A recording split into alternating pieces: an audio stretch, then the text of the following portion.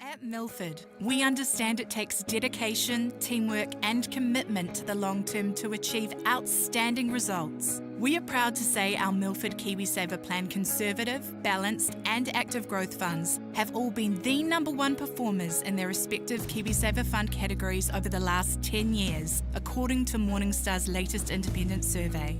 And now, we are proud to be investing in the rowing champions of tomorrow in their pursuits of outstanding results. Find out more at milfordasset.com. Milford, invested in you.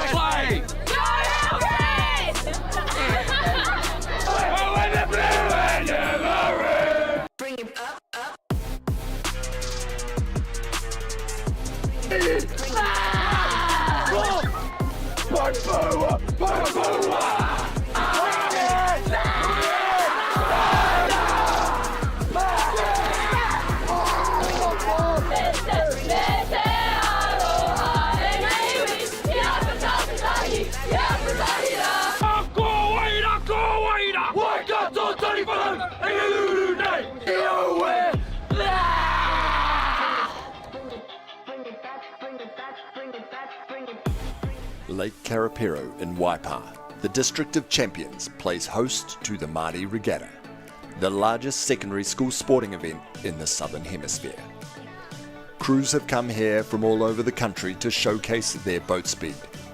They will set off from the boat park towards the southern end of the lake. In the warm-up zone, they will execute their final preparations for the pinnacle of their season.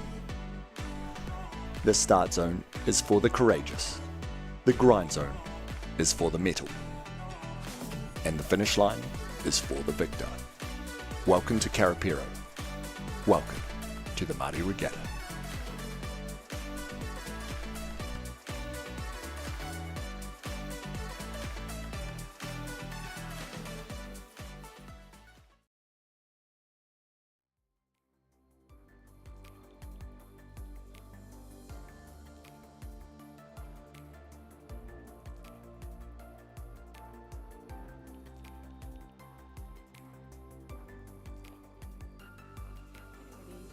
Day 2.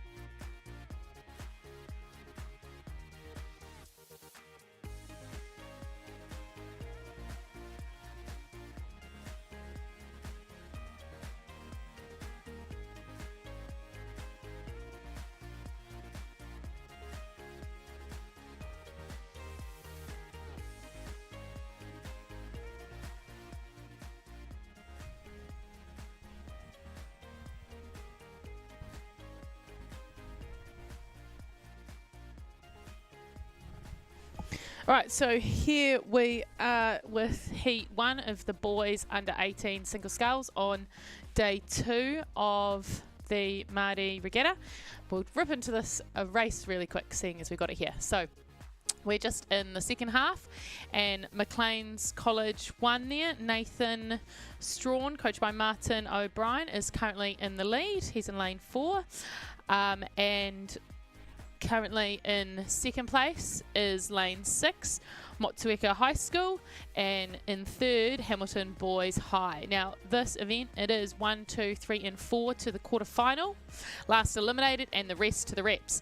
But in lane 1, we have got Tauranga Boys College, and 2, we've got Te Aho o Te Kura Ponamu. 1 in 3, we've got Takapuna Grammar. In 4, Maclean's. 5, Hamilton Boys. 6, Motueka High School. 7, Christchurch Boys High School. And in 8, we've got St Paul's Collegiate. But it certainly is Nathan from Maclean's who is really stretching out at the moment.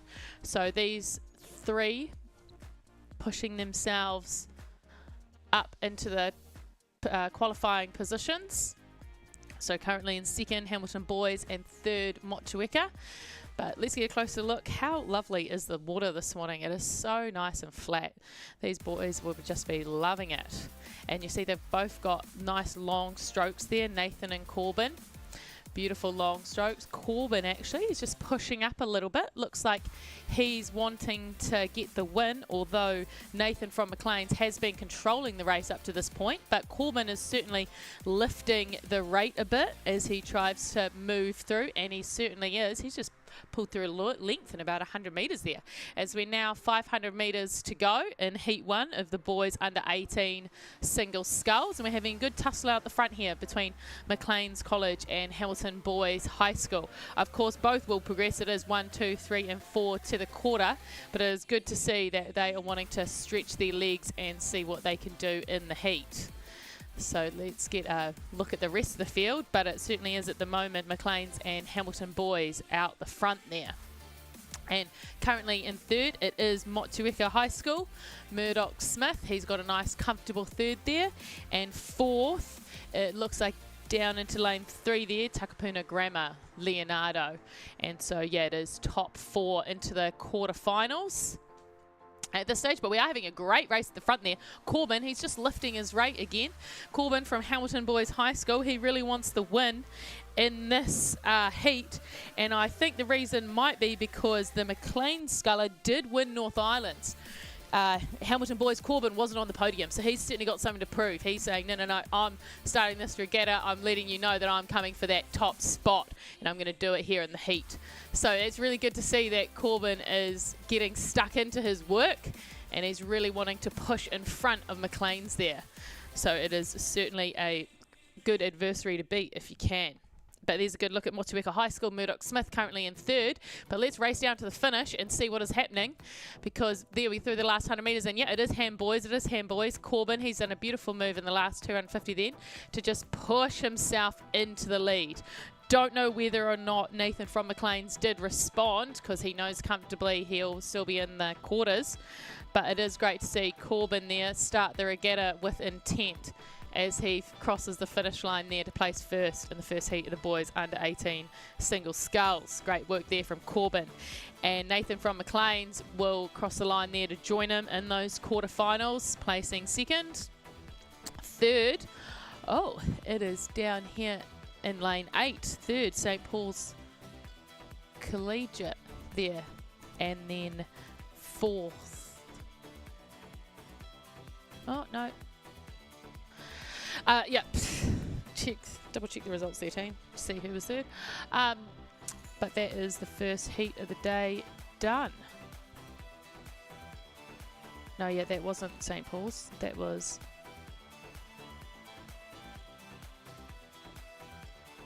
lane 6 there. Lane 6, that was Motueka. Motueka did maintain the third. Okay, so now we're heading back up the course. But yeah, welcome to day 2 of Maadi Regatta. It's a great regatta. Yesterday, actually, we had the largest viewership of day 1. We had 26,000 people viewing, so great to see. Double last year. But here we are heading up for the boys under 18 single heat 2. In lane 1, we have St. Paul's Collegiate number 2. In 2, we have Westlake Boys High School. In 3, we've got Maclean's. In 4, Wanganui High School. In 5, St. Patrick's College. In 6, Tauranga Boys College. In 7, Onslow College. And in 8, St. Peter's School. So in the middle lanes here, in lane 4, we have got Jake Newton from Wanganui High School, who did place second at North Islands. And just outside him in lane 5, we've got Jack Clark from St. Patrick's College, who did place third at North Islands. So we're certainly having a good race here, and we have got 4 boats out the front. And it does look like it is at the moment Jake Newton from Wanganui Collegiate just has his bow ahead of St. Patrick's College, Jack Clark. They are the top 2, with third place being fought between Maclean's College number 2, Alex Fahey, and Tauranga Boys College number 1, Wilson Gee. So those 4 certainly pushing themselves out into the 4 qualifying spots for the quarterfinals at the moment. But Jake Newton there, he is just keeping those strokes long, strong and powerful as he just moves out, stretches out to a length lead at the moment. So Jake is wanting to maintain the position he earned himself at North Islands, ahead of Jack Clark there from St. Patrick's, wanting to just send a message that, yep, I'm still better than you. Of course, I'm sure Jack Clark will bring something more in the next rounds. But here we are in Heat 2, the boys under 18 single sculls. Beautiful morning on our Lake Karapiro. And Jake Newton, he just lifts the rate again. You see him there. He's really trying to stretch out his lead to get more clear water, to really show that he is going to be the winner of this heat. Jack Clark from St Patrick's doesn't look too worried though. He's just sort of holding his rate there as Maclean's College Alex Fahey pulls up a little bit. But it is top 4 to the quarterfinals, so that is all you need to do. You only need to place 1, 2, 3 or 4 to progress. Jake there is obviously happy with his little bit of a sprint he was just practicing, because he's brought the rate down again just across the line, long and strong, and give himself a little bit of space over the others to get that first place position. So there is Jake Newton crossing the line first in Heat 2, followed by Jack Clark from St Patrick's. Third is going to be Alex Fahey from Maclean's College, and fourth, Wilson Gee from Tauranga. So those 4 progress straight to the quarterfinals.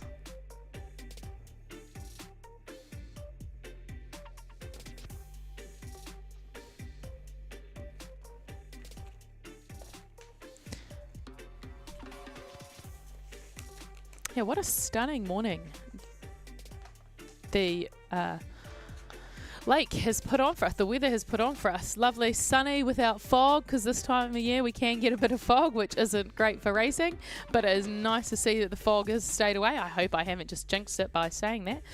But we're getting a beautiful shot here of the finish line cam, and you can just see there lane 7 from Heat 2, Onslow College, just crossing the line. But it's great to see so many supporters already out here for these first races. I mean, just because they're first and early doesn't mean they're not worth watching. Boys under 18 sculls is always worth a watch. I quite like this event, to be honest. I've coached a few under 18 boys scullers in my time, and I like how you can just really see them improve throughout the season and really come through. Yeah, but here we are heading out to Heat 3 of the Boys Under 18 Single Sculls. This event, of course, is sponsored by the Colgan Foundation. And in lane 1, we have Te Awamutu College. In 2, we have Hillcrest High School. In 3, Dunstan High School. In 4, Whakatane High School. In 5, Wanganui High School number 2. In 6, Tauhara College. In 7, St Andrews College. And in 8, we have Christ College. So the early leader of this race is William Hurd from Wanganui High School there, as we just move through the 1250 marker, so 750 metres left to travel, and it does look like Dunstan High School number 1 is sitting there in second at the moment, then Whakatane in third, and Tauhara currently in fourth. So those 4 boats currently holding the qualifying positions into the quarterfinal. Yeah, many rounds in the singles, just like the girls' singles yesterday afternoon. If you progress well in every round, you'll be racing this boat 4 times across the regatta. If you need a rep and you end up in the A or B final, then you're racing this boat twice. So sometimes you don't need to do too much, you just need to do enough to progress to the next round. It's all about managing your energy levels across the week. You've got to know yourself well. The coaches need to know their rowers well, what they can handle, so they can advise appropriately for an event like this. As we're now inside the last 500 metres, and William Hurd there from Wanganui High School is still maintaining his 1 boat length lead. It's just enough to keep an eye on everyone over Dunstan High School. And then there is a nice close battle there between Whakatane and Tauhara for 3rd and 4th. I think Tauhara's just got it at the moment, but all 4 of those boats have pushed themselves out to a comfortable lead over the rest of the field, which will, if they hold on to that for the last 500 metres, will progress them through. And reminder that it is last place is eliminated, and then the rest are into reps. We're getting a great bird's eye view there of Wanganui High School, and we can see he's got a lovely stroke, just nice and long and strong. And I love a calm morning like this. You can just see the wake, the wash that his boat is creating. Moving out from a V from his stern and just getting wider and wider. So you can see those boats that are fair way behind will actually be getting a bit of his wash. So that makes it a little bit harder for them. So that is another reason why you want to be at the front of the race. You want to get, as we call it, sort of clean water, nice fresh water where no one else has rowed yet. So it doesn't disturb you. But there is Wanganui High School still holding his one boat lead. He is having to lift the rate inside the last 250 here because there is a good challenge coming from Dunstan High School. Dunstan High School is lifting his rate. He certainly wants to move right up there and keep Wanganui High School honest, but we're 100 metres to go now, and Wakatane has certainly moved into 3rd place, and Tauhara College currently sitting in 4th.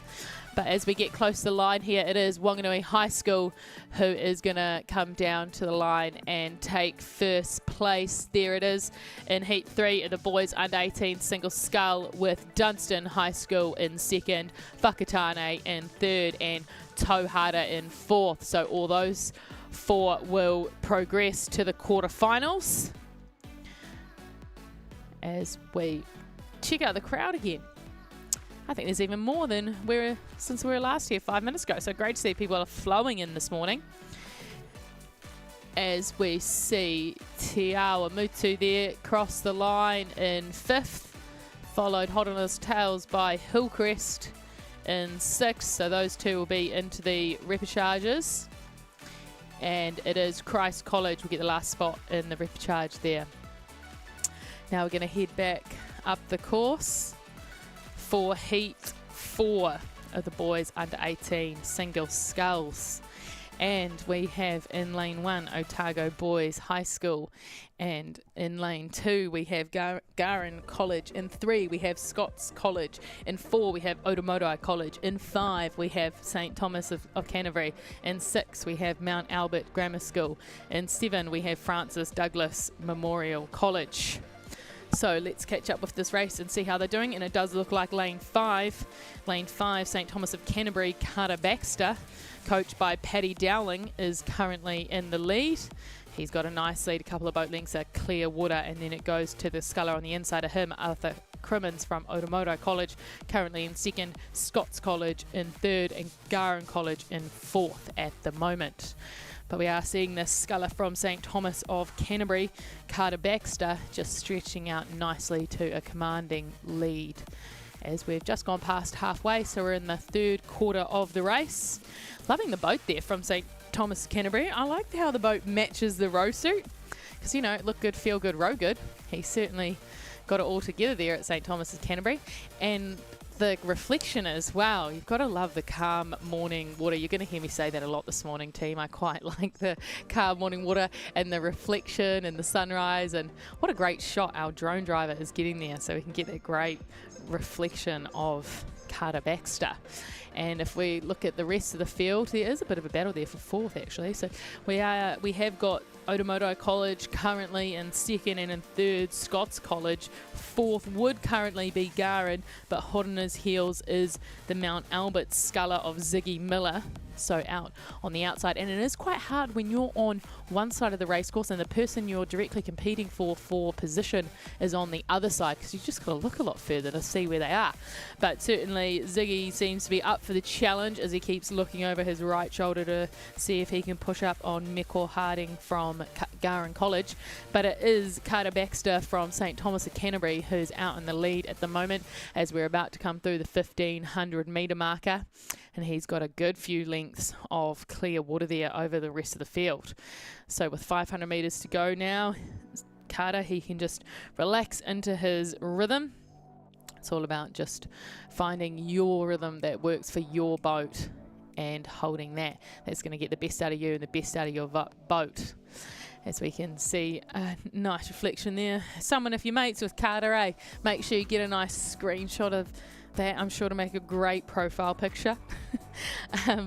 But perfect. He's got those lovely catches there. You just get that bit of splash on the blade as they enter the water, and then he's away, and you see his blades just nicely extract out of the water at the finish as he sends the puddles away. So lane 5 there, Carter Baxter of St Thomas of Canterbury is certainly travelling well in Heat 4. The boys under 18 single sculls, because top 4 progress to the quarters. And it is currently 2nd place Otamotai College, 3rd Scots College, but certainly ground has been gained by Garran College and Mount Albert Grammar. If those two have been fighting out for fourth, they have pushed up on Scots College, so we might have quite a battle here between those three crews in terms of who gets third, fourth and fifth. Third and fourth, of course, will progress straight through the quarter, and whoever ends up with fifth place will have an extra race. They will end up in the rep charge. As we see a few clouds just gather on the top of Maungatautari there in the distance. Always got a few clouds, but they'll stay over there. We're good down here. But there is St Thomas of Canterbury scholar Carter Baxter, just keeping it long and strong. He doesn't need to do anything fancy now. He's inside the last 100. He's got a nice comfortable lead. That is all he needs to do. So all he needs to focus on is continuing what he's doing. As we come down to the finish line of Heat 4 of the boys under 18 single sculls, where St Thomas of Canterbury is going to take that win and progress directly to the quarterfinals, followed by Otaumodai College, as he just comes down to line there, Arthur Crimmins into the quarters. Third and fourth is going to be quite close, but it does look like Scots College takes third, fourth, Garran College, and Ziggy from Mount Albert is going to be fifth and into the rep charge. But what a race he gave us, did Ziggy. He really put the pressure on Garran and Scots. That was great to see.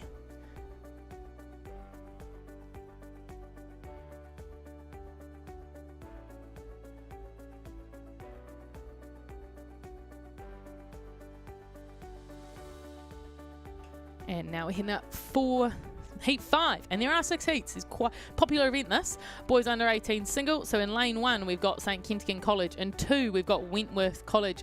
In 4, we've got Pukekohe High School. In 5, Gisborne Boys High School. In 6, St Peter's College. In 5, St Peter's College. And in 6, we've got Nelson College. So we've got 6 crews here. And at this, as we join the race, it does look like, oh, it's very close out the front there, isn't it? But it's a good tussle there. It looks like lane 5. So St Peter's College, Billy Simpkins has got his bow just in front of Nelson College and Pukekohe High School. So those three are certainly pushing themselves out into the front, and currently in 4th is Gisborne Boys High School, but hot in his heels is St Kentigern's and Wentworth. And really the race that is actually more interesting is the one between 4th and 5th, who gets the quarter and who ends up in the rep. But we are seeing Billy Simpkins there from St Peter's College hold the lead, but he is getting a nice challenge from Ollie Hawkins from Nelson College at the moment, and from Cohen Robinson from Pukekohe. So these 3 scullers are having a great battle at the front, all very similar rates, all rowing very long and strong as we move through the 1250 metre marker. But Billy, he's still managing to just keep his bow ahead, but certainly that Nelson College sculler he keeps picking up. And Pukekohe High School there, he is starting to just edge up a bit. So we're getting a good little battle here between these 3 scullers, because yeah, they are really reeling it in. It does look like Pukekohe and Nelson are teaming up there to reel in St Peter's College. They're certainly putting some pressure on, and St Peter's College is responding well. And then we currently have Gisborne Boys in 4th, and St Kentigern's just pushing up over Wentworth for 5th and 6th. But it does look like Billy is still managing to just hold on to that lead, but you just see them slowly lifting their rate. There is St Peter's College Billy. He has decided to lift his rate. Nelson is holding as where it is at the moment. It seems to be working for him. He's certainly a tall lad there, but it does look like Pukekohe and St Peter's College, Cohen and Billy, are starting to lift their rates. They really want to take the win here. Cohen, he seems to be just getting in his bow just in front. Pukekohe, the sculler there at the top of our screen at the moment, he is now moving out to a half a boat length. So as we went through that 500 metre marker just a few moments ago, that was when Cohen started lifting his rate, and it's really working for him, because now he's pushing out to 3/4 of a boat length ahead. So his coach there, Brett Henry, a very experienced coach in himself, is of course, coached Cohen on a fantastic sprint and how to make sure you do work hard through the first stages of the race, but ensure that you still can have a sprint at the end. Seems to be paying off at the moment. But Billy Simpkins from St. Peter's College is really responding to that, and he is bringing with him Nelson College. So those three are all really working together to give us a nice, fast race. It's nice when they work together and give us something to watch, isn't it? It's very thoughtful of them. But yeah, the race there between 4th and 5th, it is still Gisborne just holding on, but Wentworth College has now pushed himself up into 5th over St. Kentigern's. So it is good to see that he might make a push for the 4th place. So we'll see what happens on the line there. But it is Pukekohe High School at the moment. Cohen Robinson in 1st place. He pushed himself out to that 3/4 of a boat length's lead in that previous 250, but now he's just holding it for this last 250. Does he have more to go, or are we going to get a last minute surge inside this last 200 metres from St. Peter's College and Nelson College? As we now 100 metres to go, and it does look like we are getting St. Peter's and Nelson lifting their rate to try reel back in Pukekohe High School. Is Pukekohe going to respond? Yep, he is. But who is going to get more out of these last 30 metres? We will have to see on the finish line as we come down to the finish line there. And, it does look like we did in there Pukekohe, St. Peter's College and Nelson 1, 2 and 3. But all three, of course, progressed through to the quarterfinals. Who is going to come 4th? It does look like Gisborne has managed to hold on. He's fought off the attacks from Wentworth and St. Kentigern. So Gisborne Boys High School there, Louis Wiley will also progress to the quarterfinal. So we do have one last heat of the boys under 18 single sculls. This event sponsored by the Colgan Foundation. And in lane 1 we have got St. Bede's College. In 2 we have Auckland Grammar 1. In 3 we have Ngarawahia High School. In 4 we have Wakatipu High School. In 5 we have St. Kevin's College. In 6 Onewhiro Area School. And in 7 we have Wellington College. Now we will be looking at lane 4 here, Wakatipu High School, Harry Lightfoot, coached by John Morrison. Wonder if John will see him on karaoke later in the week. He did place first at South Islands, did Harry Lightfoot. So Harry Lightfoot here out in the lead. Yep, fantastic. Harry Lightfoot, he's obviously maintaining what he did at South Islands, and currently in 2nd place is St. Kevin's College. And third might be Ngarawahia High School, Kahukura Hagi, and 4th, lane 6 there, Onewhiro. So those 4 pushing themselves out into the lead, out into those 4 qualifying spots at the moment. They have got themselves a nice bit of space, but there it is, lane 7, Wellington College, Pierce Lane. He's not too far off, so anything can change there. As we just look at the dark clouds at the top of the screen. But there we are, back round, and it is still Wakatipu High School. Rowing in a nice boat there that, if you look closely, I think might say winner on it. And of course, winners of 17 single events end up with those boats. So they possibly had someone through their school there, Wakatipu High School, win that in the past. So obviously a school of sculling pedigree. But we are getting a good challenge here from St. Kevin's College. Patrick Spillane, coached by Ivan Doherty. He's certainly lifting his rate. As we see these two out the front there, Harry Lightfoot and Patrick Spillane just moving away from 3rd and 4th. So they're wanting to distance themselves. They want to qualify, but they want to qualify with a bit of distance. And at the moment now, Wahia High School, Kahukura Hagi currently sitting in 3rd. And St. Kevin's Onewhiro Area School in 4th, Joshua Payne. Also coached by Brett Henry there, doing a couple of programs as Brett under the Mercer Rowing Club banner. A couple of smaller programs, but no less mighty, that's for sure. As we're now inside the last 500 metres, and Wellington College, Pierce Lane, has pushed up a little bit. He is sitting in 5th, but he has closed the distance between himself and 4th. But here we get a lovely shot of the two scullers in the lead. it is Harry Lightfoot from Wakatipu High School, just holding his 1 length lead. He doesn't look like he's overly stretching himself. He's just doing what he needs to do to maintain that. You know, when you're out in front like that, you can just keep an eye on the race and respond to it. It's a lot easier to respond to it when you can see what's happening. That's the fun thing about our sport, isn't it? Once you're in front, you can see your whole competition. When you're in a running race, you don't know they pass you till they come up past you. But in a rowing race, you can see and you can respond. So it is quite good travelling backwards.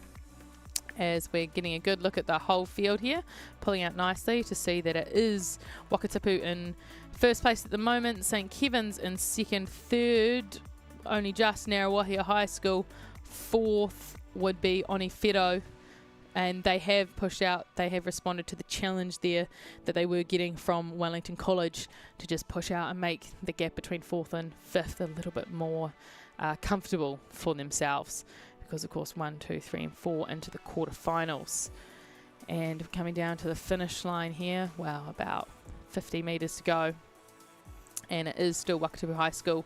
He's had a nice comfortable race there, just holding his position as we see St Kevin's College row beautifully to push up a little bit. But yep, there we go through the line. It is Wakatipu first and St Kevin's second. Third and fourth, it does look like third is going to be there Ngaruawahia High School, Kahukura Hagi, and then fourth to Onifero Area School, just crossing the line there, Joshua Payne. So those 4 into the quarters. Fifth place, we come out to lane 7, Wellington College. So those are the first 5 positions in heat number 6 of the boys under 18 single sculls. And there is lane 2, Auckland Grammar is going to place 6th, followed by St Bede's College in 7th. And that concludes, that was a big event, wasn't it? First event of the day, 6 heats for the boys under 18 single sculls. And of course, a very popular event. Many schools entering that. You know, we have got 160 schools entered at this year's Maadi Regatta with over 2,200 athletes.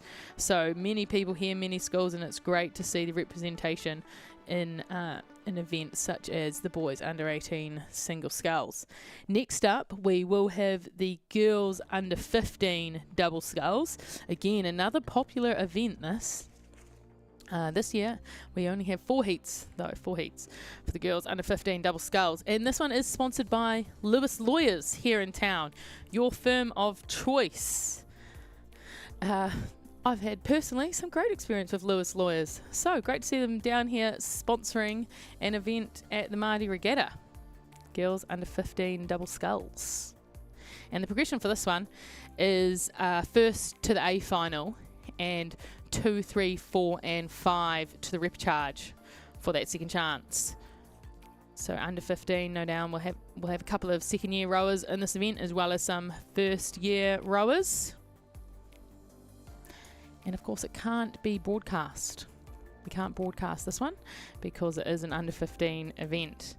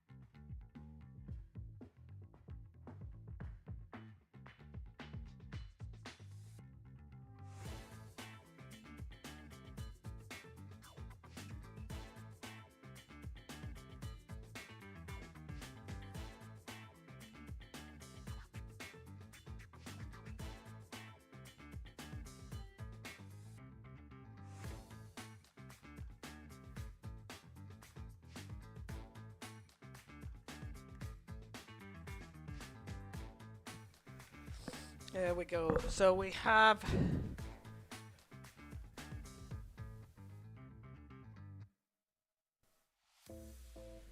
it's lane 7. This is Dunstan High School. This is Charlotte Crosby and Bella Breen, coached by Simon Smith and Natalie Wilson. What a blinder of a race they're having.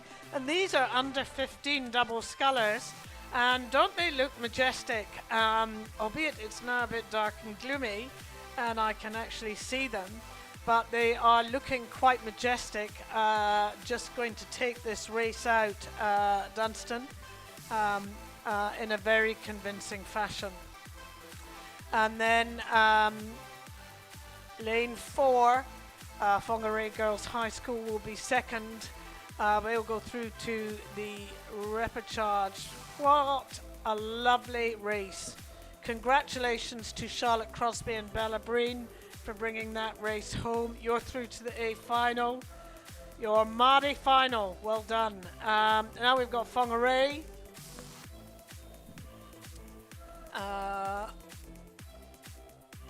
Then Takapuna,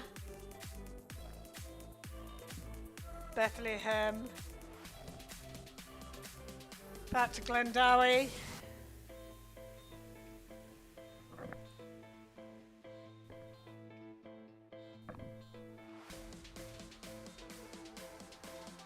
and we'll go back up to the second heat of the girls under 15 double sculls. Now, I was fortunate enough to be in Taupo the weekend before last, and walking along the waterfront, came across the sheds of Tupanui Atia College, and I think I met Sophie Tahuia Lilburn and Sophie Barnett, coached by Matt Strick as we were walking past. What a lovely lake to row on at Taupo. Just extraordinary. It was quite beautiful. In lane 2, we have Marion College 1, Ava Thomas and Asha Clark, coached by Tori Cox. In lane 3, we've got Burnside High School 1, Lucy Gibson and Harriet Gorman, coached by Christina Blackford and Rob Meets. In lane 4, Wakatipu High School 1, Kira Lightfoot and Caitlin Julian, coached by Jimmy Kavanagh. In lane 5, St Hilda's Collegiate 1, Rosa Hurley and Evie Moore, coached by Jazz McIntosh and Georgia Curran. In lane 6, Otamotai College 1, Kia Burney and Evelyn Hawke, coached by Christy Edhouse and Jeff Johnson. In lane 7, we've got Whakatane High School 1, Taylor Cloak and Jade Mahi, coached by Deb Rowe. And in lane 8, Queen Margaret College 1, Sophia Carruthers and Lucy Gray, coached by Alan Ward and Piper Maker. Goodness me. So they put the hammer down, don't they, when they come out, knowing that the first is through to the A final. What a relief that must be to know you are straight through to the A final. So lane 1 and 2, Tupanui Atia College and Marion College, just off the pace here. Lane 3, this is Burnside High School. They are travelling well. On their shoulder, we've got Whakatipu. And then sitting in about 4th, we've got St Hilda's. And then out lane 6 is Otamotai College. This is Kia Burney and Evelyn Hawke. They are travelling very well. Can they keep this pace up and the momentum going? Well, only time will tell, but it's not very much time, that's for sure. Then out in lane 7, we've got Whakatane, and back in lane 8 is Queen Margaret College. Those who don't win this heat will go through to the repechage, which will be tomorrow. And I take you to lanes 3 and lane 6. This is where the devil will be in the detail. Coming down here, I think Otamotai College has got the slight march on Burnside. Have they got the momentum? Will they realise that they are maybe just about to go through to their A final of the Maadi Regatta? But Burnside really winding it up here. Burnside are having none of this. They are trying to get into pole position. They sound like Formula One. Burnside. Burnside's got the momentum. Burnside is going to take it out. They are going to go through to the A final. What a race you have rode. Well done, girls.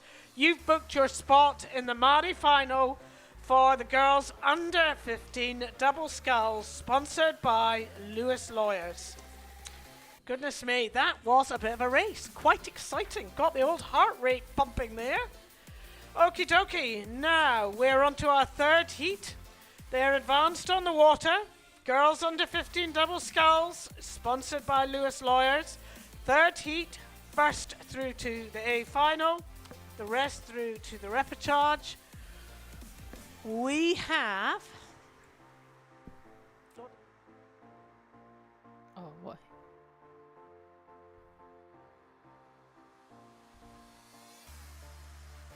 Sweet. So, although we can't broadcast the visuals of the under 15 events, you can hear obviously our commentary. So now we're heading up to Heat 3, and it is in Lane 1 we've got Gisborne Girls High School, in 2 Taupo Nui Tia College, in 3 King's College, in 4 Craighead Diocesan School, in 5 St Peter's School, in 6 Pompalia Catholic College, and in 7 Wakatipu High School, and in 8 Marlborough Girls College. So at the moment it does look like Craighead Diocesan, Ella and Neve, they are currently in the lead here, and for this event it is 1 to the final, 2, 3, 4 and 5 to the rep. So currently Craighead sitting in first, with St Peter's sitting in second. That's Meg Cannon and Molly Scott, and in third King's College, and fourth Pompalia Catholic College at the moment. But here we are, you can see Craighead Diocesan there on the right hand side. Oh, you can't see, sorry. Craighead Diocesan is currently in the lead there in lane 4. So if you're down here at the course looking for the 4th lane across, lane 4, Craighead Diocesan is currently in the lead. And these two girls, I can tell you, are rowing beautifully. They are just perfectly in time, and so timing is what we really are looking for here to have a boat move well, and the two girls from Craighead here, Ella and Neve, are doing that well. So they've got a good few lengths lead. They've got about 2 lengths of clear water there over St Peter's. So it is Craighead to St Peter's, and then from St Peter's it is about 1.5 lengths back to King's College, and then from King's College it is about 2 lengths back to Pompalia Catholic College in 4th. 5th place looks to be Wakatipu High School at the moment, 6th Taupo Nui Tia, and then in 7th we're lane 8 Marlborough Girls College, and 8th Gisborne Girls High School. So we have a nice visual of a V, an arrowhead coming down the course here in Heat 3 of the girls under 15 double sculls. So that is the current order. Craighead, St Peter's, King's College, Pompalia, Taupo Nui Tia, Wakatipu, Gisborne Girls and Marlborough Girls. But it does look like at the moment all these crews are travelling well. In Heat 3 of the girls under 15 double sculls, first through to the final. So at the moment that would be Craighead Diocesan, and then 2, 3, 4 and 5 into the repechage. So at the moment that would be St Peter's, Kings, Taupo Nui Tia, Pompalia and Wakatipu. But of course with 500 or between 250 and 500 metres to go, anything can happen, anything can change here. But it is Craighead Diocesan. Craighead Diocesan currently in the lead in the girls under 15 double sculls Heat 3. So we do have 4 heats of this event, just one more heat after this one. But Craighead, they are rowing really nicely. For anyone out there listening, Craighead, they are just coming up beautifully to the catch, making sure they are getting to the same position. Both of their shins are vertical at the same time. Then they're giving it a big strong drive on their legs, swinging with the body and then pulling their hands in. So Craighead is doing a beautiful job there to maintain the lead. St Peter's, so Craighead has about 4 lengths of water lead over St Peter's as we're now inside the last 100 metres. Inside the last 100 metres, St Peter's in second and King's College in third. But Craighead is getting very close to the line now. Craighead about 20 metres to go, and there's Craighead through the line first. So they progress through to the A final. And St. Peter's is about 20 metres from the line with Kings hot on their tails, but there goes St. Peter's through to the repechage. Kings to place third into the repechage. At the moment in fourth place it is Pompalia Catholic College with about 20 metres to go for Pompalia. And there's Pompalia through the finish line. They're going to place fourth, so into the repechage. Last spot into the repechage, fifth. At the moment is Wakatipu High School. They've got about 10 metres to go. Wakatipu maintaining the fifth place. So there's Wakatipu through the finish line. Sixth goes to Marlborough Girls, just crossing the line now. And about 50 metres from the finish line, we have Taupo Nuiatea and Gisborne Girls. So finishing in that order for 7th and 8th.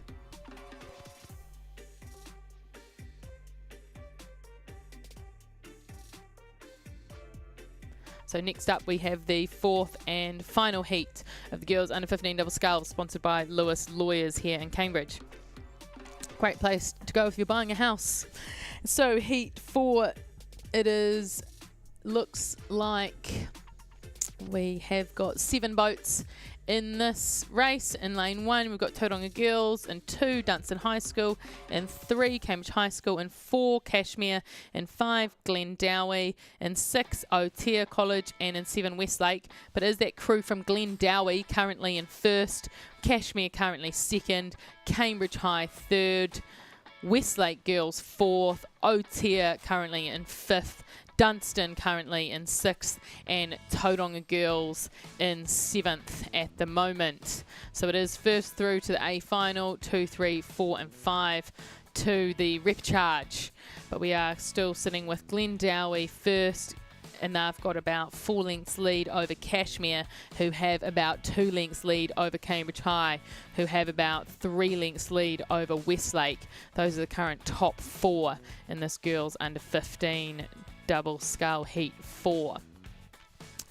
And then 5th is Aotea College. Westlake have about 5 lengths lead over Aotea College there. So Aotea College currently holding the last qualification spot for the repechage.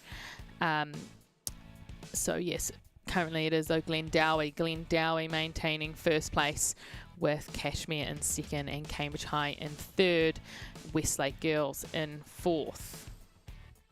So those girls from Glendowie, they have pushed out their lead again by about 5 lengths now. So they've done a good move there as we're inside the last 750 metres. So we're just moving through that middle part of the race. That's where we are on the race course. But it is those 2 from Glendowie who really are swinging well. And we have seen many good doubles from Glendowie. They certainly know how to row a double. But it is still Glendowie in the lead as we're now 500 metres to the line. 500 metres to the line for Glendowie with a good bit of clear water. We'll call that about 6 lengths over Cashmere High School, currently in second, just going through the last 500 metres, and then Cambridge High School in third. So Cashmere have about 2 lengths lead over Cambridge High, but it is Glendowie are just stretching out their lead in the front there. Glendowie with about 400 metres to go in heat 4 of the girls under 15 double sculls. Currently in 4th is Aotea College. They're about 3 lengths behind Cambridge High. They're now inside the last 500 metres.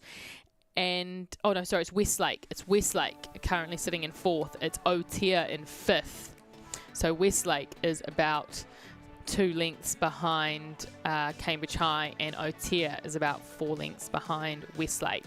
But Aotea is holding on to that 5th place position, which is the final qualifying spot for the repechage at the moment. But it is still Glendowie in 1st, Cashmere in 2nd, Cambridge High 3rd, Westlake 4th, and Aotea 5th, with Dunstan and Tauranga Girls in 6th and 7th. In the girls under 15 double scull heat number 4. We're inside the last 250 metres now, so our crew here from Glendowie have been doing a good push the last 250 to just keep stretching out their lead. They're really rowing nicely. They're really sticking to their race plan. I've certainly worked with their coaches on that. Inside the last 100 metres to go. 100 metres to go for Glendowie, who are holding on to first. Kashmir currently in second, with Cambridge High currently in third. Kashmir just going through that last 100-metre marker now. Cambridge High just going through that last 100-metre marker now. But down on the finish line, it is Glen Dowie crossing the line to take first and to move straight to the A final for this event, for the Heat 4 of the girls under 15 double sculls, as we now just see Kashmir come down close to the line. Kashmir is going through the finish line now to take second. Cambridge High about 30 metres from the line. Cambridge High travelling well in third place, crossing the line now. There's Cambridge High, so they're third into the repecharge. We've got 2 more spots for the repecharge for this event. And here's Westlake now, 20 metres to go to the line. Westlake through the line. There they go. Westlake in fourth. Fifth place last time we saw it was Otea. And here is Otea, 20 metres from the line. There they go through the line. So Otea claims that last spot in the repecharge for Heat 4 of the girls under 15 double sculls. And it is going to be Dunstan and Tauranga in 6th and 7th. No particular order there.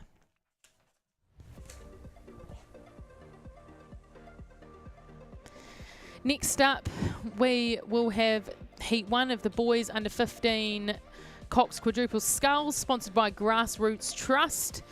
Local funding for local communities. So in lane 1 we have Marlborough Boys College, in 2 St Paul's Collegiate, in 3 Burnside High School, in 4 Onslow College, in 5 Wakatipu High School, in 6 St Peter's School, in 7 Wellington College, and in 8 St Peter's College. Now there is only 2, nope, there is 4, oh goodness, there's a lot of heats for this. 4 heats for the boys under 15 Cox Quadruple Scull. So that means it is only 1 to the A final, 2, 3, 4 and 5 to the rep. And at the moment we have about 650 metres to go, and it is lane 4 Onslow College in the lead with about a length of Wakatipu, and then third place is St Peter's School.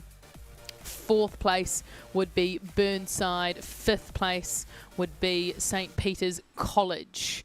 6th place would be St Paul's Collegiate. 7th Wellington College, and 8th Marlborough Boys. At the moment, that is where the positions are as we enter the last 500 metres of Heat 1 of the boys under 15 Cox Quadruple Sculls. So it is the crew from Onslow that are currently in the lead. They have about a length, just a length and a bit, lead over Wakatipu High School, who themselves had about 2 lengths lead over St Peter's. But it is Onslow College with the lead in this first heat. And Onslow College are a crew of pedigree. They did win North Islands a few weeks ago.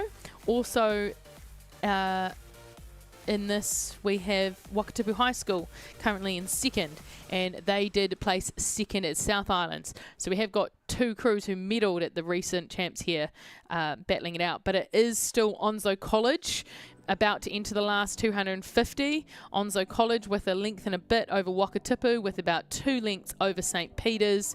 St Peter's with about a length over Burnside.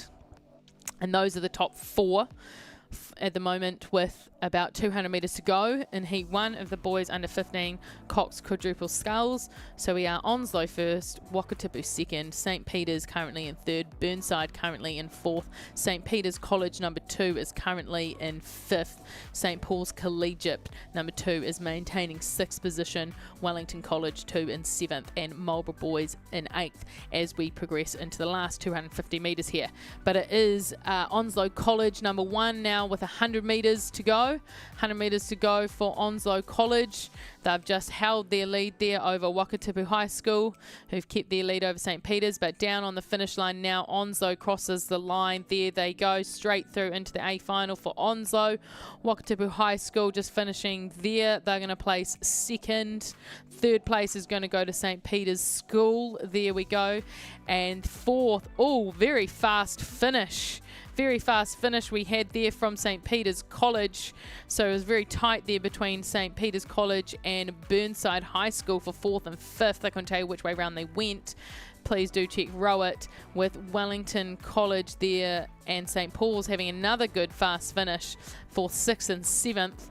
So check Rowett for that final result, and Marlborough College will be 8th here in Heat 1 of the boys under 15 Cox Quadruple Sculls, sponsored by Grassroots Trust. Local funding for local communities.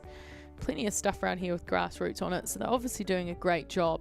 Velodrome just down the road, a big notable building where I see the Grassroots logo.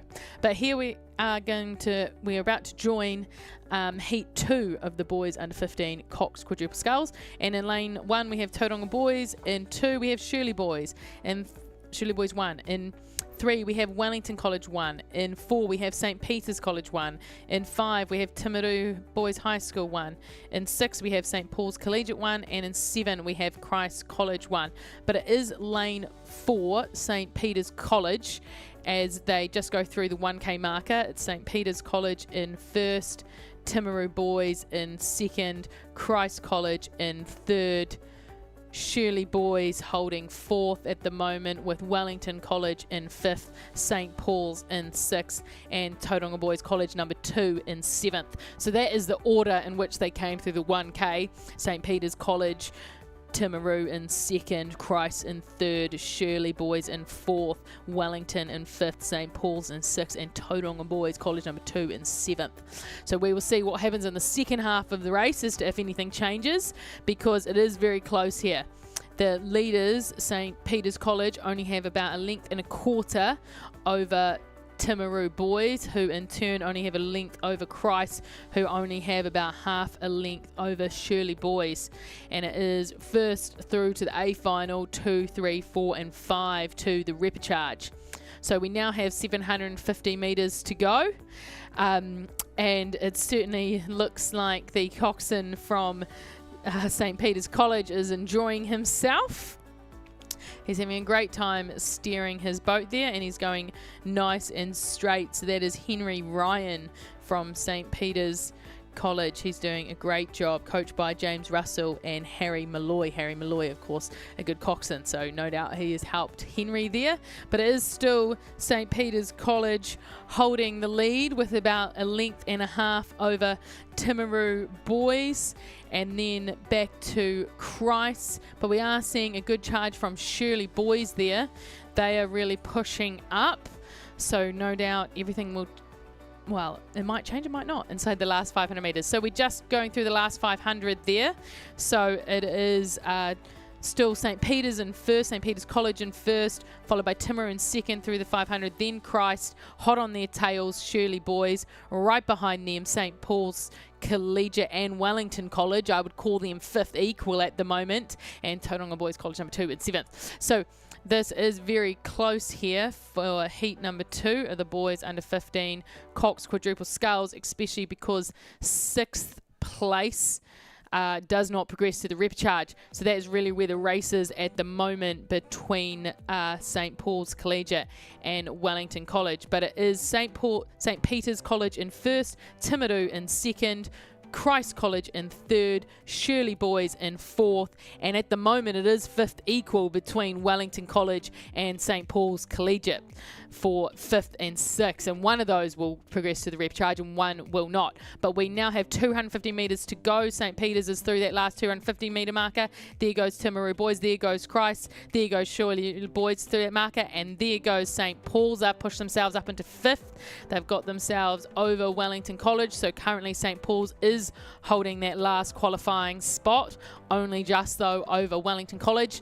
Inside the last 250 metres here for heat 2 of the boys under 15 Cox Quadruple Sculls, St Peter's College have just stretched their lead out a little bit more. They are now about 2 lengths lead with about 50 metres left to travel over Timaru Boys High School in 2nd, Christ College in 3rd at the moment, Shirley Boys in 4th. But now we're down at the finish line, and as we see St Peter's College cross the line there for 1st, straight through to the A final. 2nd across the line is going to be Timaru Boys. There they go. 3rd is St Christ across the line there. 4th is Shirley Boys there. 5th is St Paul's Collegiate. There they go through the line. So St Paul's get that final spot in the repechage, with 6th place going to Wellington College. There they go through the line. There is Wellington College. So that is Heat 2 of the boys under 15 Cox Quadruple Sculls, sponsored by Grassroots Trust. On the course, and coming up next will be Heat 3 of the boys under 15 Cox Quadruple Sculls. And in lane 1 we have got Cambridge High School number 1 and 2 Cashmere High School number 1 and 3 Lindisfarne College number 1 and 4 Hamilton Boys High School 1 and 5 St Kentigern College number 2 and 6 Maclean's College number 1 and 7 St Peter's College number 3. Now, so this race is just approaching the 1K to go. So they've done about 1K, they're about halfway, and it is lane 4. That is Hamilton Boys High School number 1 is at the lead as we come through the 1K marker. In second place through the 1K marker is St Kentigern College, with Maclean's College currently in third. And then 4th is Lindisfarne, 5th is Cashmere. That is how the top 5 went through the 1K marker. It is very close between them. Hamilton Boys have about a length and a half lead over St Kentigern's, who only have a canvas lead over Maclean's, who only have 3/4 of a length lead over Lindisfarne and Cashmere. Lindisfarne and Cashmere is really putting in a bit of a burst here into the second half of the race here, and they're pulling up a little bit on Lindisfarne, so good battle there happening between them for 4th and 5th. And currently in 6th position is St Peter's College number 3, and Cambridge High School number 1 on the inside is currently in 7th. So we are about 750 metres to go of Heat 3 of the boys under 15 Cox Quadruple Sculls, with Hamilton Boys in first, St Kentigern's currently in third, Maclean's sitting in 4th, Lindisfarne and Cashmere having a good tussle with 4th and 5th, St Peter's College number 3 in 6th, and Cambridge High School number 1 in 7th. But it is Hamilton Boys have just pushed out their lead a little bit more. They're now just over 2 lengths lead is this Hamilton Boys crew here.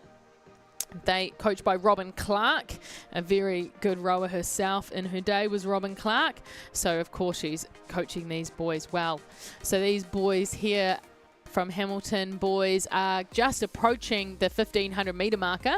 So we are just about to enter the last 500 metres of Heat 3 of the boys under 15 Cox Quadruple Sculls, but it is Hamilton Boys with about 2.5 lengths lead over St Kentigern's, who only have about 1 foot lead over Maclean's. Maclean's is doing a good move there, and then 4th at the moment would be Cashmere with about a bow ball over Lindisfarne. Those two still having a fantastic tussle for 4th and 5th, with St Peter's College sitting in 6th and Cambridge High sitting in 7th. That's how they go through the last 500 metre marker.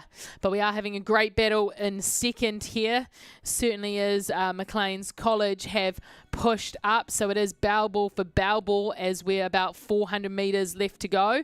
So it is bow ball for bow ball between Maclean's and St Kentigern's, battling it out for second and third, but Maclean's have just pushed up. There's also a great battle happening between Lindisfarne and Cashmere. Lindisfarne responded well to Cashmere's move, so Lindisfarne has now pushed themselves up to a half a boat length lead over Cashmere. So Lindisfarne sitting in 4th and Cashmere in 5th.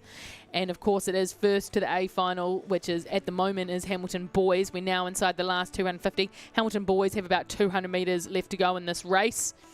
Hamilton Boys currently holding that first place position, with Maclean's College in second now, St Kentigern's in third, Lindisfarne in 4th, Cashmere in 5th, St Peter's College 3 and 6, and Cambridge High in 7th. That's how the boats sit, with about 150 metres less to go, while Hamilton Boys is now 100 metres. They're inside the last 100.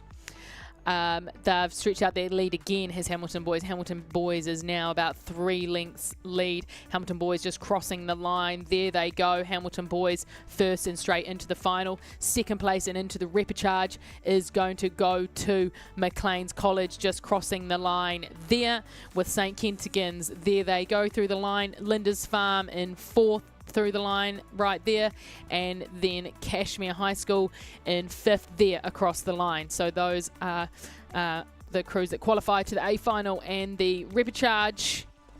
And we've still got St. Peter's College number 3 currently in 6th place. Inside the last 100 metres, there is St. Peter's College number 3 just crossing the line there in 6th. And then that will leave Cambridge High School number 1 in 7th. Cambridge High School number 1 about 20 metres from the line. Our local school, so down there on the bank, support them. So that is heat 3 of boys under 15 Cox Quadruple Sculls. We have one more heat, and that is heat 4 for the boys under 15 Cox Quadruple Sculls. So in lane 1 we have Wanganui Collegiate School number 1. In 2, Hamilton Boys number 2. In 3, Wakatipu High School number 2. In 4, St. Kentigern College number 1. In 5, John McGlashan College number 1. In 6, Mount Albert Grammar number 1. And in 7, Tauranga Boys College number 1. So this race is about halfway. Of course, we do like to have, well, on heats days, 2 or 3 races on the course at any given time. And it does look like the crew in lane 1, Wanganui Collegiate, is in the lead as we go through the 1K marker. Second place is John McGlashan. Third place, St. Kentigern. Fourth place, Wakatipu. That's how they went through the 1K. Fifth place, Mount Albert Grammar. That is how the top 5 went through the 1K. 6th place, Tauranga Boys, and 7th place, Hamilton Boys number 2. So we have about 750 metres left to go in heat 4 here of the boys under 15 Cox Quadruple Sculls, and it is still Wanganui Collegiate holding first place with about a length lead over John McGlashan, who have about a length lead over St. Kentigern's, who have about a half a canvas over Wakatipu, who have Clearwater over Mount Albert Grammar, then back to Tauranga Boys in 6th and Wanganui Collegiate, and Hamilton Boys in 7th. So Wanganui Collegiate in the lead. They are about 650 metres from the finish line. Still with their 1 length over John McGlashan. John McGlashan keeping their rate nice and high, just pushing out to that length lead over St. Kent's, who have pushed out to about half a length lead over Wakatipu. And it is first to the final, 2, 3, 4 and 5 to repecharge. At the moment it is that Wanganui Collegiate School who are holding first place position, with John McGlashan in 2nd, Kentigern's holding 3rd, but having a good challenge from Wakatipu in 4th, and Mount Albert Grammar holding on to 5th at the moment over Tauranga Boys in 6th and Hamilton Boys number 2 in 7th. But we are now inside the last 500 metre. Wanganui Collegiate has just gone through that last 500 metre Milford Boy. And Wanganui Collegiate are rowing very nicely. If there's any people from Wanganui down south listening to this, your boys are doing you proud. They're rowing very nicely, long and strong, sitting up, and they've got great drive on their boat. So that was why that Wanganui Collegiate crew is pushed out to that good lead. They've stretched out a little bit more now. They've got a bit of clear water over John McGlashan, currently sitting in 2nd. Wanganui Collegiate now with about 300 metres to go have about 3 lengths lead over John McGlashan, who in turn have about a length and a quarter over St. Kentigern's, who have half a length over Wakatipu. So Wakatipu putting in a really good fight there with St. Kentigern's, but there goes Wanganui Collegiate through the 250 metre marker, and there goes John McGlashan through that marker, and St. Kentigern's followed closely by Wakatipu, and then we are going about 5 lengths back to Mount Albert Grammar holding 5th position at the moment. And so that is how they entered the last 250 metres. So Wanganui Collegiate though now, they have about 150 metres to go, 120 metres. So Wanganui Collegiate getting close to the finish there, still holding about 3 lengths lead over John McGlashan, who getting a good challenge there from St Kentigern's. It's only about 3/4 of the lead now they have over St Kentigern's and Wakatipu, so great battle there. But down at the finish line, Wanganui Collegiate just crossing the line there. They go to take first and go through to the A final. Well done, Wanganui Collegiate. And approaching the line now to take second is going to be John McGlashan. There they go, John McGlashan, with about a length of St Kentigern's crossing the line there, and in fourth, Wakatipu High School crossing the line there.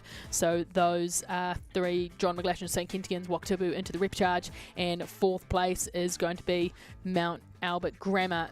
Fifth place, sorry, Mount Albert Grammar also into the repcharge, with Tauranga Boys placing 6th and Hamilton Boys High School number 2 placing 7th in Heat 4 of the boys under 15 Cox quadruple sculls. So that concludes those under 15 events, which does mean the feed will come back online for our next event, which is the girls under 17 Coxed 8. We'll have the video feed back online for you there. So we're just heading up to join this race, the girls under 17 Coxed 8, sponsored by the Jones Family Charitable Trust. And wow, what a fast race we are seeing here come at us. But it is lane 4. Lane 4, St Andrews College currently in the lead. Now, St Andrews College did place second at South Islands, and just outside them they have got Christchurch Girls, who did place third at South Islands, and then Sacred Heart Girls Hamilton, who placed third at North Islands. So quite a good few fast crews here. But at the moment, so in lane 1 we have got Waikato Dawson 1, in 2 we have St Kentigern's College 1, in 3 we have Columba College 1, in 4 St Andrews College number 1 currently with the lead, in 5 Christchurch Girls High School number 1, in 6 Sacred Heart Girls Hamilton number 1, and in 7 Dawson Girls School for Girls. But it is St Andrews College. We can see there St Andrews College with a length lead over Columba College, currently in second, with about a canvas lead over Christchurch Girls High School, with about a third of a boat length lead over Diocesan School for Girls. So it is a great race here in Heat 1 of the girls under 17 Cox 8. We've got 2 heats for this event, and it is first to the final and everyone else into the repcharge. And at the moment it is that crew from St Andrews College who have just got themselves a little bit of clear water over Columba. So that crew there from St Andrews, we can see, is rowing very nicely to just hold their lead, because if they can have one less race under their belts across the week, I'm sure they'll be happy with that. So let's go get a closer look there at St Andrews, see what they're doing well to be at the front of the race. And you see they've got a nice strong finish there. They're really drawing that handle right into their bodies. You know, they're not slacking off or anything. Of course they're not. They're in the lead. So St Andrews College here doing a great job. St Andrews coached by Marion Hardwick and Kendall Everest, 2 fantastic coaches. So, and they are steered there by Robbie Miller. Robbie Miller and the Cox and the St Andrews crew. And you can see a great view there. Love the St Andrews cross there on their blades. Very definitive feature. So that's awesome when you see that coming down the lake at you. But it is St Andrews that are holding on to the lead here. They're doing a great job of just swinging nicely together. Beautiful conditions we've got for these crews this morning. So, you know, you can thank me for that. I arranged the nice weather. And then inside them in second place at the moment is Columba College. So Columba College currently in second with about half a length lead over Christchurch High School, who have got a canvas lead over Diocesan School for Girls. So it's very close there between second, third and fourth. Fifth at the moment would be St Kentigern's, 6th Sacred Heart Girls Hamilton, and 7th Waikato Dai. But inside the last 250 here, St Andrews, they're just holding their lead. They don't need to do anything fancy here. They just need to take that win to progress straight through the final. So with about 175 metres left to go, St Andrews is rowing really nicely. You know, they just get straight on it at the catch, drive and swing together. Does St Andrews as we come down in front of the spectator bank there. Great to see so many people already out here this morning. I mean, we're well and truly into the regatta now. We're about an hour into racing. But St Andrews here inside the last 100 metres, just doing what they need to do to hold on to it. And they're doing a great job. They're rowing beautifully with Columba there in second. Down at the finish, here we go, St Andrews coming through the line. Nice job, St Andrews, to progress straight through to the A final. And there we go. We're going to see Columba in second. And, fast finish here from Christchurch Girls and Dawson School for Girls. Great race across the line there. 5th place going to St Kentigern, 6th to Sacred Heart Hamilton, and 7th to Waikato Dio. So we'll see St Andrews there straight into the A final and everyone else into the repechage. That's Heat 1 of the girls under 17 Coxed 8.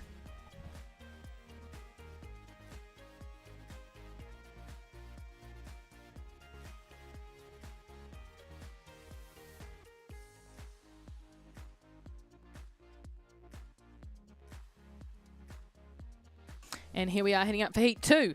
Heat 2 with the girls under 17 Cox 8. So in lane 1, we got Villa Maria 1. In 2, Cashmere High School. In 3, Wellington College. In 4, Rangi Ruru. In 5, Epsom Girls. In 6, Barradine. And in 7, Mount Albert Grammar. So it is the crew in lane 4, Rangi Ruru out in front. And of course, they did win South Islands. So no surprises there, really. So it's great to see them staking a claim here. But hot on their tails is Epsom Girls Grammar, who did win North Islands. So this is a great heat to have. And Wellington Girls College, currently in 3rd, they got silver at North Islands. So those 3 crews there are out in the front. And so they're really trying to stake a claim to their earlier results. But it is Cashmere currently in 4th. Barradine in 5th, then we've got Mount Albert in 6th and Villa Maria in 7th. But these Rangi girls, just like we saw in that first heat, all they've got is a length and a bit of a lead, but that's all you need. You can see everyone behind you and you can just keep driving away. So Rangi Ruru girls holding on to the first place position with just a smidge of clear water over Epsom as we get a good look at Epsom there. But a great battle there happening between Wellington Girls College and Cashmere for 3rd and 4th. But this Rangi crew, so we had a South Island crew win the first heat, and as we enter the last 750 metres here, if Rangi can hold on, we'll have another South Island crew win the second heat. So we'll see what happens in the final. But this Rangi crew is rowing really nicely together. We're getting some great shots there. You can see the coxswain down there steering. That is Charlie Ward. So Charlie Ward, you can see her there really leaning forwards, really getting into her work, getting stuck into her crew. And of course this crew is coached by Adam Ling, who was a fantastic rower for New Zealand a few years back. So great to see so many ex-rowers that then transition into coaching, because they've got so much expertise. Why not use it, you know?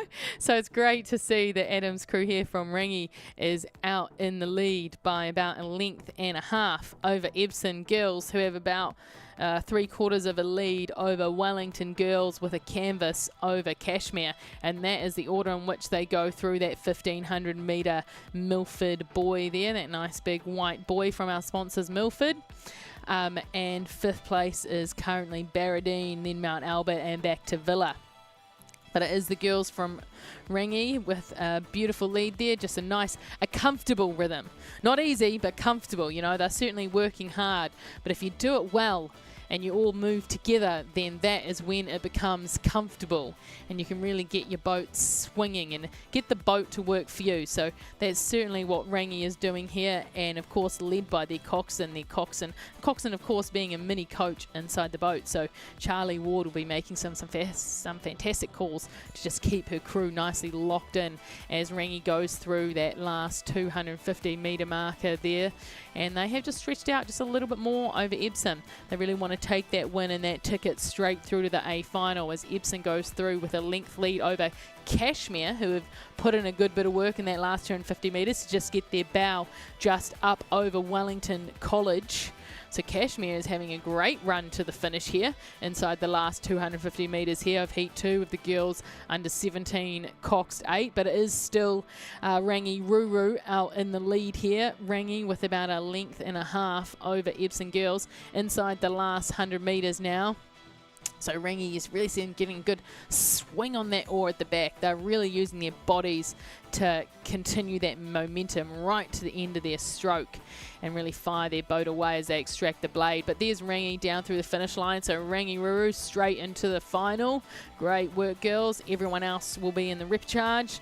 So that's Epsom for second, and oh, what the battle here we have him for third, and it does look like, yep, there they are, Kashmir and then Wellington girls in third and fourth. So great finish. Kashmir have got a flying last 500, haven't they? And then we go to Barradine to come through in fifth. And this is heat 2 of the girls under 17, Coxed 8. And just throwing back to heat 1 that was won by St Andrews, they did that in a time of 6:54. So now we've got the boys under 17 for heat 1 on the track, and in lane 1 we've got Hastings Boys High School, in 2 St John's College, in 3 Auckland Grammar, in 4 St Andrews College, in 5 Mount Albert Grammar, in 6 Christ College 2, and in 7 Wanganui Collegiate 2. So lane 4 St Andrews College number 1, they did win South Islands, and lane 5 Mount Albert Grammar did get bronze. So 2 crews to watch here, but it does look like, yes, lane 4 St Andrews is currently in the lead with about a boat length there over Mount Albert Grammar. So those are the 2 crews leading, and then we're having a good battle for third between Auckland Grammar and St John's Hamilton. Now, of course, for this one, it is first to the A final, 2, 3, 4, and 5 to the repcharge. And this is, heat 1 of the boys under 17 Cox 4, sponsored by Livingston Building. They are building excellence since 1947, but a great bird's eye view there. We see that St Andrews are just holding near about 3/4 boat length lead over Mount Albert Grammar, who in turn have another 3/4 boat length lead over Auckland Grammar and St John's Hamilton. It's great to see a fast grammar crew up here. We like Auckland Grammar. They always have some good crews under their belt, so it's good to see one coming through here. And the boys under 17 Coxed 4. And currently in 5th, we've got Hastings Boys High School, but they're having a great battle with the outside crew there, Wanganui Collegiate number 2. It is really bow ball for bow ball there for 5th and 6th, and right behind them, Christ College number 2 and 6. So great that this, it's a nice tight field this, between 1st and 7th, there's not much in it. So this is going to provide us with some great racing, but it is St Andrews that are holding on to the lead here, and it is, they're trying to get that one spot straight to the final, but Mount Albert Grammar are hot on their heels. And if we just throw back for a moment to the girls under 17 8s, heat 1 was won by St Andrews in 6:54, but heat 2 Rangi Ruru 6:48. So we're going to have a great final there. But here we are looking at this crew from St Andrews. St Andrews holding on to their lead, and we can see loads of people down in the banks here. It's great to see everyone on the finish line there, ready to cheer them on. We're getting a great look at St Andrews here. Harry, Oliver, William, Bradley, coxed by Emily, and coached by Mitch and Liam. So that's our stroke man there, Harry Pitts. We're getting a great view of him. And you can see the grimaces on all of their faces. We're getting so close, which is great to see. They're really working hard there as this St Andrews crew.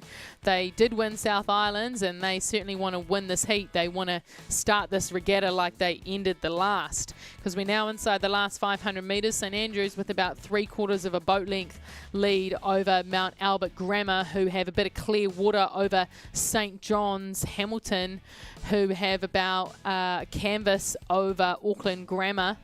And then it does look like this Wanganui crew out on the outside has put in a bit of work to get up and over Hastings to be holding on to the 5th place position at the moment, because it is 2, 3, 4 and 5 to the repcharge. So 5th place is very important if you want to continue racing in this regatta. But inside the last 250 now, it is St Andrews, followed closely by Mount Albert Grammar, then St John's, and then Auckland Grammar. But the St Andrews crew is doing a great job of just being enough ahead of Mount Albert that they can command the race. When you've just got that length lead, you can just command it. But Mount Albert Grammar is doing a fantastic job of lifting their rate and really pushing St Andrews. You know, they're really fighting. They would really like to get up over them, but St Andrews inside the last 100 now is doing a great job of travelling towards the finish line in first place position, because of course only first progresses straight through to the final. And St John's at Hamilton down there in lane 2 having a fantastic sprint, having a great sprint to get up over Auckland Grammar. So great job, St John's Hamilton. Great to see a crew from them as well. Smaller school program, but it is St Andrews that takes the win, and then second to Mount Albert. Third went to St John's, fourth to Auckland Grammar. So great job. St Andrews though going straight through to the A final.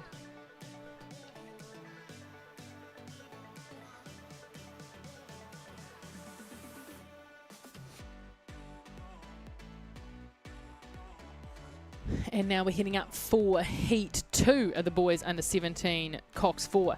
No one in 1, but we have got St Bede's in 2, Christ College in 3, Christchurch Boys in 4, Otago in lane 5, St Peter's College in 6, and Mount Albert Grammar in 7th.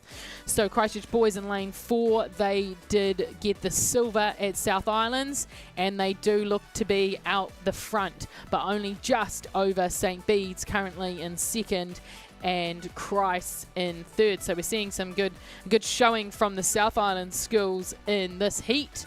Of course, only first to the A final, 2, 3, 4 and 5 into the repcharge. So St Bede's will be certainly looking to put a bit of pressure on that crew from Christchurch Boys. As we just move through the 1K marker there, so we just see Christchurch Boys about a length over St Bede's about 3/4 of a length over Christ, with about a canvas over Otago Boys, and St Peter's College currently sitting in 5th in that last repcharge spot. But let's go take a closer look at Christchurch Boys. They've got that bucket rig there, 1 on stroke side, 2 on bow, and then another 1 on stroke side. And so that is really working for them, because they're just rowing beautifully together as Christchurch Boys. A nice up close and personal here with Hugo, Ruben, Charlie, Harvey and Blake, coached by Tim and Scott Shackleton. Another ex-New Zealand age group rower is Scott Shackleton. So here we are seeing this Christchurch Boys 4 just rowing really well. They've got a nice rate, you know, they're ticking it over. It's high, but it's not frantic, you know. They're keeping it looking nice and relaxed, but fast. And that's what you're after, really, because if there's too much tension in the boat, that can slow it down. But this Christchurch Boys High School here crew is doing a fantastic job at just keeping it ticking over, nice, light and bright, and just keeping their boat moving. And you can see their coxswain there, Blake Robson, just really putting in some good calls there. He's really driving his boys forwards, because of course being a bow cox is great for steering. You've got a nice clear line of where you're going, but it's a little bit hard for the coxswain to see the crews behind them. They can really only see next to them and in front of them. So if someone is making a charge, that coxswain's got to really just stick to their race plan and drive their crew forwards to make sure that they do stay in the lead. And you can really see Blake, he's really getting behind it there. He's really getting into it, because of course coxswain's job is very hard. You are talking constantly to keep your crew on their plan and rowing like you know they can row, you know. I'm sure in training these guys have had some beautiful rows, and so it's always the coxswain's job to get their crew back to that. But we have seen a great push here from St Bede's. St Bede's have just pushed up to close their gap a little bit. St Bede's is certainly making a push for the lead. They're making Christchurch Boys do a bit of work, but Christchurch Boys still have about 3/4 boat length lead as we row past Rowing New Zealand there. And third place at the moment would be Christ College, just over Otago Boys, and St Peter's College currently in 5th. But inside the last 250 we go for Christchurch Boys and St Bede's. Christchurch Boys with about 2/3 of a boat length over St Bede's, but St Bede's is certainly closing that gap. St. Bede's there is putting in a good move. So that St. Bede's crew, coached by Dale Maher, of course, a fantastic coach, coached many of New Zealand crews in the past, is certainly getting his St. Bede's boys to row well and to finish strong. But it is still Christchurch boys with that slightly lighter, brighter, slightly higher rate that are holding on to the lead with about 100 metres to go. They're just holding on to that lead. First, of course, goes straight through the A final. Second, third, fourth and fifth will be in the repechage. So that is what we are pushing for here, and St. Bede's is certainly making Christchurch boys work for it. But here we are on the finish line as Christchurch boys go through the line. In first, St. Bede's. In second, great row though from St. Bede's, really pushed up there. And third, Otago boys. Fourth, Christ. And fifth, St. Peter's College. So those crews will go through to the repechage for second chance. That concludes Heat 2. Next up, we're going to have Heat 3 for the boys under 17 Coxed 4.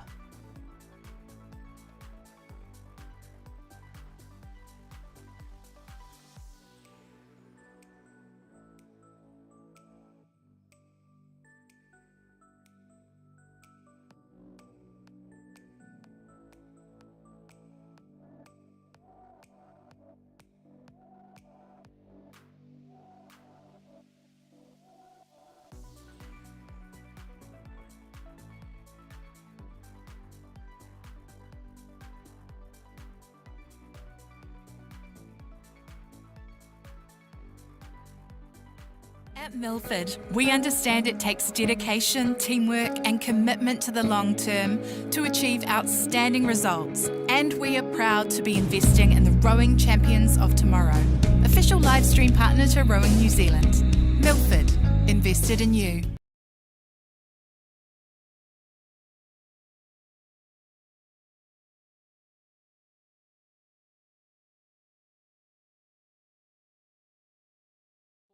So in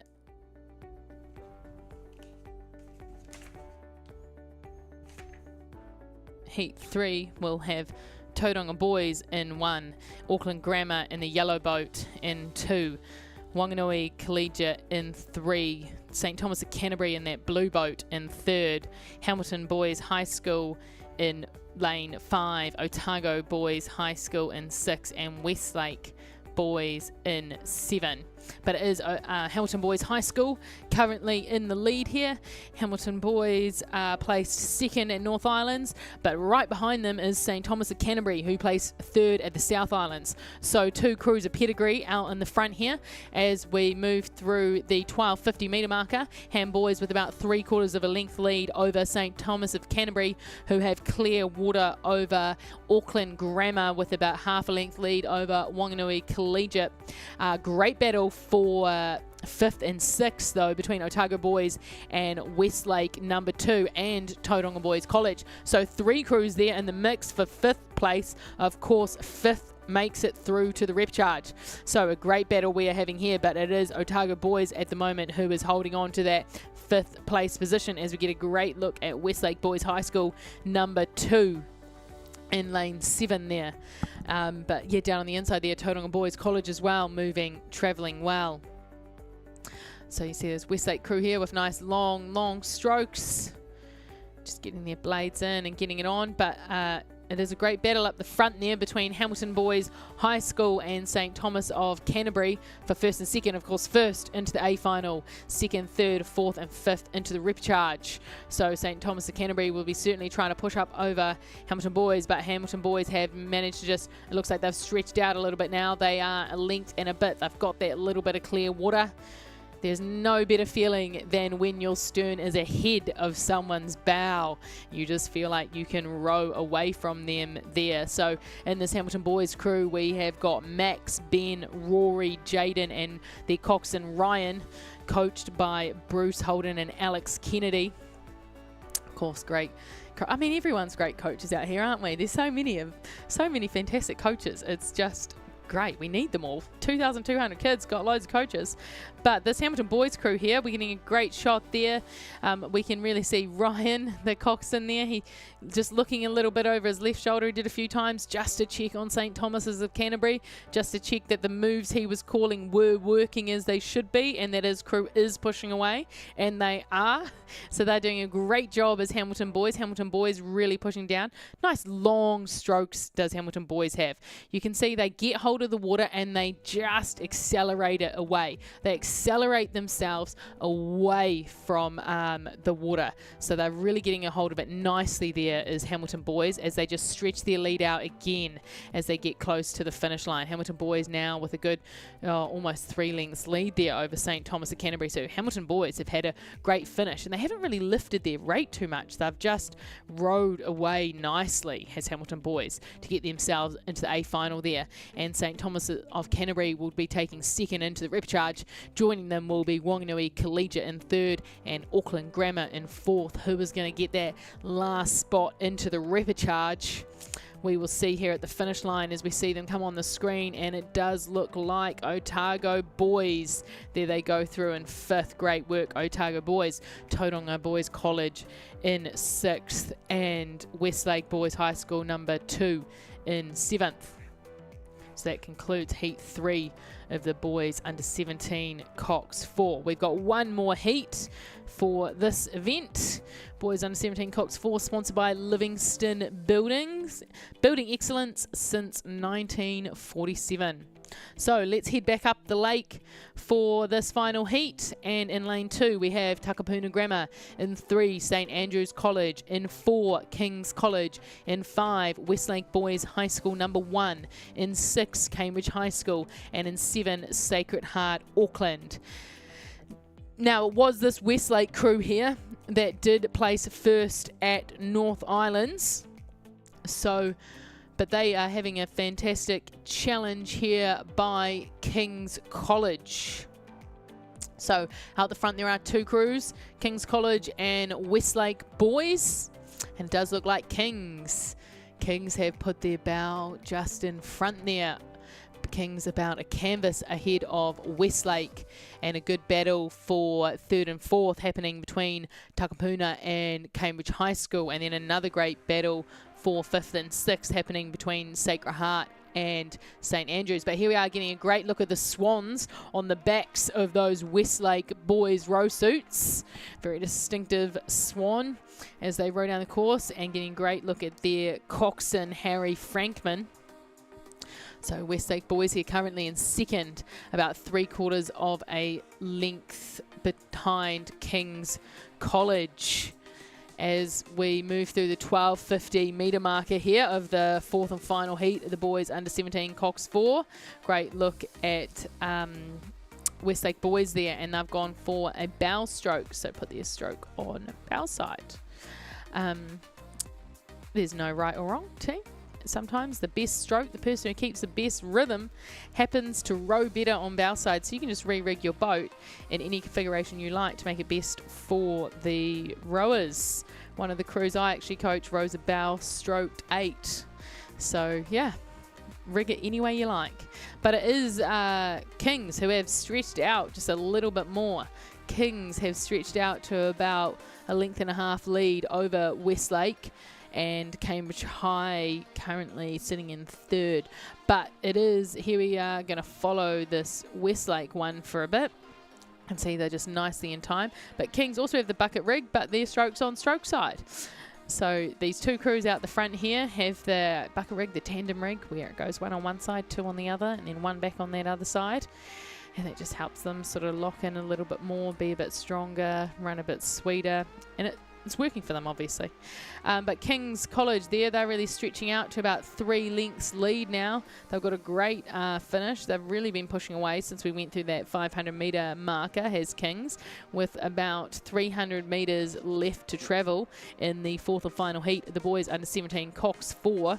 This Kings group, this group of boys from Kings at the moment, under 17s, are actually rowing really well, aren't they? They've got a fast 8, they've got a fast 4, so they're doing something right there. Hats off to the coaches, Harry Elliott and Mark Clemo. But yeah, here we are with the Kings crew as we're now inside the last 250 metres. Beautiful day, nice calm water, and Kings is just making light work of it. You see them getting a really good drive of their legs, and when they swing their bodies, they do it in time, and then the hands as well. Everything just flows beautifully, accelerates into the finish. We want some good acceleration right to the line there, and that is what we're seeing from this Kings crew as they move through that last 100-metre marker. And look, they've just stretched out their lead again. Kings is having a fantastic row here. They've stuck to their race plan and they've nailed it. That last 500 metres, they've just walked away from the field. And Westlake currently in second, Cambridge High School currently in third, but there goes Kings through the line and rode themselves straight into the A final. Great work, Kings. What a last 500 you had. You just drove away. Great race from Kings. But here is Westlake crossing the line in second and into the repcharge. Hot on their tails is Cambridge High School in third, and then down to Takapuna in fourth and Sacred Heart in fifth. So they're into repcharge, and St Andrews College there was sixth. But nice and tight across the whole field there. Love it when there's not too much distance between first and 6th, 7th and 8th.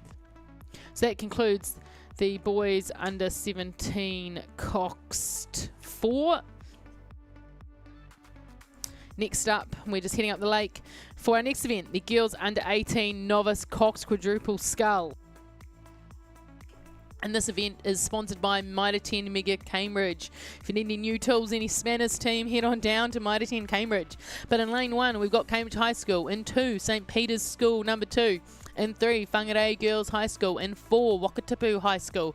In 5, Burnside High School. In 6, Pukekohe High School. And in 7, Marion College. So the progression for this event is 1 and 2 to the semi, 3, 4 and 5 to the repcharge. But let's check out who's in the lead. It does appear to be the crew in lane 4, which is Wakatipu High School, currently in first. A great battle happening for second, though, between Burnside High School and Marion College are having a great bow ball battle for second and third.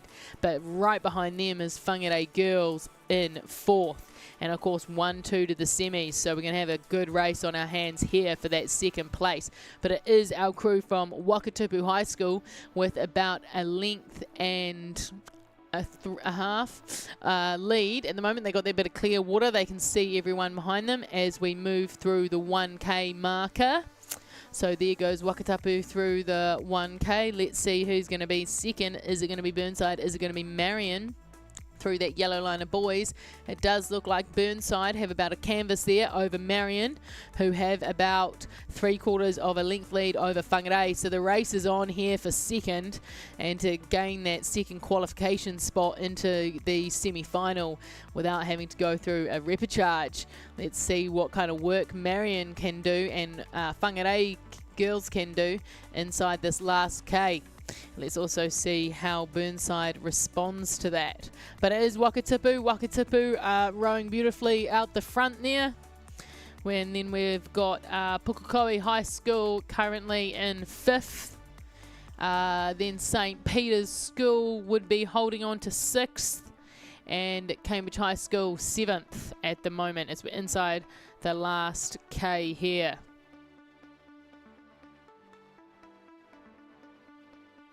And here we get a nice close look at Wakatipu crew, coached by Bella Norton. So we can see Bella there. She's coxing beautifully. You can see her talking, which is awesome. And she's steering. You can see she's steered a beautifully straight course there. Has this Wakatipu crew. But if we just take a minute to reflect on those heats from the boys 17-4 and that final heat, that Kings crew that had that strong finish, they do have the fastest time. They were a 6:43. Other heat winners were Ham boys 6:48, Christchurch boys 6:49, and St Andrews 6:47. So that's going to be a great final when we get down to the end of the week. But back to what we've got in front of us, it is Wakatipu High School leading heat number 1 of the girls under 18 novice Cox quadruple sculls. So of course everyone in this race is in their first racing season of rowing because they are all novices.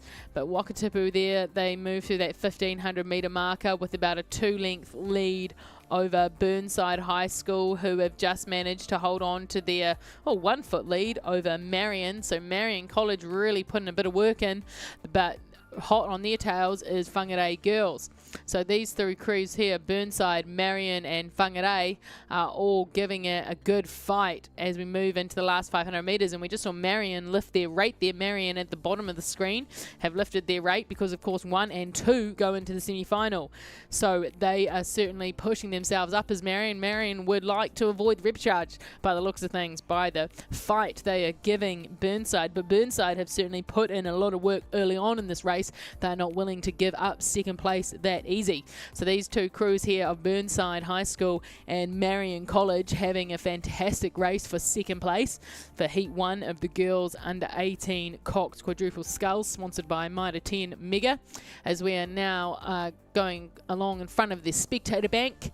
250 metres to go. There goes Wakatipu through that marker. Burnside and Marion still very close between them, but Burnside is doing a fantastic job to hold their lead. You know, they put in the work and they want to hold on to it. But Marion, they've got some good fight in them, have this crew from Marion. They are just lifting their rate and doing their final sprint as they would have practiced many times before. But Wakatipu are commanding this race beautifully out the front there as we get in behind the Marion crew. And then let's go over to look at Burnside. Oh, Burnside working hard, really driving it down towards the line. Inside the last 100 metres now, we've got Wakatipu just driving to the line beautifully. Wakatipu have controlled this race nicely. As we come to the finish line, there is Wakatipu crossing the line and into the semi-final. Who's going to join them straight through to that semi-final? It does look like it's, oh, yep, there we go. Burnside held on. Great work, Burnside, but fantastic challenge from Marion College there.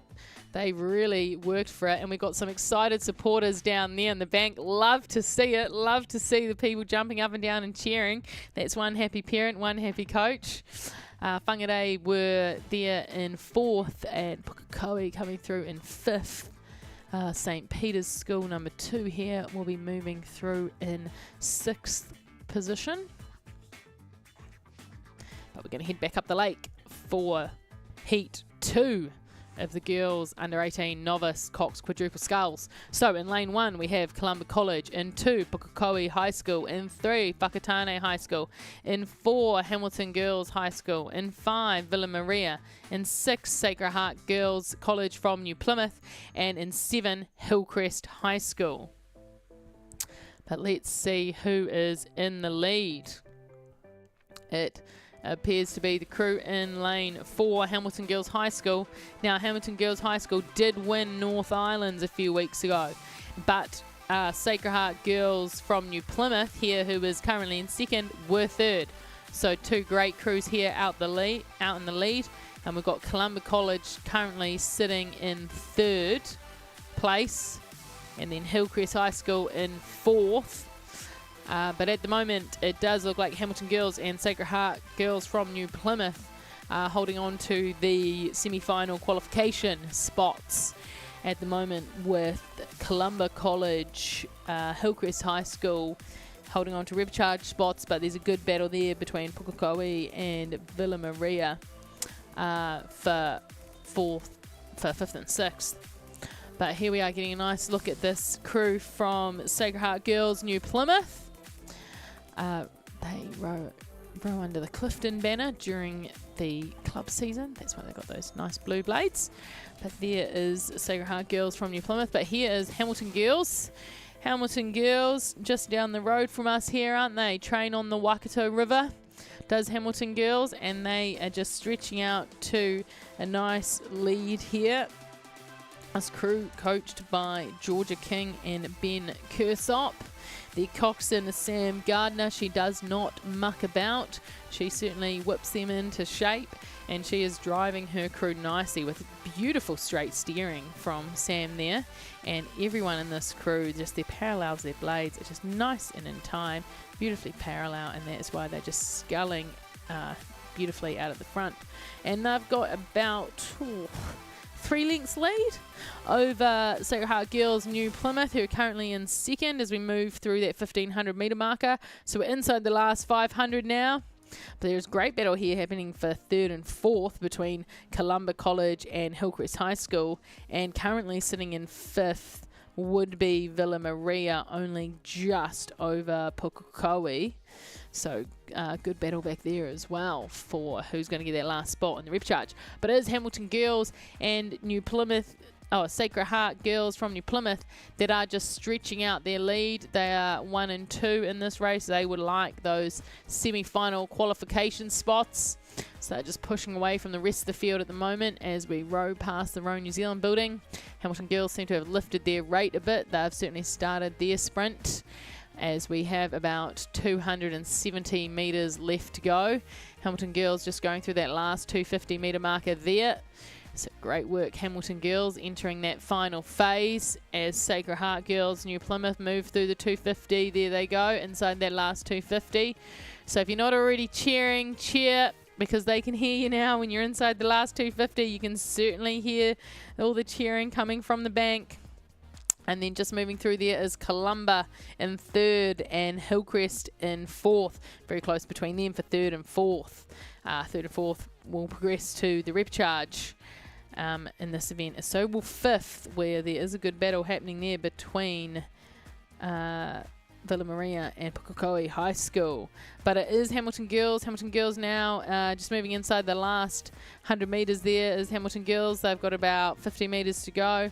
And Sacred Heart Girls New Plymouth have about 70 metres to go. Down on the finish line, here we are seeing Hamilton Girls row through the finish line to progress straight through the semi-final. Well done, Hamilton Girls. Sit up, there we go. And then in second place is going to be that Sacred Heart Girls New Plymouth crew. They will join Hamilton Girls in the semi-finals. But let's see who is going to progress through to the rep charge, as we see Columba College having a strong finish along with Hillcrest High School for third and fourth. And it does look like Hillcrest managed to just get their third over Columba. So third and fourth into the rep charge. And then fifth place will also join them in the rep charge. And it is going to be Pukekohe High School, only just over Villa Maria. So very good. And Whakatane in seventh. And let's head back up for Heat 3 of the girls under 18 novice Cox quadruple sculls. Now, there's 5 heats in this event, very popular. But Heat 3, we've got Hillcrest High School number 2 in lane 1, Mount Maunganui College 1 in lane 2, Tauranga Girls College 1 in 3, Villa Maria in 4, Wanganui Collegiate School in 5, Hamilton Girls High School 2 in 6, and St. Peter's School 1 in 7. So we are just moving through the 1K there, and there are certainly 3 crews out in front. And those 3 crews look to be Villa Maria out in the lead. Now, Villa Maria did win South Islands in this event, so it is good to see them making a fast start. But hot on their heels is Wanganui Collegiate. Wanganui Collegiate currently sitting in second, and St. Peter's School number 1 currently in third. Now, of course, those 3 have really pushed themselves away from the field, but it is 1 and 2 only to the semi-final. So with half the race to go, anything can change here. But it is this crew here from Villa Maria who have put in a good shift early on in the race to have themselves about 3/4 of boat length as we move through the 1250 metre marker over Wanganui Collegiate, and then St. Peter's School number 1 currently in third. So there's about 3/4 of boat length between each of these 3 boats.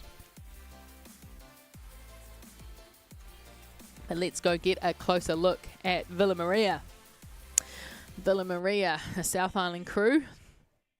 Yeah, they did well at South Islands to win that, so they are obviously coming up here with a point to prove. So Villa Maria, we're getting a good close look at their stroke there.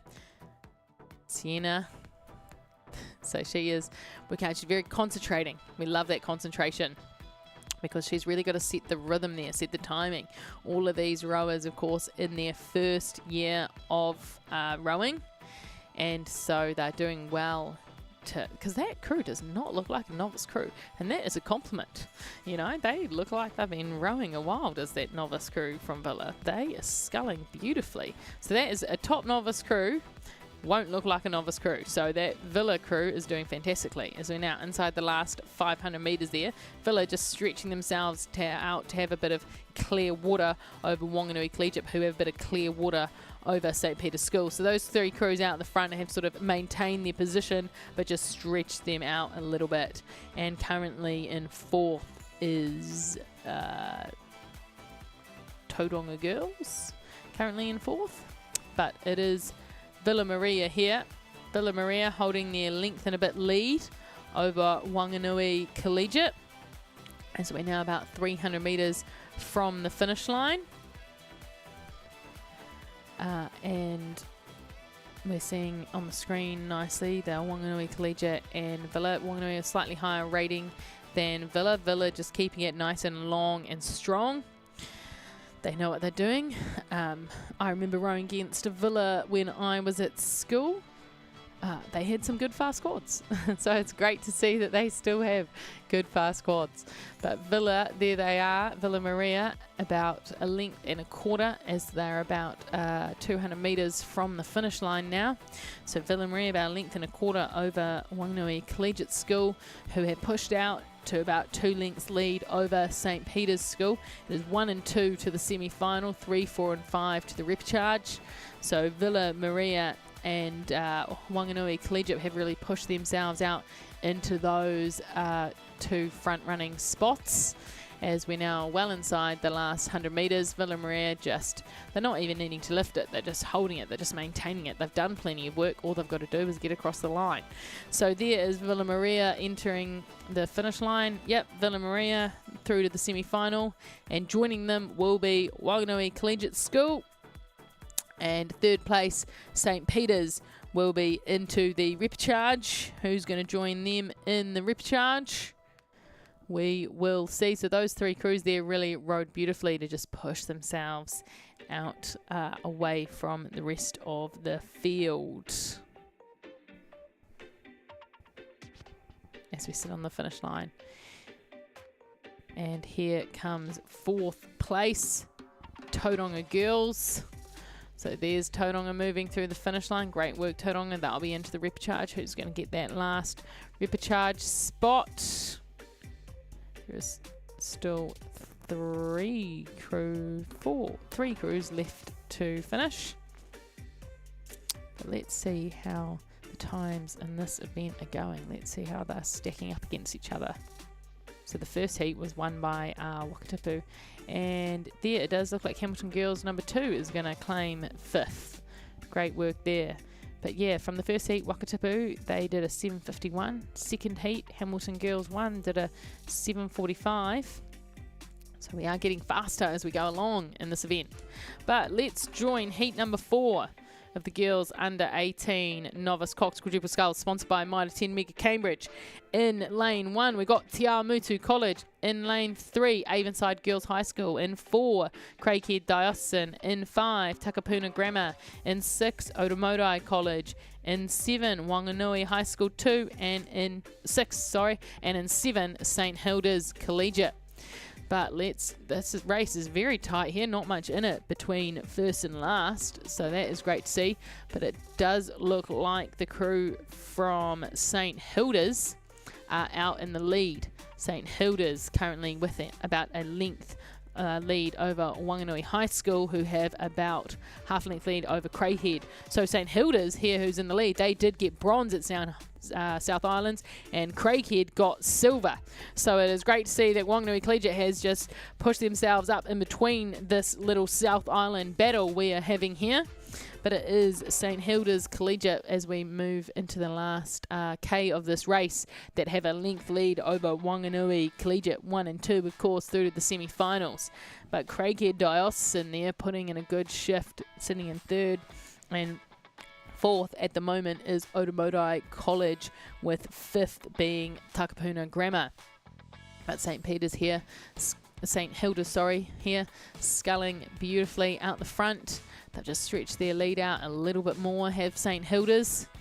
As we come down to the last 500 metres here, we'll go through this marker buoy here, the 1500. So there goes St. Hilda's through there, and then Wanganui High School about a length and a half, and they've got about 3/4 of a length lead over Craighead, who have about a length lead over Otamotai, and then to Takapuna. So very close here. Much closer race we're seeing in this one. But it is our girls here from St. Hilda's Collegiate who are out in front, and every stroke they seem to just get a few inches away from Wanganui High School there.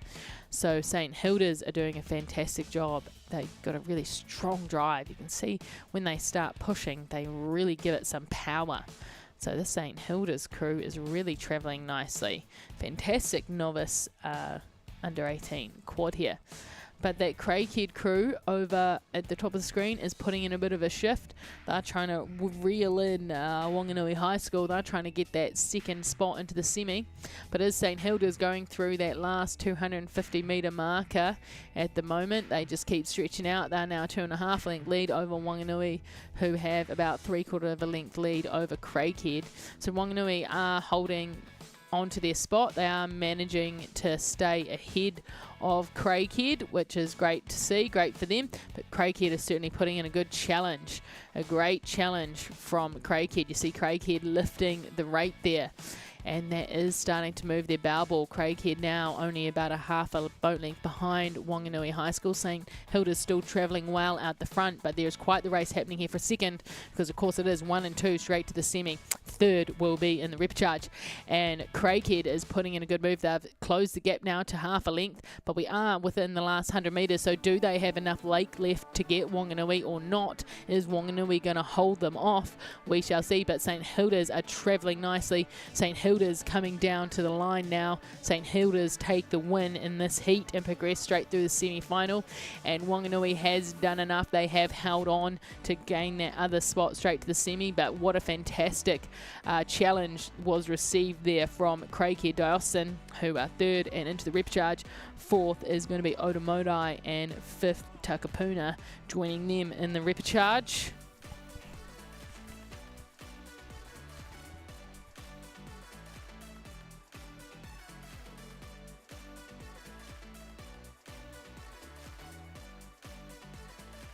So we have one last heat here of the girls under 18 novice Cox quadruple sculls. One last heat. In lane 1, Taupo Nui Atea College. In 2, Villa Maria number 3. In 4, Wanganui High School number 1. In 4, Otago Girls High School. In 5, John Paul College. In 6, St Mary's Wellington. And in 7, Marlborough Boys. So sorry, Wanganui High School is in 3. But Wanganui High School, they're that crew in 3. They were second at North Island, so they're certainly a crew to watch, as we're just moving through the 1K marker there, and it is Wanganui High School out in front, with Otago Girls currently in second, and John Paul currently third, with Marlborough Girls in fourth, then St Mary's, then Taupo Nui Atea and Villa Maria. That is how they went through the 1K marker. But let's go find Wanganui High School. They have certainly pushed right out in front. You can see their nice striking yellow and green row suit. So currently in Heat 5, it is Wanganui High School crew out in the lead. Now this crew, did get silver at North Islands, so they certainly know what they are doing. But let's go get a good look at them, this novice under 18 Cox quadruple sculls. So you can see this whole crew here is really, they're swinging nicely together. Every time they move forwards, they move back, everything goes together, and that's what we're after here. They get great reach out the front, they really pack up to a nice vertical shin. They've all got nice high chests, so they've got fantastic posture there, and their arms just open right out, because we've got the crossover in sculling, the left hand does cross over the right, but we then want to make sure that they stretch right out at the front there and get all the reach that you can. And this Wanganui High School crew is doing a fantastic job there. So Wanganui High School now with about about 600 metres to go, and they have about 4 lengths clear water lead over Otago Girls High School, currently in second, and John Paul College currently in third, with Marlborough Girls sitting in fourth. But a great battle between St Mary's, Wellington, Tauponui, Atia and Villa Maria for fifth at the moment, and of course that last spot in the repechage. But let's just check in on the times some of those last heats have done. And Villa Maria from Heat 3 did do the same time as Hamilton Girls from Heat 2. A nice fast time of 7:45. So there's going to be some great racing later on the week for this event.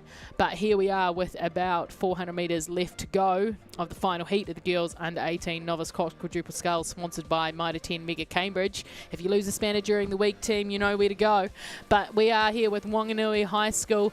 They are in the lead, and they are rowing very well together. You can see them all there, just a bit of communication, a few yips, and that's what you want. You want a bit of, you want to feel that your crew is with you, And so this crew here just has a good vibe about them, and that is why they are just sculling beautifully out the front on this lovely lake, lovely water. You see the reflection of them as they've got about 300 metres left to go, or 270 metres left to go here as they just enter the last 250 metres. There they go. That changing of the colour of the boys is what is telling me that there is 250 metres to go in this race.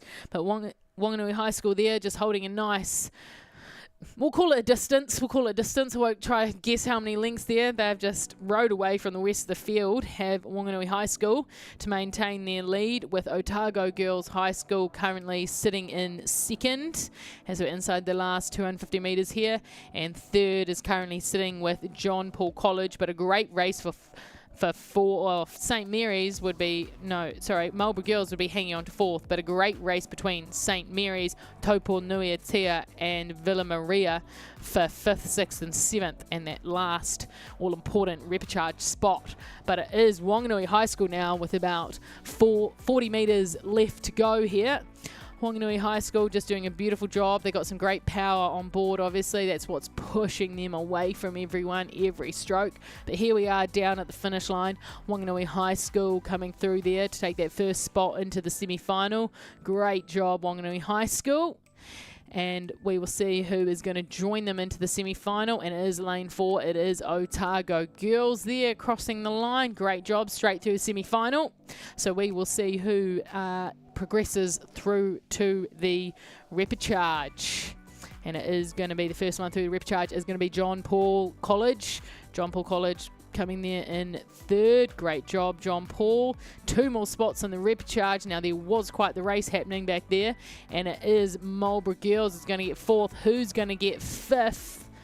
Oh, only just St Mary's over Tauponui Atea and Villa Maria, but Tauponui Atea certainly put in a good fight there.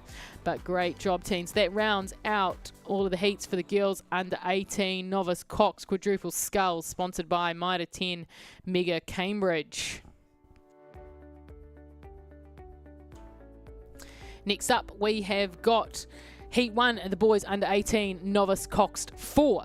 So in lane 1, Sacred Heart College, Auckland, number 2. In 2, we have Mount Aspiring College. In 3, Hamilton Boys High School, number 1.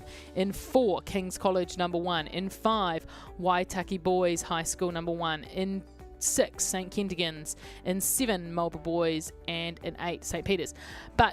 So we have got quite a few crews here that did well at Norths and Souths. So lane 4, King's College, Dinwood did win North Islands, and lane 3, Hamilton Boys did get third in that same race, with lane 5, Waitaki Boys High School placing second. So some strong crews in this race. But coming through the 1K marker, it is Kings, just ahead of Waitaki, just ahead of Hamilton Boys, and St Peter's School Cambridge currently in 4th. So this event is 1 and 2 to the A final, 3, 4, 5, 6 and 7 to the repechage. And at the moment, those two going to the A final would be Kings and Waitaki, but Hamilton Boys is right there. So we will see what happens in this last 650 metres as to what changes or remains the same. But now we are, that crew from Kings. So obviously just before we had the girls novice quads, so everyone was sculling 2 oars each, and now we're into the boys novice 4s, so everyone is sweeping. They've got 1 oar each, everyone in their first year of rowing.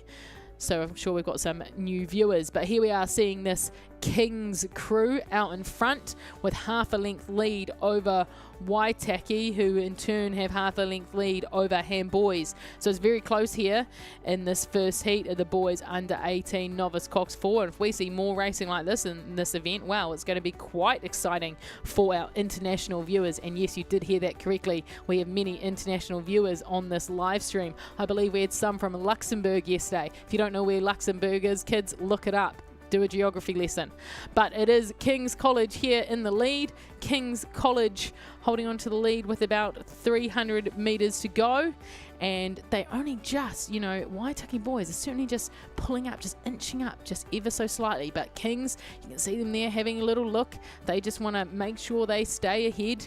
They want to command the race. They've obviously put in a bit of work early on to get themselves into this position.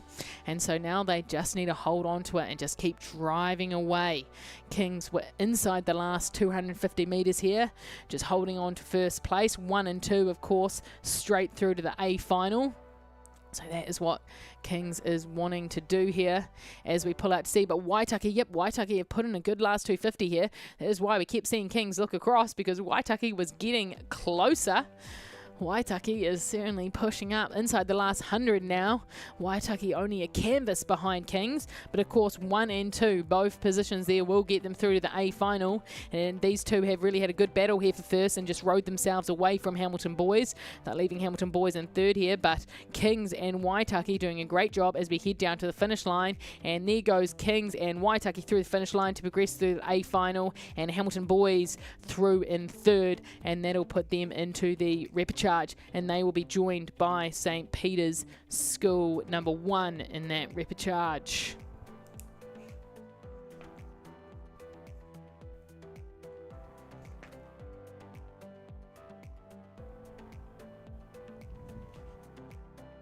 And we're just watching St. Kentigern's cross the line there.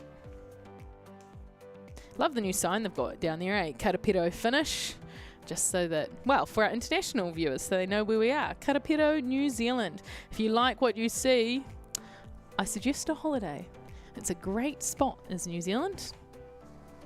But next we're going to go head up to Heat 2 of this same event. So Heat 2 for the boys under 18 novice Coxed 4, sponsored by Mobicom. Mobicom is redefining radio solutions in your workplace. But in lane 1 we have got Gisborne Boys High School, in 2 Sacred Heart Auckland, in 3 St. Kentigern's College number 1, in 4 Timaru Boys High School, in 5 Rotutuna High School, in 6 Hamilton Boys High School, in 7 Christchurch Boys High School, and in 8 Cashmere High School. So a full heat here, 1 and 2 to the A final, 3, 4, 5, 6 and 7 to the repechage. Now lane 4 Timaru Boys, they were first at South Islands, and St. Kentigern's College lane 3, they were second at North Islands. So let's see who's in the lead. It does appear to be Timaru Boys. Timaru Boys in lane 4 have pushed themselves into a nice lead, with St. Kentigern's College behind them in second, and then Hamilton Boys number 2 would be currently holding on to that third place position. But let's go and get a closer look at Timaru Boys High School as we push into the second half of the race. Oftentimes this third quarter of the race is sort of the make or break it. So this is where you've really got to do the work, hold on to what you've done, and if you're not in the position you want to be, do the work to get there. But here we move through the 1250 metre mark with Timaru Boys, and they are rowing really nicely in this boys under 18 novice Coxed 4. You can see them all really pushing hard together. You see their legs really snap down there as they really accelerate to the finish, does Timaru Boys here. Nice strong strokes they are taking, and that is what has got them out to this lead early on in this heat, because of course 1 and 2 through straight through the A final. Currently in second place will be St. Kentigern's, so the first and second placeholders at the moment in this race, both medals at their respective North and South Island championships. So it was great to see them able to continue that momentum through to this regatta. As we approach the 1500 metre marker, you see that nice big white buoy, Milford Asset buoy. Milford, of course, our sponsors here for the live stream, so support them where you can. But there's Timaru Boys through that last 500 metre marker, followed by St Kentigins. Hamilton Boys number 2 will be moving through that third. Fantastic race here for 4th, 5th and 6th, and it is very tight between Rotatuna High School, Christchurch Boys and Cashmere for the 4th, 5th and 6th, moving through into that last 500 metres. But Timaru Boys, they are just holding on to their lead. They don't need to extend it anymore if they don't want to. This is a very comfortable position to be. About 3.5 lengths lead over St Kentigins College as we move past our inspirational building, Rowing New Zealand, somewhere we would all like to be in the future. And this Timaru Boys crew is just rowing nicely there as they move through into the last 250. There they go through that next marker. The boys change from red to yellow as we get into the last 250. And there goes St Kentigins moving through that marker as well. Next is going to be Hamilton Boys holding on to that first place position. But Timaru Boys doing a great job. St Kent's are having a great last finish as well. They seem to have just reeled back Timaru in a little bit, just pushing up. But Timaru Boys are doing a great job here of just really long, strong strokes, holding on to their lead, 1 and 2 straight to the A final, and that is the ticket that Timaru Boys are hunting for, and they are doing it well. So is St Kentigins College. Now well within the last 100 metres here, well within the last 100 metres as we just watched Timaru Boys, St Kentigins and Hamilton Boys come down to the line. There is Timaru Boys through the line, Karapiro finish, there we are, and just coming through the line about 3 lengths behind them is St Kentigins. So those two crews into the A final. 3rd, 4th, 5th and 6th will be into the repcharge. So 3rd place looks like it's going to be Hamilton Boys through the line. There they go. Great job, Hamilton Boys. 4th is going to be Rotatuna High School. 5th, Christchurch Boys High School. So they're all into the repcharge. 6th, Cashmere. Great race for 7th and 8th. I am not going to call that one because it is on the surge. Oh my goodness, very fast finish there between Gisborne Boys and Sacred Heart Auckland. That was a good race there for 7th and 8th. So keep updating Rowit team. Let's figure out who qualified for the repcharge out of those two. What a race. Novice racing always provides. You can always count on novice racing. So we have one more heat here, and the boys under 18 novice Cox 4, sponsored by Mobicom, redefining radio solutions in your workplace. In lane 1, we have Christchurch Boys High School number 2. In 2, St John's College Hamilton. In 3, Napier Boys High School. In 4, St Thomas of Canterbury. In 5, Sacred Heart Auckland. In 6, St Bede's College. In 7, Westlake Boys High School. Now, St Thomas of Canterbury, lane 4, they were 3rd at South Islands, so they are certainly one to watch, but it does look like the crew in lane... Yeah, it does look like them. Out in the lead, St Thomas of Canterbury. They are out in the lead there, and hot on their heels though, quite the race for 2nd between St Bede's and Sacred Heart Auckland. Of course, 1 and 2 into the A final, so the real race is happening there between Sacred Heart Auckland and St Bede's for that all-important 2nd spot straight through to the A final. But it is the crew there from St Thomas of Canterbury that have a nice length lead as we move through the 1250 metre marker. So 750 metres to go. St Thomas's of Canterbury with a length lead over both St Bede's and Sacred Heart Auckland. So let's go get a closer look at St Thomas of Canterbury on this beautiful flat Karapiro morning. And I'm loving the catches there. The catch is when the blade enters the water and you're just seeing that nice little bit of backsplash there. That 3-seat there. Beautiful catch. So he is doing well there. Fantastic rowing from this novice 4 here from St Thomas of Canterbury. So if you want to know how to do it, novices, that But yeah, they have a length lead, but St. Bede's have put in a bit of a move here, haven't they? They were having that bit of a battle with Sacred Heart, and they thought, well, we're going to get the better of this battle. So St. Bede's have just pushed out to about a canvas of a lead over Sacred Heart in this last 250 metres. We're now approaching the 1500 metre marker, so 500 metres to go. St. Thomas of Canterbury moving through with a length lead over St. Bede's, with about a canvas lead over Sacred Heart Auckland. So St. Bede's currently holding on to that second qualifying spot, but 500 metres to go is a long time. It's under 2 minutes. Anything can happen. Let's see what kind of a sprint Sacred Heart Auckland can put in, and they have started their sprint and they've already pulled back part of that deficit there. So let's see if St. Bede responds. And both of these crews having this battle is pushing up on St. Thomas of Canterbury. So St. Thomas of Canterbury will need to continue pushing forwards if they want to maintain their lead. We still have 350 metres left to travel of this third and final heat of the boys under 18 novice Cox Force, sponsored by Mobicom. But it is St. Thomas of Canterbury with now about half a length lead, because this battle for second is really heating up, and St. Bede's are just managing to keep their bows ahead of Sacred Heart Auckland as we enter the last 250. But Sacred Heart Auckland are now pushing up. It's bow ball for bow ball, so both of these crews pushing up on St. Thomas of Canterbury. St. Thomas of Canterbury put a good amount of work in early to get this lead. With about 200 metres to go, they want to hold on to that. But Sacred Heart Auckland, what a sprint they are having. They have really pushed up, and they have got up and over St. Bede's now. Sacred Heart of Auckland now into second place and that all-important second qualifying spot.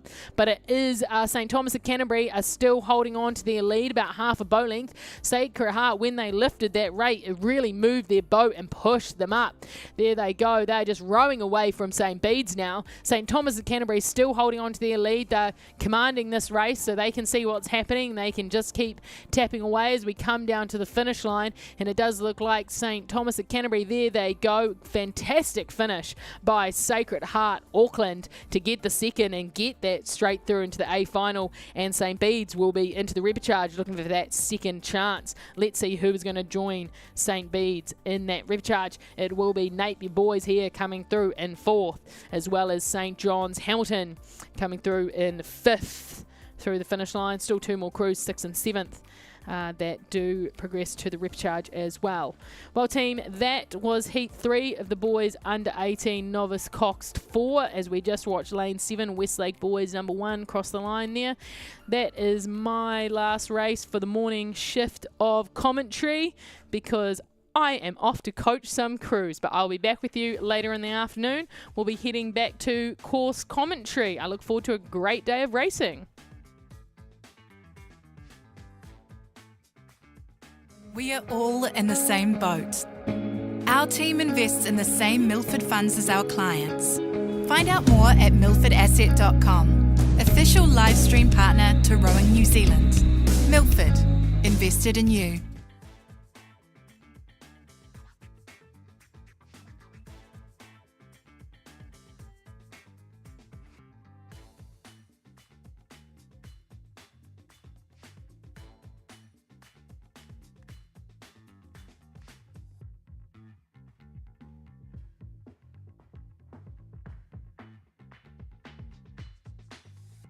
All right, now we move on to the girls under 16 Coxed 4.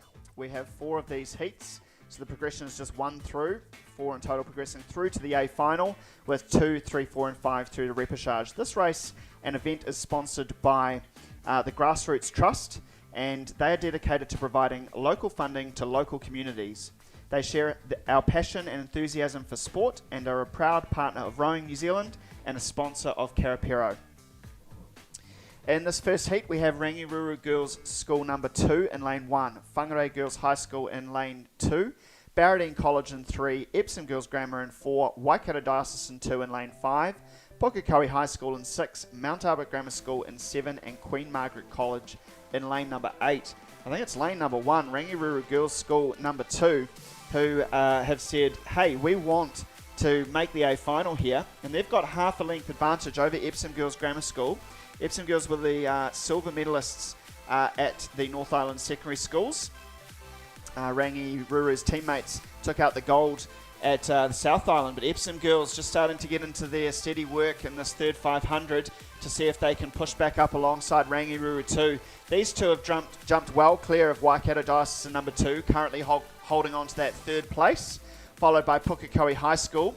And if we look in that battle for fifth, it's very close, but I think Barradine College currently that final repechage position, but not too far back from them is Mount Albert Grammar School and Queen Margaret College too. But the battle is out front. Only one will progress through. Rangiruru number 2 have got the early jump, but Epsom Girls Grammar just starting to get into their work now, inch by inch, stroke by stroke, to push up their bow ball. It's literally quarter of a canvas to Rangiruru number 2 now, and I think Epsom Girls just now neck and neck between Epsom Girls Grammar School and Rangiruru, with only one progressing through to the A final here in the girls under 16 Cox 4. So 500 metres left to travel now, 500 to go, and I think Epsom Girls have just put their nose in front of Rangiruru Girls number 2. So we'll see if that early advantage that Rangiruru Girls 2 had, whether they can get their rating up and push back up alongside Epsom Girls to take over that top and only qualifying position into the A final. Behind them, it's Waikato Diocesan, followed by Barradine, followed by Pukekohe High School. That rounds out your top 5, and the ones that will progress through to the repechage with Whangarei Girls High School, Mount Albert Grammar School and Queen Margaret. Just a little bit of work to do in this last 500 if they want to progress. Good move happening here from Rangiruru Girls. Rangiruru Girls absolutely not giving up the fight as the coxswain there, Holly Lill, looks across and sees that Epsom Girls have pushed back up alongside. Sorry, Holly is the coach. Cox is Grace O'Connor in that Rangiruru Girls crew, but Epsom Girls Grammar now. Epsom Girls with that advantage as they just continue to hold on to their work. Oh, they've just taken the rating up there. They've just taken a few big strokes to see if they can put a little bit more of a margin over Rangiruru and close this thing down with 250 metres left to travel. Epsom Girls Grammar are the ones that are moving the fastest. They've put the pedal down and they are pushing away now from Rangiruru Girls. Rangiruru Girls number 2 gave it a great nudge early in this race, but I think in this last 150, Epsom Girls Grammar have taken a come from behind win in the girls 16 Cox 4. Looks convincing in the end. It looks like clear water, but a great race there from Rangiruru Girls number 2. They should be pretty happy with that. They will have to go via the repechage, but a great performance from them. But well done to Epsom Girls Grammar School, who will take out heat number 1 of the girls 16 Cox 4. They will take that A final position. Rangiruru Girls number 2 will go through to the repechage. Waikato Diocesan will take third over a very fast finishing Barradine. So those two will progress through to the repechage, and then the final repechage position will go outside to Pukekohe High School, ahead of Whangarei Girls High School, and then Mount Albert Grammar School and Queen Margaret College rounding out the first heat of the girls 16 Cox 4.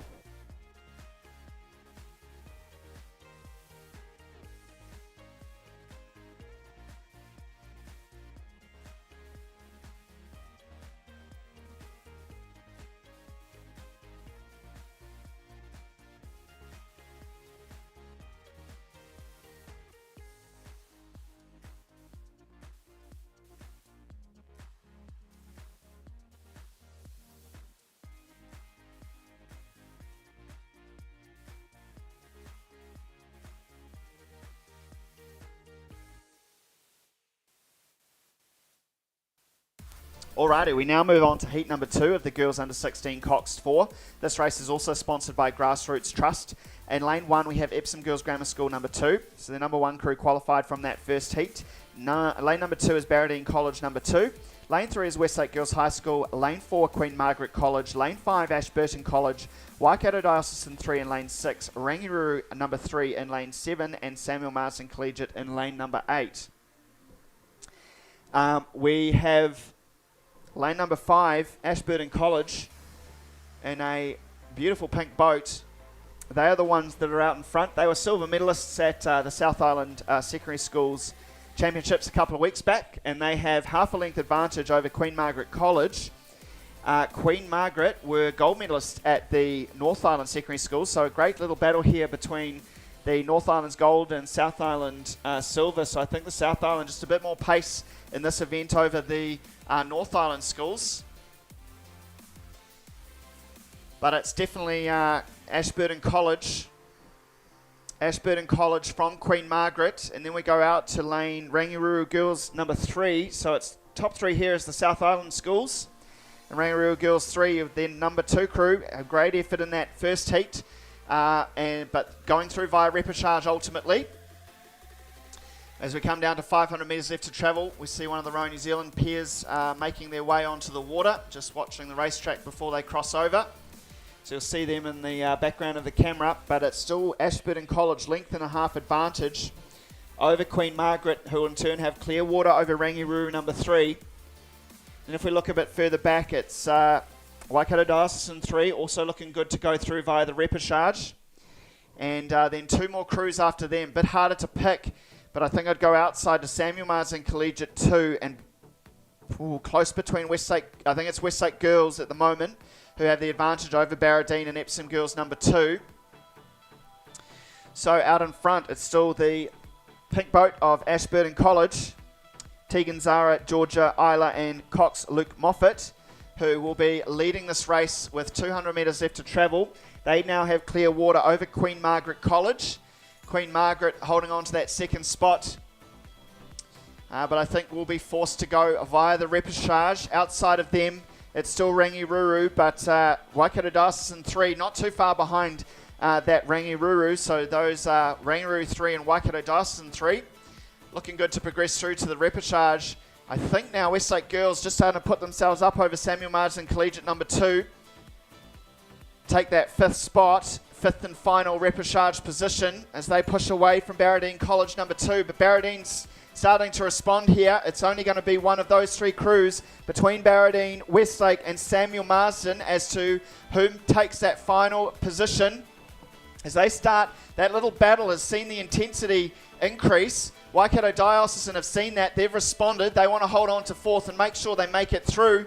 Westlake Girls definitely in that 5th position. Westlake Girls and Barradine have pushed clear of Samuel Marsden Collegiate 2 on the far side. But Barradine not letting Westlake get away with this. But 100 metres left to travel now for Ashburton College. They will get a tick next to their name and progress through to the A final from Heat 2 of the Girls Under 16 Cox 4. So A final for them. Progressing to the repechage will be Queen Margaret College, taking out that 2nd spot. We go out to Rangiruru Girls, who will take 3rd. Waikato Diocesan will be 4th. But here comes Barradine for that final qualifying position. It was Westlake's, but Barradine College 2 have just put their nose in front when it matters. It's these 2. Only one will progress through to the repechage. As we come down to the line, it's neck and neck between these 2. It's going to be a photo finish. Get the photo finish equipment. But I think it was Barradine over Westlake.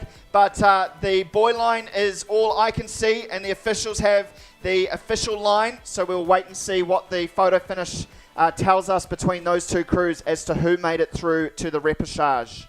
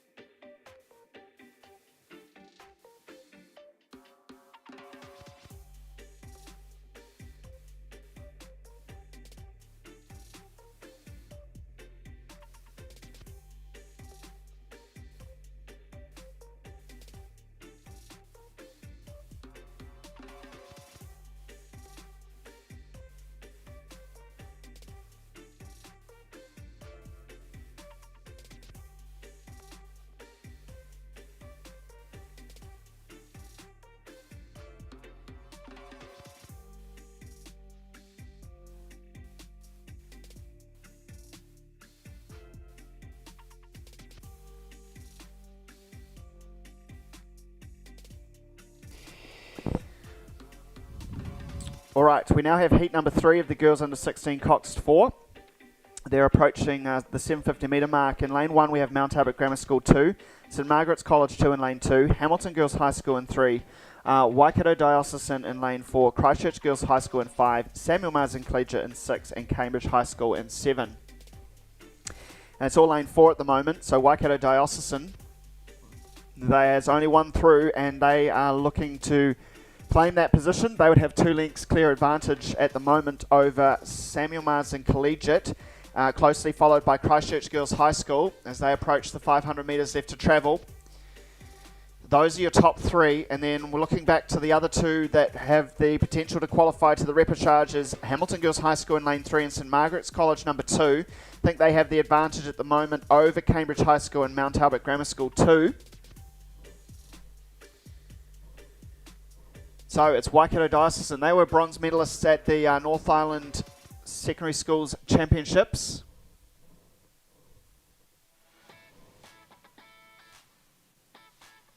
They would have 2 or so lengths clear advantage. So they come down 400 metres left to travel. They've just taken their rating up as well to see if they can push away.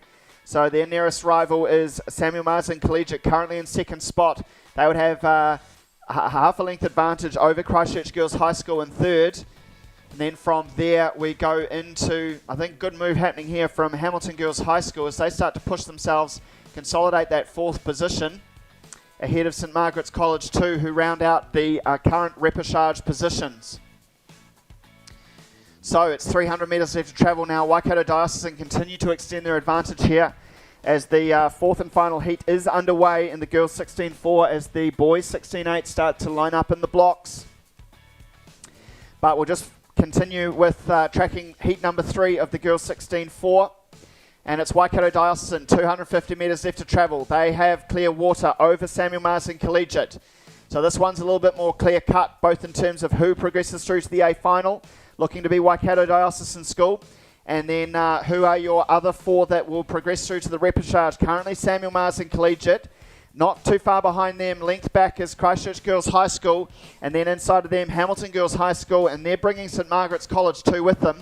So the battle is on for 5th between Hamilton Girls and St Margaret's, but both of them looking to progress as they have a good margin over Cambridge High School and Mount Albert Grammar School for that final repechage position. 100 to go now for Waikato Diocesan, and they are just keeping everything nice and composed. They did take their rating up, bit more surge on their blades, and they will cross the line to take the A final position here. Well done to Waikato Diocesan. We'll go out to Samuel Marsden Collegiate, who will take that 2nd place. They're a length over Christchurch Girls High School in the end in 3rd.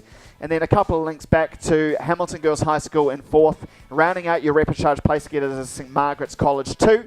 And rounding out this heat, and unfortunately not progressing, is Cambridge High School and Mount Albert Grammar School number 2.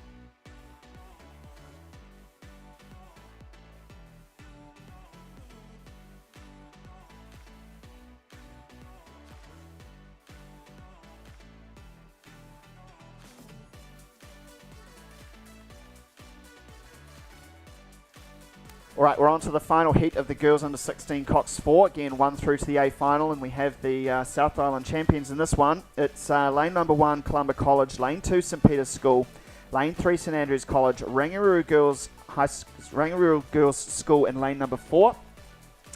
They were the gold medalists at the South Islands. A Diocesan School for Girls in lane number 5. Lane 6 is St Margaret's College, and Hamilton Girls High School in lane number 2. St Margaret's were the bronze medalists at the South Islands, and they're approaching the 750 metre mark, and there's no two ways about it. It is Rangiroa Girls who are out in front. They have a significant advantage.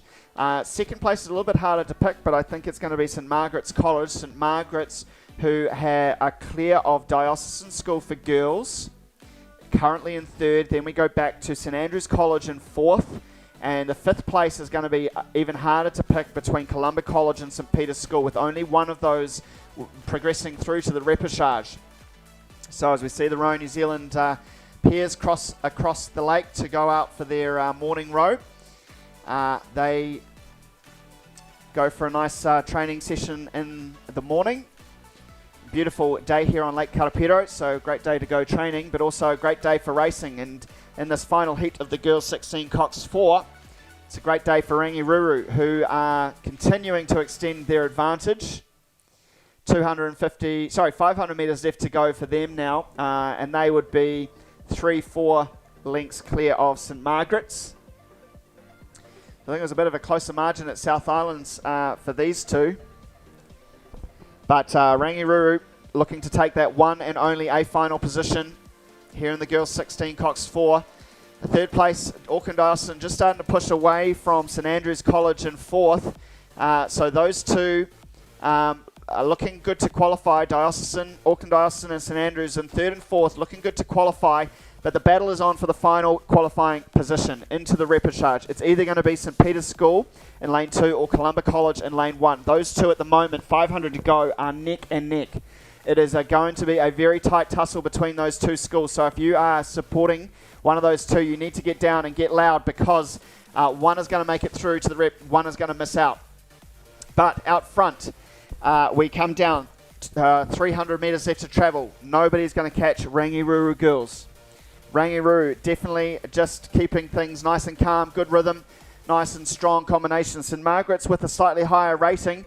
They're trying to attack it, I think, because they're seeing the threat from Auckland Diocesan and St Andrews. Had that battle in the middle, and they've just started to push back up alongside St Margaret's. They're only about a length back now, but those three crews, St Margaret's, St Andrews and Auckland Diocesan, in the battle for second, third and fourth, they will progress through to the repechage. But down here, I think St Peter's School, currently in that fifth position, they have a canvas advantage over Columba College. So Columba College, if you are a big supporter of those schools, you need to get loud now, because only one of them is going to make it through. I'd say it's almost neck and neck now, with 200 metres left to travel between those two schools. As the live stream cuts out, get the heart racing. But now a couple of big strokes from St Peter's School to see if they can break away from Columba College and push up for that final qualifying position. Columba is not letting them go, though. As we come down to the line, well done to Rangiruru, who will progress through to the A final automatically. Tick for them. Second place is very clear. It's St Margaret's College. They will progress through. St Andrews versus Auckland Diocesan in that third and fourth will also progress through. I think St Andrews might get the better of Auckland Diocesan at the end, but get the photo finish camera ready for these two.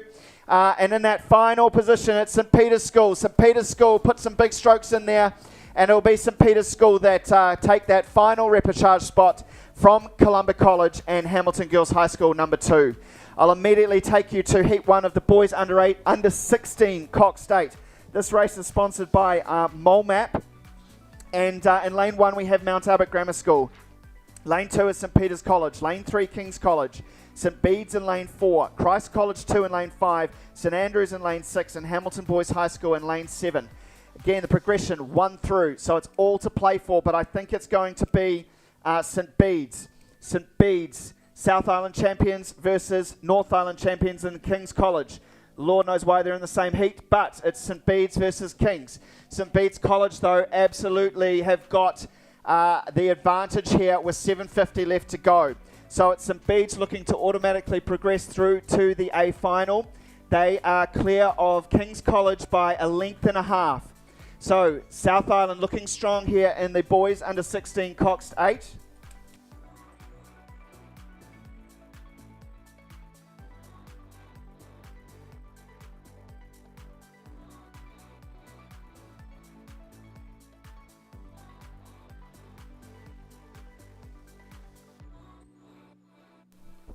Okay, I'm just getting the seating explained to me, but it is St Bede's. St Bede's who have a good 2 lengths now clear of King's College.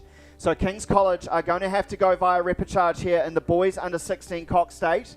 And then we go out to, everyone else will progress to repechage. So King's College Nice little tussle between Christ College 2 and St Andrews, along with Hamilton Boys High School. So those three outside lanes are neck and neck in that battle for third. I think King's just taking it down now. So King's just taking the rating down, knowing that they're going to have to settle for the repechage. That's allowing the battle between Christ 2, St Andrews and Hamilton just push up alongside them in the final stages. But King's responding now, so they might be looking to practice their wind. Then we go back to St Peter's College and Mount Albert Grammar School to round out heat number 1. All progressing through to the repechage because St Bede's College, well and truly out in front here. They have come down 250 metres left to travel, and they continue to push away from King's College. So Christ College 2 just starting to push up alongside King's College. They're bringing St Peter's College and St Andrews with them, sorry. So they start to bring in King's College. Kings still have clear water over them. King's College just starting to move again, so not sure if their wind before was just an attempt or if this is the actual wind practice, but nobody's going to get St Bede's with 100 metres left to go. They just continue to stride away. So St Bede's College will take the automatic qualifying position in the boys under 16 Cox State. Put a tick next to them. King's College, 2 and a bit lengths back. They will have to go via repechage. Everyone else, I think, has just settled into their positions now. St Peter's still going for it, see if they can get up over Christ College 2. But it'll be third place going to Christ College 2. Then we go back to St Peter's and St Andrews, rounding out the 4th and 5th. Then back to Hamilton Boys High School and Mount Albert Grammar School in the first heat of the boys 16-8.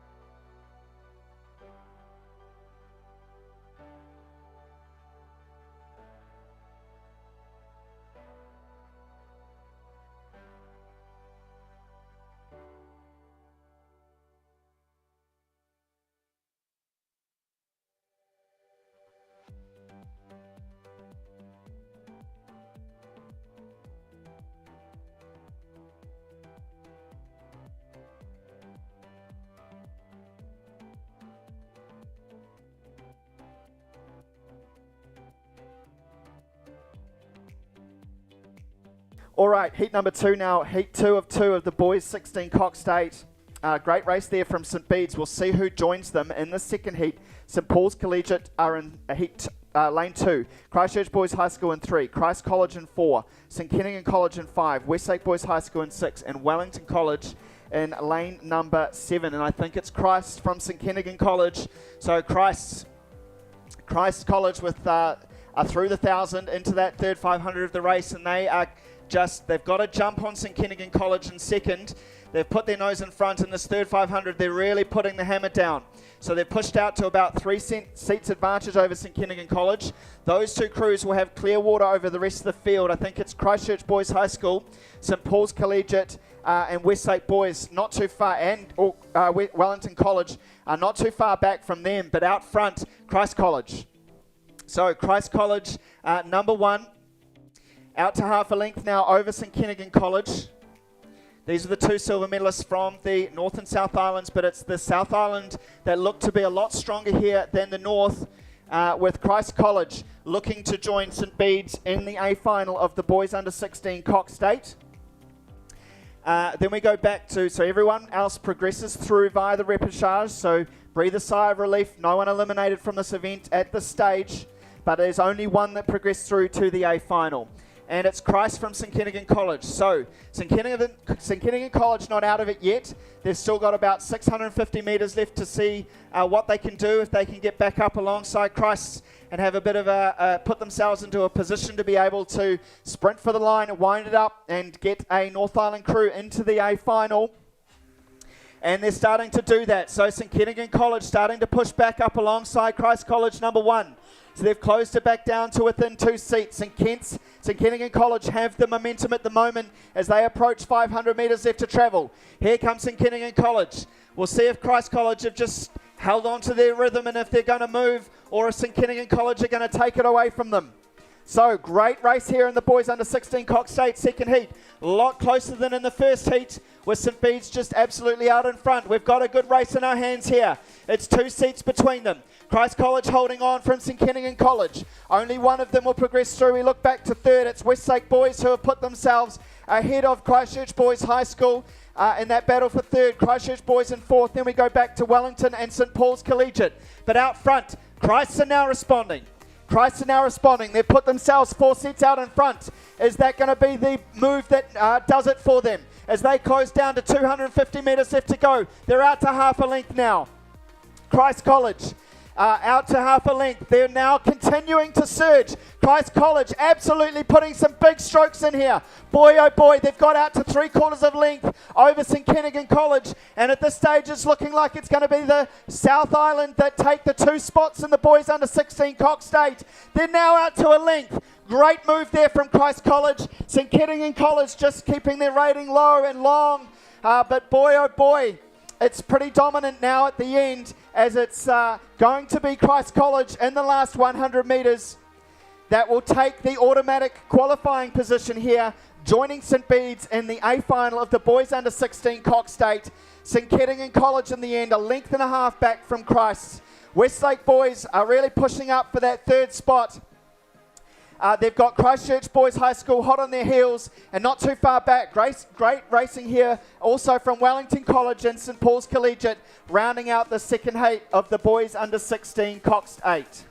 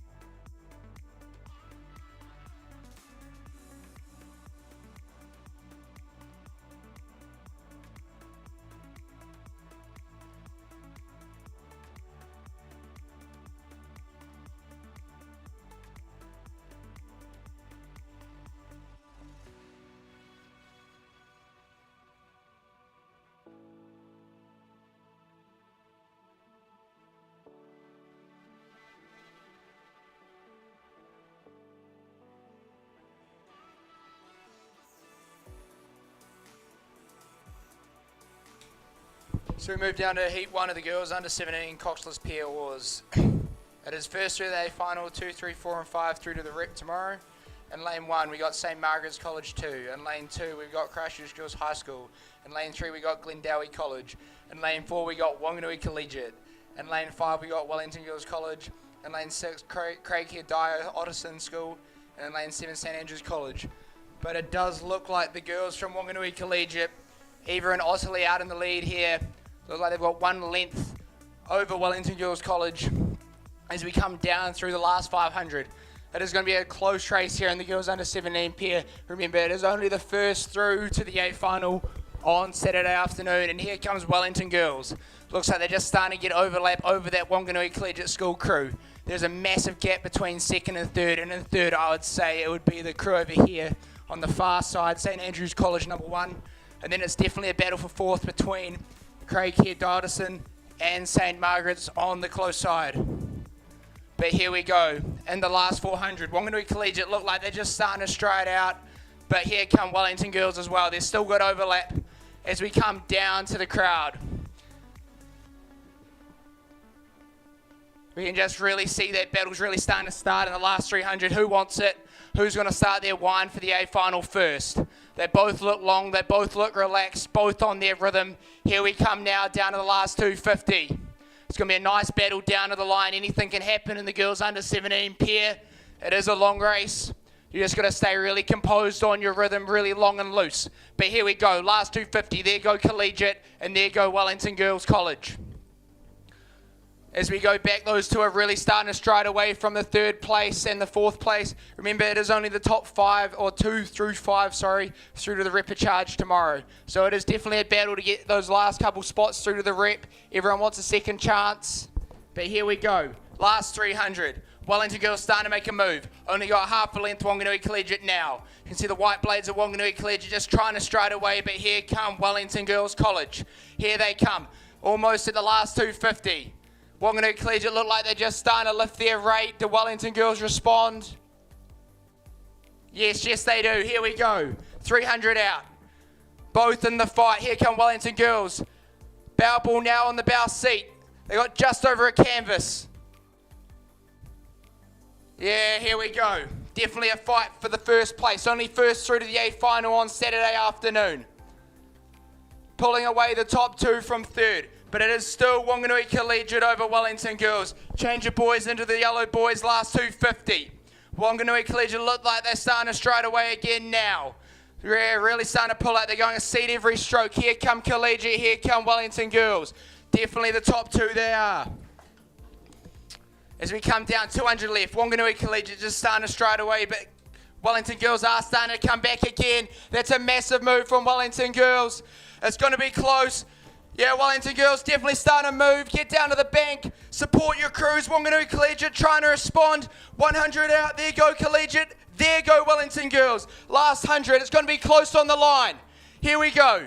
Stroke for stroke. Half a length to Collegiate. 70 metres left now. Wanganui Collegiate starting to stride out. They will get the one and only spot through to the A final today. Wellington Girls will have to go through the rep. Yeah, there go Collegiate. Just pushing out through that length there. There go Collegiate, first place is Collegiate. Wellington Girls will get second, and then it's a battle for third. Who's going to get third? It looks like it's going to be Christchurch Girls, and then out to the far side, St. Andrews, and then Craighead will get that last spot through to the repechage tomorrow. But what a battle that was for first. It is going to be a battle for third as well. Here we go. Here we go.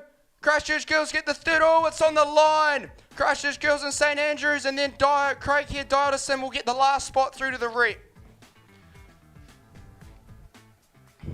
What a race that was there for the last couple spots as well. And here we go. Glendowie will finish in 6th, just missing out on that rep. And then you go inside to St. Margaret's in lane 1. But what a race that was from the girls from Wanganui Collegiate.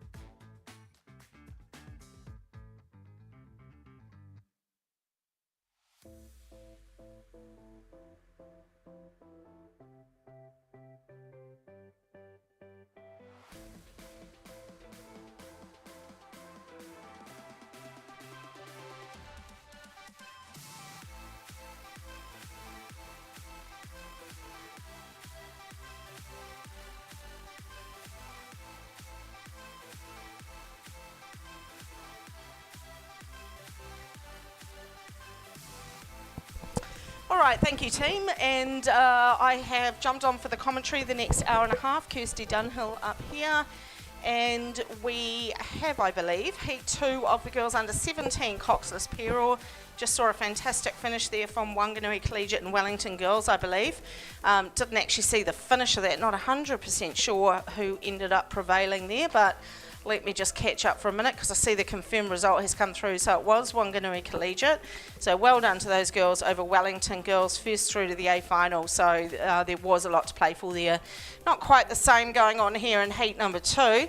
Westlake Girls High School were our North Island champions in this event, and they have got a massive lead here in the second heat of the girls under 17 Cox's Peril, sponsored by Authentic Oars. And just very quickly, just reading out the other crews that are racing that have got about 4 or 5 lengths back on this wonderful crew from Westlake Girls. We have Cambridge High School, St Catherine's College, Wellington Girls number 2, Westlake Girls High School number 1 out there in the lead. They are our North Island champions. We also have Columba College from Dunedin, Takapuna Grammar, and Marlborough Girls number 3. Marlborough Girls number 1 were the South Island champions. Columba, I believe, were the silver medalists down south, so they'll be probably a little shocked to see this lead that Westlake has pulled out here in the first K, and they are deep into this third 500 now as we look for that second and third crew. We are looking for one just to go directly into the A final. Second, third, fourth and fifth will go to the repechage, so they will live to see another day. Looks like it's the yellow boat sitting out there in second, and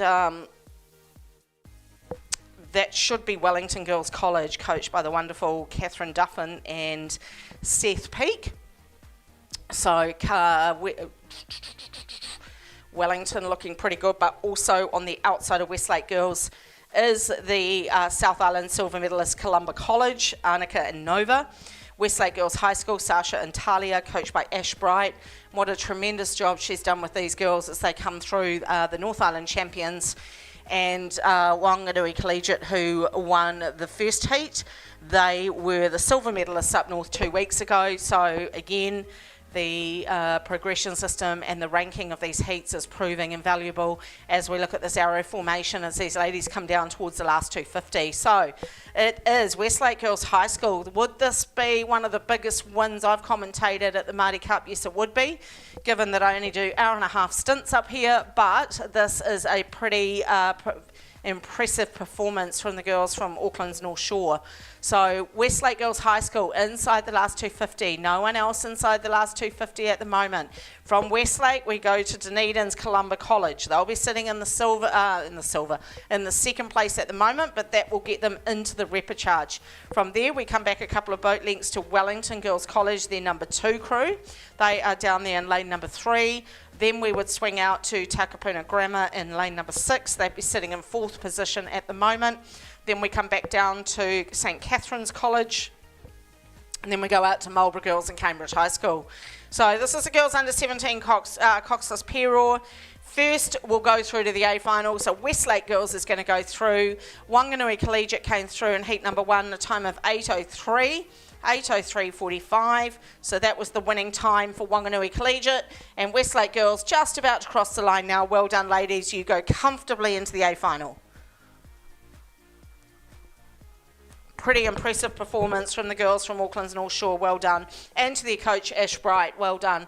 Columba College also in a league of their own. They've got about 4 boat lengths over Wellington, but they are going to go through to the repechage, so I'd say they'd be a red hot favourite in the repechage, no doubt. But down comes Columba now. Then from Columba College, we go back to Wellington with the bowside stroke. So Wellington Girls College, Sylvia Madison. Then over to Takapuna Grammar's Kira and Philippa. And then back down on the inside to St Catherine's, Anastasia and Beatrix.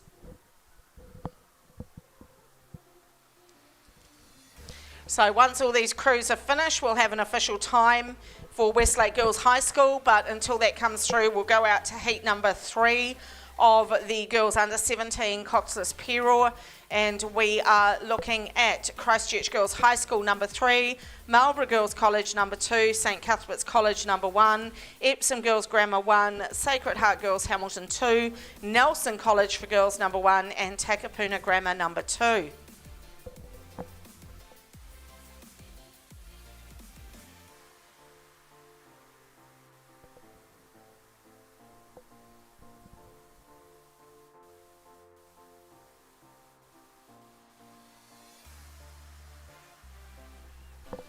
So it's lane number 4, Epsom Girls Grammar, Imogen and Jessica. They are leading heat number 3. We are just waiting for the official result of heat number 2, which was won by Westlake Girls High School.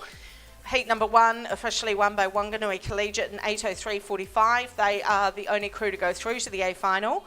Then we have Wellington Girls, Christchurch Girls, St Andrews College and Craighead Diocesan through to repechage.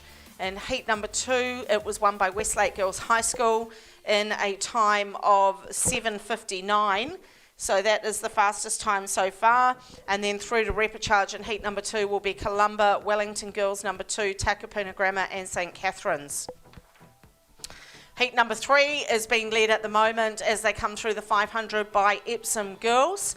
Then we come to lane number 2, Marlborough Girls College number 2. Then we go potentially down on the inside to Christchurch Girls High School, Nelson, and then St Cuthbert's in 5th place. So that's Epsom Girls. They would have nearly 2 boat lengths here over Marlborough Girls College. So Imogen Wallace and Jessica Walkinshaw, a couple of boat lengths now over Paige Wentworth and Georgette Herkt from Marlborough Girls College. That's your 1-2 coming down past the Rowing New Zealand High Performance Centre. Those two are looking really good here to secure that position. Then we come down, it might be Nelson. Nelson will be sitting in that 3rd place at the moment. So good work here for Nelson College, Francesca and Isla. They will be on 3rd, but the only crew at the moment to go through directly to the A final as it stands right now, and very, very unlikely to be caught, will be this crew from Epsom Girls Grammar, who did not medal at the North Island Secondary School. So this is a great result for these 2 young ladies, Imogen and Jessica, coached by Charlotte and Brendan. So inside the 250 come Epsom Girls Grammar. Then 2nd place is going to be Marlborough Girls College. Then we've got also Nelson, right down on the insides, Christchurch Girls number 3, and then St Cuthbert's in 5th.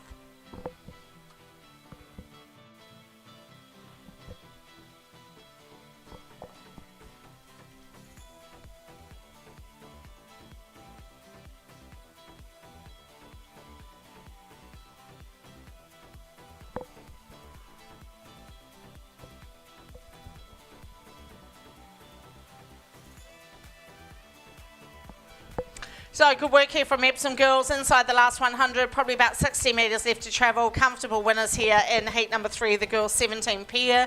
They go into the A final spot. Then we have 2nd place, they're not going to get caught from here, Marlborough Girls College. Then we go out to Nelson, back into Christchurch Girls number 3, and then St Cuthbert's will be sitting in 5th place.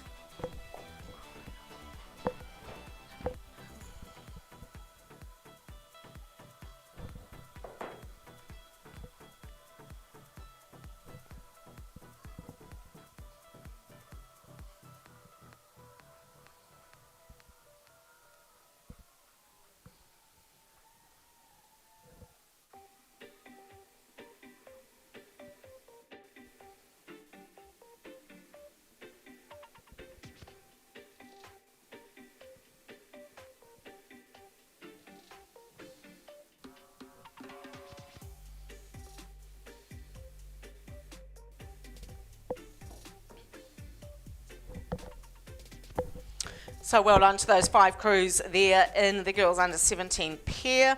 We just have one more crew to come down to the finish here, Takapuna Grammar number 2. Then we can move back up to heat number 4 of the girls under 17 pair. This race will feature Wellington Girls College, Rosehill College, Sacred Heart Girls Hamilton, Marlborough Girls College, St Margaret's College, ACG Strathallan, and Christchurch Girls number 2. Once again, first only progresses into the A final, second, third, fourth and fifth will go through to repechage, and unfortunately the rest will be eliminated from the event. All right, out on the course, who are we looking at? Possibly lane number 4. Jeepers, they're miles out in front. That is Marlborough Girls College number 1. Well done, Marion and Joe. So the crew of Anna and Eliza are well and truly out in front here in lane number 4. Let's just see if we can get this result from Epsom Girls Grammar. That hasn't come through yet. Just waiting for Takapuna to officially roll through there, and then we can bring that to you. So let's go out and focus on heat number 4 at the moment. And this is currently being well and truly dominated. They're the only crew on the screen there. Beautiful reach as they come forward from this Marlborough Girls College crew. So Anna and Eliza in very good control here as they come to the 500 in the girls under 17 pair. The Bells just looked across and realised that she's about to cross through with 500 to go now. So she would have about 4 boat lengths easily over St Margaret's sitting in second. That's Tilly and Charlotte. They will go through to the repechage at this stage. Then we come back down from St Margaret's to lane number 3, Sacred Heart Girls from Hamilton. Back inside of them to Wellington Girls College. And then we'd be looking for one more spot, and it would at the moment be sitting with Christchurch Girls High School number 2.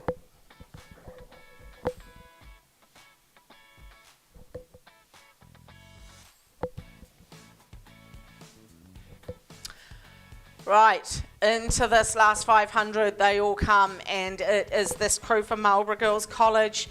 So each heat of this girls under 17 pair has had one dominant crew well and truly out in front. Heat number 1 we saw, well actually that's not the case, was it? Heat number 1 was super close between Wanganui Collegiate and Wellington Girls College.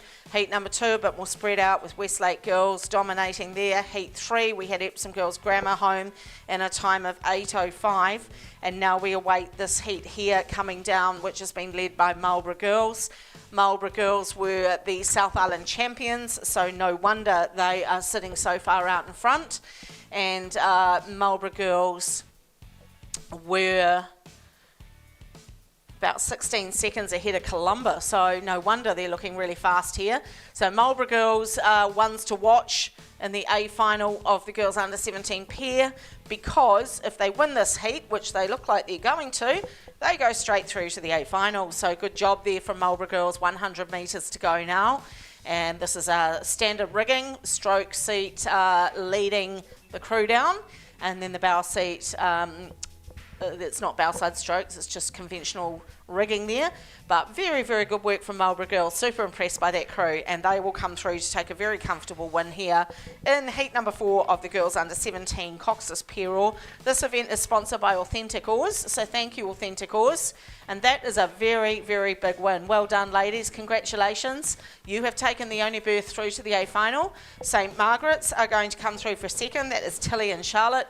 They will go to repechage along with Sacred Heart Girls from Hamilton, Thea and Lily. Then we are coming down on the inside to Wellington Girls College. That's Gabriella and Mia. They will go through to repechage. And then the last crew to join them into repechage will be Christchurch Girls High School on the outside, their number 2 crew of Emerson and Hadassah. So well done. Those are the 5 crews that will go through to the next stage of racing. 1 into the A finals, 2, 3, 4, 5 into the repechage. We change pace now, just while we wait for this crew down in lane number 2, Rosehill College, Capri and Leilani. They are still coming down here in the 17 pair, but we go back out to the boys under 17 Cox's Peril now. This is heat number 1, first only to the A final, 2nd, 3rd, 4th and 5th into the repechage.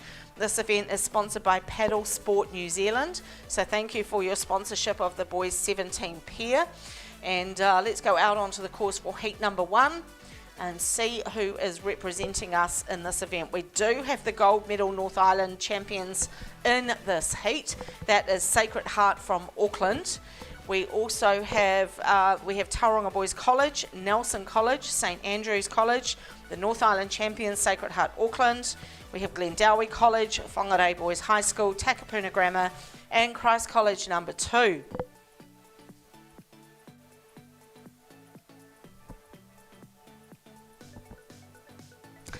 So, interestingly, it is the Glendowie College crew, Xavier and Finlay. They were the bronze medalists 2 weeks ago. Sacred Heart were the North Island champions, but not today. They are sitting in second position here. So the crew looking like they're going to go through to the A final at the moment are those two on the live stream there, Glendowie College, Xavier Warren and Finlay Christensen.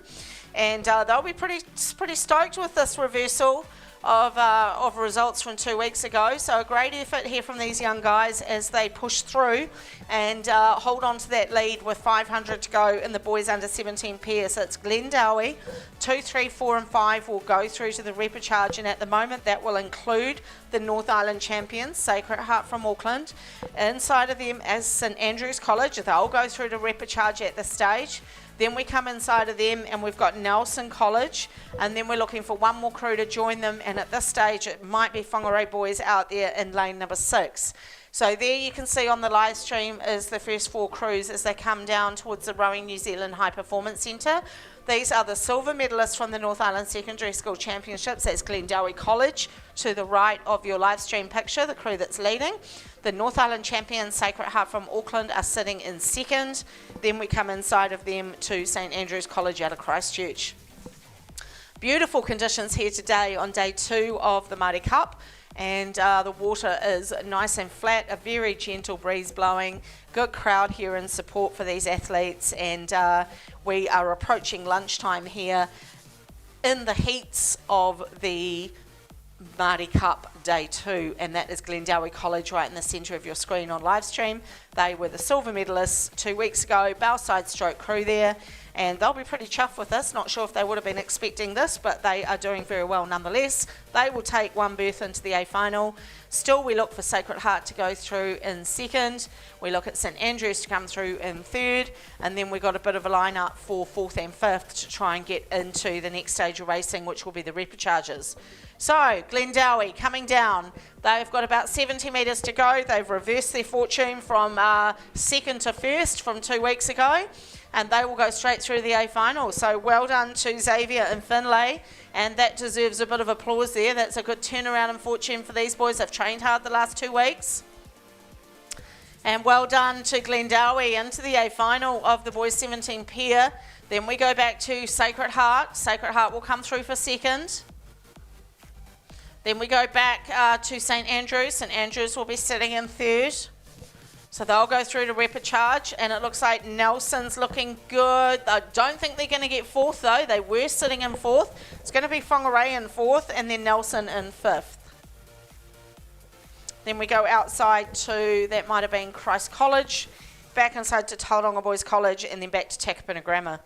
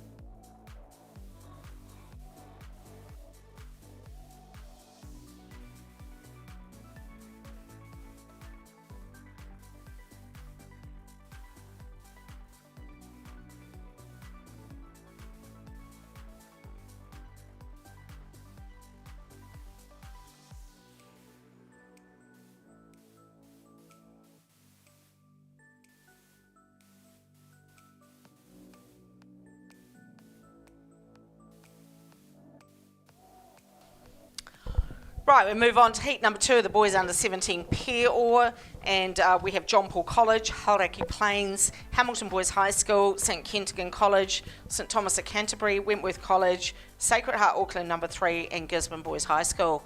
And it looks like it is St Kentigern College in lane 4 over Hamilton Boys High School. That's 1-2. Then we go outside to St Thomas of Canterbury. That's how they're going to come down towards the last 750. We can confirm that heat number 1 was won officially by Glendowie College in a time of 7:24.43. that will mean that they have gone through to the A final, and going through to the repechage stage will be Sacred Heart from Auckland, St Andrews College, Whangarei Boys and Nelson College. Out here in heat number 2, we have got a leading crew in blue and white. That is the boys from St Kennigan's. St Kennigan College, Benjamin Rickard and Monty Newberg, coached by Rachel Smith. And they are leading heat number 2 of the boys 17 pair, sponsored by Paddle Sport New Zealand. If they can pick this one up, they've got a length, just on a length over Hamilton Boys High School. That will put them into the A final directly of the 17 pair, and they'll be quite relieved by that, I'm sure, as they come down past Flynn Cove and heading towards the Rowing New Zealand Performance Centre. So great effort here from St Kennigan College. Most of these boys recently raced in the boys 17-4, so quite a quick turnaround and recovery for them, but they've handled it very well and showing their fitness here. This event is currently being held by Marlborough Boys College, who won it in 2024 down in Twizel, and they probably stand a pretty good chance of going back to back here. They had a pretty strong crew, oh no, that was girls, wasn't it?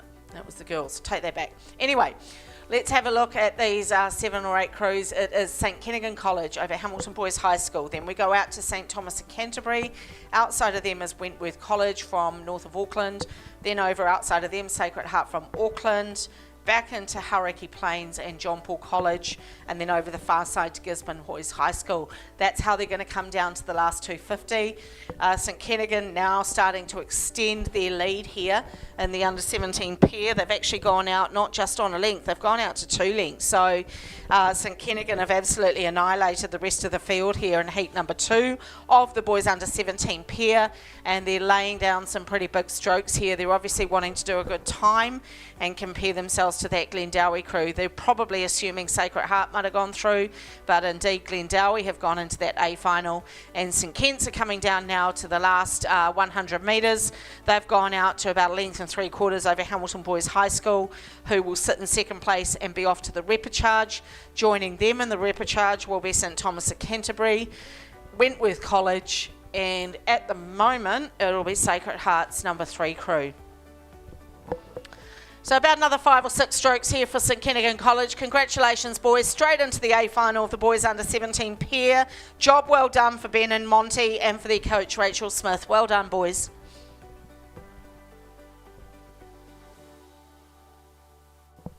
Hamilton Boys crossing through for second. They've got a couple of boat lengths over St Thomas of Canterbury, Noah and Flynn. They in turn have about a length and a half there over Wentworth College, I believe that will be.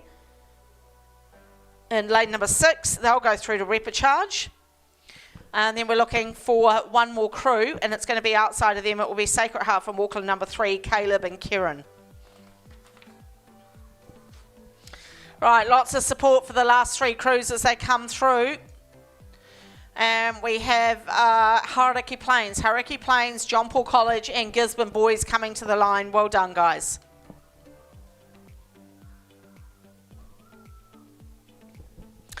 All right, heat number 3 of the boys under 17 pair are underway as the last of the crews in heat 2 come across the line. We have got Sacred Heart from Auckland, number 2 in lane 1, Takapuna Grammar, number 3 in 2, St Bede's College, number 1 and 3, Cambridge High School, 1 and 4, King's College, 1 and 5, Onslow College, 1 and 6, and Hastings Boys High School, number 1 in lane 7. That is the lineup for heat number 3 in the boys under 17 pair. This event sponsored by Paddle Sport New Zealand, and let's go out and see how these men are tracking on the course at the moment.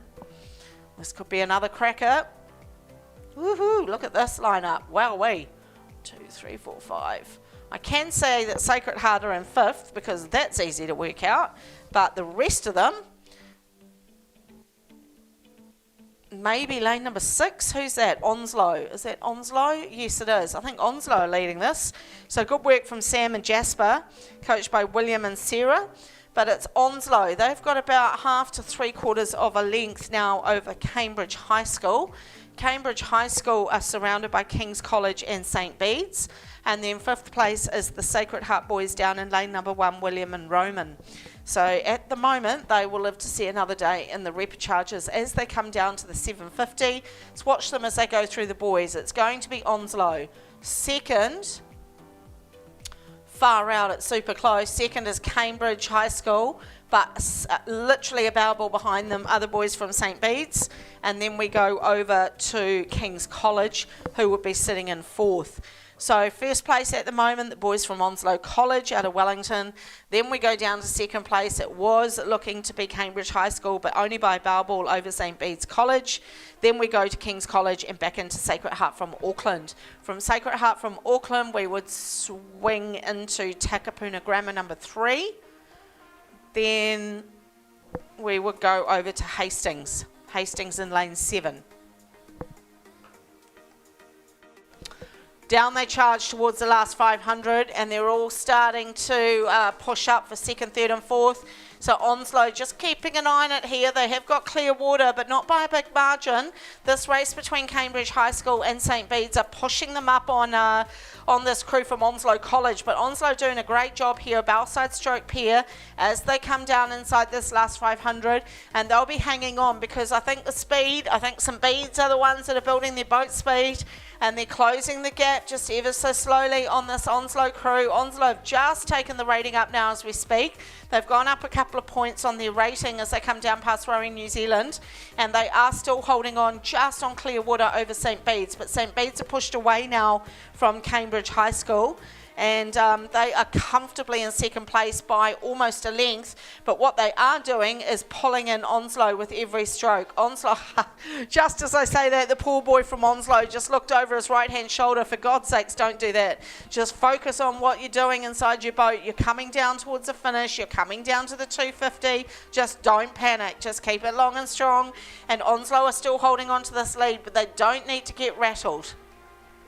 They've just got to be confident and stay inside their own boat, which they're just, that bowman looking a little bit rattled there. He's really worried about that St Bede's crew.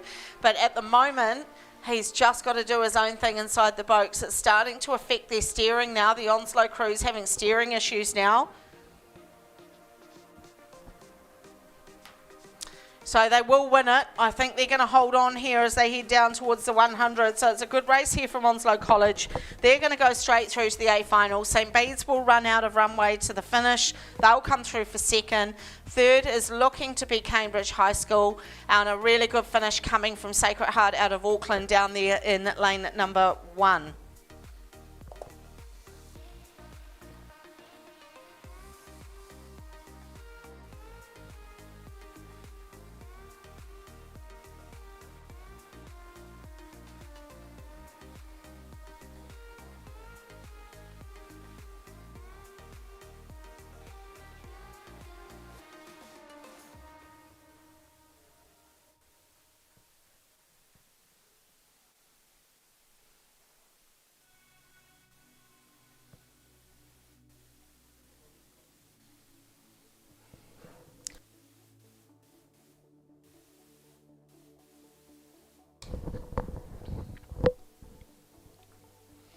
All right, out to heat number 4 of the boys under 17 pair.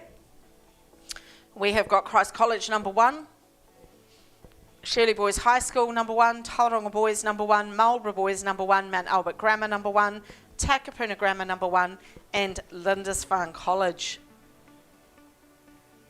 Marlborough Boys are our South Island champions from this event, so they are going to be an informed horse here to look for. So Marlborough Boys, keep an eye on them. Who else have we got? Is there anyone from the North Island that we can look at here? Sacred Heart have raced, Cambridge have raced, Glendower have raced. Okay, so one would expect that Marlborough Boys will be right up there as we come down. Where are they? They're past the 1,000 metre mark. And we are looking for one only to go through directly into the A final of this boys 17 pair.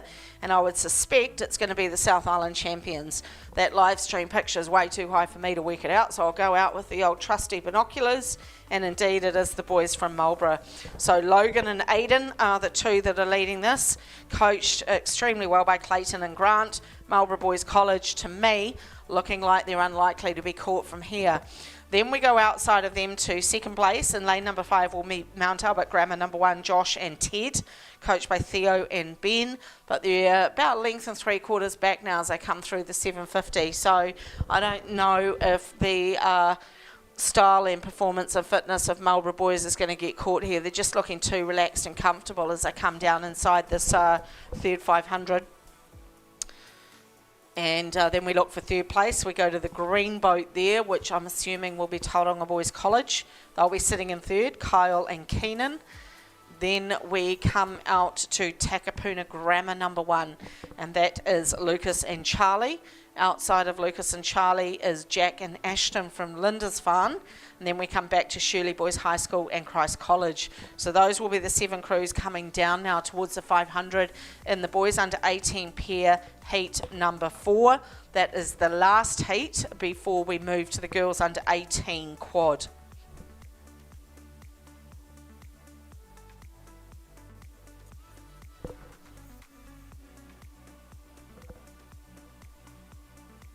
So good work from Marlborough Boys here. Those are the two leading crews that you can see coming down through the 500. That's Marlborough Boys College. To the left of the live stream was Mount Albert Grammar out of Auckland. But these are the 2 that are going to take this home and go directly into the A final. We reconfirmed that Heat 1 was won by Glendowie College. They're in the A final now on 7:24.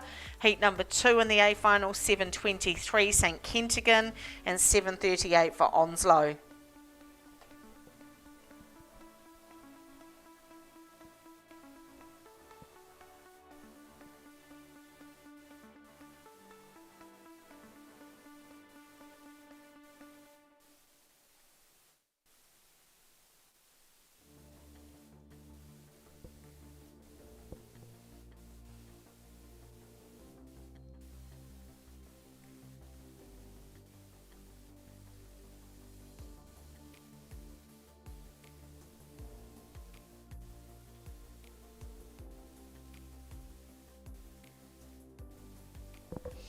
So well done to the South Island champions here. A great result from Marlborough Boys College. Super comfortable, not looking too stressed to me whatsoever. And why would you be with a lead like this? And also great work from Mount Albert Grammar, the boys from Auckland. They're sitting firmly in that second position. And Tauranga Boys unlikely to catch them in that third spot down in lane number 3. Marlborough Boys College coming down now with about 50 metres to go. One of my coaches is following this crew pretty closely. Dylan is one of the Marlborough Boys ex-rowers, and he's really chuffed that these boys are going so well in this pair. So well done, Marlborough Boys, into the A final. Congratulations.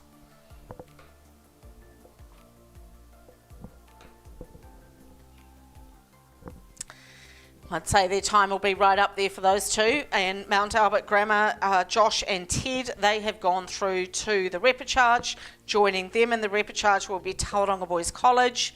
Takapuna Grammar have done well there also to go through in 4th. And then that 5th place is now going to come down to Shirley Boys High School.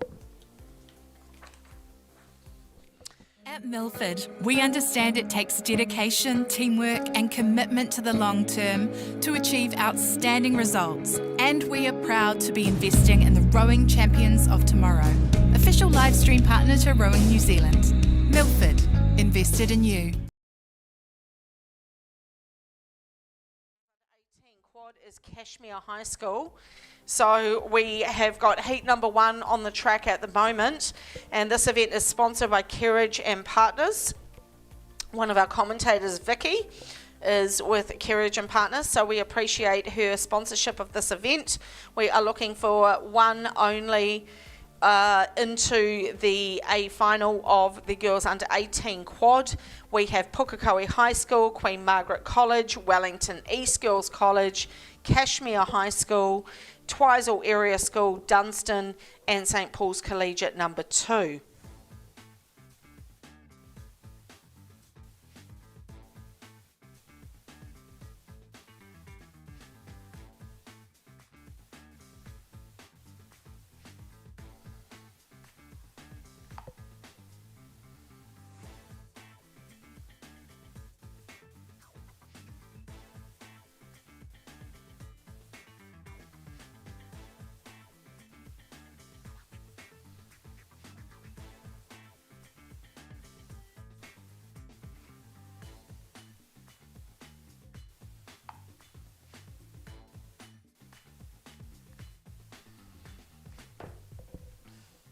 Right, let's have a look and see how this is going. This is one of our premier events on the program.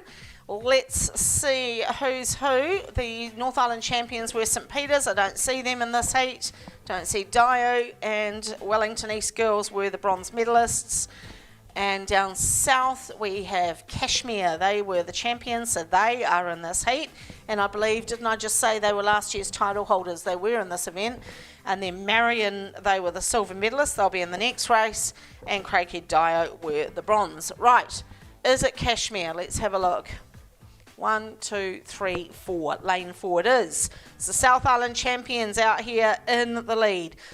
Ellery, Zoe, Millie, Thea and Eliza Omega is the coxswain. This crew coached by Joe Young and Molly Judson. And they are sitting in first position. That will put them through to the semi-final. The rest will go to repechage. So it is Kashmir High School leading here. The South Island champions out in front looking super strong and relaxed there. Over to the right, it looks like Wellington East. They are the North Island bronze medalists sitting in second.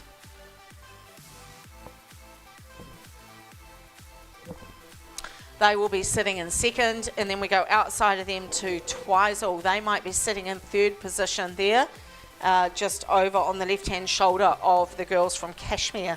So good to see Twizel in there, but the rest will all go to repechage, so no one eliminated, which is wonderful. Right, here we go. Kashmir High School, the current title holders in the girls under 18 quad, are currently leading heat number 1. They were also this year's South Island champions. So the informed boat here is leading heat number 1 of the girls 18 quad. This event sponsored by Kerridge and Partners. Sitting in second place was looking like it was Wellington East, but a good push coming from Twizel now.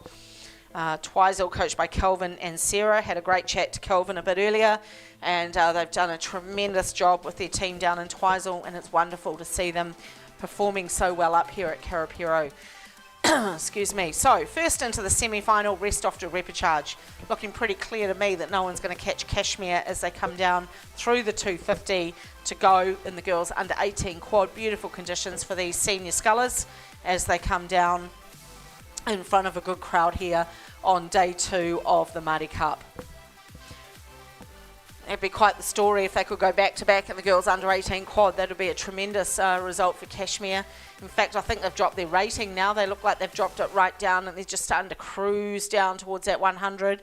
Not going to get caught by Twizel or Wellington East now. So good result there from Kashmir High School. The South Island champions will go through to that semi-final, and all the other crews, which include Twizel, Wellington East, Dunstan High School, St Paul's Collegiate, number 2 I might add, Queen Margaret College and Pukekohe, will all go to repechage.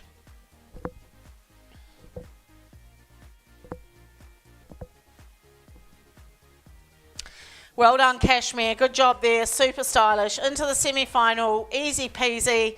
Twizel come through for second. Well done, ladies. And third place will go to Wellington East. Then we swing over to Dunstan, that beautiful part of the South Island down there. And then we swing over to St Paul's number 2. Back in on the inside to Queen Margaret College. And inside of them is Pukekohe.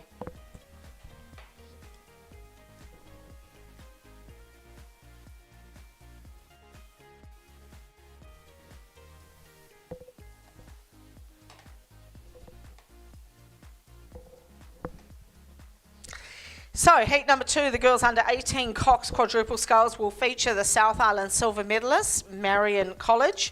But in lane number 1 is Nelson College for girls. Lane 2, Wanganui High School number 2. Lane 3, King's College number 1. Lane 4, Marion College number 1. Lane 5, Diocesan School for girls number 1. They were the silver medalists up north. And then we also have St Paul's Collegiate number 1 and Wakatipu High School number 1.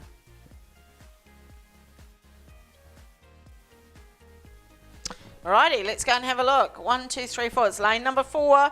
It's Marion College. The silver medalists from down south are flying along here. Addie, Sophie, Charlotte, Jennifer, and Jessie Wayman is the coxswain.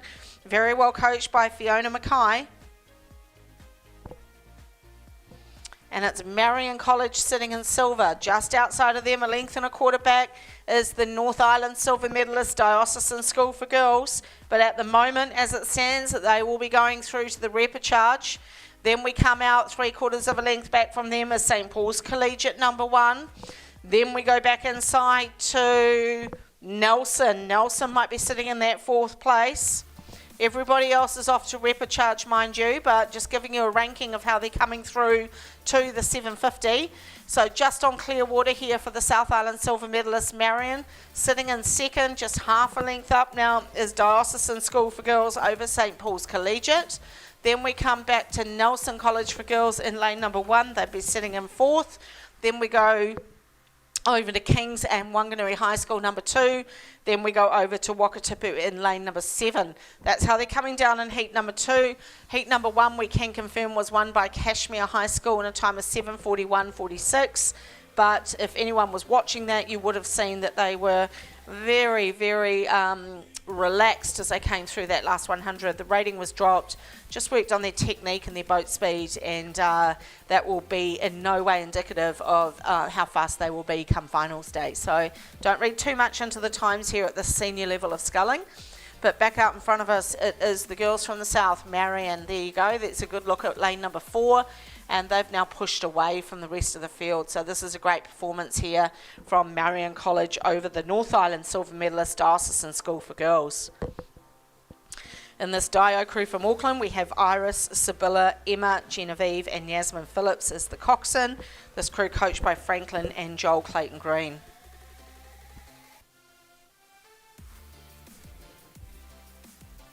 Marion have got a pretty strong stranglehold on this race. They're not going to let Dio through them, so I'm pretty comfortable putting a number 1 beside their name there. I think they're going to sail through to that semi-final position, and the rest of these crews will go through to repechage tomorrow, and those crews in order currently will be looking like Diocesan School for Girls, Nelson College, St Paul's Collegiate. Then we've got King's College, Wanganui High School number 2 and Wakatipu.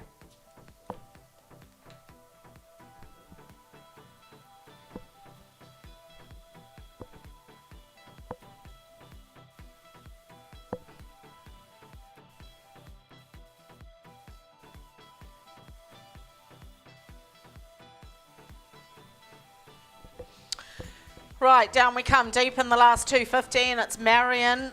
This crew looking pretty tidy for under 18s. They were the South Island silver medalists. And they have got the march over the North Island silver medalists, who were Diocesan School for Girls out there in lane at number 5, who are sitting in 2nd place. Looks like St Paul's might still just be holding on to that 3rd position over Nelson College for Girls. Then from Nelson we go 2 out to King's College, back into Wanganui and out to the far side, Wakatipu. Well done, Marion, through to the semi-final.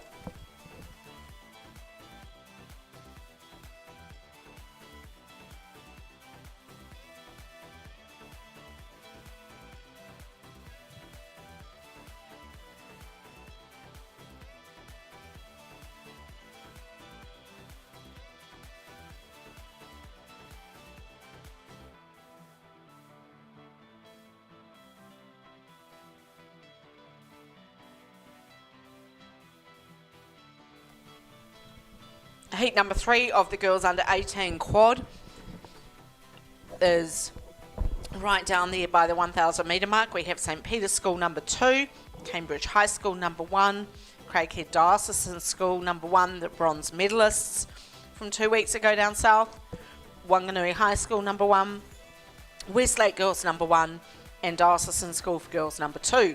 Those are the 6 crews making up the heat number 3 of the girls under 18 quad. 1 into the semi-final, the rest off to repechage. Let's see how this is going. Andrew's done a fantastic job here of the seeding with these heats, and once again it's playing out as planned with Craighead Diocesan out the front. South Island bronze medalists Isla, Emily, Lily, Annabelle and Tessa Westgarth. This crew coached by Dean Milne. Well done, Dean. They are looking super strong here ahead of Wanganui High School number 1, Te Atakura, Ava, Ruby and Robin Van Dyke. The coxswain is Morgan Wood. They are sitting in second place. Then we will come back into Cambridge High School. They'd be sitting in third. Then we go outside to Westlake Girls High School, back into St Peter's number 2, and then over to Diocesan number 2. That's how they would come down here in the girls under 18 quad heat number 3.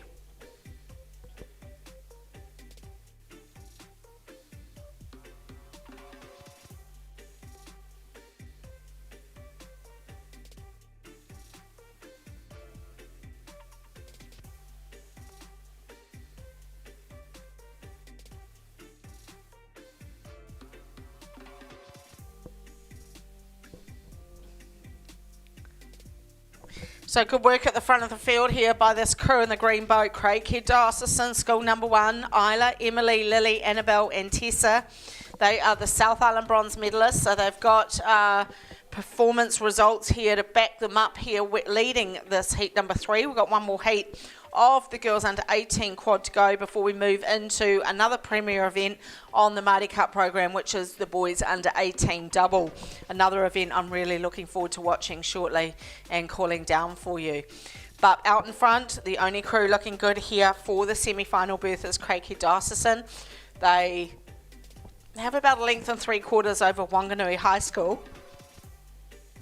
They in turn have about a length and 1/4 over Cambridge High School. They will be sitting in third. From Cambridge High School, we would come back down into St Peter's number 2. Then we would go out to Westlake Girls and Diocesan School for Girls. So down to the last 250 come the leading boat, Craighead Diocesan number 1. We can confirm for you that heat number 1 was officially won by Cashmere in a time of 7:41. Heat number 2 was won by Marion College, 7:41 as well. So very close times there with the 2 winning boats. And heat number 3, of course, we can't give that to you because we're not finished yet. But we do know that it's going to be a time compared by a Craighead Diocesan. Go back a length and a half now to this crew from Wanganui High School. Then from there we come back inside to Cambridge High School, and then we go out, as mentioned before, to Westlake Girls, Diocesan School for Girls and St Peter's.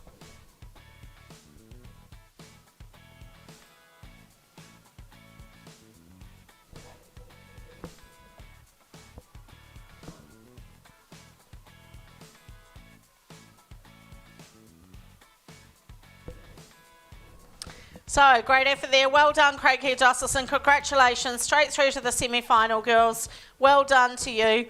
And then we have Wanganui High School off to the repechage along with the other crews in this heat, which will be Cambridge High School, Westlake, Diocesan on the outside with a great finish from those girls, and then St Peter's from Cambridge on the inside. So strong finish from all these crews as they come down in heat number 4 of the girls under 18, heat number 3, I beg your pardon, of the girls under 18 quad. Great finish on the end there from Dio and St Peter's. Well done, ladies. Great fight to the end there. All right, let's go out to the last heat of the girls under 18 quad. We are looking for Whangarei Girls High School in lane number 2. Let's just make sure they're all there. Then we have Otamotai College in lane 3, the North Island Champions, St Peter's School in lane 4, Otago Girls High School in 5, Maclean's College in 6, and Hamilton Girls High School in 7. We are looking for one into the semi-final, rest into the repechage, and it's looking pretty clear to me that it's the North Island Champions, this crew from St Peter's School. Neve Watkins, Abby Wilson, Molly McClintock and Olivia Henry. Darcy Granwell is the coxswain, and this crew supremely coached by Kaylin and Norm. They've got a couple of boat links now over Otago Girls, who in turn have half a length over Maclean's College. From there we swing back down on the inside to Whangarei. Then we go over to Hamilton Girls and back into Otamotai. That will wrap up the girls under 18 quad heats before we move into the boys under 18 double.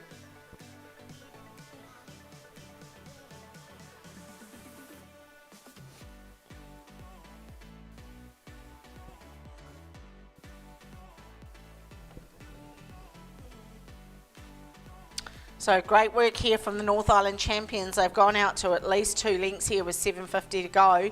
And this is a very strong performance here from St. Peter's School out of Cambridge. Of course, this is their training ground. They know this course very well indeed. And they will come up against Kashmir, I'm sure, in the well, they may not come up against them in the semi-final, but they'll come up against them in the A final. And I think that's going to be a race to watch, that one. I'm looking forward to that.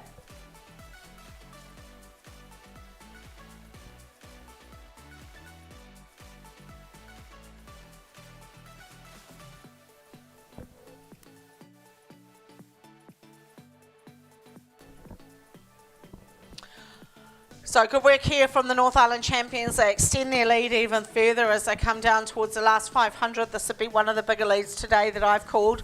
Otago girls have just broken clear now of Maclean's College.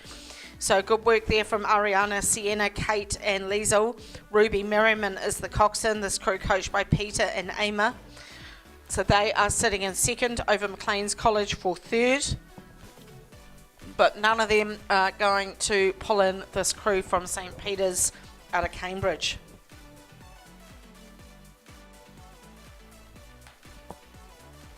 Good work from these girls from St. Peter's. This is a fantastic performance at the under 18 level. Awesome drone footage there of the live stream looking down on that crew that's leading at home. They know that they're going to have to chase Kashmir in the A final. They also know, or they will know when they get off the water, that Mariam wasn't far off that time either. So there's going to be quite the battle in the girls under 18 quad, and I'm really looking forward to watching that. But this crew will be tough to beat. So down they come towards the 250. St. Peter's out of Cambridge leading them home. Then we're looking for second. It's still Otago Girls High School out of Dunedin. Third place is Maclean's College out of Auckland.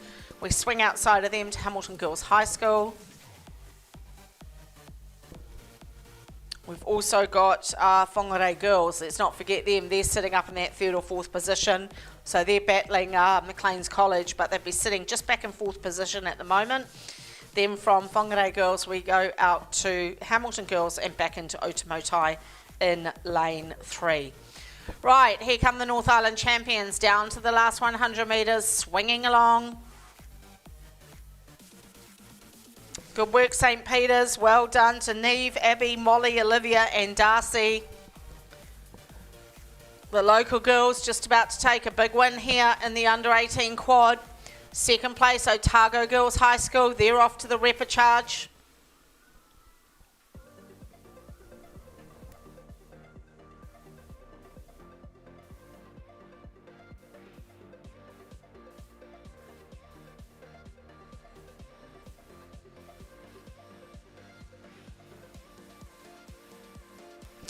All right, down they come towards the finish, and this is the second place crew, Otago Girls High School over Maclean's. Then we come back to Whangarei.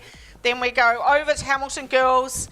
And ladies and gentlemen, the crew that's sitting at the back there is Otamotai College. And unfortunately for them, they had a very big whoopsie a little bit further back. They had a massive crab that they took. They were invited to row off the course and leave the race, and they've chosen to complete their race and come down and finish this race. So please, let's give some support to these girls as they come down. They'll be extremely disappointed, but instead of rowing off the course, these girls have decided to finish their race, and they've shown some amazing sportsmanship by doing this. So rather than ignore it, I'm going to make a big deal of it, and I think it's fantastic that they're coming through. So Otamotai on their way down in this 18 quad with one of the girls unable to row. Please, let's make sure that we don't ignore this crew as they come through.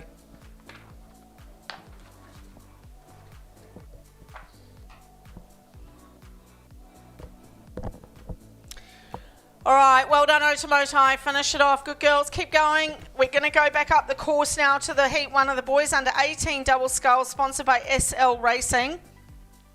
It's only one crew through to the semi-final, and the last will be eliminated, so there is all to play for here. Love the fact that Otamotai is finishing this race off. They could have left the course, but they have stayed on the course to finish this race. So well done, ladies. Good job. Under 18 quad, super special. Good girls. Awesome effort.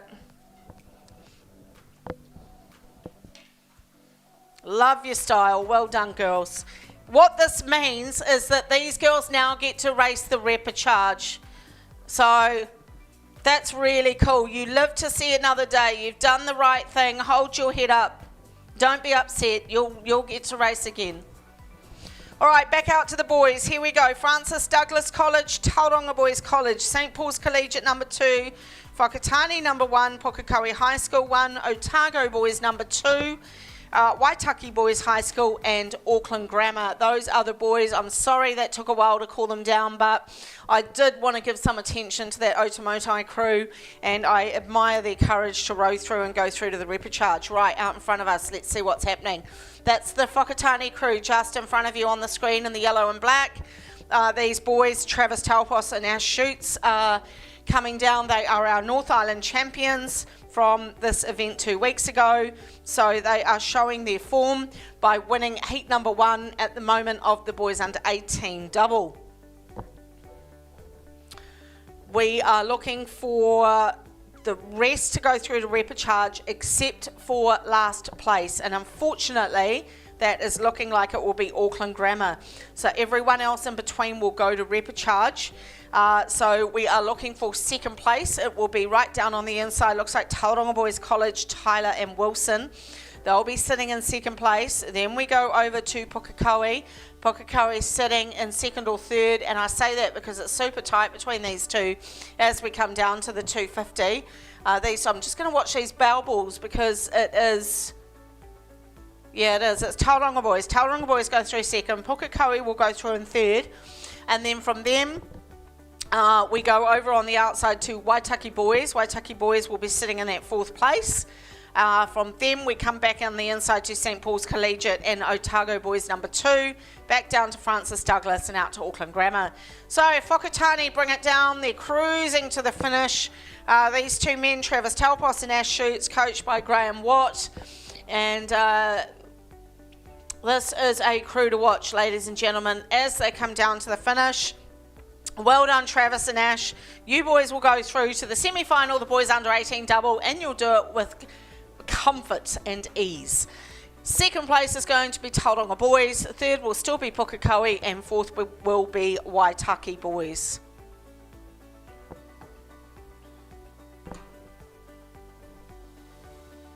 We look at the second half of the field here, and we have Otago Boys High School. That's their number 2 crew, Nick and Andre.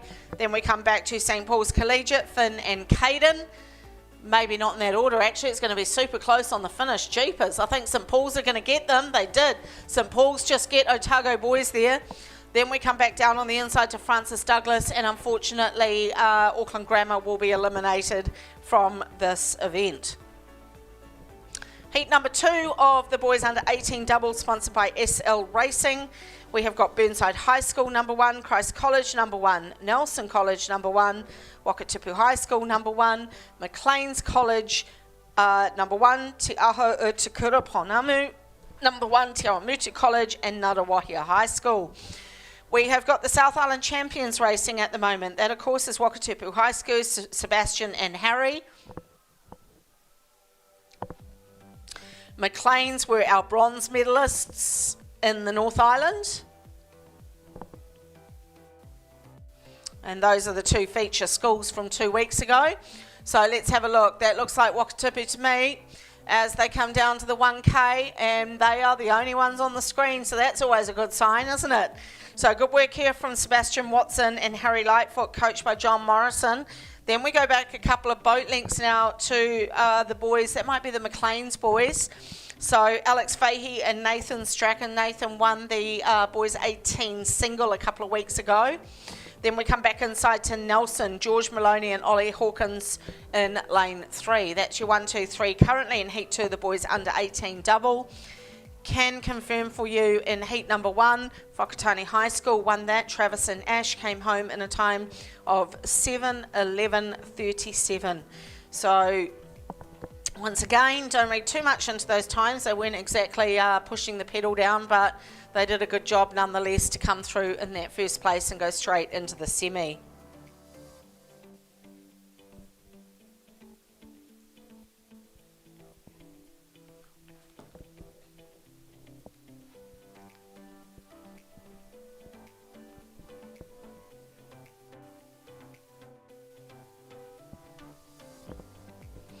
All right, out on the course now. We are looking at the current leaders of heat number 2. That is Wakatipu High School out of Queenstown. These boys are the South Island champions, Sebastian and Harry, coached by John Morrison. They are looking pretty comfortable to me. I don't know these boys, but I know enough about rowing to know that they've probably got more in the tank than what they are showing right there, and that is always a handy thing to have as you come down in the heats day of Maadi Cup Day 2. Second place, we are swinging down into lane number 3. That's the boys from Nelson, George and Ollie, coached by Bob and Tony. So Nelson College looking all right there, and just outside of them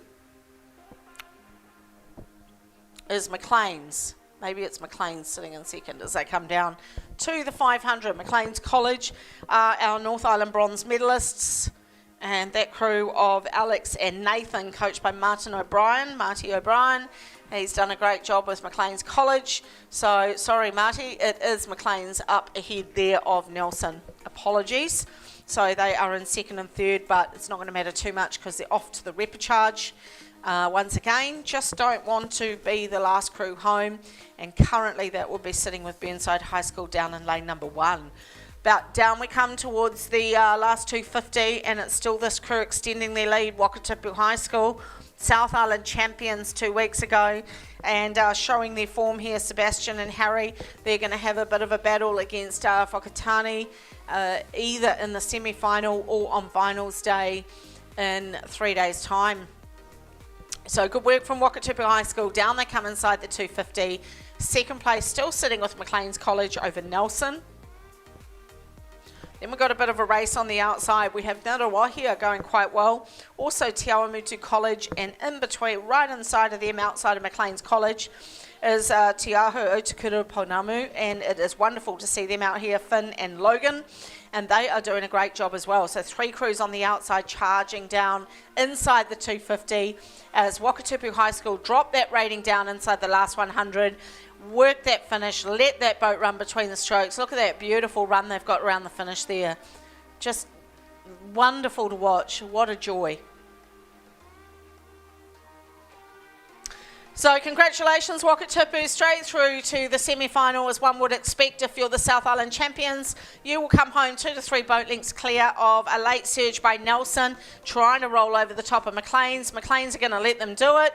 They will go through to the repechage. They're unfazed by that sprint from George and Ollie, and Nelson will pick up second ahead of Maclean's College. Then we go over to the outside. We have Te Awamutu and Ngaruawahia. Welcome to the Maadi Cup, Ngaruawahia. Wonderful to see you out there. And then we have Te Aho Otakura Pounamu. They are coming through now.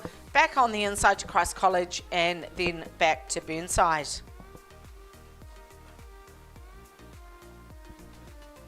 All right, heat number 3 of the boys under 18 double sculls, sponsored by SL Racing. We are looking for St Bede's College in lane 1, St Peter's School number 2 in lane 2, Dunstan High School in 3, Wanganui High School in 4, St Paul's Collegiate in 5, Glendowie College in 6, and Wanganui Collegiate number 1 are in lane 7. Wanganui High School number 1, they were our silver medalists 2 weeks ago.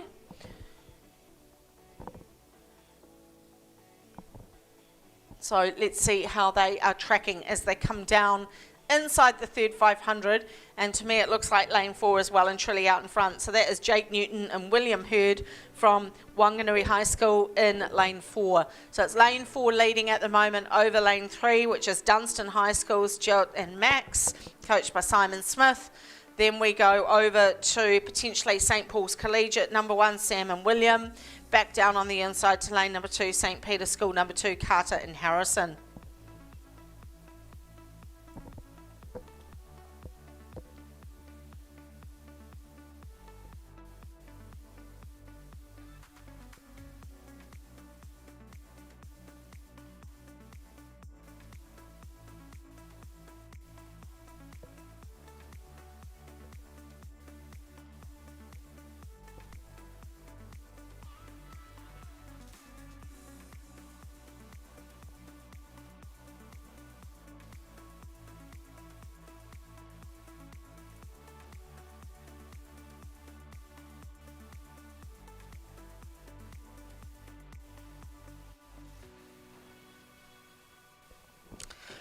Right, out here we're getting a good look at the leaders here in the heat number 3 of the boys under 18 double sculls. Another fine performing crew, well drilled here. Wanganui High School number 1. They are our silver medalists from the North Island Secondary School Championships, William and Jake. And they've got a couple of boat links pretty comfortably here over Dunstan, who are holding a very small margin, maybe 3/4 of a length now over St Paul's Collegiate number 1. So good work from all these boys. Again, you don't want to come last in this event, or in this heat, I should say, and unfortunately that distinction is going to Wanganui Collegiate on the outside in lane number 7 as it stands at the moment. Down we come, deep into the last 500, and we are looking at our silver medalists from 2 weeks ago. This crew from Wanganui High School, William Hurd and Jake Newton. They are not going to get beaten from here. Dunstan High School, the boys from down south, have pushed clear now of St Paul's Collegiate, so well done to Simon's crew of Max and Jelty. I'm not sure if I'm saying that right. I must check the pronunciation of his name was Simon. And they are sitting in second place ahead of St Paul's Collegiate number 1, and then a big fight down here between St Peter's School number 2 and St Bede's. Then we go over to Glendowie and out to Wanganui Collegiate.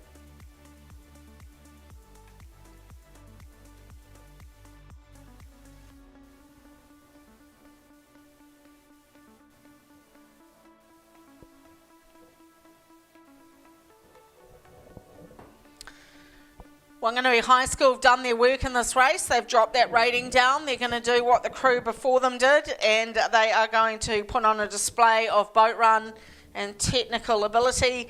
And why wouldn't you, quite frankly, when you've got a lead like this? So well done, boys. Wanganui High School conserving their energy. They may have something a little bit later on, but if they don't, must be quite enjoyable to come through to a finish line feeling this much in control. So well done, boys. Congratulations.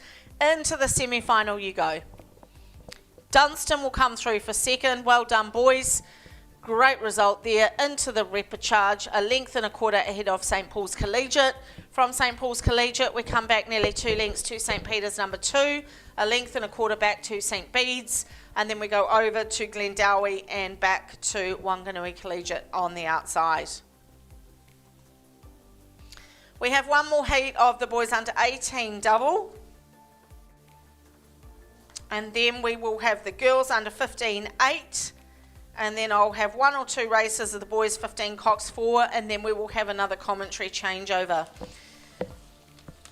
Boys under 18 double scull, by the way, current title holders are John McGlashan College out of Dunedin. I don't think I've called them yet. Maybe they're not representing this year. Anyway, let's go out for the last heat of the boys under 18 double. Christchurch Boys High School number 1 in lane 1. Te Aho Utukura Paunamu number 2 are in lane 2. St Peter's School number 1 in lane 3. St Kevin's College, the silver medalists from down south, are in lane 4. Otago Boys High School are the bronze medalists from down south. They are in lane 5. Tauhara College are in 6. And Wanganui High School number 2 are in 7. Looks like it's St Kevin's and Otago Boys. So St Kevin's crew, Cooper and Patrick, they are sitting in first place. Their coach is Ivan Doherty. And if they're rowing for club, one would suggest it might be Oamaru.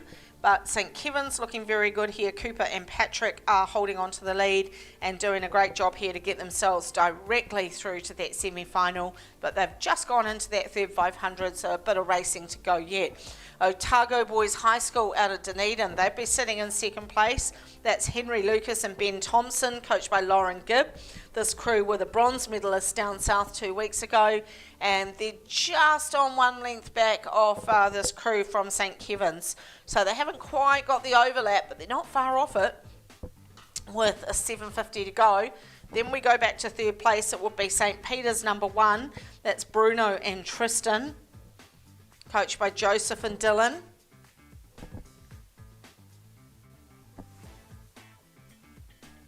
So that's a look in the foreground of Otago Boys High School in the white row suit with the blue hoops. Ben Mason might be watching this. He won this event at Lake Karapiro for Otago Boys a few years ago. and has now ended up in the New Zealand elite team. So this event will be close to Ben's heart, and he'll be watching Otago boys performing well here in the heats of the boys under 18 double.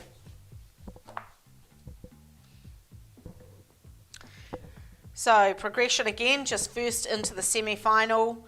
Last place will be eliminated. Those in between will go through to repechage. Unfortunately, looking at the stage, like it could be Tauhara College that may dip out, but let's hope that they can push up.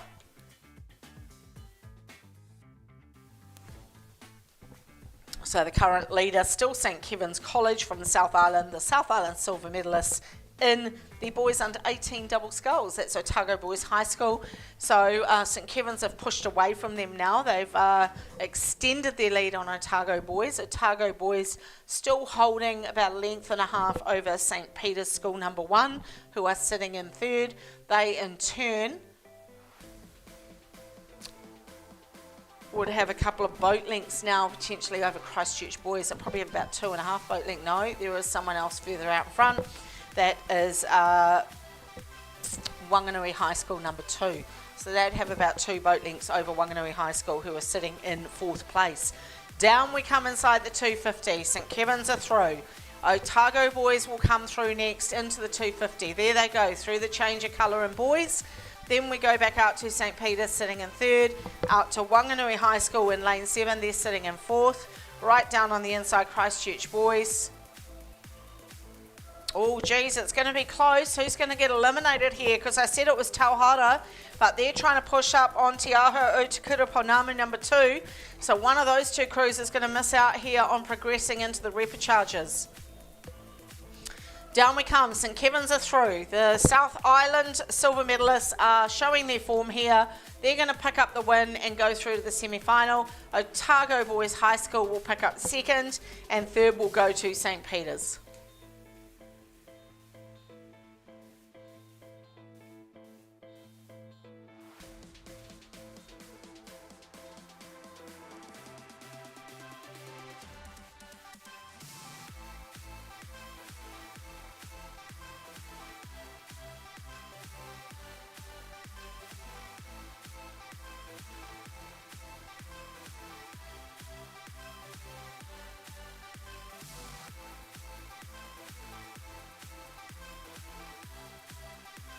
Oh, great support for these crews as they come to the line. Everyone desperate to get through.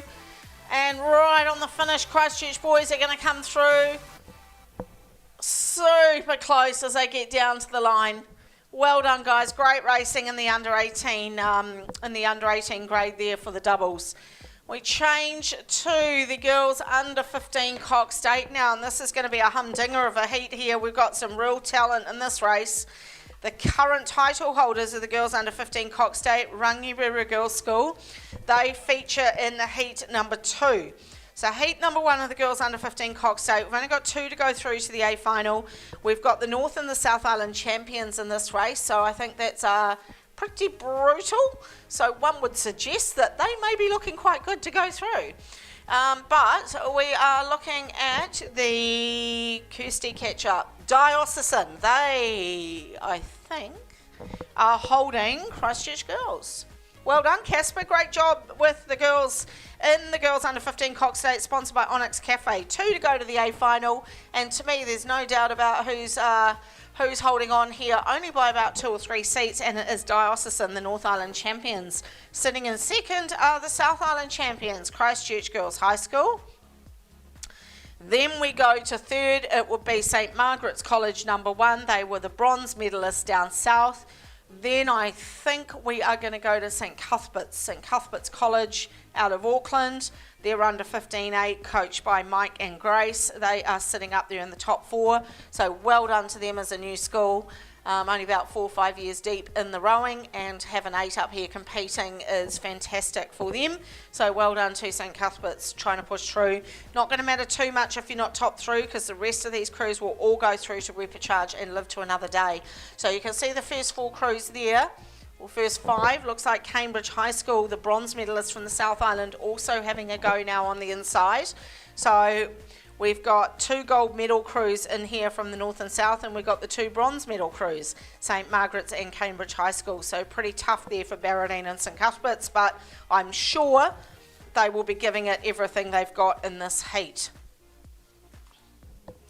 So, top 2 to go through. That's pretty clear to see who it's going to be. And it is going to be Dio and Christchurch Girls High School. So good work there from Amelia Self, the coxswain for Diocesan School for Girls. They'll be pretty chuffed here that they've got 3/4 of a length over the South Island champions. Christchurch Girls High School are far enough ahead now to get themselves into the A final as well. Then we're going to drop back to St Margaret's College out of Christchurch. They were sitting in 3rd place. That's the front 2 crews looking good for the A final at the moment in the under 15-8. The front crew at the top of the screen, that's Auckland Diocesan, and then just in the foreground there is Christchurch Girls High School. Both crews doing a fantastic job here for young sweepers. Unfortunately, a lot of these, well, I probably shouldn't say it, should I? But a lot of these crews have row-downs, which makes it incredibly tough for a genuine novice crew to get through to the A final. But it is the rules, it is legal, and therefore they've got to put their best team forward, and that's what they're doing. Looks like Diocesan are pushing out now here, and they've done a really, really good job as they come down towards the closing stages of this girls under 15-8.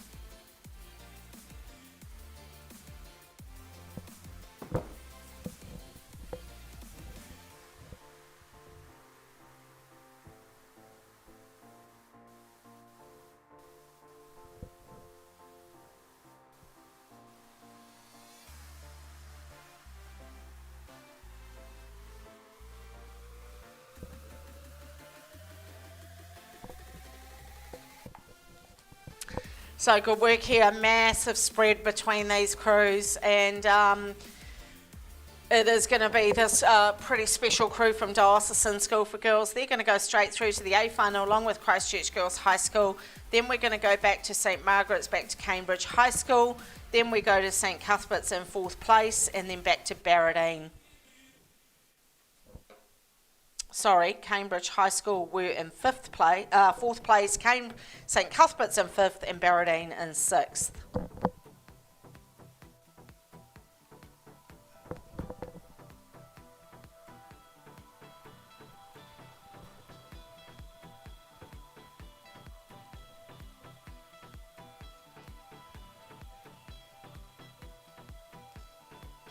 So good work, Auckland Diocesan. Fantastic effort for an under 15-8. They will come through to that last 100 metres. Very, very clear favourites, I would say, for that gold medal in the under 15-8. Inside that last the last 250, and they've broken out to Clearwater ahead of Christchurch Girls High School. Good finish coming from St Cuthbert's, but they are sitting behind Cambridge High School at the moment. Down we come towards the finish, and St Margaret's will be sitting in that 3rd place. Congratulations, Dio. Well done to you. North Island champions go through to the A final directly, along with the South Island champions from Christchurch Girls High School. St Margaret's have rode their own race out there in 3rd place, and well done to you. And it looks like maybe St Cuthbert's are going to roll over Cambridge High School here, the bronze medalists from the South Island. So that's a great finish for St Cuth's out there in the under 15-8. Well done, girls. They'll finish a length and a quarter clear of Cambridge High School. Then we go back to Barradine.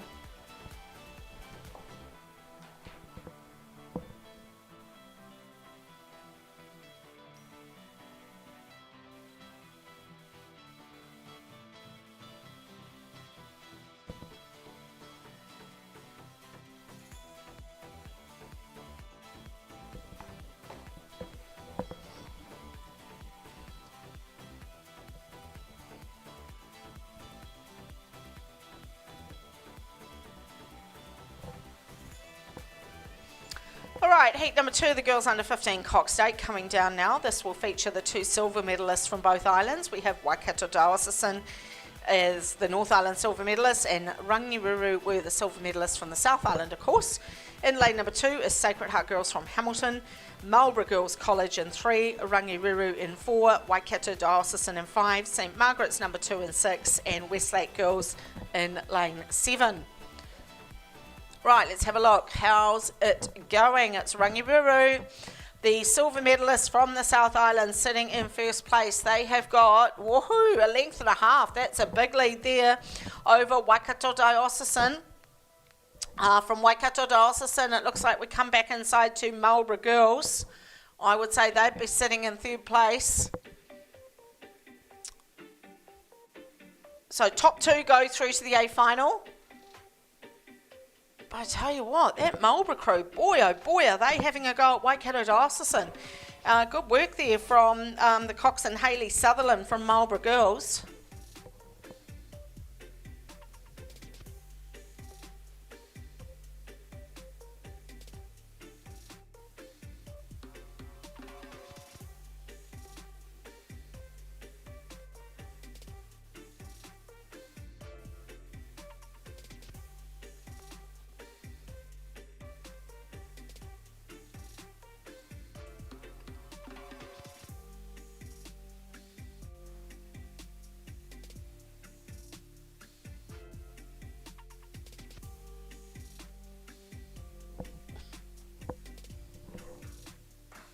Good work here from Rangiruru. This is a fantastic crew. What a tremendous performance here. I'd go so far as to say that they're going to give Dio a good race here, Auckland Dio. So I hope the Dio coaches are watching this. Rangiruru number 1 for under 15s. What a great effort from this young crew. And the Coxon's really focused there. She's sitting down nice and low. Charlie Ward, this crew coached by Patrick I. He's done a great job with these girls as they come down through the 750. They've pretty much blown everybody else out of the water, which included a very strong crew from Waikato Diocesan and also Marlborough Girls. Marlborough Girls right up there. Keep in mind that either Marlborough Girls or Waikato Diocesan at this stage will not go through to the A final directly. They will have to go into the repechage. So let's see how this plays out. Can confirm from heat number 1, of course, that Diocesan number 1 went through in 7:16. 7:23 was Christchurch Girls High School. Then 7:39 for St Margaret's. And then 7:45 for St Cuthbert's.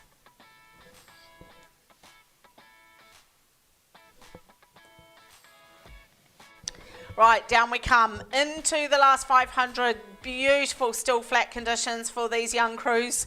Girls under 15 Cox Date, sponsored by Onyx Cafe. And we saw a stellar performance from Diocesan School for Girls not too long ago. And now we are looking at a fantastic crew from Rangiruru and an amazing battle. Man, hold on to your hats here, because Waikato Diocesan at the moment may not be going directly into the A final. Marlborough Girls are throwing the gauntlet down to them, and Marlborough Girls have got their bell ball in front of Waikato Diocesan. I did not expect this, mind you. I haven't been watching Marlborough Girls, I haven't been in the South Island. This could be an upset here, because Marlborough Girls are rowing away. No, they're not rowing away. Waikato Diocesan are hanging on. One of those two crews is not going directly into the A final. How is this going to play out? Rangiruru, they have booked their ticket into the A final. They're going to line up beside Auckland Diocesan. Is it going to be Marlborough Girls or Waikato Diocesan? Waikato coming back. Down we come to the 250. This is the closest race for an A final we've had all day. There's not even a bell ball in it. The bell ball is currently with Marlborough Girls. Waikato Diocesan are in third. They are sitting in third place, not even half a canvas behind Marlborough Girls. Marlborough Girls might be going into the A final here. Down we come towards the last 250. It's Rangiruru. They're through. They're inside the last 100. Here comes Waikato Dio. They've gone again. They've lifted it up. Their coxswain is going. Oh, this is a fantastic finish coming here in the girls under 15-8. Who's going to get through? Who's it going to be? Is it going to... Oh, it's Waikato Dio. Waikato Dio's doing it. Here they come down to the finish. It was Marlborough Girls, but they're dead level. Watch the finish line. Down they come to the finish. One of these crews is going into the A final. Who's it going to be? Oh my God, I'm going to call it. I'm going to say Waikato Dio, but Andrew's saying Marlborough Girls. No, you're saying Waikato Dio.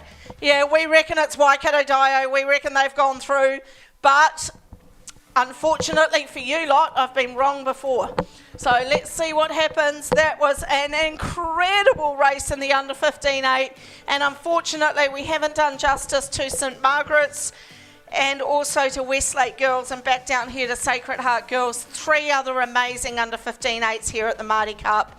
Oh man, I need to see that result. That was absolutely sensational from Marlborough Girls and from Waikato Diocesan. What an incredible race from those 2 schools. Can't wait to see who made it through. Right, Sacred Heart coming through now. What an incredible result there in the girls under 15-8. I've probably just blown my voice on one event there.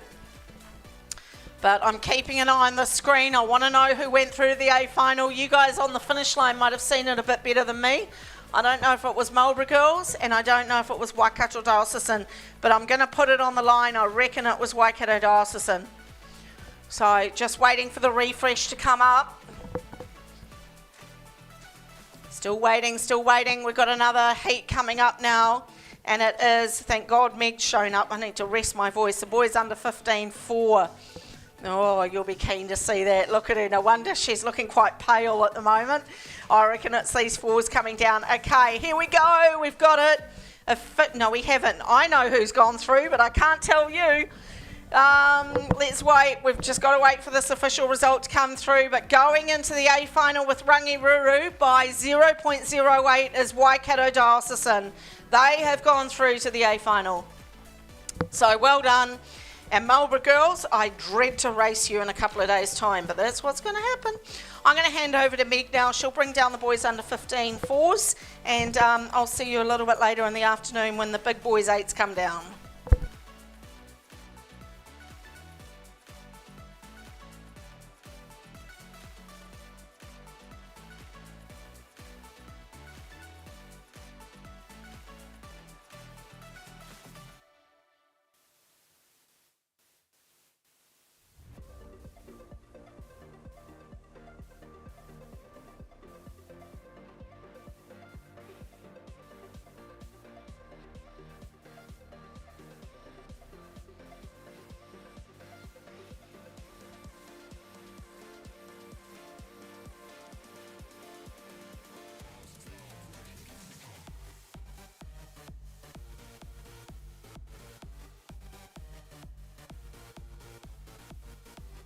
Underway on the course now, Heat 1 of the boys under 15 Cox 4s, sponsored by Swift Racing.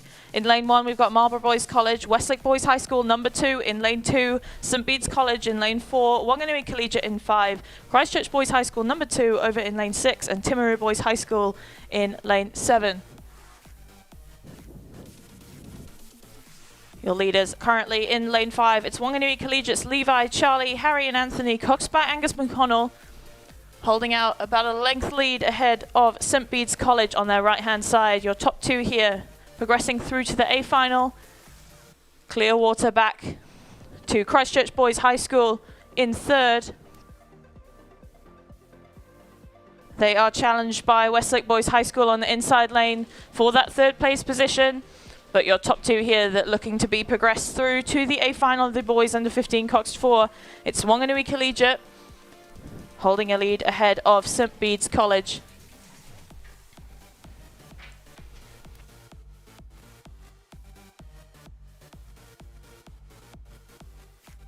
No surprise here to see this St Bede's College in the mix. They were the South Island champions a few weeks ago, but currently no challenge for Wanganui Collegiate. Holding out, opening up that water. They now have about half a length of clear water ahead of St Bede's College. They will be your top 2 through to the A final. These crews looking strong in their final stages. Wanganui Collegiate lifting their rate there. You can see approaching the finish line nice and strong. Firmly securing their spot in the A final of the boys under 15 Cox 4s. St Bede's, they'll come through in 2nd, also taking their spot.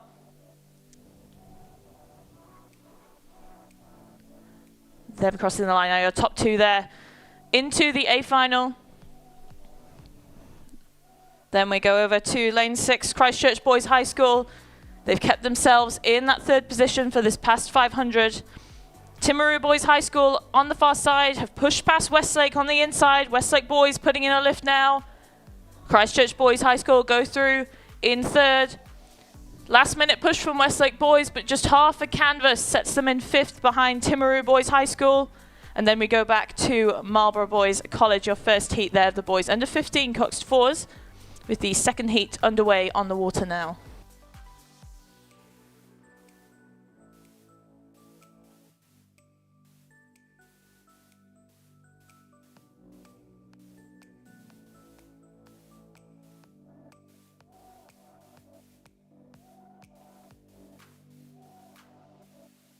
The second heat of the boys under 15 Coxed 4s. In lane 1 we have Wellington College, Shirley Boys High School in lane 2, Christchurch Boys High School number 1 crew in lane 3, King's College in lane 4, Hamilton Boys High School number 2 in 5, Mount Albert Grammar in 6, and Westlake Boys High School number 3 over in lane 7.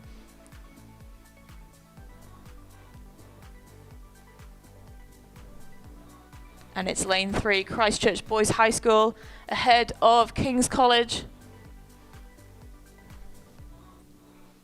Hamilton Boys sit in 3rd, but just half a length ahead of Shirley Boys High School, Wellington College. Christchurch Boys High School there, that's Lockie, Raf, Freddie and Oliver, coxed by Toby Brook and coached by Tom Fraser and Claudia Kinder. Hold half a length of clear water ahead of King's College. King's College here, the North Island champions a couple weeks ago. They'll be hoping to reclaim their title here this week. Christchurch Boys looking nice and strong there, holding out that lead. Cox and Toby Brook just taking a look over the shoulder, keeping that King's crew in check. King's and Christchurch Boys High School currently your 2 to take their place in the final for the boys under 15 Coxed 4. Great row here from Christchurch. Just looking nice and comfortable out in the front there. King's putting in a lift, trying to close that gap on the Christchurch Boys crew. A much closer field here for these top few spots. Hamilton Boys High School number 2 not far behind King's, and on the inside Wellington College also staying in the mix. King's College putting in a move there. Christchurch trying to respond, still keeping about that half a length of clear water between, but King's starting to up their rate. They're moving into the closing stages here of this heat. The top 2, remember, go through. Currently Christchurch and King's, and I think it would take a lot for Hamilton to challenge that second place at this stage, but we've seen stranger things happen in the under 15 events. Wellington College looking to challenge Hamilton for that 3rd place finish, as Christchurch Boys High School extend their lead out away from King's, just keeping that rate up nice and high. King's College putting in a response there. Cox and Hugo Gimino Wood telling his crew where they're at, closing that gap down. Christchurch trying to respond. Great racing here from these 2 front-runner crews. Christchurch Boys approaching this final 100 metres with great boat run going for under 15s. King's College responding again there. Great responsive crews here from King's College and Christchurch Boys. Coxons, Toby Brook and Hugo Gimino Wood doing their job very well, keeping their crews in check. Christchurch still hanging on, but King's working to close that gap down. Not a lot separates these 2 front runners here. Christchurch still hanging on to the lead into these final stages. Christchurch are into the yellow boys. King's now also in. Both crews lifting their rate here. Christchurch hanging on to that lead. Hamilton Boys still sitting in 3rd, but a challenge from Wellington College on the inside. Then we go back to Shirley Boys, Westlake Boys High School and Mount Albert Grammar, but it is Christchurch Boys still holding on to that lead, but King's College putting in a final shift there. Will it be enough to close that gap on Christchurch? Both crews made excellent responses in these past 250 metres, but Christchurch hanging on to that lead, just keeping about a boat length ahead of King's College. King's College working for that overlap. These crews are into their final few strokes here. Christchurch hanging on to that lead. And it will be Christchurch Boys High School, Lockie, Raf, Freddie and Oliver, Toby Brook coxing first through the line, taking their place in the final of the under 15-4. They're joined by King's College, North Island champions. Hamilton Boys just approaching the line now. A great strong finish from them sees them head into the repechage. They'll be joined on the inside by Wellington College and Shirley Boys High School. Then it's between Westlake Boys number 3 and Mount Albert Grammar.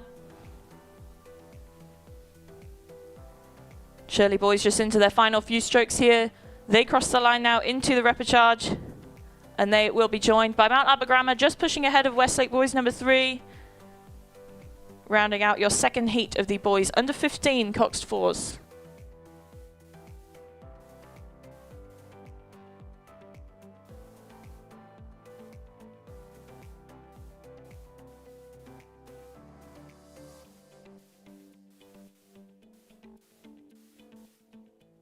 Okay, the final heat of the boys under 15 coxed fours underway on the water now. In lane 2, we have Hamilton Boys High School number 3, King's College number 2 in lane 3, St Andrews College in 4, Cashmere High School in 5, Westlake Boys High School number 1 in 6, and St Bede's College number 2 over in lane 7. Your third and final heat here of the boys under 15 coxed fours, with top 2 progressing through to the A final.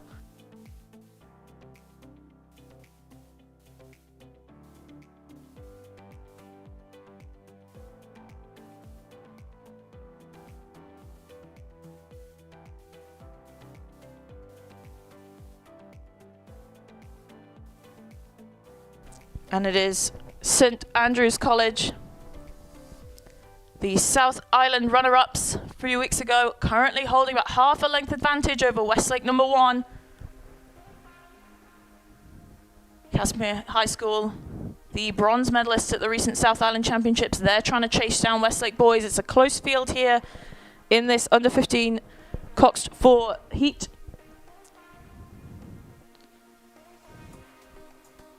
St Andrews working hard to push out away from that Westlake Boys High School crew. Westlake Boys just a length down from St Andrews. Cashmere High School working hard. About a quarter of a length of overlap with Westlake Boys. Remember, top 2 here progress through to the A final, so that second place battle between Cashmere and Westlake Boys High School. Westlake boys hanging on to their position right now. Cashmere working hard. St Andrews College just extend their lead there, getting a bit of clear water ahead of Westlake boys. Coxswain Otis Packer from Westlake boys looking over his shoulder at the Cashmere crew. Coxswain Jacob Haley of Cashmere driving his boys to response. Firmly out in the front, it is St Andrews College, Hugo, Isaac, Oliver and Noah, with Emily Dejoux coxing. They're coached by Timmy Heritage and Lockie Nicholas. Extending that lead out. Clear water now as they move into the final stages of this boys under 15 coxed 4 heat. Looking to secure their place in the A final. That second place still in contention with Westlake Boys High School and Cashmere. St Andrews push themselves away from the field. Westlake boys looking to respond, moving into their final stages. Cashmere leveling out. It's going to be tight for this second place. We then move back to King's College and then over to St Bede's and Hamilton Boys High School. St Andrews hanging on to that lead. Westlake boys just extending up. Cashmere doing their best to respond. It's neck and neck for these two for second place. St Andrews firmly hanging on to that lead and their place in the final, and Westlake boys and Cashmere battling it out for that second place. Westlake boys doing a lift there, Cashmere trying to respond. These coxswains, Otis Packer and Emily Dejoux. Jacob Haley there calling a lift for the Cashmere crew. St Andrews pushing away. A nice lift here for these under 15s. They're into the yellow boys. So are Westlake, so are Cashmere. Now Kings join them. St Andrews hanging on to their lead. Westlake making a lift. They've pushed up and away from Cashmere. Your top two currently St Andrews and Westlake Boys High School number 1. Cashmere working hard, trying to close that gap, steal back that second place. Kings taking a look, making it work. They're closing that gap down on Cashmere as St Andrews just stride away to take their spot in the A final. A fabulous under 15 row there for St Andrews. No surprise there, the South Island runner-ups set to make exciting racing here in the under 15 boys Cox 4. Westlake pushed away from Cashmere High School after a long back and forth, but St Andrews crossing the line now, take their place. They're joined by Westlake Boys High School number 1. Just a length and a half back to Cashmere High School. And then back to King's College, then over to St Bede's and Hamilton Boys High School. Fabulous racing there for that second place between Cashmere High School and Westlake Boys. Great coxing there from both of those crews. Your third and final heat done and dusted for the boys under 15 Coxed 4s. Now we move on to the girls under 17 double sculls.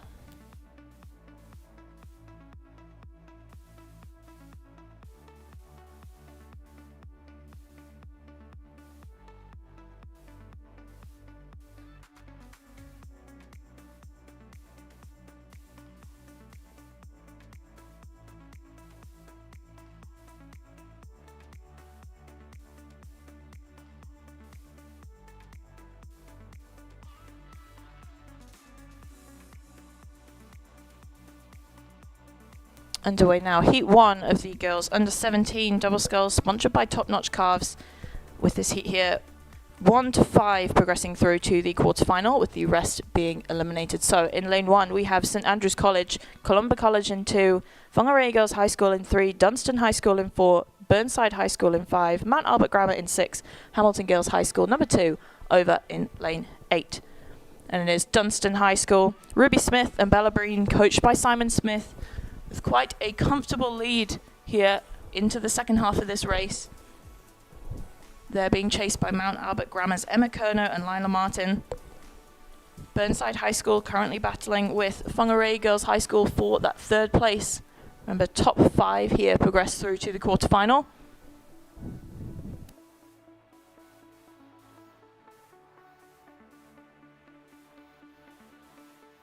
No surprise here to see Ruby Smith and Bella Breen from Dunstan High School out in the front. They are the South Island champions from a few weeks ago. A convincing win for them in that race.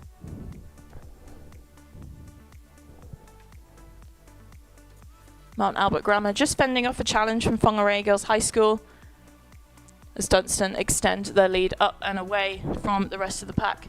Spread field here in this heat of the girls under 17 double. But a commanding lead here for Dunstan High School.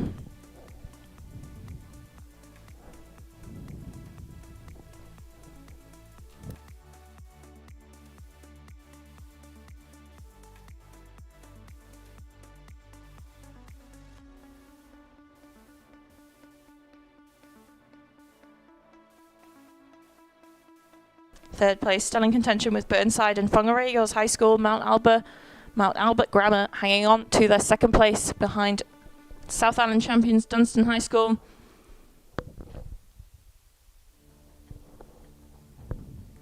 A comfortable lead here as they move into the final stages of this heat. Mount Albert Grammar just making a lift there. Just making sure they've got a secure lead ahead of Whangarei Girls High School and Burnside, who are still battling for that third place.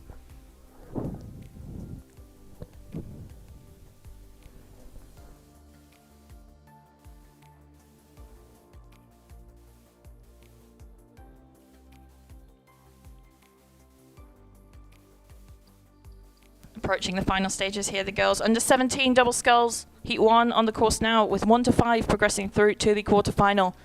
Firmly securing their spot, it appears to be Dunstan High School's Ruby Smith and Bella Breen. They're approaching their final 100 metres now, with Mount Albert Grammar in second, fending off a challenge from Burnside High School, who have been tussling against Whangarei Girls High School, Lola Ehlering and Grace Lansonby.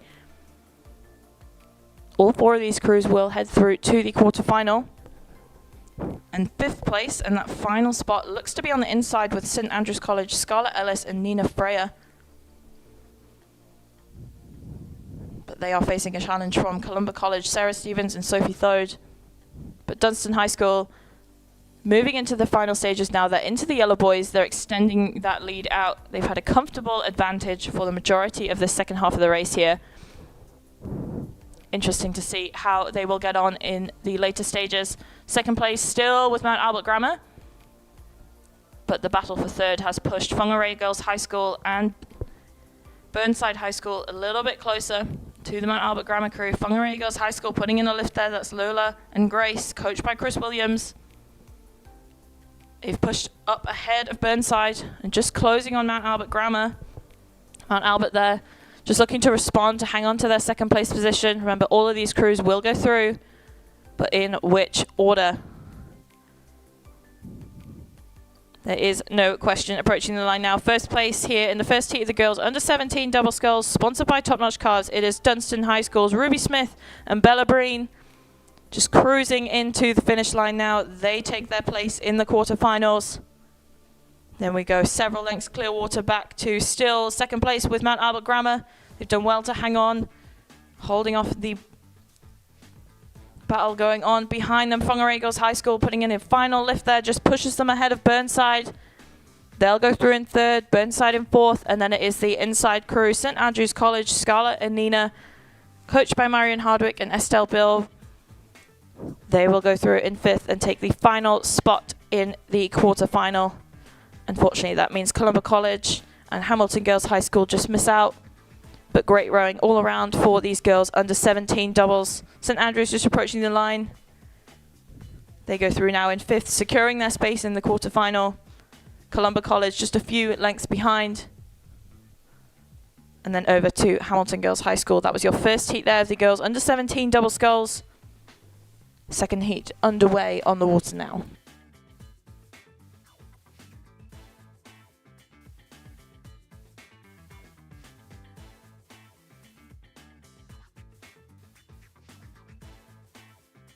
So in this second heat here for the girls under 17 double in lane 1, we have Sacred Heart Girls, Tohara College in 2, Pukekohe High School in 3, Wakatipu High School in 4, Kashmir High School in 6, Hamilton Girls High School in 7, and Huanui College over in lane 8.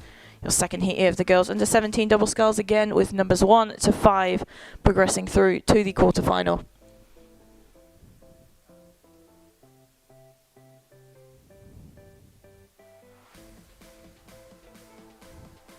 And it is Wakatipu High School, the number 1 crew there. Several lengths of clear water now.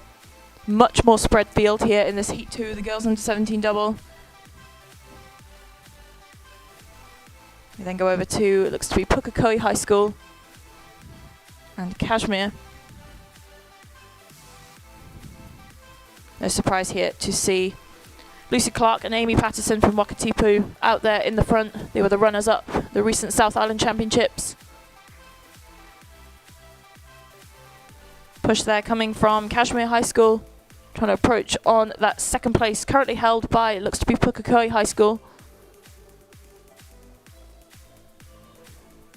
Pukekohe just going through that buoy with about 3/4 of a length clear water ahead of Kashmir. But Kashmir making a lift now, working to close that gap. Some great sculling going on here from these under 17s. But Wakatipu firmly hanging on to their lead. Nice commanding advantage they have here moving into these final stages.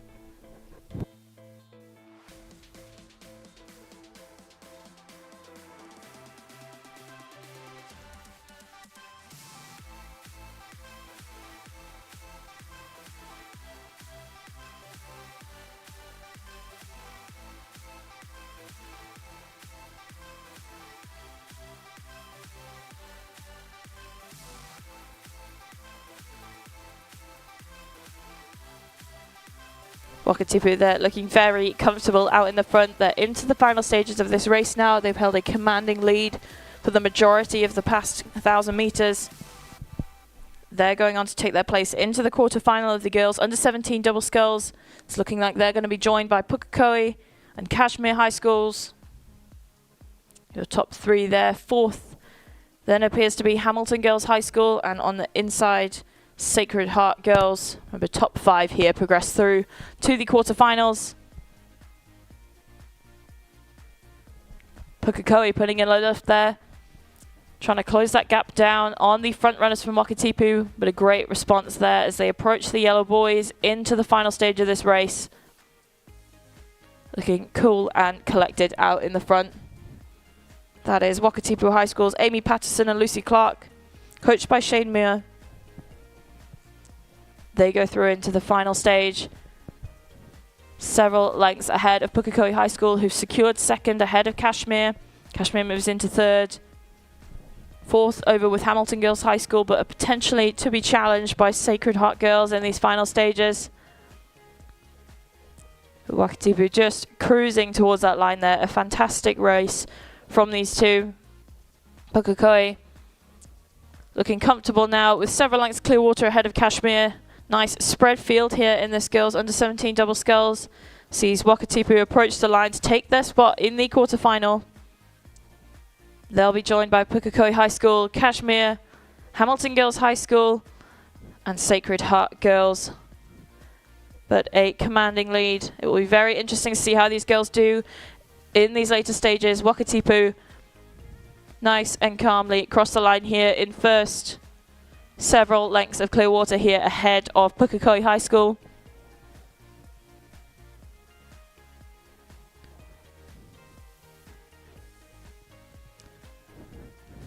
Pukekohe's Katie Chamberlain and Alexis Moody cross the line now in second. They take their place in the quarterfinal of the girls under 17 doubles, kindly sponsored by Top Notch Calves. Third place over in lane 6 with Kashmir High School, Rose Swinburne and Regan Kelly.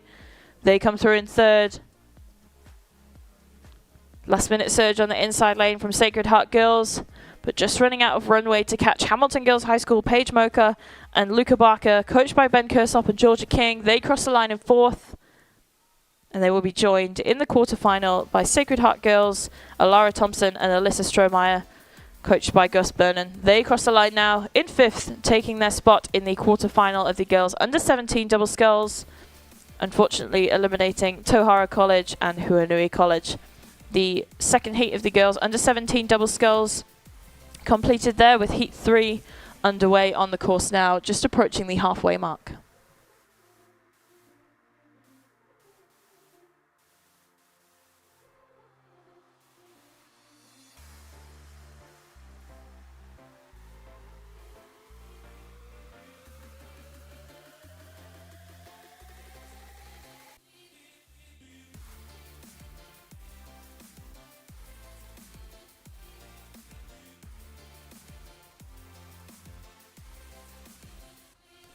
And so here it is, the third heat of the girls under 17 double sculls, sponsored by Top Notch Calves in lane 1.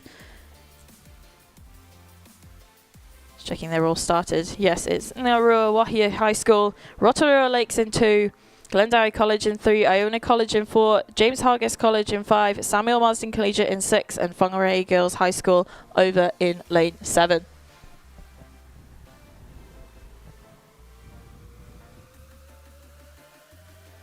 And is lane 4, Iona College, Sarah Ritchie and Megan Ritchie, coached by Matt Lawson, just holding about half a length advantage over James Hargas College, Lila Jack and Ella Norman. Your two front runners here, remember, top 5 progressing through to the quarterfinal, but that top spot with Iona College, Sarah and Megan Ritchie. No surprise to see these girls here. They were silver medalists at the recent North Island Championships, sorry. They're being closely followed by James Hargas College. Just slipping back, bit of clear water now for second place. Much closer field here though in this girls under 17 double sculls third heat. Iona College just extending that lead as they move into the final stages here. Opening up that clear water. A response there though coming from James Hargas College. They're looking to close that gap. We then move over to Glendowie. Then back over to Samuel Marsden Collegiate, Rotorua Lakes and Ingaruia Wahia.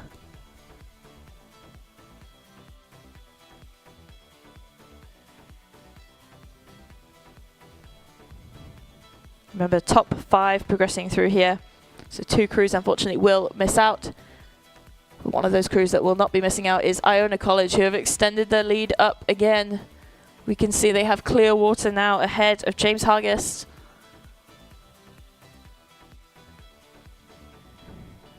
Good movement into these final stages. Iona College approaching those yellow boys.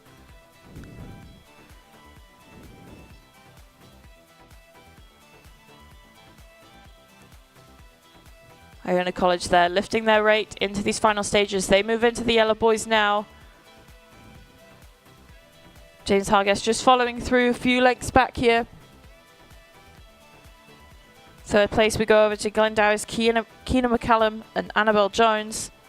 And then over to Millie Bonifant and Thea Olney Boyd from Samuel Marsden Collegiate. Top 4 here. 5th looking to be Rotorua Lakes, Holly Thompson and Jasmine Sieber. They've just pushed ahead of Perrin Hamill and Kobe Middleton on the inside lane. But Iona College looking very comfortable there. Several lengths of clear water now back to second place. They approach the line nice and strong. Great to hear the support from the sides. And it will be Sarah Ritchie and Megan Ritchie, coached by Matt Lawson, the number 1 crew for Iona College. Into their final few strokes now. Several lengths, clear water for them. Back to James Hargas College. Lila Jack and Ella Norman, first place, crossing through the line now. They take their spot in the quarterfinal to be joined by James Hargas College, Lila Jack, Ella Norman crossing the line now. Then over to Glendowie College. Kiana and Annabelle, who've done well to push away from Samuel Marsden Collegiate's Millie and Thea. They cross the line in third now. Then over to Samuel Marsden Collegiate, just a few strokes back. And a great final surge from Rotorua Lakes, Holly and Jasmine sees them take the 5th and final space in this quarter-final for the girls under 17 double sculls.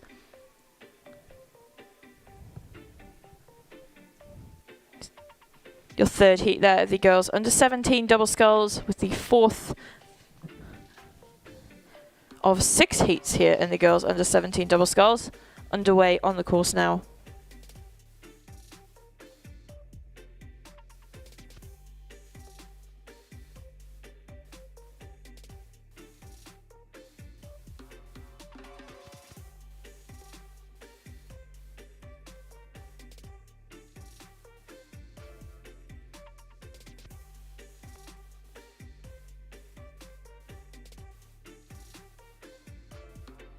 Moving on to Heat 4 of the girls under 17 double sculls in lane 1, we have Marlborough Girls College number 2, Otago Girls High School in lane 2, Diocesan School for Girls in 3, Hauraki Plains College in 4, Wanganui High School in 5, Villa Maria College number 2s in 6, and Tauranga Girls College over in lane 7.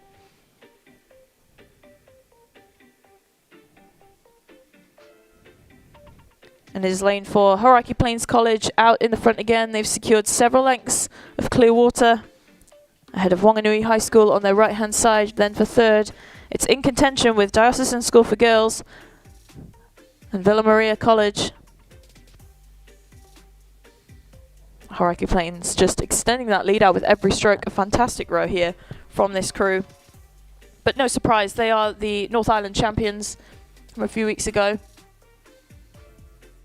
Pushing away from the rest of the pack, making it look easy. Wanganui High School hanging on to that second, but they've got a challenge coming from Diocesan School for Girls, Isabella Coney and Sophie Pierce. And the top 5 here progressing through to the quarterfinals.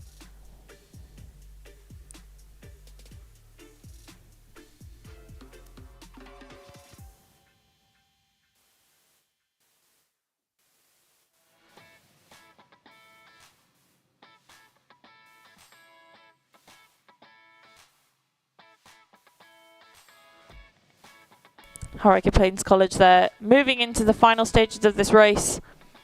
A commanding lead here. Will take a lot to catch them up.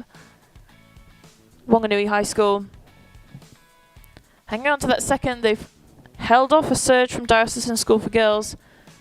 Villa Maria College sitting in 4th currently, and that 5th and final spot currently sitting with Otago Girls High School through to that quarterfinal. We will start to see these crews lift into these final stages though. So none of these spots are yet secure. However, Hauraki Plains College, the North Island champions, looking very comfortable out in the front there of this heat.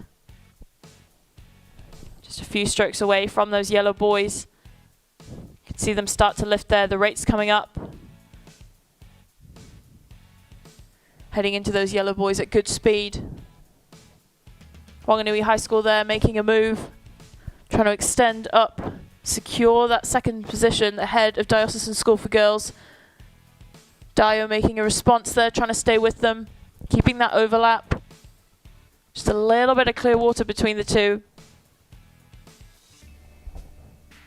Great response there from Dio. They're moving into the final stages now. Wanganui High School, followed by Diocesan School for Girls. Wanganui High School done well to hold off that surge from Diocesan. Diocesan stay in 3rd. Villa Maria College in 4th, and then over to Otago Girls High School for 5th and final spot in the quarterfinal. Support heard loud from the side, but it's Hauraki Plains College, the North Island champions Taylor Gibbs and Paige Tavita Williams, coached well by Maggie Morrison, surging towards the line, securing their spot in the quarterfinal of the girls under 17 double sculls. Into their final strokes now. They approach the line, taking first place here in this heat, securing their spot. Then a last-minute surge from Diocesan School for Girls, being spurred on by the support from the sides. They're closing down on Wanganui High School. Just a canvas between them, less than half. But it is Wanganui High School go through in second, just ahead of Diocesan School for Girls. A great race there in the final stages. Then we go over to Villa Maria College, number 2, Scarlett and Aspen for 4th. And then back to Otago Girls High School, Mila and Francis, who take the 5th and final place in the girls under 17 double sculls for this heat. Your 4th heat there of the girls under 17 double sculls, sponsored by Top Notch Calves.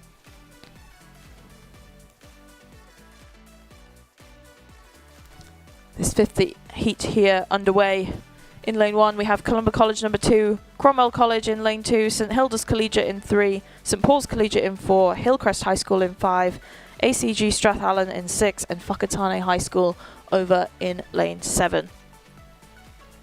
And the top 5 spots here progress through to the quarterfinal.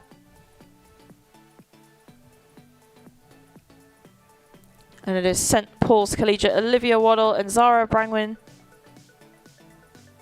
several lengths clear water, securing a comfortable lead here in the second half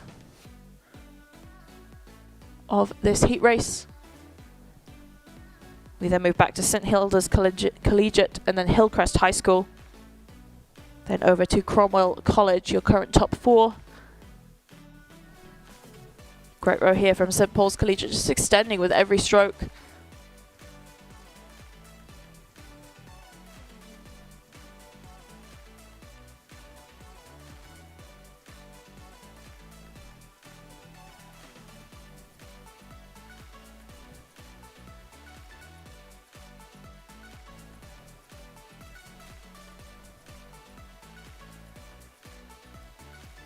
St Paul's Collegiate hanging on to that first place position. St Hilda's Collegiate in second. Then over to Hillcrest with ACG Strathallan just pushing ahead of Cromwell College for that 4th place position. A great surge here coming from Lucy Cotier and Amy Stewart, coached by Ron Neighbour and Mike Ritterman. ACG Strathallan there, closing down that gap on the Hillcrest High School crew in front. Hillcrest putting in a response now. St Hilda's Collegiate trying to make a move there on front runners St Paul's Collegiate. St Paul's just pushing away with every stroke there. Fantastic race here from Olivia Waddle and Zara Brangwyn.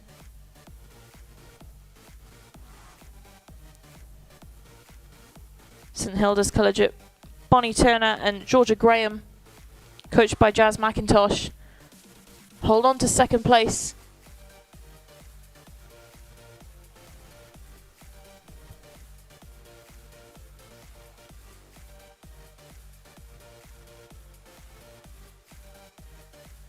The top 5 here with St Paul's Collegiate.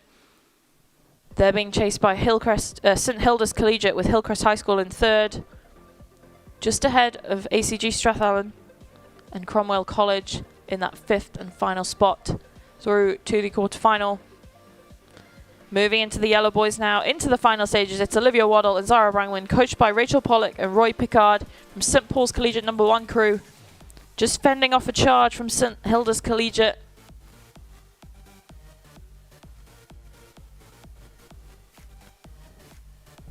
St Hilda's there making a move into these final stages. St Paul's Collegiate responding well.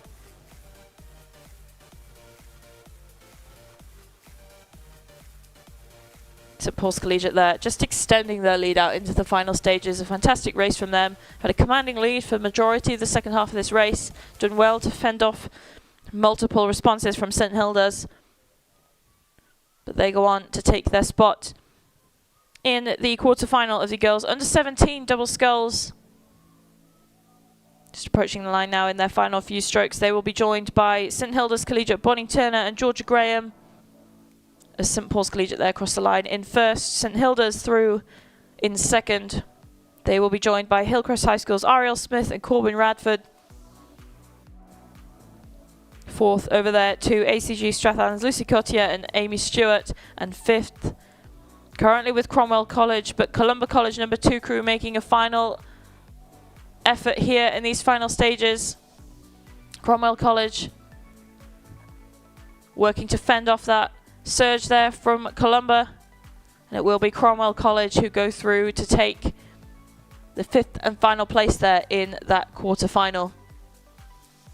So your 5th and penultimate heat here in the girls under 17 double sculls, sponsored by Top Notch Calves.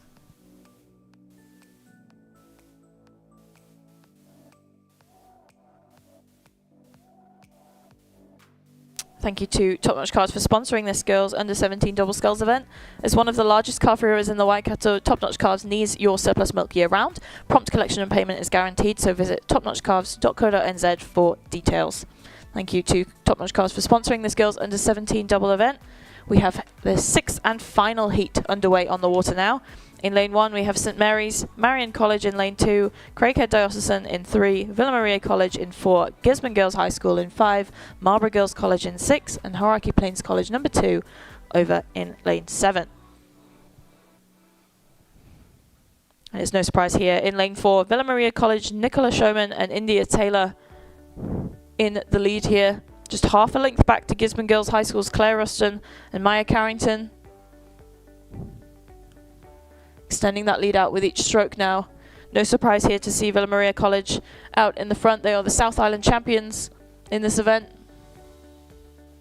South Island bronze medalists. They are being challenged by Gisborne Girls High School Claire Ruston and Maya Carrington, coached by Luke McKenzie and Esty DeWett. Your front runners here in the girls under 17 double. The top 5 here progress through to the quarter-final. So currently have Villa Maria, Gisborne Girls High School. And then it's close, but we look to go back to Craighead Diocesan and Marlborough Girls College. Hauraki Plains just ahead of Marlborough Girls there. Marlborough Girls from this angle look to be level with Marian College, but it's tricky to tell from here. But no question about Villa Maria College, the South Island champions Nicola and India, holding on to that lead ahead of Gisborne Girls High School.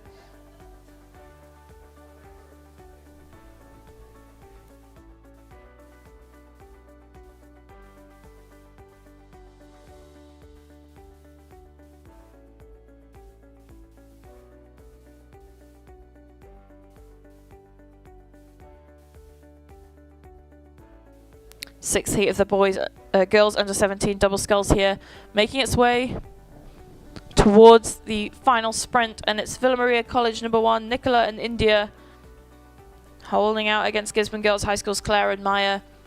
Third, over with Hauraki Plains College, Kate Bond and Tiana Rangihika. And then to Craighead Diocesan with 5th, in contention with Marian College and Marlborough Girls. Remember, these 5 spots here into the quarter-final. The rest are eliminated, so that 5th spot is golden.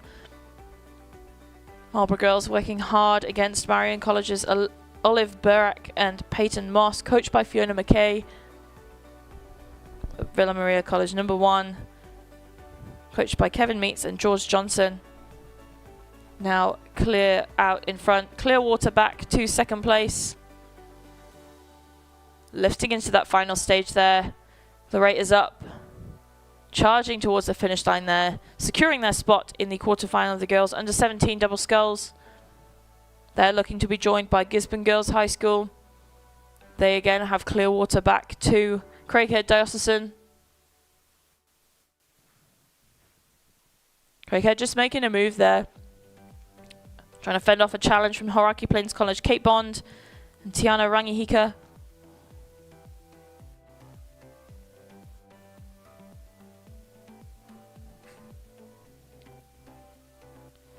going to be close there for that third position between Craighead and Hauraki Plains College, but there is no question. Villa Maria College, Nicola Showman and India Taylor, coached by Kevin Meeks and George Johnson, they secure the first place into the quarterfinal here of the girls under 17 double sculls.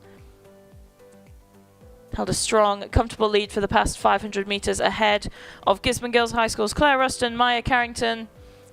Front runners there. Villa Maria across the line. High fives all round. Second place crosses through now with Gisborne Girls High School. A push from Craighead Diocesan sees them just ahead of Hauraki Plains College. Hauraki Plains trying to respond there. It's been close for this third and fourth place. But it's looking to be Craighead Diocesan cross just a length ahead of Hauraki Plains College. And this fifth and final place was with Marion College, but they've just suffered a crab, so it could go to Marlborough Girls College. It's close. It's going to be down to the line for these two crews for that fifth spot. And after a great recovery, it is Marion College just ahead of Marlborough Girls. That was close at the end there. I will double check those results for you, but I'm pretty certain that was Marion College, Olive Burak and Peyton Moss through the line, just ahead of Marlborough Girls College. Exciting racing here in the girls under 17 double sculls. We now move on to the boys under 17 Cox quadruple sculls.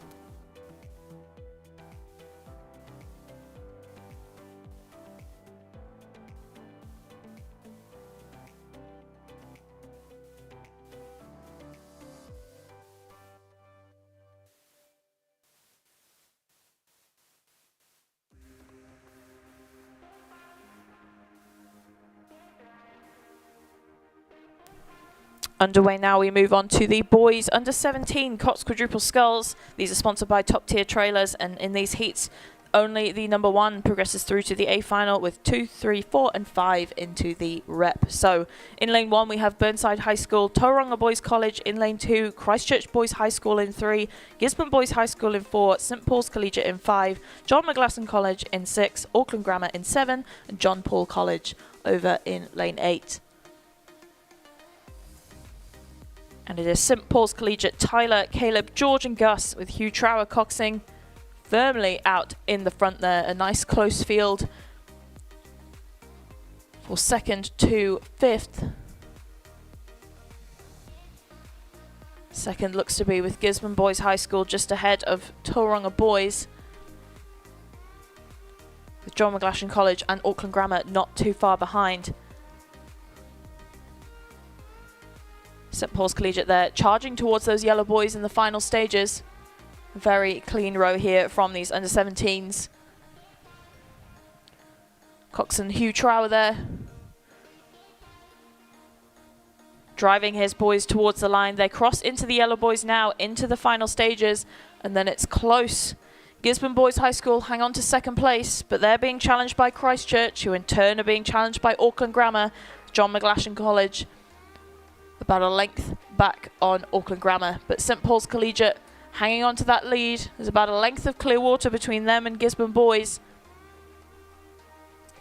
Crews starting to move now into these final stages. St Paul's Collegiate staying calm and collected out in the front there. A push from Auckland Grammar. Support on the sides, pushing Grammar up and level with Tauranga Boys College.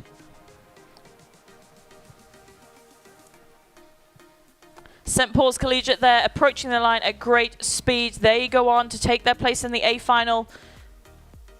Second place with Gisborne Boys High School. They go into the rep. Auckland Grammar have pushed ahead of Christchurch Boys. It's going to be down to the wire for these two crews in third and fourth.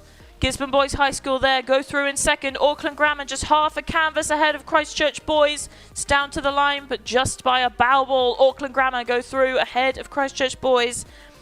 And that final repechage spot over to John McGlashan College. Exciting racing there in the boys under 17 Cox quadruple sculls.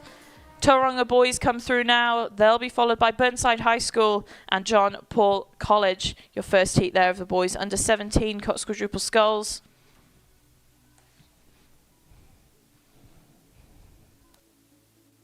This event is kindly sponsored by Top Tier Trailers. Top Tier Trailers selling high quality camping and trade trailers designed to get you on site faster. Come and see them. They are just behind the supporters tent. So thank you to Top Tier Trailers for sponsoring this boys under 17 Cox Quadruple Sculls event. We have the second of 4 heats underway on the course now.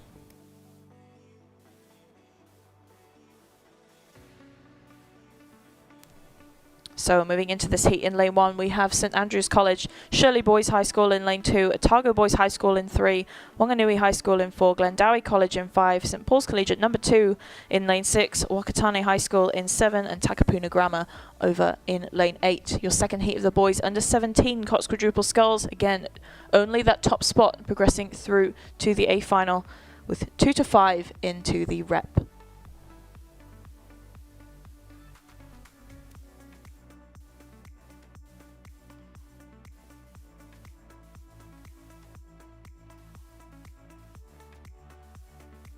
And it is lane 4, Wanganui High School's Bryn, Achilles, Joshua and Nikki with Lauren Davies coxing, holding out about half a length of clear water ahead of Glendowie College on their left, who are just ahead of Otago Boys High School on their right. Tight racing here for these first few spots in the boys under 17 Cox Quadruple Sculls. St Paul's Collegiate also keeping themselves in the mix there. But Wanganui High School just pressing out in a way as they move into the later stages of this race. They want to open up that clear water ahead of that challenge coming from Otago Boys on their right-hand side. They've pushed just ahead of Glendowie, but it's back and forth. Glendowie now upping their rate a little bit to push ahead of Otago Boys. St Paul's Collegiate there in 4th, keeping themselves ahead of Shirley Boys High School over on the far side.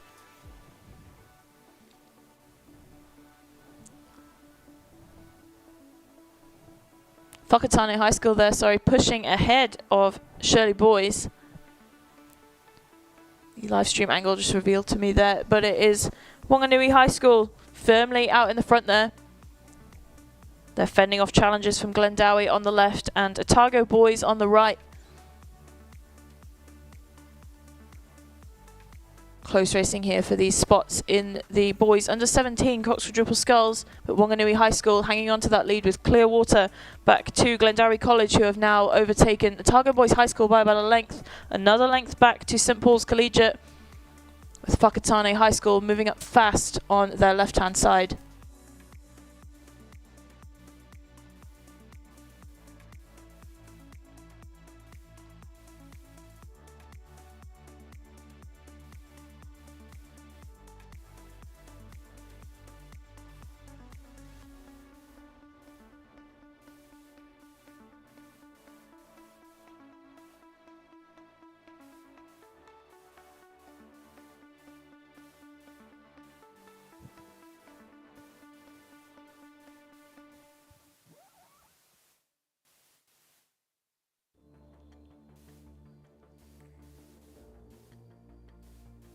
Into the final stages now. It's Wanganui High School looking to take their spot in the final of the boys under 17 Cox Quadruple Sculls. They've held on a long time. A challenge from Glendowie College and Otago Boys High School. Remember, top spot progresses through to the A final, so that will be with Wanganui High School, and then it's 2 to 5 into the repechage. Second with Glendowie College, coxed by Rory Smith-Rice. And then third, Otago Boys have it, but St Paul's Collegiate working hard. Whakatane High School in 5th, but not too far behind with a challenge from St Andrews on the inside. But Wanganui High School looking very relaxed, across the line to take their place in the A final. Second is with Glendowie College. Otago Boys come through just ahead of St Paul's Collegiate. And Whakatane High School go in there.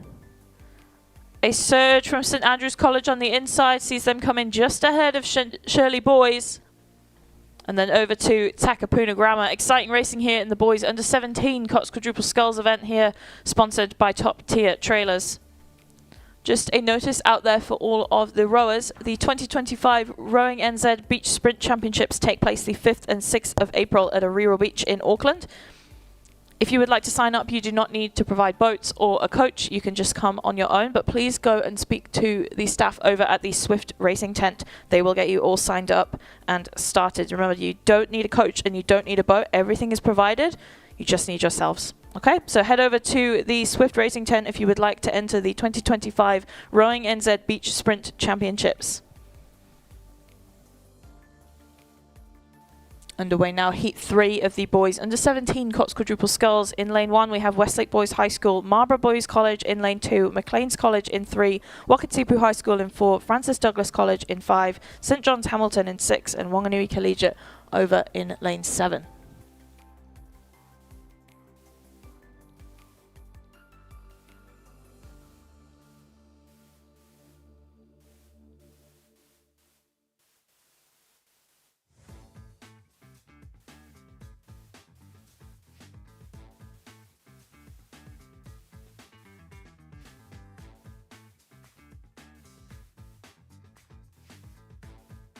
Close racing here in the boys under 17 Cox Quadruple Sculls, sponsored by Top Tier Trailers. Front 4 here, a close field, but it is Wakatipu High School who crossed the line into the second half of this race first. They're being chased by St John's Hamilton and Francis Douglas College. Then we go back to Maclean's. Then it's between Marlborough College and Wanganui Collegiate. And then back to Westlake Boys High School. But Wakatipu High School, no surprise to see them there, the South Island champions. Coxed by Cameron Hall, they hold out about a length advantage just ahead of Francis Douglas College. St John's Hamilton working to chase them down, just a canvas between that second and third. And Maclean's College in 4th, about half a length back on St John's. Close racing here in the boys under 17 Cox Quadruple Sculls. Wakatipu now with overlap from Francis Douglas. A surge coming there, called well by Mason Sita, the coxswain there in that boat. Good response also from Wakatipu's Cameron Hall. Still keeping that length advantage back and forth with a little bit of overlap for 1 and 2. St John's Hamilton also making a shift there, trying to creep up that Francis Douglas College boat. Maclean's College keeping themselves in the mix with about half a length of overlap with St John's Hamilton. Wakatipu still holding out that length. A very strong response from them. Keeps them in the lead by about a length. There's still a tiny bit of overlap with Francis Douglas College. Still working hard to respond. They've upped that rate. You can see them charging. Wakatipu hang on to their lead there. Ahead of Francis Douglas College. St John's Hamilton just behind them, with Wanganui Collegiate and Maclean's College still in the mix.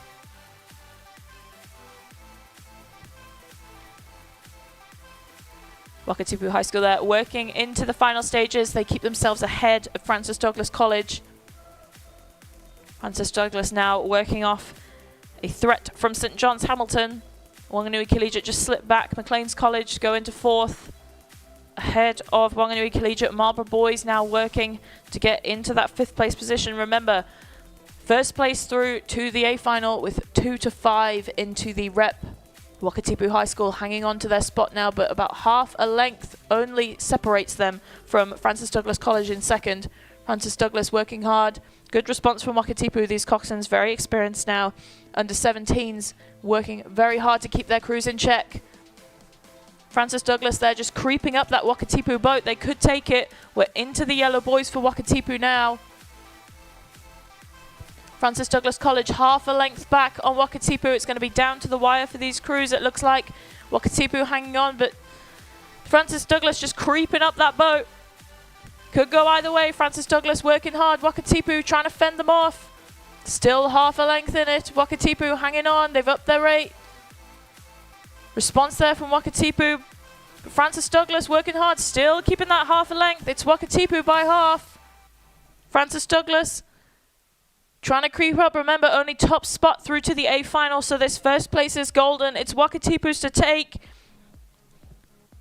Francis Douglas College just a canvas back on Wakatipu. It's going to be down to the wire. Wakatipu have it, but there's half a canvas between them. Wakatipu, both crews now up their rate, and it will be by a canvas. Wakatipu High School, the South Island champions, take the place in the final. Francis Douglas College will have to race again in the rapid charge. Fantastic racing here in the final stages of the boys under 17 Coxless Quad. St John's Hamilton go through in third. They're joined by Maclean's College. And that fifth and final spot in the repechage over on the far side will be Wanganui Collegiate, finishing just a couple lengths ahead of Marlborough Boys College and Westlake Boys High School. Your third heat there of the boys under 17 Cox Quadruple Sculls. The final heat of this event on the water now.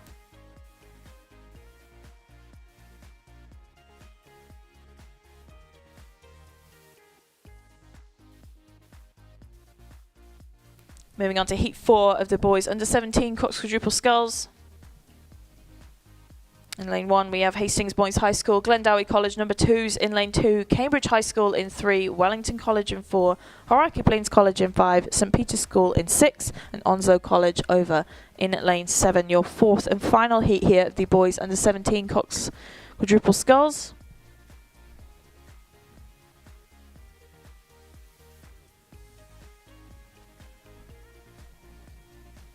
And it is Wellington College a length and a half ahead of Hauraki Plains College. Third, setting with St Peter's School, but in contention from Cambridge High School.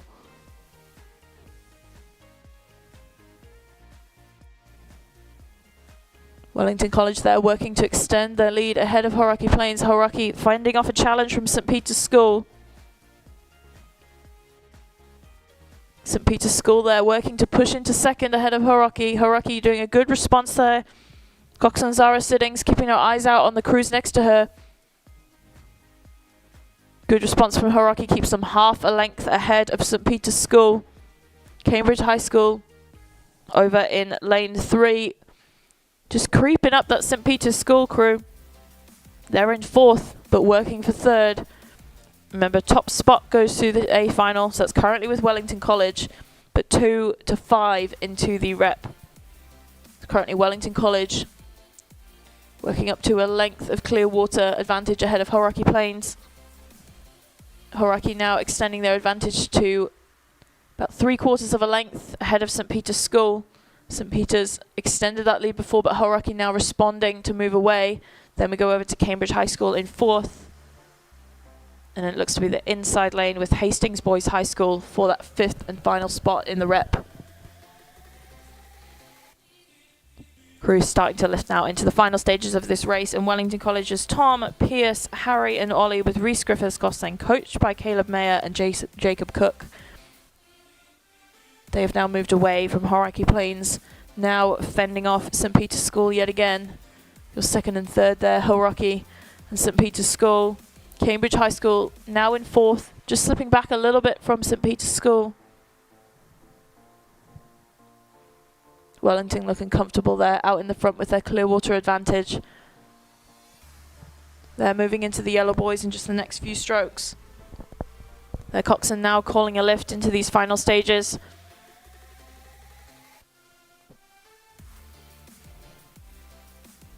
Hauraki now working to extend their lead on St Peter's. Cambridge still sitting in fourth, but slowly creeping up on that St Peter's crew. Wellington keep themselves out in front. Couple lengths between them now. Hauraki putting in a lift though. Hauraki presenting a challenge. St Peter's School just slipping back behind Hauraki Plains. Cambridge High School putting in a lift now as well. Good top 4 here. Close field in the boys under 17 Cox Quadruple Sculls. Wellington College looking comfortable out there in the front. They'll go on to take the place in the A final. Hauraki Plains working hard to keep themselves ahead of St Peter's School. Wellington College comfortable there, nice and strong approaching the line. They take their place in the final. Hauraki Plains, St Peter's School putting in a shift, but still a length between them. Hauraki Plains will go through in second, St Peter's in third, and a final surge from Cambridge sees them go through in fourth. Then we will go over to Hastings Boys High School over in fifth and taking the final spot in the rep for the boys under 17 Cox Quadruple Sculls.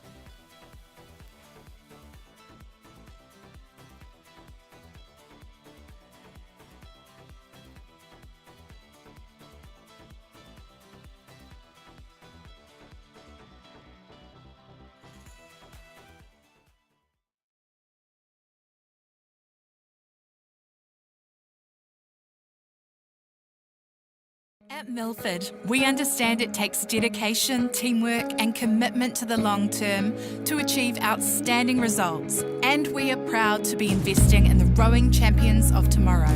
Official Livestream partner to Rowing New Zealand. Milford, invested in you. And welcome back. Great advert there for our partners Milford. I'm Meg, I'm your Altitude HD commentator, and I'll be taking you through to the end of the day today. So starting off here, we're cruising into heat number 1 of the girls under 18 novice 4, and in lane 1 we have St Peter's School, in 2 Christchurch Girls High School, in 3 Avonside Girls High, in 4 St Margaret's College, in 5 Rangi Ruru Girls School, in 6 Epsom Girls Grammar, and in 7 Mount Maunganui College. Now for this event, it is the first through to the final, and 2, 3, 4 and 5 to the rep, and it does look like St Margaret's have got an early lead out in the front there as we just cruise up to the 1k marker. So there is that St Margaret's crew out in lane 4, currently with a nice strong lead, looking to qualify straight through to the final. That is what they are after here. And then 2nd, 3rd, 4th and 5th into the rep charge. But as we just go through the 1k marker there's St Margaret's with a good about 3 lengths lead over Epsom Girls currently in 2nd, Rangi Ruru in 3rd. Nice close tussle there between those two, only about half a length. And then Christchurch Girls will be currently sitting in 4th, and Avonside Girls in 5th. So we're going to need to see some work from St Peter's or Mount Maunganui if they would like to progress to the rep charge. But at the moment it certainly is St Margaret's College number 1. It is their race. They are right out the front there, coxed by Sarah Farrell. I believe I coach with her sister Grace, so a bit of conflict here on the course, but Sarah Farrell is coxing that boat from St Margaret's. Beautifully nice and straight course there, Sarah.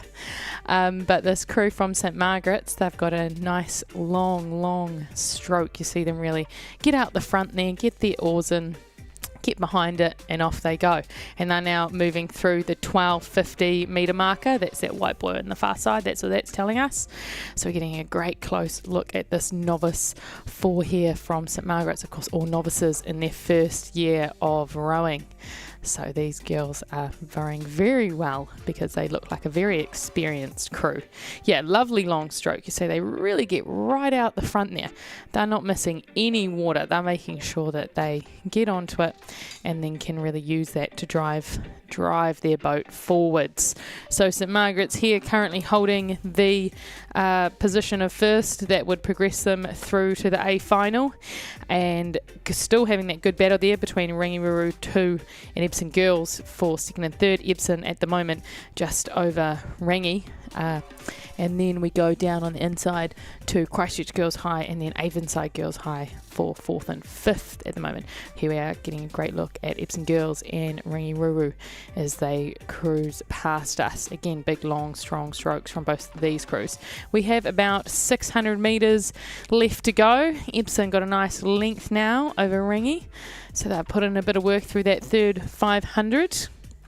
You want a nice strong 3rd 500 so that momentum can carry you into the final wind, the final 500. So there we are, moving through the 1500 metre marker with Epsom Girls in 2nd and Rangi in 3rd, because St Margaret's is way out there in the lead. So let's go check out them. So when you're out the front like this, you can just have a nice focus on your own race, right? You can see the race unfolding behind you, so you can focus on what makes your boat row well and just relax into the rhythm. Of course, we do have some international viewers. I believe we've got some in Ireland that will be interested in watching this race. So welcome to our Irish friends. And anyone else from all over the world, please do let us know where you're watching from. But we're now moving through the 250 metre to go marker with the St Margaret's novice 4 in the lead. A nice comfortable lead. We'll just call that a distance. That's what we'll call that margin, a very technical term there. But certainly those girls from Christchurch Girls have pushed up a little bit up on that Rangi crew. They're certainly making a claim for 3rd, but it is definitely Epsom Girls that are moving through in 2nd, holding their lead over Rangi. Rangi still in 3rd, But certainly that Christchurch Girls crew has had a good start to the unwind as they're pushing up, maintaining 4th place. Looking to go into the repechage as we come down to the line. St Margaret's now well within the last 100 metres. In the last 100 metres, Epsom Girls doing a great job to just command their 1-length lead over Rangi, and Rangi holding off the charge coming from Christchurch Girls, but it's certainly a good charge from Christchurch Girls. And Avonside Girls currently sitting in 5th. So there goes St Margs through the line. Great job, St Margs. Booked yourself your spot in the A final.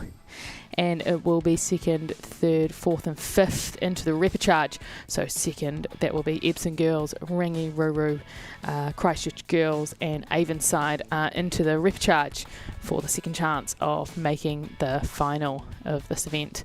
And it looks like, yep, there we go. We're seeing Epsom Girls there get 2nd, Rangi 3rd and Christchurch Girls 4th. Nice tight race from them. And Avonside there into 5th. And then it looked like St Peter's was currently holding on to 6th with Mount Maunganui in 7th, but we'll see what happens when they cross the line.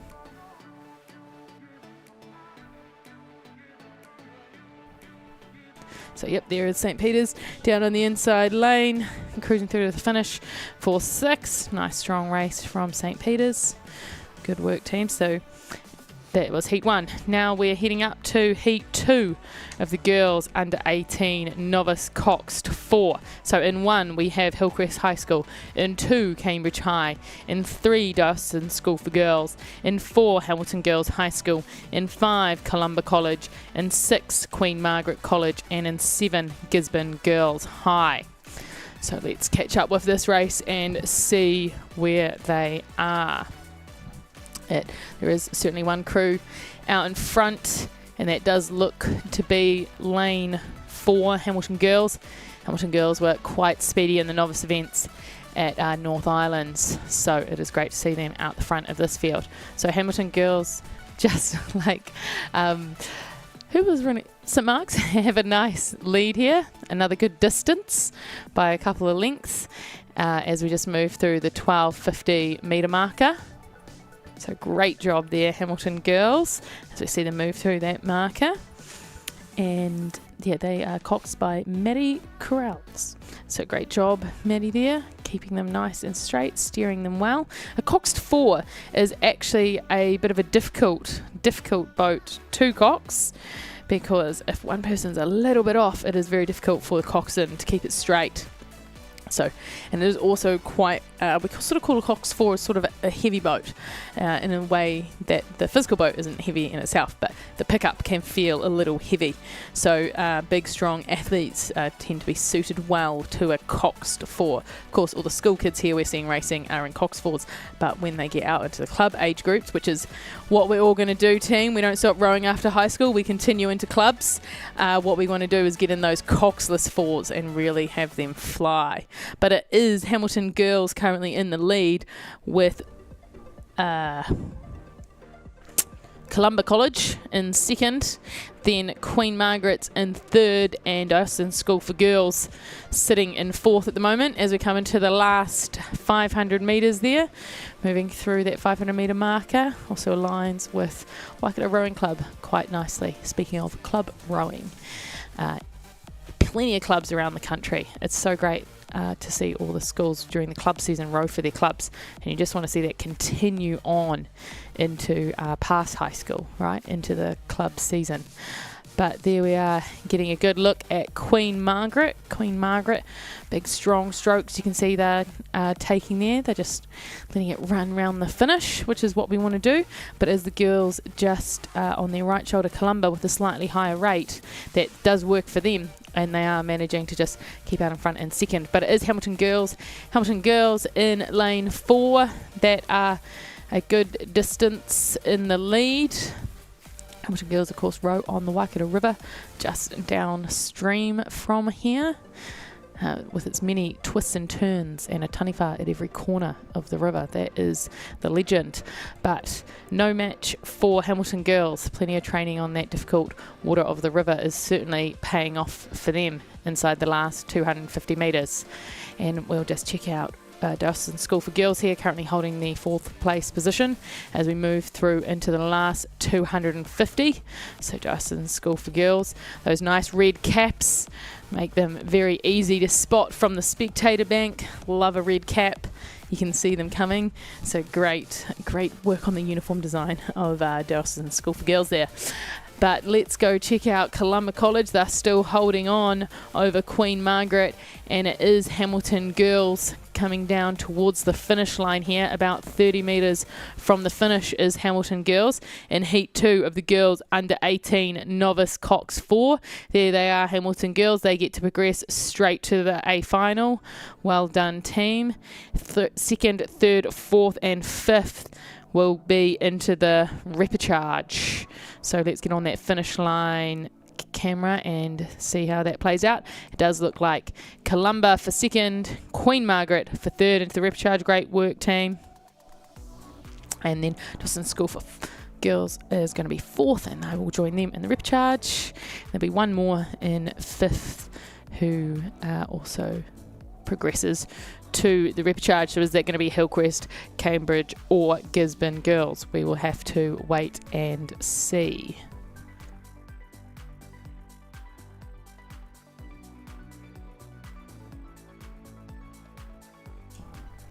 But we're going to cruise up for heat number 3 of the girls under 18 novice Coxed 4.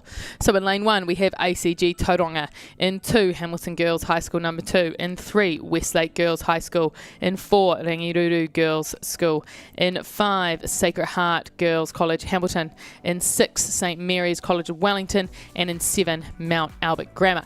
And it does look like the crew from Rangiruru has charged out to a commanding lead. Seems to be a theme of these heats is get out the front and stay out, but they are followed closely by the crew in lane 7, which is Mount Albert Grammar. So Mount Albert Grammar currently sitting in second with Sacred Heart Girls in third.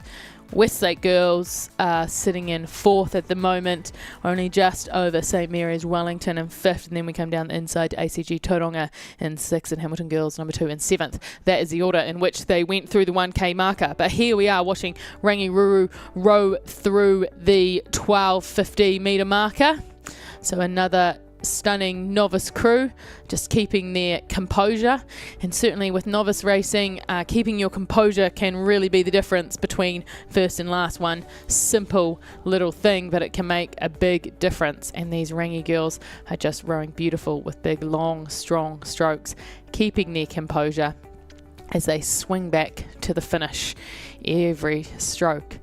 And I am pleased that the lake has just stayed so lovely all day. It started like this, and it's great that the afternoon is continuing to keep this nice flat water. It makes the viewing much better, you know, as well as the great rowing that Rangiruru is doing there. Rangiruru girls currently leading heat number 3 of the girls under 18 novice Coxed 4. So of course all these girls in their first year of rowing. And here we are checking out Mags, Mount Albert Grammar, currently sitting in third place in this race. They're rowing really well as we move through the 1500 metre marker. So there's 500 metres left to travel of this third heat.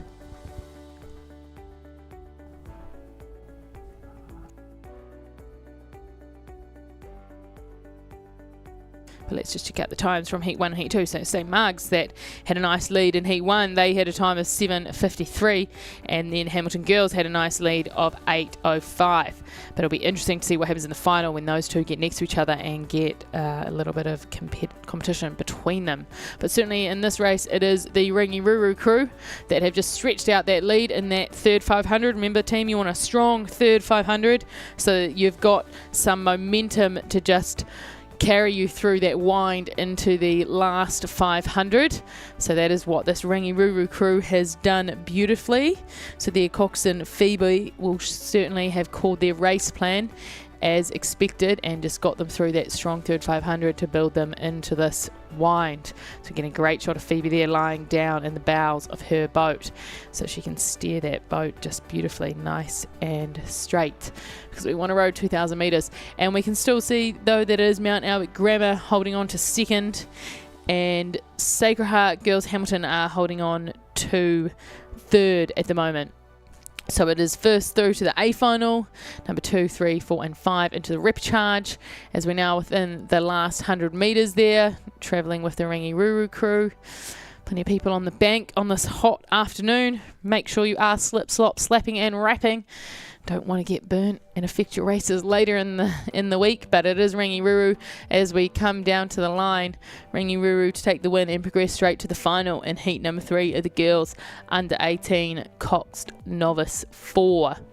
And Mount Albert Grammar was sitting in second last time we saw them. There they are, Mount Albert Grammar coming down to the line to progress to the repcharge, and in that repcharge they will be joined by third place, which is going to be Sacred Heart Girls of Hamilton as they cross the line, along with fourth, which looks to be Westlake as they come through the line there. So there will be one more crew fifth place, one more crew fifth, and that is going to be lane 6, St Mary's of Wellington, progressing through to the repcharge. So we have, that was heat 3 of the girls under 18 novice Cox 4 with ACG Tauranga there crossing the line in 6th. And let's head up to the final heat of this.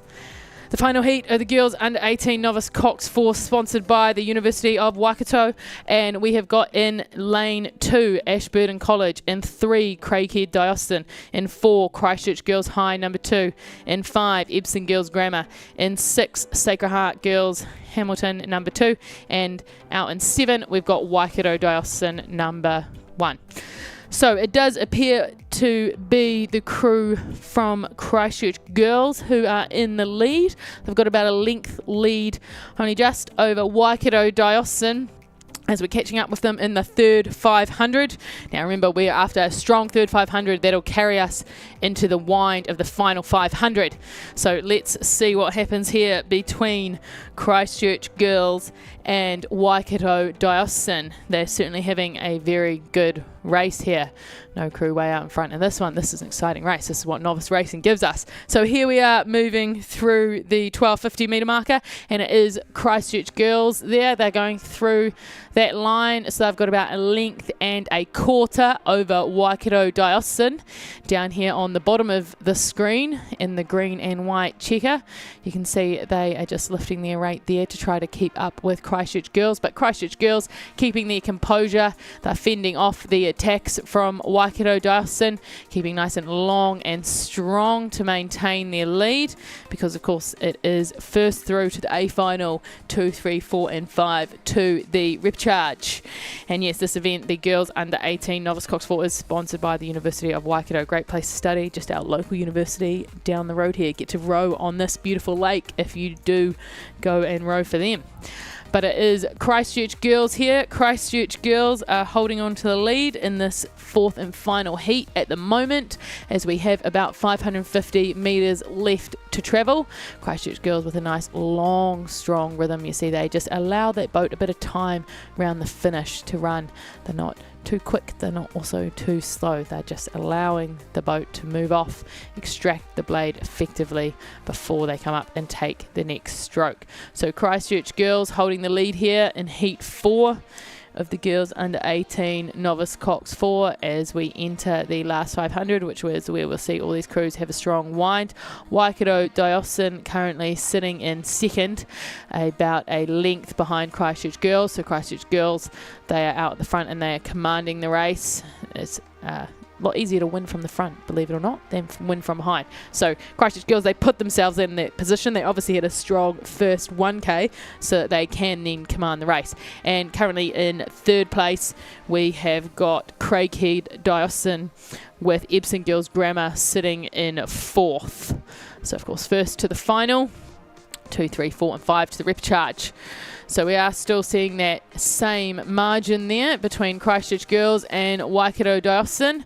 Christchurch girls just holding about 1 and a bit lengths lead over Waikato Diocesan. Both crews with very similar rates, very similar long, strong styles. This is the closest race we've seen so far in the heats here of the girls under 18 novice Cox 4.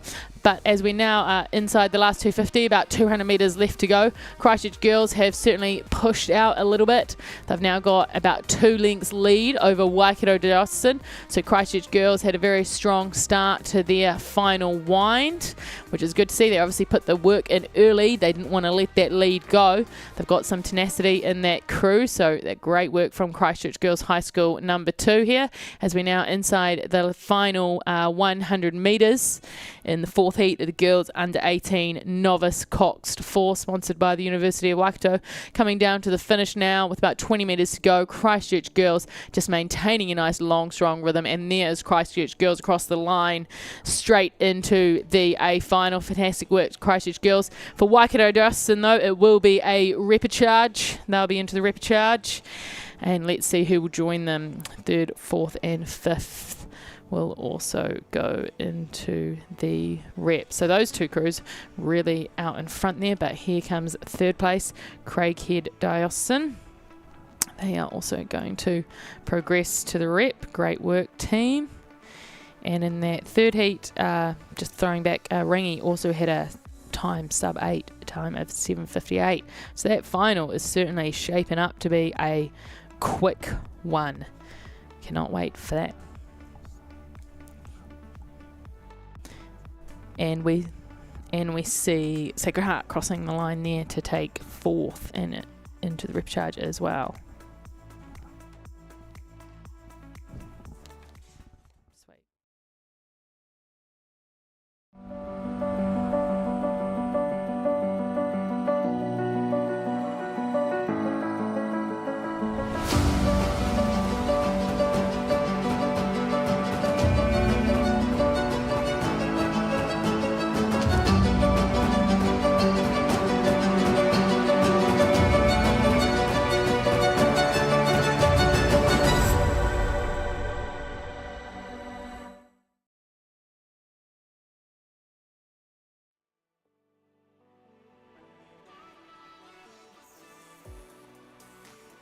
And here we are for Heat 1 of the next event, the Boys Under 18 Novice Cox Quadruple Scull, sponsored by the University of Waikato, sponsoring 2 events in a row. But in Lane 1, we have Pukekohe High School. In 2, we have St John's College Hamilton. In 3, St Kentigern College. In 4, Waitaki Boys High School. In 5, Wanganui High School. In 6, St Paul's Collegiate.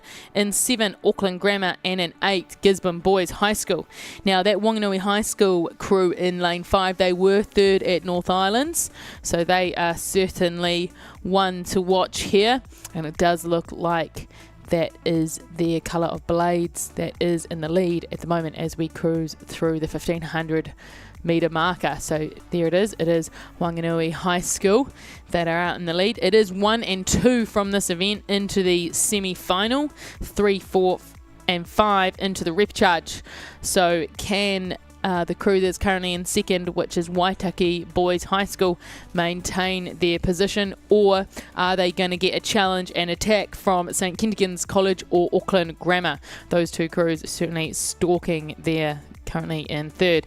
But it is Wanganui High School out in the front by about 3 lengths lead over the rest of the field as we come down past Rowing New Zealand there with about 350 metres left to travel.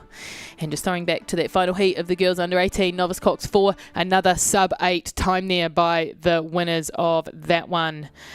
Christchurch girls. So yeah, that event is going to be a great final, and I'm sure these boys are going to make their event a fantastic final as well. So Wanganui High School here, a nice 3 lengths clear lead over Waitaki Boys High School, and then we're having a great race for third here between Grammar and St Kentigern's, but it is Auckland Grammar at the moment that just have their bows in front, and they are certainly making a charge for second. Waitaki had better look out because Auckland Grammar's bow at the moment is currently travelling quite well. They've got a bit of momentum on it as they push into the final 250 metres, but we are seeing a response here from Waitaki Boys High School as they just lift the rate to keep their boat charging forwards. They'd obviously done a bit of work early on to get into that second place position, and they would like it, but Auckland Grammar putting up a good fight there. And let's go down towards the finish line and check out how Wanganui High School cross the line. There they go. Wanganui High School take the win and the first ticket to the semi-final. Who is going to join them on the finish? And it does look like Waitaki did manage to fend off Auckland Grammar, so great work Waitaki. They are into the semi-final. Auckland Grammar, St Kentigern's and Pukekohe High School will be the 3 that progress through to the repechage for this event for Heat 1 of the boys under 18 novice Cox quadruple sculls, as we saw Gisborne Boys High School there come across the line in 6th. St John's Hamilton rowing through the line now in 7th.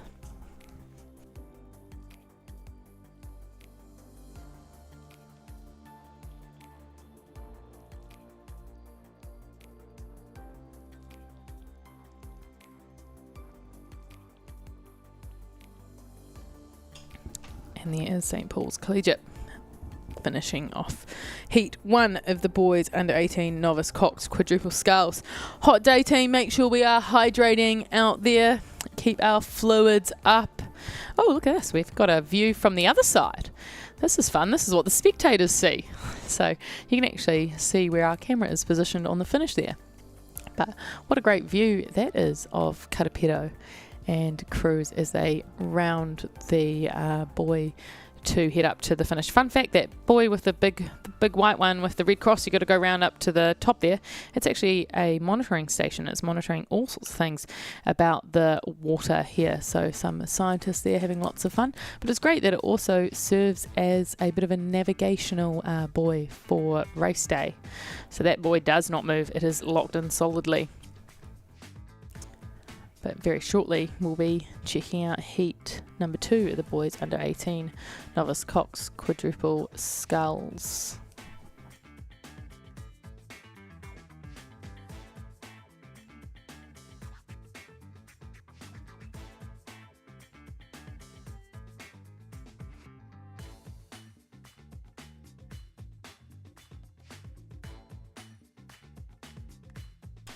And here we are, just flying over to Heat 2 of the boys under 18 novice Cox quadruple sculls, sponsored by the University of Waikato. So in lane 1 we have Christ College 1, in 2 Auckland Grammar School number 4, plenty of crews from Grammar. In 3 we have King's College 1, in 4 St Thomas of Canterbury, in 5 John McGlashan College, in 6 Wakatipu High School, in 7 Marlborough Boys College, and in 8 Tauranga Boys College. So quite the race we have here, because John McGlashan in lane 5, they did win South Islands. King's College, they were second at North Island, and Wakatipu High School, they were third at South. So 3 medalists from the recent respective island championships. So it is great to see a good race happening here in this heat. But it does look like the crew from Kings in lane 3 is currently just got their bow just ahead of Wakatipu.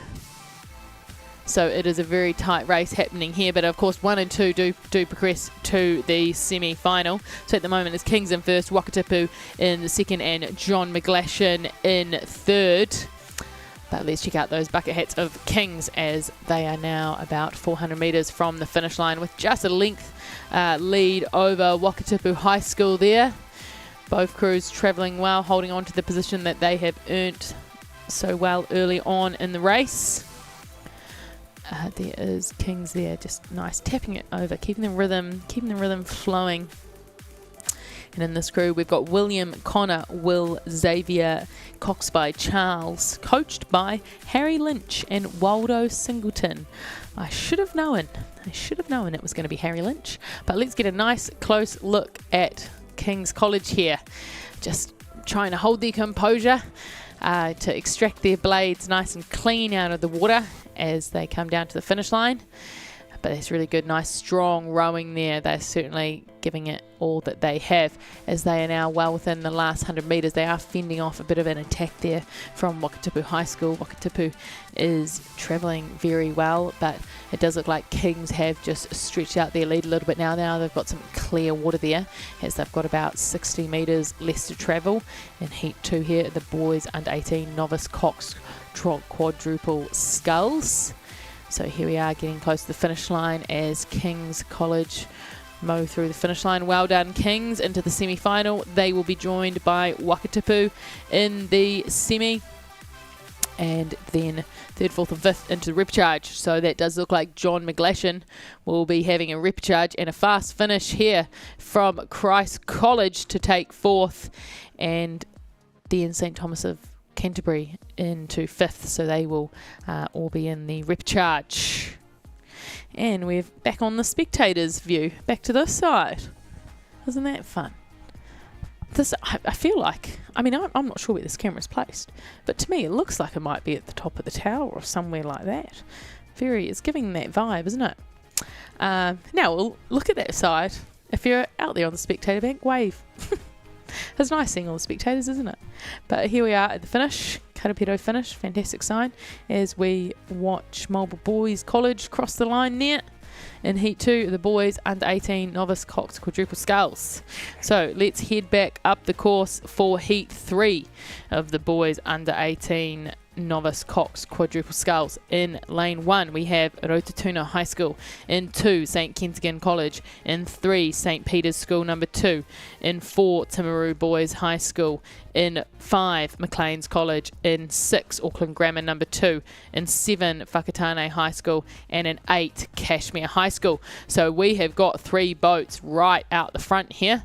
This is a very tight race, knowing that 1 and 2 go to the semi-final and third is going to be in the repcharge. So there's all to play for here in Heat 3 of the boys under 18 novice Cox quadruple scull. But it does look like the crew in lane 5, Maclean's College, currently has their bow just ahead of Timaru Boys, who in turn have their bow just ahead of St Peter's School number 2. Now Timaru Boys did place second at the South Island Championships, but neither this Maclean's or St Peter's crew medalled at the North Islands. So we have got quite a race here. The North Island is determined to show the South Island what they are made of. That is why we come to the national champs, bring everyone all together. But here we just move through the 1250 metre marker, and it is that same order. It is Maclean's with a canvas over Timaru with a canvas over St Peter's School number 2. So we have 3 crews here vying for 2 spots in the semi-final. Whoever ends up third will be in the repcharge. They will get that second chance. But by golly, by gosh, it is a lot easier, a lot nicer if you can just head straight to that semi-final. Auckland Grammar currently sitting in 4th, and then a good battle between Rotatuna and St Kentigern's for 5th and 6th at the moment. And we see Auckland Grammar there with a nice stern Cox boat. I am a fan of a stern Cox boat for novices when they're learning. It's great because then the coxswain can see the rowers and give them some tips and tricks. But let's check out that Maclean's College crew that is still in the lead, only just over Timaru, only just over St Peter's. So certainly I'm sure these coxswains will be dialed in, making some calls, telling their crews to keep their heads in the boat, so the coxswains can tell them what to do and they can just focus on rowing well, because Timaru Boys are putting in a good little burst there. They are really working to pull up alongside Maclean's, and they'll be bringing St Peter's School number 2 with them. So there we are, we're seeing these 3 crews really having a good battle here, all with a nice high rating. But as we are well within the last 500 metres now, about 350 metres left to travel, and St. Peter's have really pushed up. St. Peter's number 2 have now pushed into the lead. They've got about a half a canvas over Timaru, who have about a canvas over Maclean's. So about 300 metres ago went Maclean's, Timaru, St. Peter's, and now it's going St. Peter's, Timaru, Maclean's. So the St. Peter's, who train here every day, are certainly putting in a big bit of work. They've got a nice wind, but here we go, last 250. We see Timaru and Maclean's pick it up again. What does St. Peter's have to respond? Remember, 1 and 2 into the semi-final. Third will get a second chance in the repechage, but these 3 crews are fighting so hard because they really want that spot directly into the semi-final. You're just seeing the Timaru boys bow there, number 4, just moving. It's now just ahead of St. Peter's. St. Peter's still, though, just ahead of Maclean's, but Maclean's is certainly pushing up. All 3 of these crews fighting towards the line. We now have about 80 metres left to go in this heat. 3 of the boys under 18 novice Cox quadruple quad. It is Timaru just in front, and they are pulling Maclean's with them. It's Balball for Balball between these 3 crews as we come down to the line. Oh my goodness, that was very close. That was very, very close between those 3. I will just check the results on Roa in a few moments to see who exactly was first and second. But what a race we had from those 3 crews. That is the kind of standard of racing we're going to see later on in the week, team. But imagine 8 boats doing that. As we see Auckland Grammar come across the line for 4th into the repechage, and they'll be joined by 5th place there. That was Rotatuna High School. But wow, what a strong finish that was, as we then see St. Kentigans and Whakatane cross the line. And here we got a nice visual of all the boats, because some people watching around the country may not have been here, may not have seen what it's like getting on and off the water. So there's our lovely pontoons. The far ones are, of course, the on-water pontoons, and the closest ones here are the off-water pontoons. So here we are seeing the race that just ended, all cruising into the pontoons, and you see their coaches going down there to meet them, to help them in, to look after the equipment, carry the blades. You'll see some coxswains will carry the blades for their crew, which is quite something. But let's go and join heat number 4 of the boys under 18 novice Cox quadruple sculls. In lane 1 we have Napier Boys High School. In 2 Te Awamutu College. In 3 Otomodai College. In 4 Wakatipu High School. In 5 St. Peter's School number 1. In 6 Linda's Farm College, and in 7 St. Peter's College. So we saw a lovely finish there from St. Peter's School number 2. Let's see what St. Peter's School number 1 does. But it does seem to be, it is St. Peter's School number 1 out the front of this heat with a nice commanding lead, and they did win North Island Secondary Schools just a few weeks ago, so it is no surprise to see them there. Of course, St. Peter's always has a good sculling program. As we move through the 1250 metre marker, there is the St. Peter's crew. St. Peter's number 1 in the lead. That is Matt, Josh, Bradley, Mateus, and they are coxed by Jade, coached by Joseph and Leon Lee.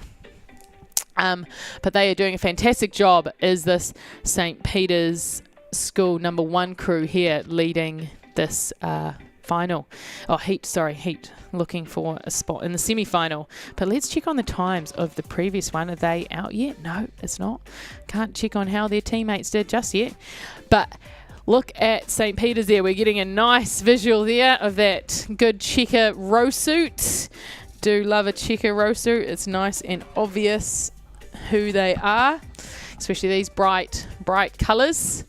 They're in the boat called the Chief. I love that our drones get so close, right in the thick of the action, that you can read the name of the boat, and that boat is called the Chief. And I believe that boat has won a few medals in its time. But they are now within the last 500 metres there. Travelling well is St. Peter's number 1, and currently in second will be St. Peter's College. St. Peter's College currently in second, looking for their other semi-final spot, with Linda's Farm in third, Wakatipu in fourth, Tiamudu would be sitting in 5th at the moment, then Napier Boys and Otomodai. But back to St. Peter's number 1 with 300 metres left to go. And it was their teammate, St. Peter's number 2, that managed to get the win in that previous heat number 3. And Timaru Boys second. So St. Peter's and Timaru into the semi-final there, and McLean's into the rep. So are we going to see St. Peter's win one heat and back it up again in the following heat? It looks like we are, because here is St. Peter's. They got a nice high rate, and they just get their blades locked in and drive away. See them all swinging nicely. Great group of novice boys that St. Peter's have got this year. So yeah, we're checking out Matt there as he strokes the boat. He's the one in the front. Well, it's the front depending on what way you're looking at it. It's the front in terms of, it's the back of the boat, but all the rowers are looking at him. So you decide how you want to call that, but the stern. The sternmost rower that all the rowers can see is the stroke. As we are now about 50 metres from the line, St. Peter's number 1, travelling well, and currently in second is St. Peter's College number 1. They look to be booking themselves at second spot, but here we are on the finish line. St. Peter's number 1, St. Peter's School Cambridge, that is, through into the semi-final. For the boys under 18 novice Cox quadruple sculls. Great work, St. Peter's local school, of course. And this event is sponsored by University of Waikato, another great educational institute. But here is St. Peter's College number 1. They are going to get that second semi-final spot. Great work from the St. Peter's. There must be something in the name there, team. And third place goes to Lindisfarne. Lindisfarne into the repechage. And they will be joined by Wakatipu High School number 2. And there is one final spot in the repechage up for grabs. Who is it going to be? We are seeing a fast-travelling Te Awamutu College crew here, and there they go for 5th. Well done, Te Awamutu, into the repechage as Napier Boys come across the line for 6th, with Otomodai in 7th. And that concludes heat number 4 of the boys under 18 novice Cox quadruple sculls. We have got one more heat of these, heat number 5, and here it is. So 2 crews out in front there. It looks to be lane 5 and 4, so St. Paul's only just holding a lead over Mount Aspiring at the moment, but very close between these two. Swin lane 1, we have got Tauranga Boys. In 2, St. Peter's College number 2. In 3, Auckland Grammar number 3. In 4, Mount Aspiring. In 5, St. Paul's Collegiate. In 6, St. Peter's School number 3. And in 7, Cambridge High. Great to see so many schools in this event have got 1, 2, 3, 4 crews if you're Auckland Grammar. So plenty of schools obviously getting novices into their programs, building the numbers of rowing in the sport, which is what we want to see, because we can funnel them all up to our Olympic team in the future, as well as being just strong, solid club rowers. There's nothing more fun than club rowing. Kids get into it after school. But it is St. Paul's Collegiate that have just a length. They're just managing to get their stern clear of the bow ball of Mount Aspiring College, but those two are certainly putting themselves out the front to be 1 and 2 to go through to the semi-final, with Auckland Grammar 3 currently sitting in 3rd, and St. Peter's College 2 sitting there in 4th. But let's go take a look at the leaders as we move through the 1250 metre marker, so 750 metres left to travel. We're halfway through our 3rd 500. This is our 500 where we need to put some work in, really make it strong to travel through for our wind at the end. And St. Paul's, they have certainly pushed ahead a bit more now. They're sort of a length and a half over Mount Aspiring College. And then it is Auckland Grammar number 3 currently in 3rd. 4th place would be going to only just St. Peter's number 3 over St. Peter's College number 2. Plenty of the 2 St. Peter's, they keep being open races together. You got to keep your wits about you. But it is St. Paul's here. St. Paul's, that nice striking row suit that is black, yellow, black and white, affectionately named the Bumblebees or Buzzy Bees. They are travelling very well, the St. Paul's crew that is coached by Thomas Davenport Jones. So he's certainly done a great job with his crop of novice boys here. So St. Paul's, they have a very relaxed rating, and that's a good thing. That means they're just in command of what they're doing, in control, and can just keep their boat tapping along. They, of course, also train just further downstream on the Waikato River, just down there in town in Hamilton. And they've got a nice place to launch from, right next to a dog park. If you like dogs, go row at St. Paul's. But here is St. Paul's with about 300 metres to go. Stretch out their lead even more, about 3 lengths over Mount Aspiring College, who have a good lead over Auckland Grammar, sitting in 3rd, and then there's good tussle there for 4th and 5th between St. Peter's School number 3 and St. Peter's College number 2. They're having a good fight there, but of course 3rd, 4th and 5th into the repcharge. But it does look like St. Paul's here. St. Paul's and Mount Aspiring have really pushed themselves into those 2 qualifying positions. We have 250 metres left to row. Can they hold on to those positions? St. Paul's, the coxswain, he's having a good look behind him. He's thinking, I can't see the crews. I've got to get up and have a good look around. So yeah, that is when you are a bowcox like that, you do have to really look behind you to see. But you're all right, mate. You just keep doing what you're doing. It seems to be working. Keep doing what you're doing. Charlie Seath, that is who is coxing that crew of Thomas, Bruno, Gabriel and Ted. They're doing a fantastic job here in the last 100 metres of the final heat of the boys under 18 novice cox quadruple sculls. This event, of course, sponsored by the University of Waikato, and if you do row for them after school, you will train on this lake. So if you like Karapiro, University of Waikato, good spot to go to. But there is St. Paul's Collegiate through the line. They're into the semi-final, and they will be joined by Mount Aspiring College, also into the semi-final. The next 3 across the line will head to the repcharge for their second chance of making the semi-final, and that looks to be Auckland Grammar number 3 is going to get 3rd here as they cross the line. Nice work. Fast finishing St. Peter's number 3 and St. Peter's College number 2 to get 4th and 5th. So they also book a ticket to the repcharge, as 6th place goes to Cambridge High School. And then we will go back to Tauranga Boys for 7th. And that concludes the boys under 18 novice cox quadruple sculls event. And we're just going to head.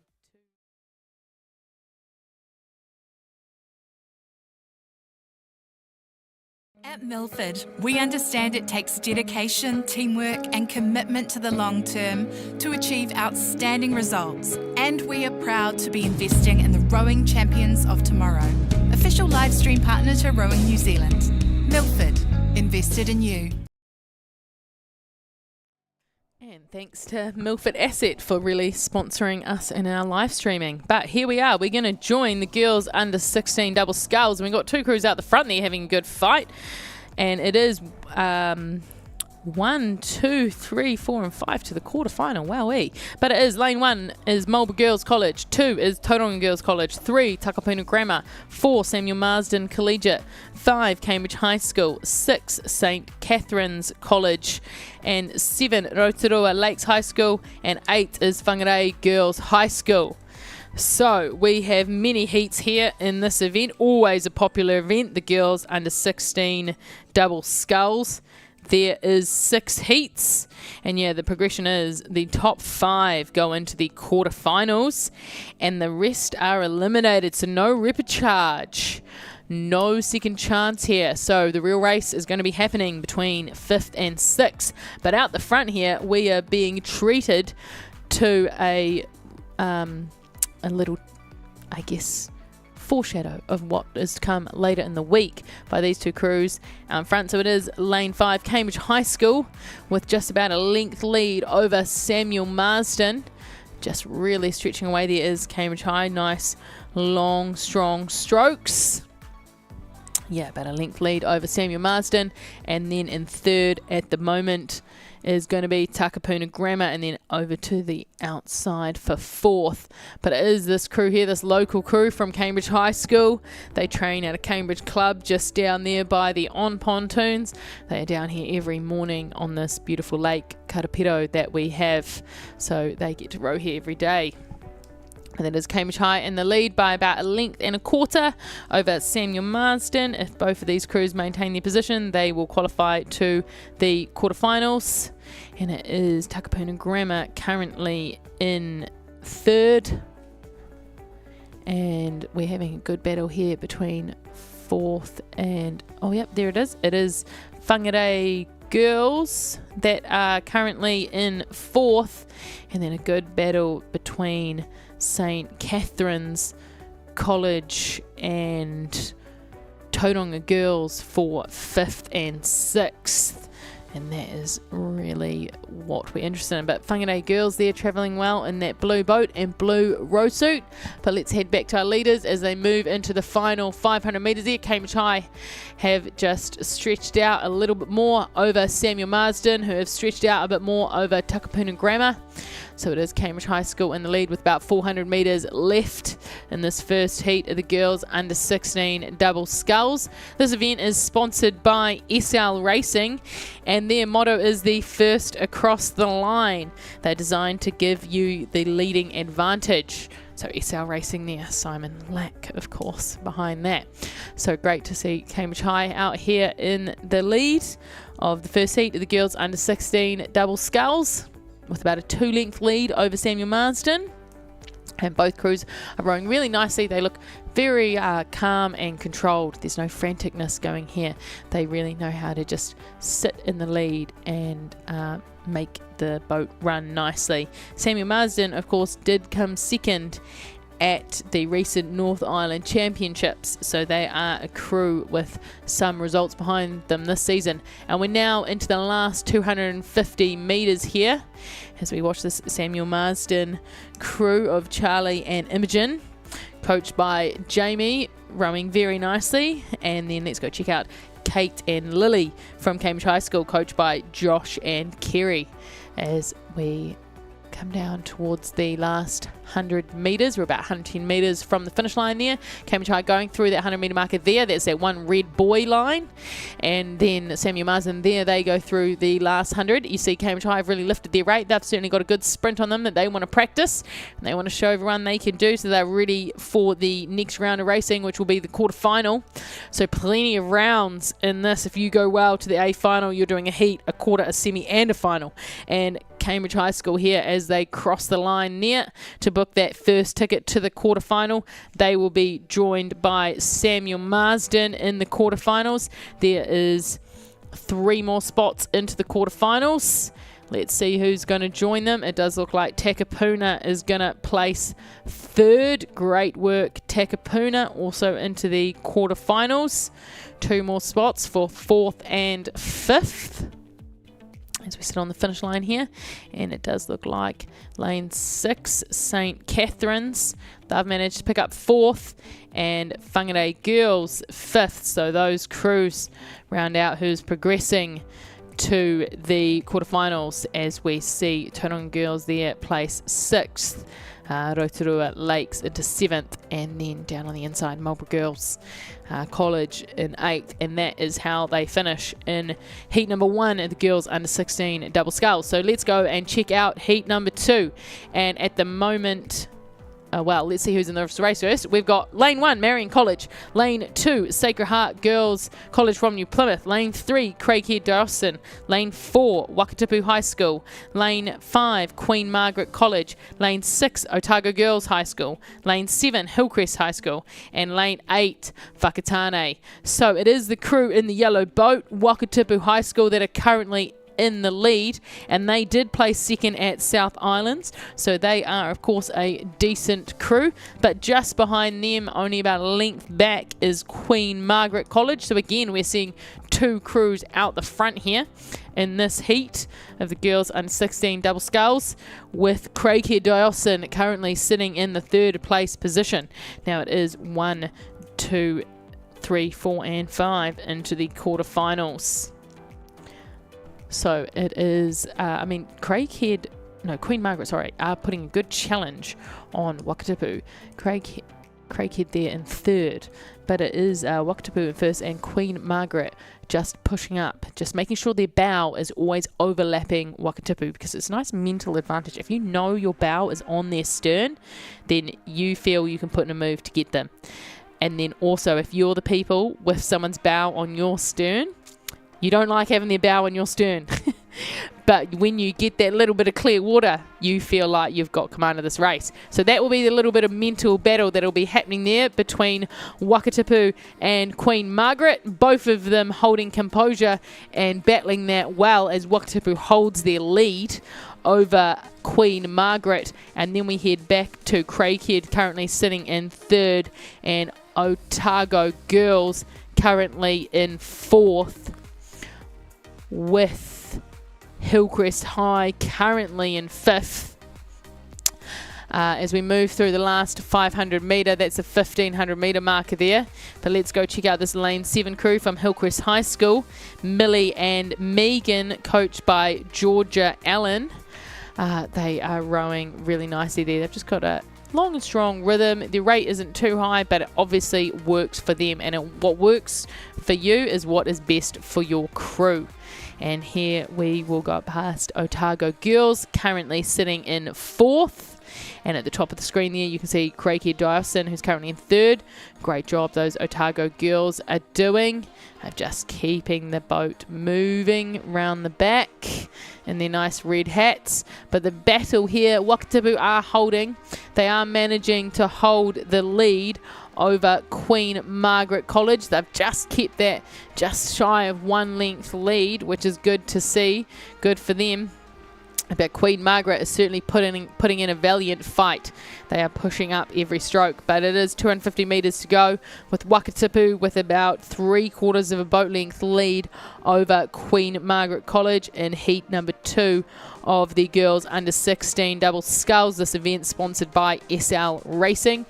If you've got SL boats, you will see them around the boat park. You will see the guys here from SL. If you need any parts, you need any help with your boats, go and see them. They've got a nice prominent tent on the bank there, just under podium.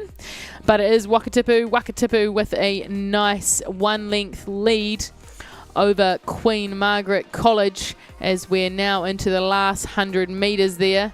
And of course, top 5 into the quarterfinals.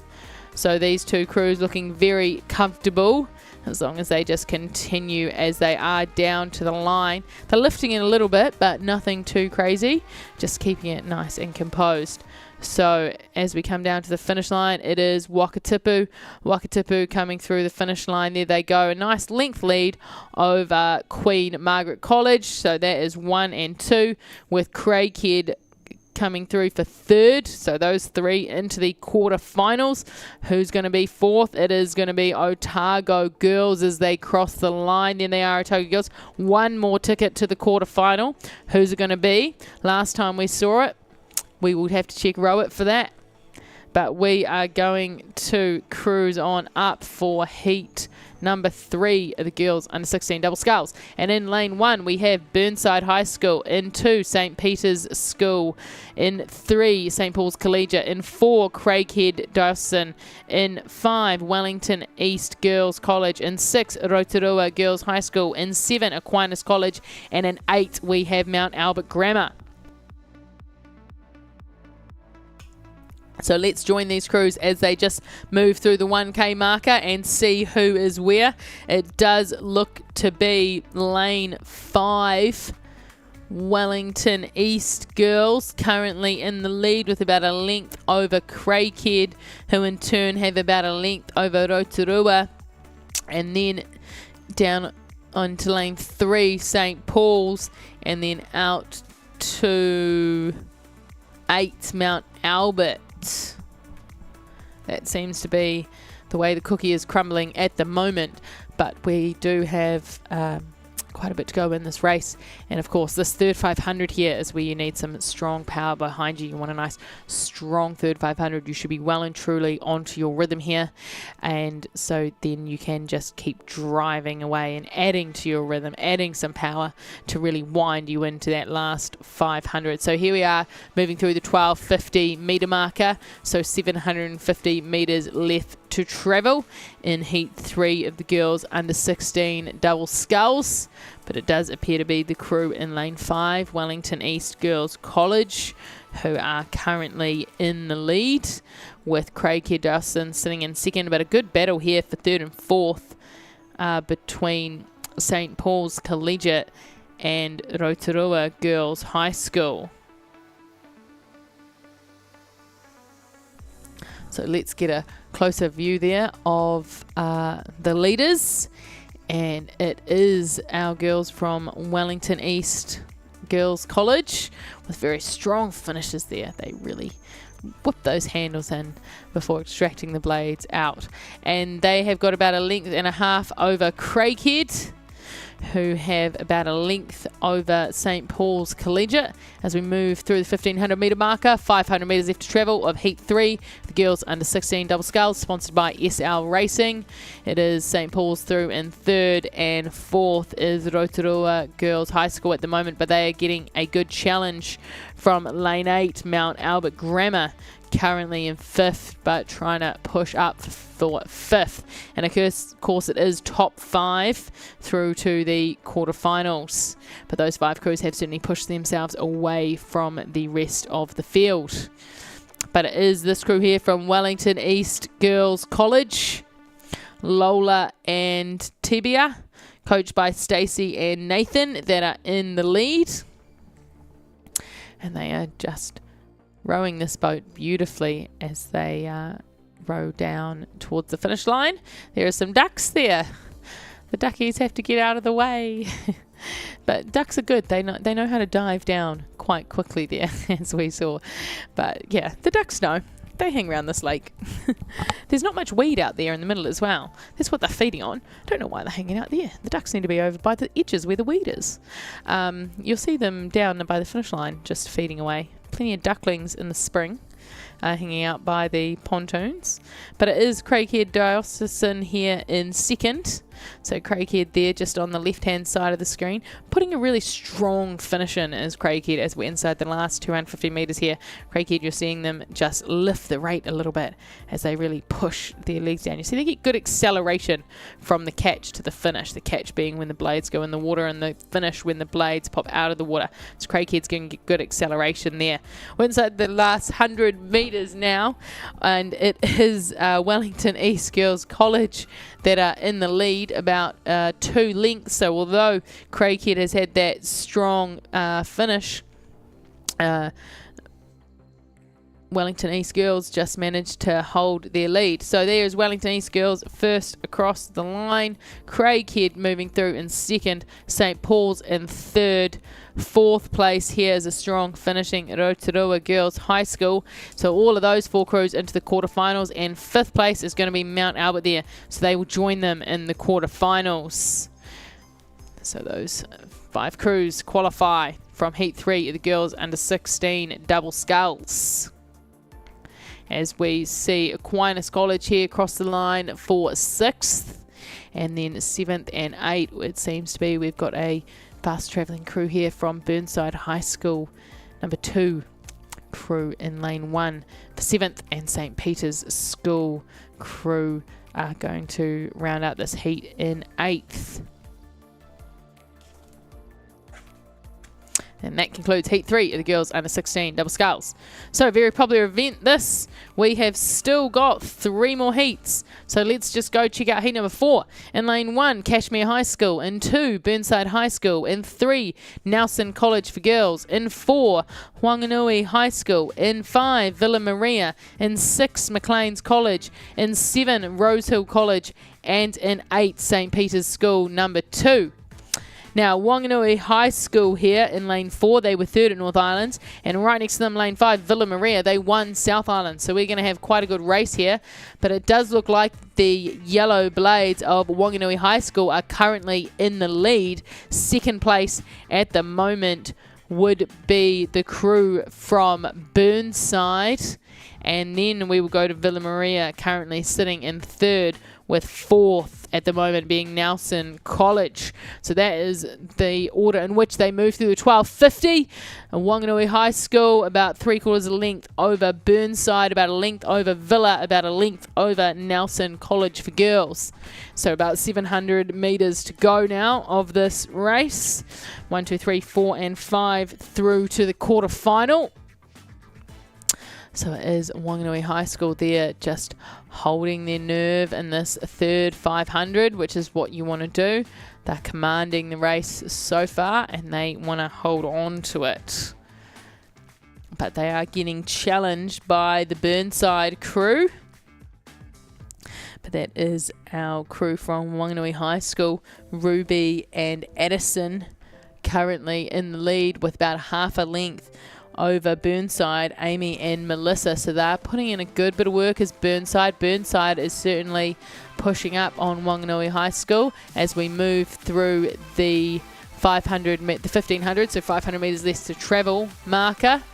And this Wanganui High School crew is doing a great job at sticking to the middle of their lane there as they just extract their blades beautifully before getting ready for the next stroke.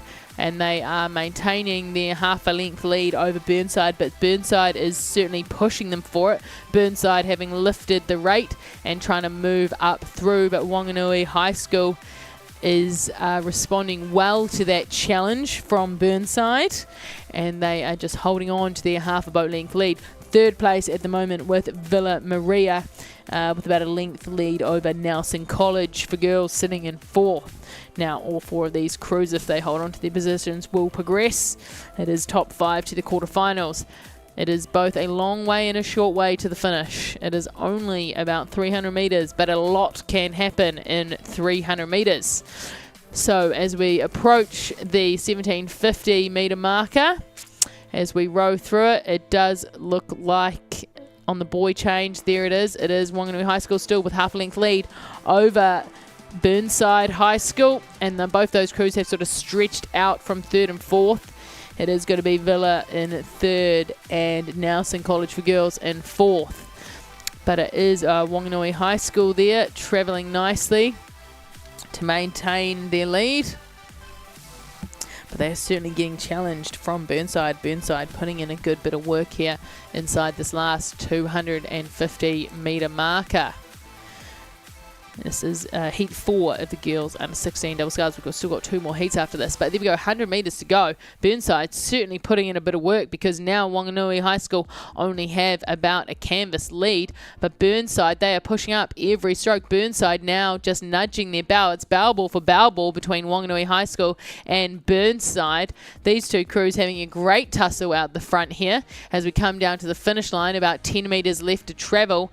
Who's going to take first place? Oh, I do not know. That was very close, but both of them will progress to the quarterfinals. So Burnside got a great sprint on them, that's for sure.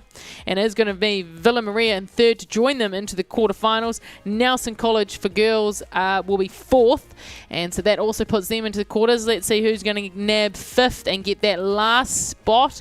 Oh, there are 2 crews travelling fast at the line here, but I believe it was that one down on the inside.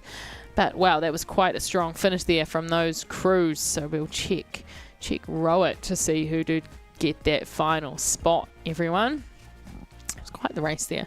Quite an exciting race of Heat 4 of girls under 16 double sculls, sponsored by SL Racing. First across the line. No doubt some of these crews will be rowing in SL boats.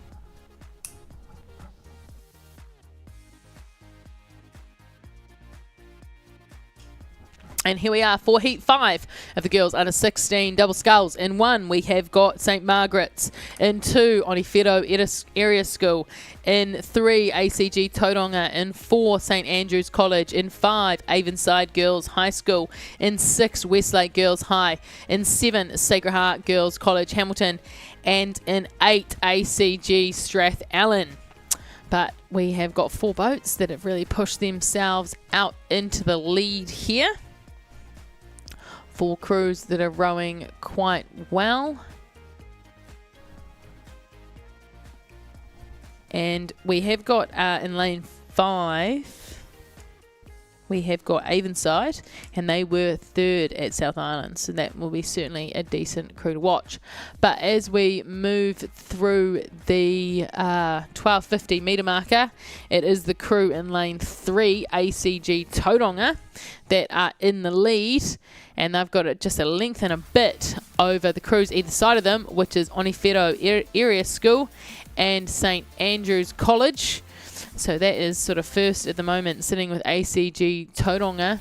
Second and third sitting with Onifero and St Andrews. They're having a good tussle there.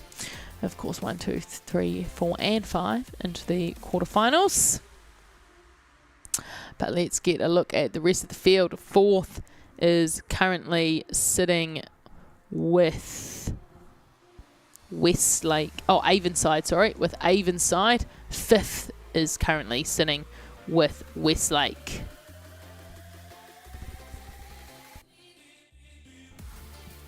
But we are getting beautiful views here of ACG Tauranga, as they've just got they look very in command of this race. Although the crews are right behind them, very close, they've just got a nice relaxed rhythm. They're not too worried. They obviously just want to win this one, take the win and progress.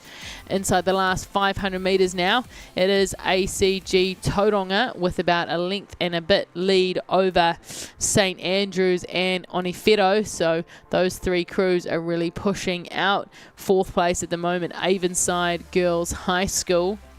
That is what your top 4 is looking like in Heat 5 of the girls under 16 double sculls, sponsored by SL Racing. We are seeing St Andrews just push up a little bit, but ACG Tauranga don't look too concerned.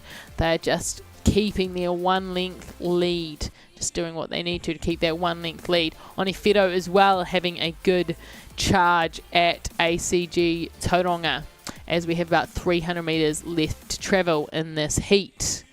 We're getting good view there of these 3 crews. You really see the St Andrews one down on the bottom of the screen there, giving a strong drive. They seem to be going move for move, stroke for stroke with Onifero, but it is ACG Tauranga that are holding on to that 1 length lead now that we are within the last 250 metres.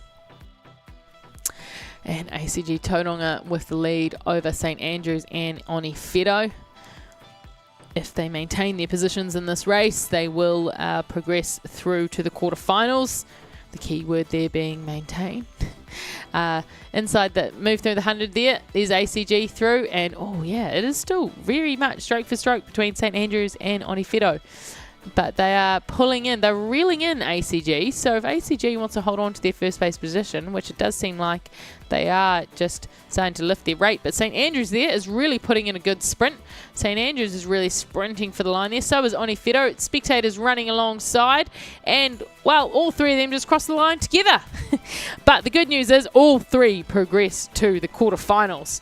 So a great race there, quite a strong finish from those 3 crews. And 4th place going to Avonside Girls there. We've got 1 more that will join them in the quarterfinals.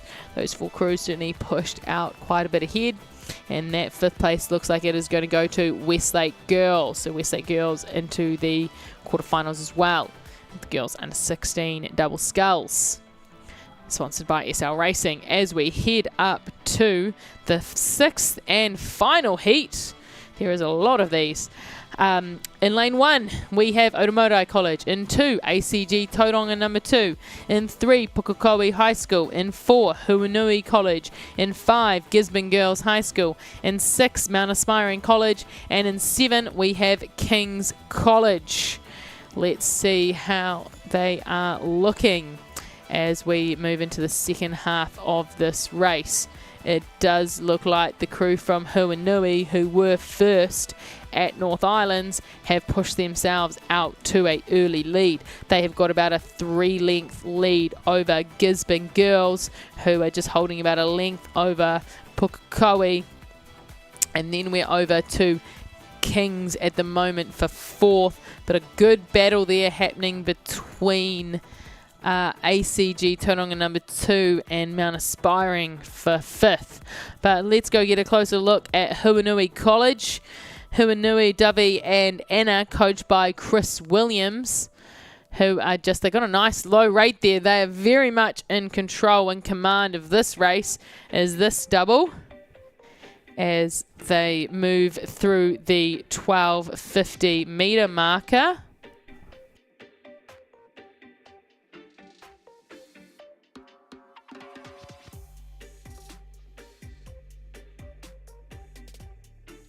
And it is still Huanui with the lead there with a nice, yeah.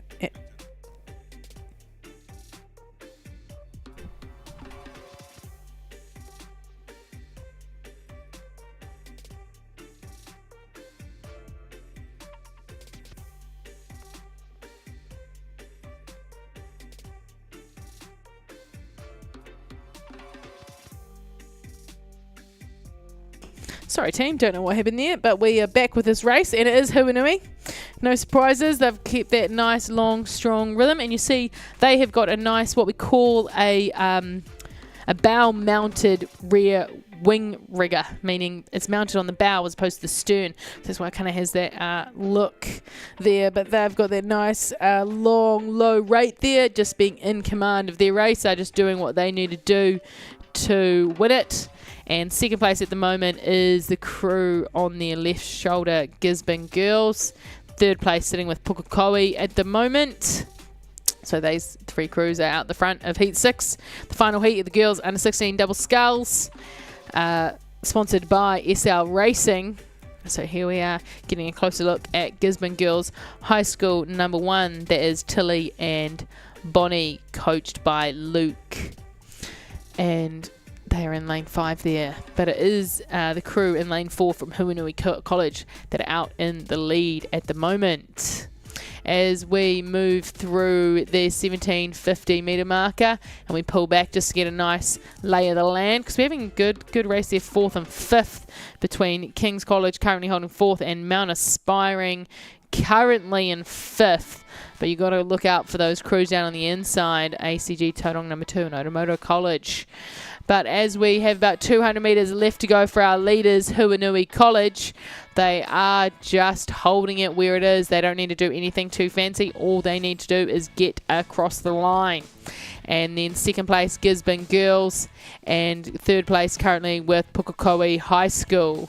But let's go get a good look at Huanui and what they're doing well, because they are obviously doing something well to be out in the lead looking this comfortable. So you can see our crew there from Huanui. Once they get those blades in, they do have a really good drive phase, really good acceleration towards the finish and just clean extraction of the blades. Here we are down at the finish line as Huanui crosses. Huanui in first into the quarterfinals. They're going to be joined by second place Gisborne Girls High School there as they cross the line. Also joined by 3 more crews. So third place is going to go to the next crew across the line, which is Pukekohe High School with a fast finish, who's going to come 4th and 5th because they're having a good race there. It is Kings in 4th and Mount Aspiring in 5th. So those 5 crews, Huanui, Gisborne, Pukekohe, Kings and Mount Aspiring, will progress through to the quarterfinals as we see ACG Tauranga here crossing the line in 6th. And that will leave Otamoto.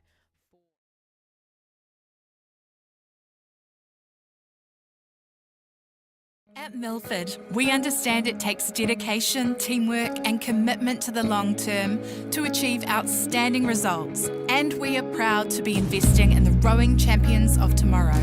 Official Livestream partner to Rowing New Zealand. Milford, invested in you.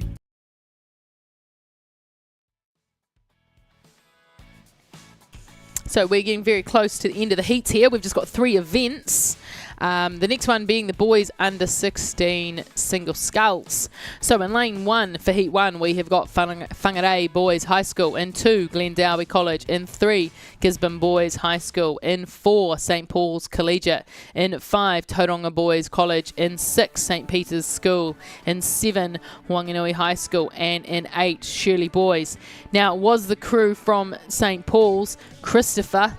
He did win North Islands recently, and we are having a good battle out the front here. It is nice and close between these crews here as we see the beautiful reflection of the sun.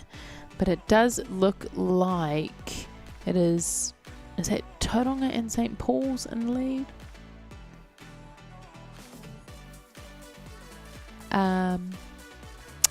Yeah, it's very hard to tell from this angle, but we will fly around and go and check them out.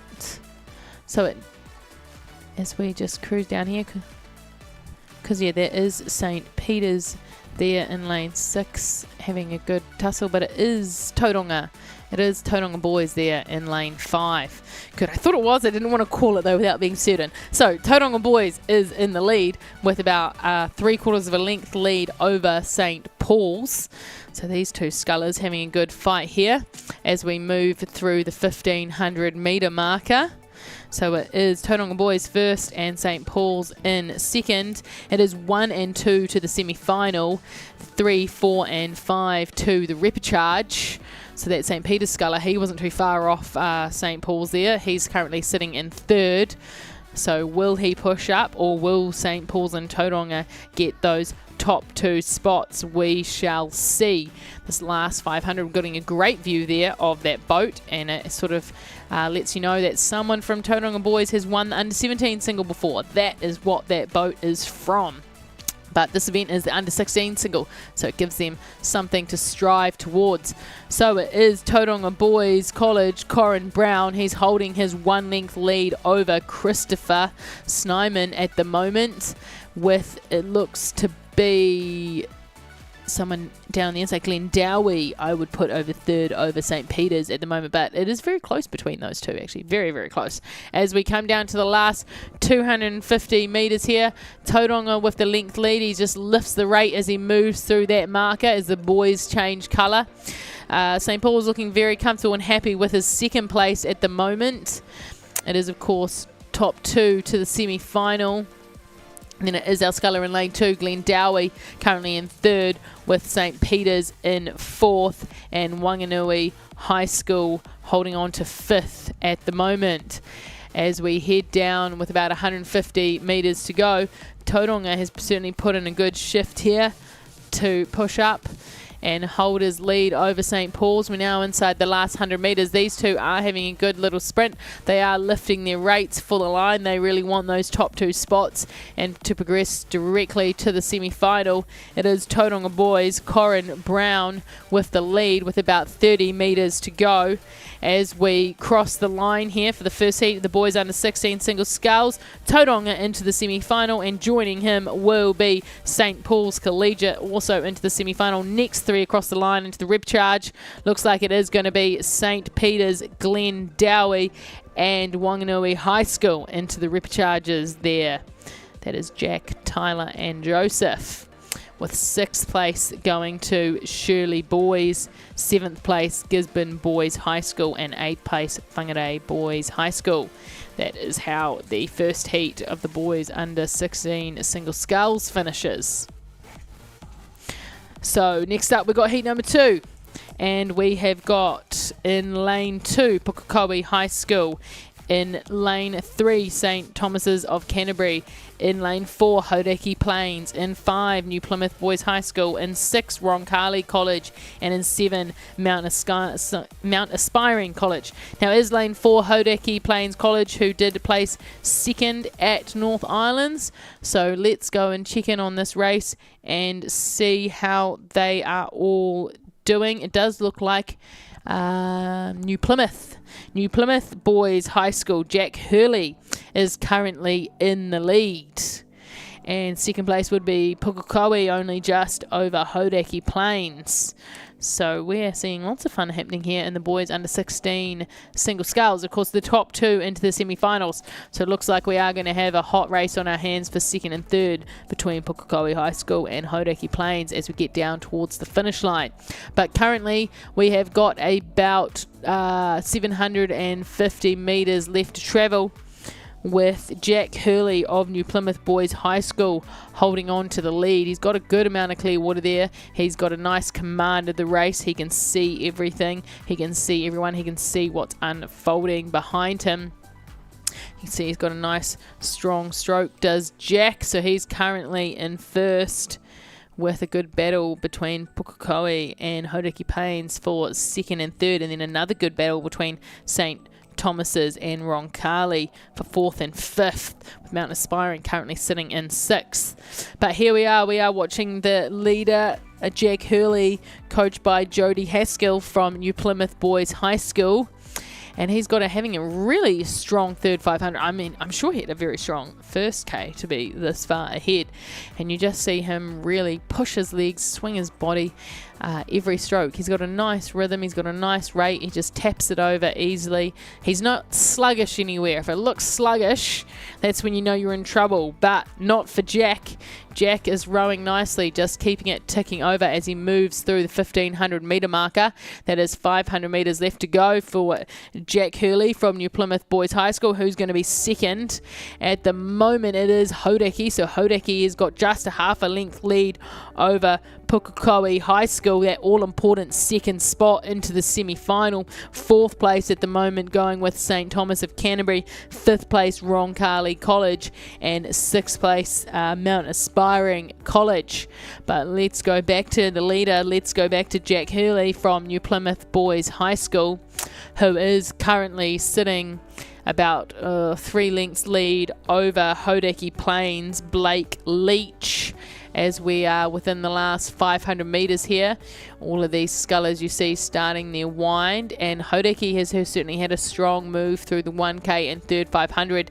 He is trying to push away from Pukekohe and push up on New Plymouth Boys High School. As we move through the 1750 metre marker, that's 250 metres left to travel as the boys change from red to yellow. We still have New Plymouth Boys High School Jack Hurley with a strong lead, but he is certainly getting chased down by Blake Leach of Hauraki Plains College. Hauraki Plains here having a strong final 750 metres. Those nice distinctive orange blades of Hauraki let you know who he is and where he is from. And look at him go. He is just eaten that lead that New Plymouth Boys High School had in half. He has just chopped that half lead in half in the last 100 metres. What's going to happen in the next 100 metres? Is he going to run out of lake, or is New Plymouth Boys High School Jack Hurley going to hold on to that lead? We shall see as we come down to the finish line here of heat number 2 at the boys under 16 single sculls. This event is sponsored by Winter Woolly. Here down on the finish line, 20 metres left to go. Take that 0 off there. It is New Plymouth Boys High School through the line first. Strong finish from Hauraki Plains College, Blake Leach there, but he does take second place, so both of them through to the semi-final. Next 3 across the line will be into the rip charge, and that does look like it is going to be Pukekohe High School in third. Fourth and fifth here. Good battle between St. Thomas of Canterbury and Roncalli College down on the line. It looks like it just goes to St. Thomas of Canterbury and Roncalli in fifth, but both of them will progress through to the rip charge, and Mount Aspiring College takes sixth place.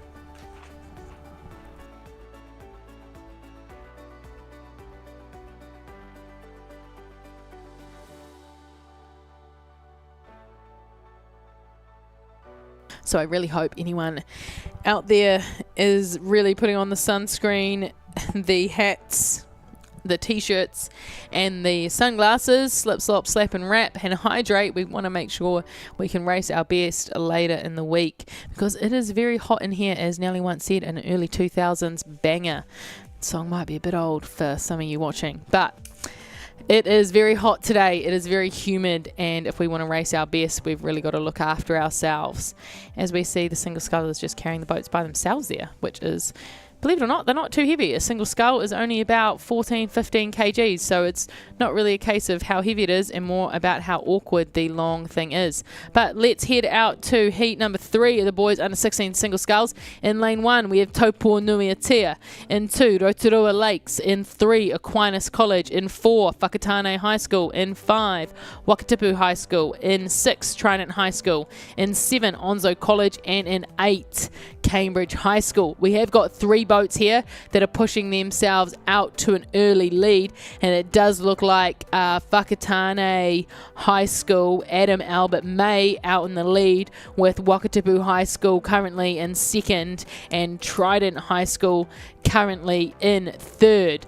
But there is all to play for in this final 750 metres of this race. Now, it was Whakatane High School who is in the lead. He did place third at North Islands, and Wakatipu High School just outside him placed second at South Islands. So 2 very fast crews here in the lead, and Trident just stalking him there in third. Of course, 1 and 2 through to the semi-finals, 3, 4 and 5 to the repcharge. But it is the nice bright white yellow row suit of Whakatane High School out in the lead with that black stripe. Very distinctive, very easy to spot from a distance, and he has about a length lead. He's turning around and looking at the drone. Hello, mate. Focus on your rowing. We'll go around the other side if you want to see us. But for now, you're doing a fantastic job there. Is Adam Albert May from Whakatane holding his 1 length lead over Wakatipu High School. Wakatipu High School currently in second place, and he is just holding his lead over Trident High. Trident High School, he really wants that second spot. He wants that second spot straight into the semi, because we've only got half a length between them. So there's quite the race here. We're seeing Wakatipu lift his rate. The Wakatipu sculler, that is Ollie Watson. He's lifting his rate to try hold his lead over Finn Madsen from Trident High. But it is still our sculler Adam from Whakatane holding the lead. 1 and 2 through to the semi-final. So the real race here is between second and third. And it is Trident High School sculler Finn Madsen that does keep putting in moves. He does keep slogging punches over there to Wakatipu High School. But Wakatipu High School, Ollie Watson, he is doing very well to block those punches, to put in another move to keep himself in second. 4th and 5th and 6th very tight as well here between Taupo Nui Atea, Aquinas College and Onzo College. But it is still Whakatane High School in the lead with about a length and a quarter over Wakatipu High School. He has managed to respond to the challenge from Trident and just squeeze it back out to a length lead. But 250 metres to go. 250 metres, anything can happen in a single. If you decide to whip your rate up, you know how much you've got left in you. You can change the result very quickly. Easier said than done, of course, as I sit here on my chair nice and relaxed. But it is Whakatane High School in the lead. But certainly Wakatipu, he keeps lifting that rate. He's not just trying to fend off the challenge for second, he's trying to push up to first. But Whakatane High School holding on to the lead here, holding on to the lead in this third heat of the boys under 16 single sculls, with Wakatipu currently sitting in second as we're now inside the last 100 metres. Trident sitting in third. 1 and 2 through to the semis. Third place will be in the repcharge. We see all these scullers just stretch out. There goes Whakatane for his sprint. He's stretching out. He's just going to hold on to his lead as we come to the finish line. There it is, Whakatane through the line in first into the semi-final. Well done, Wakatipu. Fantastic sprint there from you to hold on to your second place. Great effort from Trident. You're into the repcharge for a second chance, but what a race that was. Fourth place is going to go to Aquinas College, and fifth place there, lane 1, Taupo Nui Atea. So they round out the repcharge with Onzo coming through for 6th, and Cambridge High School in 7th, and Rotorua Lakes High School in 8th. What a heat that was. That was quite exciting. As we roll into heat 4, we've got 2 more heats left of the boys under 16 single sculls. So heat 4 is Mount Maunganui College in lane 1, Marlborough Boys College in 2. In 3 we have Francis Douglas College. In 4 Napier Boys High School. In 5 Ashburton College. In 6 Sacred Heart College Auckland, and in 7 Wanganui Collegiate with Kings out in 8. So let's see how they are travelling. It does look to be lane 4 and lane 3 having a good battle. So that is Napier Boys High School in 4 and Francis Douglas in 3. Those two seem to be out in front, with Ashburton College currently in 3rd and Sacred Heart in 4th. Now, Ashburton College did get the bronze at South Islands not too long ago, Caleb Armstrong. But it is Napier Boys. Napier Boys currently in the lead with about a length over Francis Douglas College, who in turn has about a length lead over Ashburton and half a length over Sacred Heart Auckland. We do have 750 metres left to travel. Anything can happen. But let's go get a nice close look at our sculler here from Napier Boys. Carlin Johnston, coached by Matt Mannington. And he is just holding that 1 length lead. You see him every now and then just look over slightly to his right to our sculler Oliver from Francis Douglas, just to check he's still got that length lead and check that he isn't doing any moves, because if he sees him do a move, he will respond straight away. But these two are out here in the lead, currently holding the spots that would progress to the semi-final, but there's not far back to Ashburton College Caleb Armstrong and Sacred Heart Auckland Xavier in 4th, Xavier Roshan.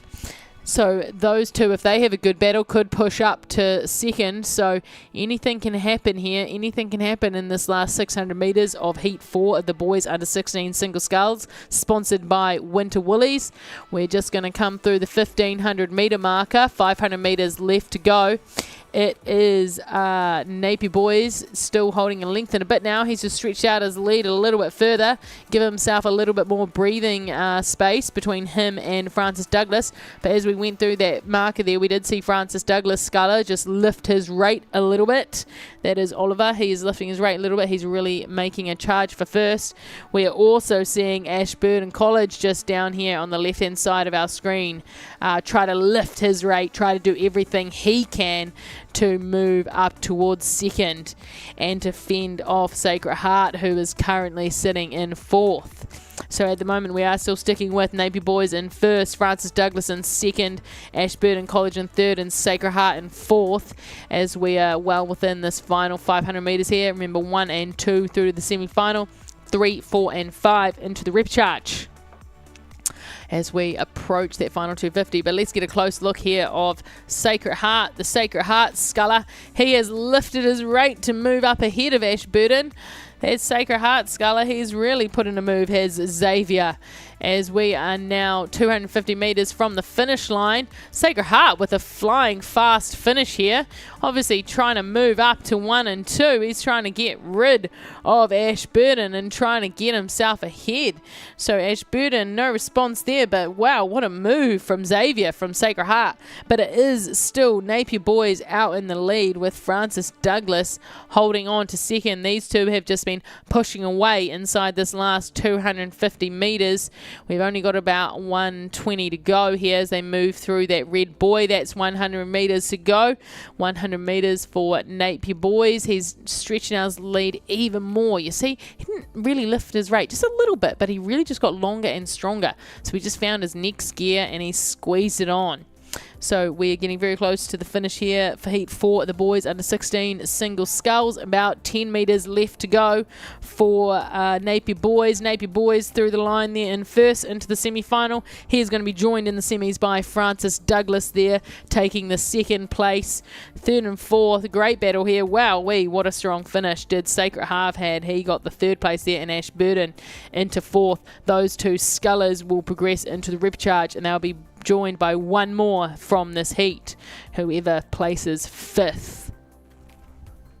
And we have one more heat of this event left, heat number 5. And there is our 5th place sculler. It is lane 7, Wanganui Collegiate, Richie Williams, into the repecharge.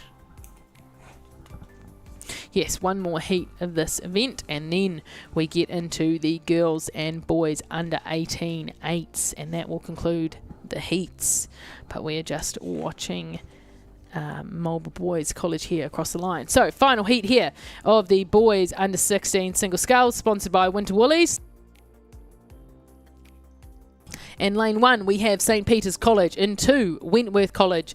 In 3, Scots College. In 4, Timaru Boys High School. In 5, Tauhara College. In 6, Burnside High School. And in 7, Hillcrest High School.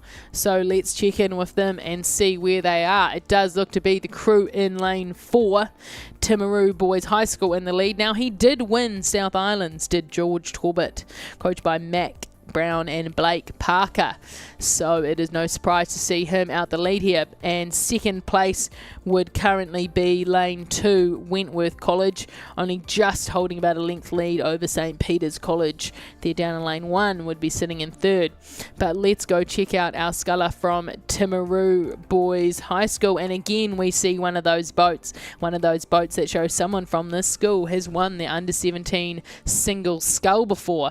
So plenty of good sculling pedigree at Timaru Boys High School. We have seen plenty of New Zealand rowers, I believe, in the past come through Timaru Boys as well. In the sculling side too, so there must be something in it. But here we are with about 650 metres to go. It is Timaru Boys High School. George Talbot out in the lead. Second place would be Wentworth down there in lane 2. Third place, very tight between Burnside High School and St. Peter's College. It is a lot happening there between 3rd, 4th, 5th and 6th at the moment. But it is, Timaru Boys High School. George Talbot, he is just striding out. He is making his lead as big as possible. He is certainly making his intentions known within the event. That is the boys under 16 single sculls. As we move through the 1500 metre marker, 500 metres left to travel. Timaru Boys, he's got plenty of run on his boat. And what I mean by that is every time he takes his blades out of the water, which is when the boat is travelling at its fastest, he is doing nothing to disrupt the run of the boat. And he can just then, you see his boat keeps travelling forwards lots while he is moving towards the stern, which is easier said than done, because when you move towards the stern, you move your weight towards the stern and you don't want to adversely affect the run of the boat while doing that. But that is no issue for George here, because he is keeping his boat running forwards beautifully every stroke is George from Timaru Boys High School. Now within the last 500 metres, he's got about 320 metres left to travel in this final heat, 5th and final heat of the boys under 16 single sculls, sponsored by Winter Woolies. And you see him just lifting the rate there as well. And you can tell when he lifts the rate, he adds a bit more power, because we don't want to egg beat it. We want to add the power when we add the rate. Second place, currently Wentworth College, but he is certainly being stalked down by Burnside High School, sitting there in 3rd and then 4th. It's very close between St. Peter's College, Tauhara College and Hillcrest High. As we head down to the finish line, we're seeing more and more spectators roll up. I think they might be here for those 8s, but let's cheer on the final heat of the boys under 16 single sculls team. It's always awesome being in this race just before the 8s come rolling down. You know, you've got the whole crowd there, so let's cheer them on. But it is the sculler here, George from Timaru Boys High School, doing a fantastic job to just stretch his lead out as he's inside the last 100 metres now. And it is second place at the moment is actually Wentworth College there. He's done a good move there. But it is Timaru Boys High School here, coming down towards the line 1 and 2 through to the semi-final, of course. So here we are at the finish line. And it is Timaru Boys High School. Well done, George. Beautiful rowing there. Beautiful sculling from George to win that and progress through the semi-final. Who's going to join him? It is going to be lane 2, Wentworth. So Wentworth there as well into the semi-final. The next 3 crews, 3rd, 4th and 5th into the repechage. And finishing fast, it does look like Burnside, Tauhara and St. Peter's College into the repechage, with Hillcrest High moving through in 6th. And then we'll head back to Scots College 3-4-6. But here we are, coming at us very quickly is heat number 1 at the girls under 18 Cox 8. This event, of course, sponsored by Milford. So in lane 2 we have Rangiruru. In 3 Wanganui Collegiate. In 4 Waikato Diocesan. In 5 Westlake Girls. In 6 St Cuthbert's, and in 7 St Margaret's. Now at the North Island champs Waikato Diocesan, they did win with Westlake Girls hot on their tails in second, and it does appear to be Waikato Diocesan out in the lead with about a length and a quarter over Wanganui Collegiate, and then back to Westlake. Now, Wanganui Collegiate were 4th at North Island, so of course a crew with something to prove here. As we move through the 1250 metre marker, that is what we're currently sitting with. Waikato Diocesan in 1, Wanganui Collegiate in 2, Westlake currently sitting in 3rd, then to Rangiruru number 2 crew currently sitting in 4th. That is how the crews are at the moment. We're seeing that Westlake crew here. But let's go look at the leaders. Waikato Diocesan, as they are moving through the 3rd 500, the strong 500 that you want there. There, Coxon, of course, Rosie Savage making some fantastic calls to just push them through their race plan for this race. This crew has done well so far this regatta. But here we are, Wanganui Collegiate doing a fantastic job to hold on to 2nd place with about 3/4 of a length lead over Westlake, then into Rangiruru number 2 for 4th. 5th is currently sitting with St Cuthbert's, and 6th with St Margaret's number 2. But we're getting a great shot here of this Waikato Dio crew. I believe they're rowing a Laszlo boat that has those nice bow-mounted rear wing riggers. That is why you see the rigger coming from behind them. It's quite a fun feeling being in a boat like that when you're out the front and there's no rigger in front of you. But Waikato Dio here doing a fantastic job to hold on to the lead for the first heat of the girls under 18 Cox 8. Of course, it is 1 and 2 into the final, 3, 4, 5 and 6 to the rip charge. But Waikato Dio here just keeping their little bit of clear water over Wanganui Collegiate. Wanganui Collegiate has had a fantastic 3rd 500 to just get rid of Westlake Girls. They are saying, hey, we didn't get in medal at North Islands, but we've got something to prove here at Maadi.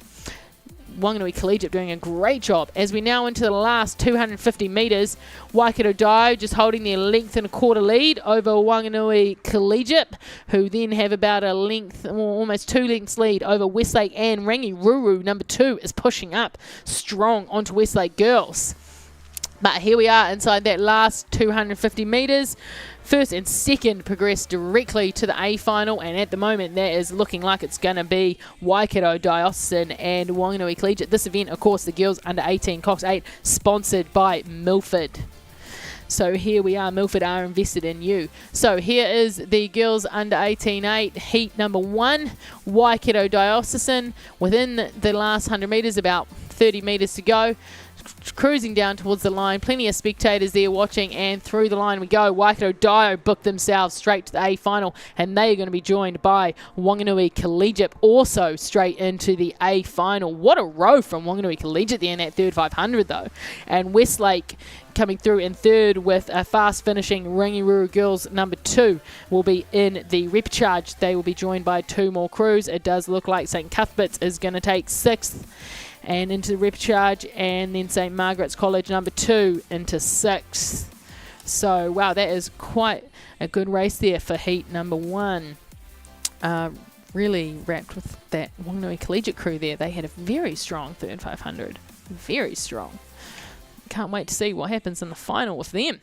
But who's going to join them? That is a question as we head up to Heat 2 of the girls under 18 Cox 8, sponsored by Milford. In lane 2, we have St Margaret's College number 1. In 3, we have St Peter's School. In 4, Rangiruru Girls School. In 5, Dawson School for Girls. In 6, Cambridge High. And in 7, St Andrews. Now, this is very fast heat because Rangiruru were first in the South Island. St Margaret's was second and St Andrews was third. So all three of the medalists from the South Island champs in this one heat, along with Dawson School for Girls, who got third at the North Islands. So this is quite the heat we have, but it is Rangiruru. Rangiruru have pushed themselves out to the lead as we move through the 1K marker. They've got about a length over St Margaret's, who have a couple of lengths lead over the rest of the field. Everyone doing very well there, but we are now into the second K here. Rangiruru with their stern just ahead of the bow of St Margaret's. Now their number 2 crew, Rangiruru, in the previous heat did very well. So we will see what their number 1 crew does here. Rangiruru rowing very nicely, really keeping on top of it. But their St Margaret's crew, they're just keep an eye on them on the top of the screen team. They seem to be just nudging up. They are certainly going for a strong third 500. But let's see how the rest of the field is playing out in the second heat of the girls under 18 Coxed 8. It is very, I'll call that a three-way tie for third at the moment between St Andrews, St Peter's School and Diocesan School for girls, but it is 1 and 2 through to the A final. Everyone else to the rep at the moment. That looks like it's going to be Rangiruru and St Margaret's, who were 1 and 2 at the South Island Champs. They are putting themselves in that automatic A final qualifier at the moment. We still do have plenty of time to go in this race though. But here we see Rangiruru just holding that 1 length lead over St Margaret's, travelling very well at both of these crews, nice and long and strong, keeping their rate ticking over. You see they're all rowing perfectly in time. No one's getting ahead of the stroke or behind it. They are very skilled at putting their blades in and driving off together. So of course this Rangiruru crew is coached by Adam Ling, and the St Margaret's one is not written down who's coached by it, but obviously an excellent coaching team at St Margaret's, because of course all coaching teams here work together very well and push each other along. So great work here from these two crews. But it is Rangiruru holding on to their 1 length lead, as we are inside the last 500 metres. But St Margaret's is certainly putting in a valiant fight. They are pushing up. They are saying, yep, although it is the two of us through at this moment, we still want to let you know that we're coming for you in the final. As we row past the Row New Zealand building and get a fantastic shot of the Rangiruru crew there. And a beautiful coxing, beautiful straight line there from their cox, Grace O'Connor. You can see she's done a fantastic job down the course there. Love that road suit of ringing with that nice sash across the diagonally across them. It's very distinctive, very easy to tell who they are. But Rangiruru rowing beautifully here in heat number 2 with the girls under 18 Cox 8, sponsored by Milford, as we move into the last 250 metres here. Still just holding that about a 3/4 length lead. St Mark's has certainly pushed up a little bit in that last 250, but Rangi are just holding their composure and still holding on to their lead as 1 and 2 progress through to the final 3, 4 and 5 into the repechage. Here we are moving through into the last 100 metres. We're well towards the end stages of this second heat. And from the first heat, we did have Waikato Diocesan and Wanganui Collegiate straight into the A final, and it looks like from heat 2 we are going to get Rangiruru number 1 and St Margaret's College number 1 straight through to the A final, and everyone else to the repechage. So yeah, that A final was really going to be a fast race, but there was a great race happening between 3rd, 4th and 5th. So let's see how that plays out here. And it does look like Diocesan School for Girls got up over St Peter's to get the 3rd, with St Peter's coming through for 4th. And then we have St Andrews and Cambridge High as well. And that is the girls under 18-8. So there is St Andrews coming through. Beautiful high balance on the finish. And then Cambridge High for 6th into the repechage. Next up, there's 3 heats for the boys. The boys under 18-8, and then that will end. There's Cambridge High crossing the line. So 3 more heats, and then that is the end of heats, and we move into the all-important repechages. So that first heat of the girls, Waikato Dawson, they did 7:04.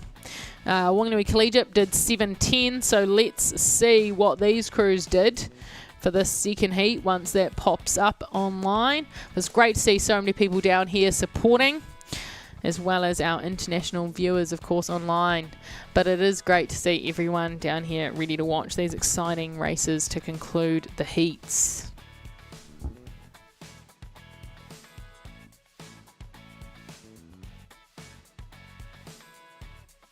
And we also have international people here. I was chatting earlier to an umpire from Australia. But here we are going to join heat number 1 and the boys under 18 Cox 8, sponsored by Milford. In lane 1 we have Mount Albert Grammar. In 2 St John's Hamilton. 3 Sacred Heart College Auckland. 4 St Bede's. 5 St Peter's College. 6 Christ College number 3.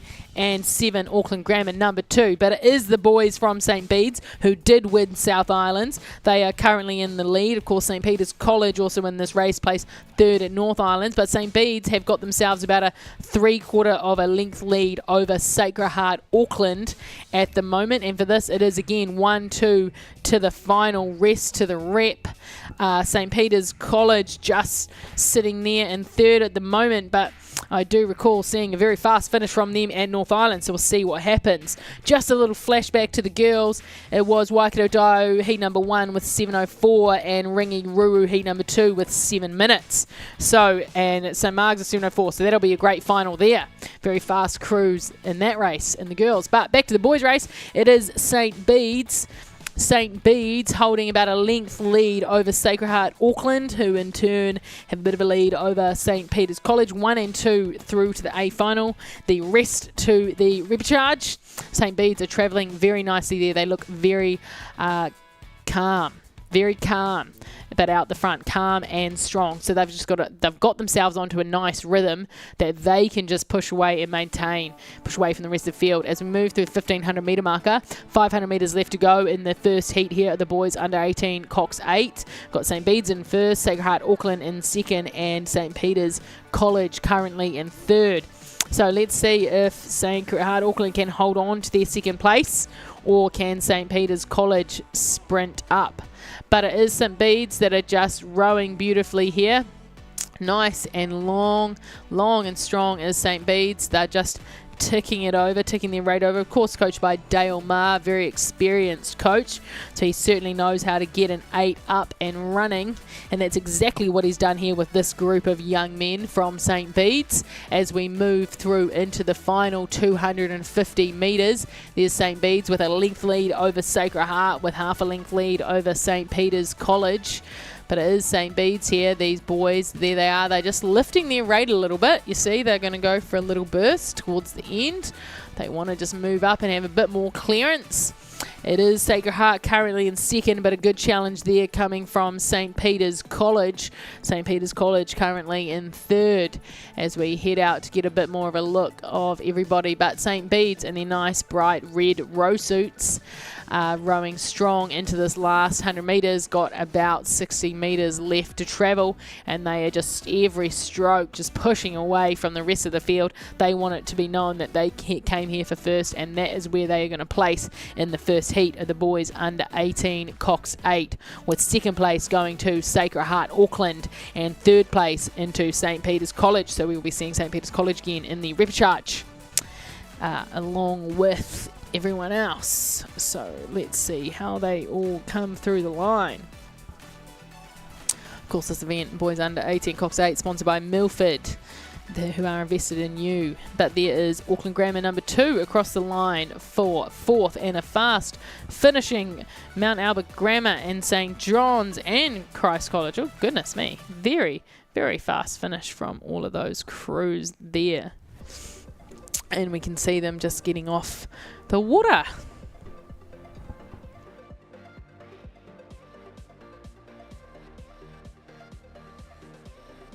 And we'll head back up the lake for heat number 2 of the boys under 18 Cox 8, sponsored by Milford.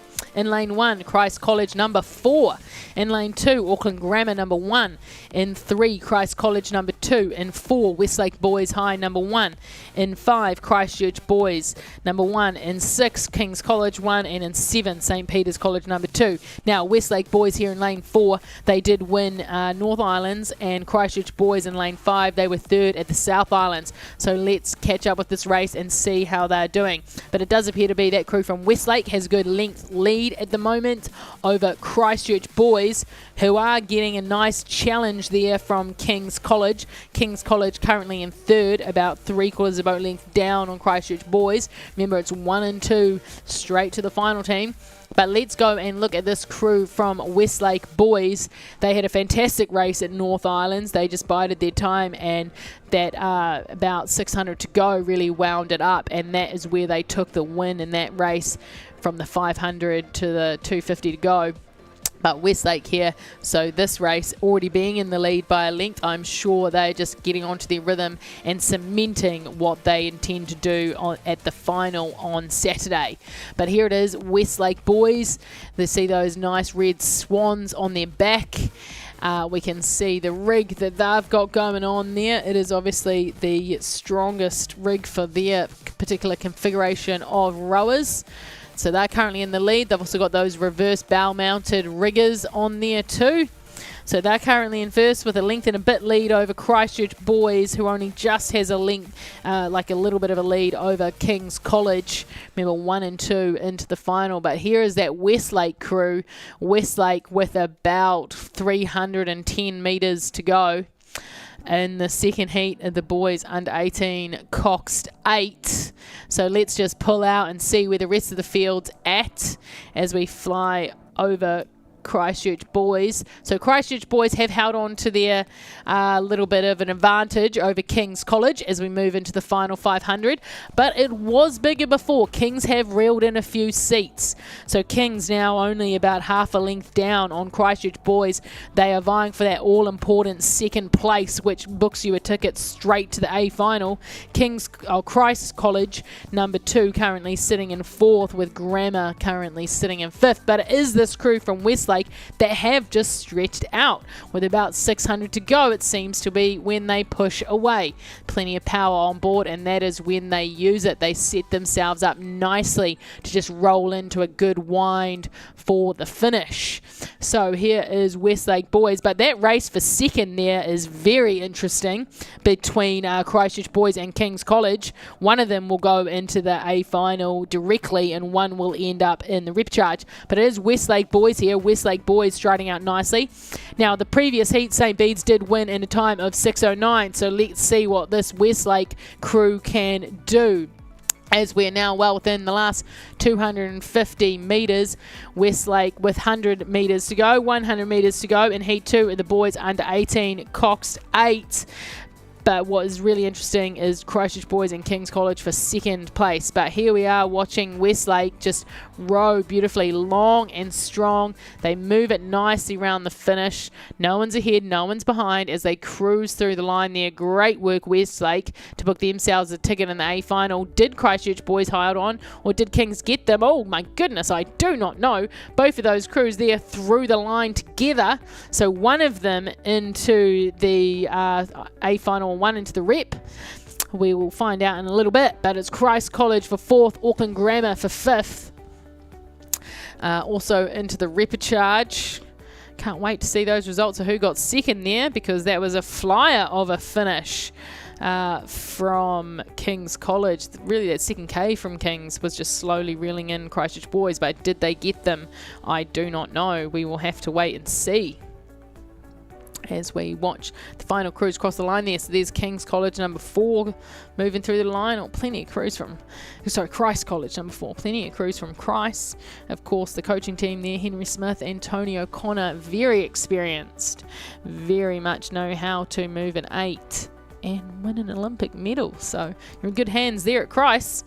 But let's head back up the lake for the final heat. Heat number 3, the boys under 18, Cox 8, sponsored by Milford. In lane 2, we have got St. Andrew's College. In 3, St. Thomas of Canterbury. In 4, Christ College number 1. In 5, Hamilton Boys. In 6, St. Kentigins. And in 7, King's College. Now, Hamilton Boys were second at North Islands, and Christ College was second at Souths. And that's who's in the lead. It is Christ College with just about a canvas over Hamilton Boys. So those two silver medal winners from the recent South and North Island champs have put themselves out in the lead, but it is very close between them, and St. Thomas of Canterbury just behind in 3rd. So of course 1 and 2 straight through to the A final. Let's see what happens here in the final 1K of this race as we check back to the results of the previous heat, and it was Kings. Kings did manage to to get up over Christchurch boys and get themselves a ticket to the A final. So well done to Kings with that fast finish. But back to this race, it is Christ in the lead with Hamilton boys just behind them in second, St Thomas of Canterbury in third, and St Kentigans holding on to fourth place at the moment in this third and final heat of the boys under 18 Cox 8. But we do see that Christ have just pushed out a little bit on Hamilton boys. They've moved it from a canvas to about a half a length lead. The Hamilton boys are right there with them. They are moving well. Both of these crews obviously want to progress straight to the A final and avoid the repecharge. Those nice crisp row suits we are seeing there of Christ, they really stand out. Nice crisp and white. So shout out to their laundry team, keeping their uniforms looking white and bright. And that'll help them to row light and bright, which is exactly what they are doing. This Christ College crew holding about a 3/4 of a length lead over Hamilton boys in Heat 3 of the boys under 18 Cox 8. This event, of course, is sponsored by Milford. Hamilton boys there travelling well, sitting in second place. That all-important second, because 1 and 2 gets you straight through to the A final. We have about 600 metres left to travel here, and we have got St Thomas of Canterbury currently sitting in third and St Kentigans currently sitting in fourth. But it is Christ. Christ are still maintaining their lead as we enter the final 500 metres of this race. Hamilton boys do have overlap. They do have their bow over the stern of Christ. So they are certainly trying to reel them in, which is what you want to do. But Christ College are just lifting the rate again. They're upping their rate as they move into this final wind. They have come here with an intention, and they would like that intention to be known. Hamilton boys, of course, continuing to row well behind them in second place, just maintaining that touching distance. These crews are going to go through to the A final if they maintain. But looking at the previous heats here, Heat 1 was won by St Bede's in 6:09. Heat 2 won by Westlake in 6:02. So we have got some fast times here. Will we see these 8s go sub 6 on finals day? That is the question. That is what we want to see happen. But it is Christ with Heat 3 holding on to the lead of about a length over Hamilton boys. Then back to St Thomas of Canterbury and St Kentigans as we're now within the final 250 metres here of the final heat of that, and this will end the heats 2 team. After this we're on to rib charges, but Christ College rowing very nicely out the front there, just holding on to their lead as they enter the final 100 metres. Hamilton boys currently sitting in second, St Thomas of Canterbury currently sitting in third. As we come down to the finish line, Christ College are just rowing beautifully through that line there in their nice slick black boat. So there's Christ through the line and first into the A final, and they are being joined by Hamilton boys there across the line, also into the A final. Who everyone else is going to be in the repecharge, and that looks like St Thomas of Canterbury is moving through in third. This is the third and final heat of the boys under 18 Cox 8. Here's St Kentigans coming through the line for fourth position and into the repecharge. Fifth position is going to be St Andrews. And then 6 will be King's College number 2. But man, what a fast finish in the previous heat. And next will be...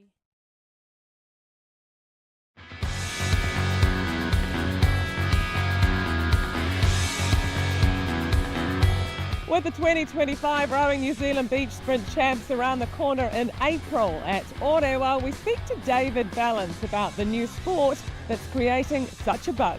There's running, there's sprinting on the beach, there's turning around, there's a lot going on, so it just makes it really fun. Keep going!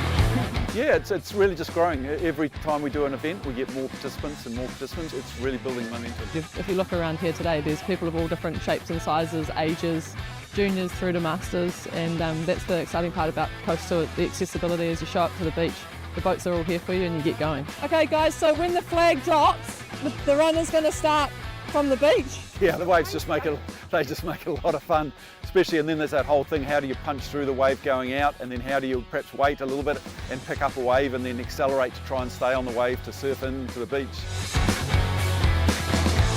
the New Zealand National Beach Sprints Champs is on the 5th and 6th of April. The details on Row It. A lot of fun, some great competition, some close racing, and a lot of tired but very happy rowers at the end of it.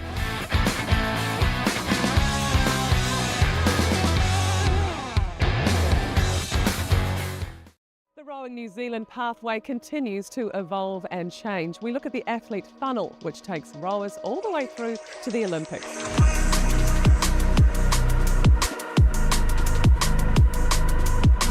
We're sort of trying to look at athletes once they've finished school, because the school program here is very well done and it's awesome. So it's like, if athletes want to continue rowing after school, what are their options? So we've got our under 18s, we've got interprovincials, Trans-Tasman Uni. Those are sort of the first opportunities for athletes to try and do some things, and then as Rowing New Zealand then starts to provide some more international experiences with our junior team, under 23 team, and they're all sort of ID points in sort of us sort of then going, okay, are these athletes ready to step up to that high performance space? So we've got Olympians, gold medalists, so we know what the standards are. So it's easy for us to be able to say, look, you're tracking on the same sort of path. Coaches are trying to use more technology in what they're doing. And trying to, I guess as coaches, you always want the athletes to believe what you're saying is right, but sometimes athletes need to see stuff and see it in person. So being able to sort of track that data and see that is really cool. Coaches obviously use a lot of video this day and age, so a way of being able to give video feedback and the athletes being able to sit down and watch it afterwards. So all those bits are really important. So engaging the athlete, so it's a more coach-athlete relationship rather than the coach is kind of dictating everything.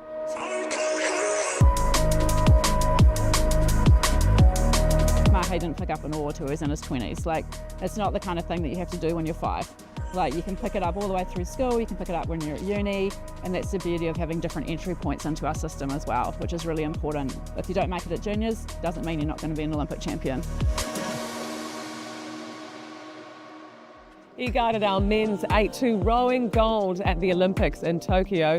He's also a double Olympian himself. We talked to Tony O'Connor.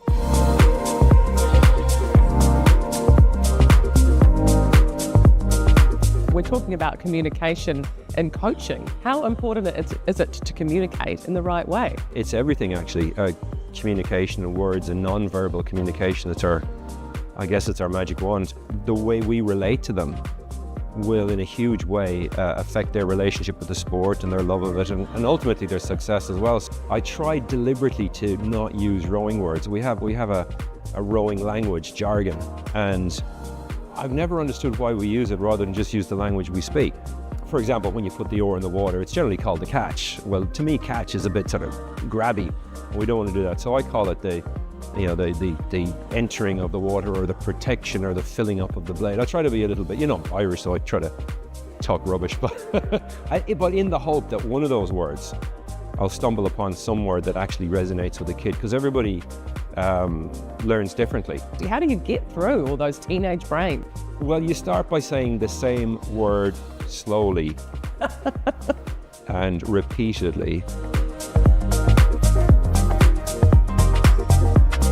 Personally, I find it works a lot better if there's a lot of two-way communication and honesty, not just telling them to do something, but telling them and then telling them why they should do it. How important is it to have a good culture in a club? Number one, it's way more important than winning Maadi Cups or Olympic Games. Yeah, good culture.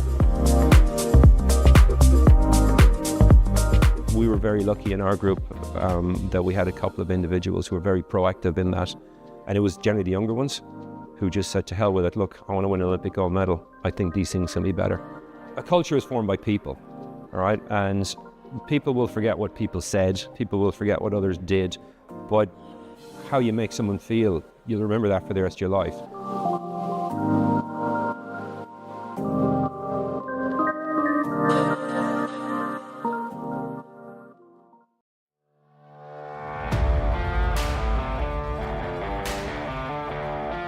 It's the winter season, so that means some downtime for the rowers. The rowing sheds here at St Kitts College are closed, out of action, but there's a group of novice girls that are here. Where are they?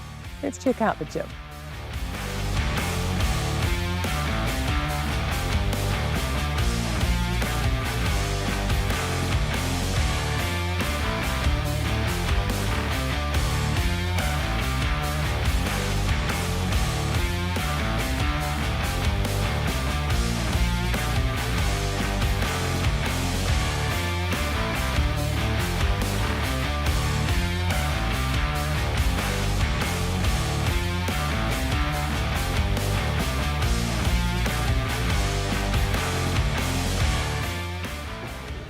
Lucy, it's 6 a.m, you're at the gym, the rowing season's finished, why are you here? Well, we had such a great first start to the rowing season and we found a few successes, so we want to feel some more. So by strengthening ourselves over the off season, we thought, well, the others aren't, we can get back and then be stronger for next season. What did you like about rowing? Well, I loved how it felt like everyone was pushing themselves, but it was together. You could push yourself as hard as possible, but you obviously had to rely on the people around you, and we had such a great crew. So everyone pushing themselves together, you felt like you succeeded as a crew instead of just individually. And I mean, it's also about friends, right? Yeah, definitely. I was lucky that my best friend also does it, so it's almost like going away is like having a big sleepover. And all the girls here, we're all really good friends. We're kind of one big group now, yeah, so it's perfect. Gigi, it's 6 a.m, the rowing season's finished. Why are you here? We're here for off-season training to stay fit and stay healthy. So did you like rowing? Yes, I love rowing. What did you like about it? I love the community that it gives to you. I love the competition. I love the family. Yeah, I love everything about it. So you're back for next season? Yeah. So strength and conditioning is not only great for getting strength for the girls in the rowing boat, but it's also a great time to get them out of the boat, away from the rowing sheds, away from the ergs, because it is a lot of training. Yeah, because I mean, when you grew up, were you just rowing non-stop? Did you go to the gym when you were at school as well? No, not really. It was just lots and lots of on-water trainings, and so it's I guess a breath of fresh air for these girls to be able to come in and do something different, but still obviously enhancing their performance. What have you got them doing, Kate? Oh, yes. Movement prep. So, yeah, kind of a bit of a full body mobility just to wake them up because it is early in the morning. And then this is their first session with us. So they're just going through a full body basic movement program, starting with some squats, just trying out lots of technique and just, trying to get them to figure out their movement patterns. Do you think they like it? I hope so. I think so. There was lots of laughter this morning, but we'll see. Key, right? Exactly, Keep them laughing, keep them smiling. Yes, definitely. So let's talk about what they are learning in the gym. Is it about getting them stronger in their core and their legs? What are you specifically trying to get out of them? It's very important that they develop that core strength. Rowing is all about your core strength, holding your shape through the stroke. And the programs that we're developing in the gym enable them to develop that core stroke, so then we've got that stronger athlete when they come back into the program. You've been at St Kitts doing Director of Rowing for a number of years. What do you think as a whole you're trying to achieve when you, as a club, over the years, what have you seen works and what doesn't? Well, I think what we've tried to develop over the last couple of years is an environment that kids want to be involved in. They feel a deep connection to the program, to the rowing club, and a sense of belonging.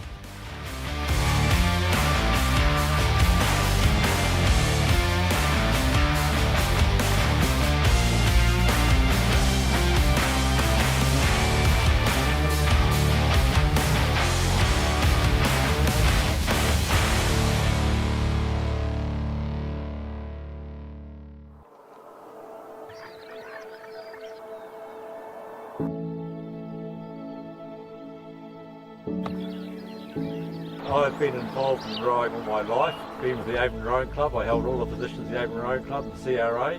As far as the coaching goes, I finished rowing and I was 22, and Ted Lindstrom and Fred Strawn spent an hour and a half on the riverbank one day trying to talk me into coaching, and I said no. And in the evening, Ted Lindstrom arrived round home, and 4 hours later, between my parents and Ted, I ended up coaching. So rowing for me is very foreign, know nothing about it. We started with the help of Pat and Colin last year, and then we thought it would be a really cool idea to involve other schools from Selwyn so that we could grow rowing in the Selwyn district. A lot of these children that are here, these rowers that are here, they're not sporty kids. They've come along, they've had a go, they've loved it, they've got into it, they've met different people. They come from all different diverse backgrounds. It's great having the homeschoolers here as well. lay hold, lift, over your heads. Well done. Right, what way are you going to go? You go that way, I'll go this way. Kids in the country didn't get the opportunity to row. It's too far to go, too expensive.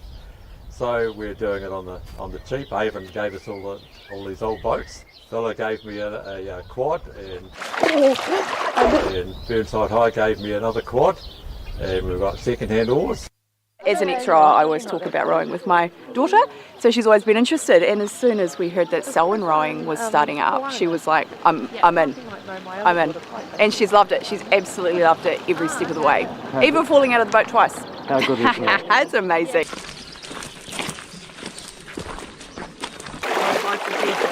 And roll to water, now. No, I just love coaching the youngsters and watching them grow and helping them to achieve something in life, and it actually changes people's lives. It sets them on a different path.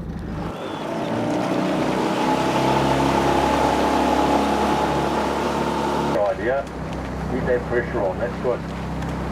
The unique to this area is we've got water to row on. You go down to Avon in the afternoons when the schools are there, you've probably got 40, 50 boats out on the water, and you really can't do your coaching right. And the beauty is here you can get out in the coaching boat and you can coach. And I took you up against the boat so you could do some photography. You can do that, you can get right beside and talk to the people, and that's the beauty of coaching from the coaching boat. Leah. Isla, let's see those legs going down. Once you start pushing, you keep pushing. I think we're going to have a regatta at Ashburton, so we've got to get ready for that, don't we? Maadi Cup would be the pinnacle.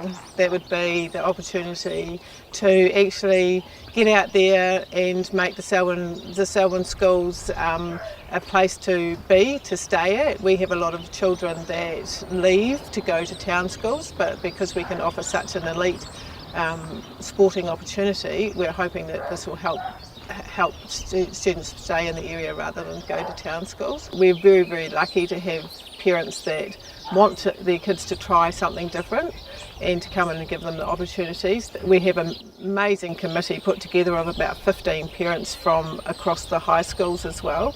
It's really exciting to be part of a really good community, and we are building a community of rowers. And to have these facilities out here at the Selwyn Huts to use is just amazing, and we can't do this without the likes of Pat and Colin's support, as well as Adam, who's taking it on the coaching role as well. Oh, we love Pat. Pat is He's so like good. the best. You think of rowing and you think of the big schools, all the private schools and their big funding, and so it's quite an expensive sport, but it's great to have it out at a place like this. He's like the best, perfect. Because he pushes us, but he's not mean about it. I reckon lots of schools could do it. Yeah, we love it. Yeah, I love it. It's fun.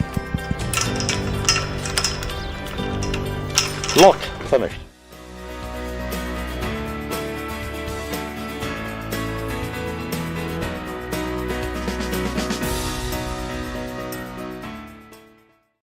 How important is nutrition for a rower? Well, it turns out it's very important. We find out from the experts.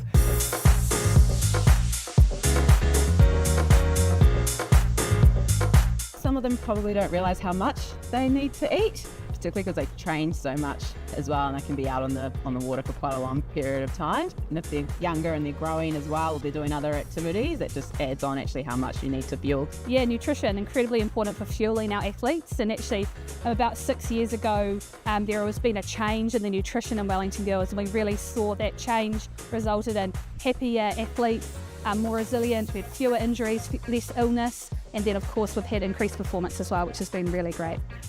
Under pesto pasta, we eat a lot of that. All of our parents are really lovely. They make good quesadillas. Tasty food that the girls will eat rather than perhaps some more standard food. So if the food's there, it's tasty, looks good, the girls are going to go for it.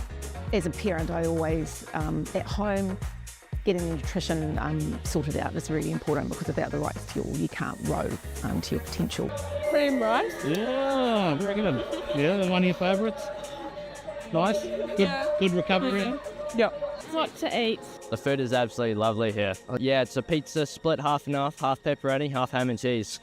So what would you say to parents that have just got a novice rower that's just started? great challenge for them. I suppose just checking in with them and just asking, you know, have you had your breakfast before you go out to row? What are you taking out on the water with you? Do you have some, you know, some snacks, some food, bananas? Up and goes yogurts for afterwards. Okay, what are you having for your lunch? Just keep asking the question and checking in that they are eating.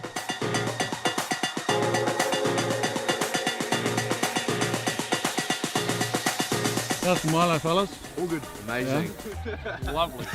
Yeah, so the 4 hours of recovery, particularly after you've done a training session. So we want to refuel. So we want to refuel the muscles. We want to fill up the fuel tank in the brain as well. We want to repair. So repair with high protein foods. We want to rehydrate, particularly if it's been hot. Drinking those fluids, and we want to revitalize. So that's making sure you're getting in your fruit and veg, so those different colors, keeping your body running.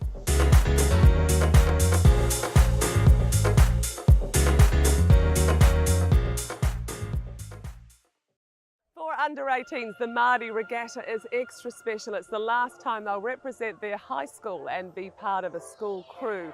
We asked them about what it means. Find out more at rowinghub.co.nz.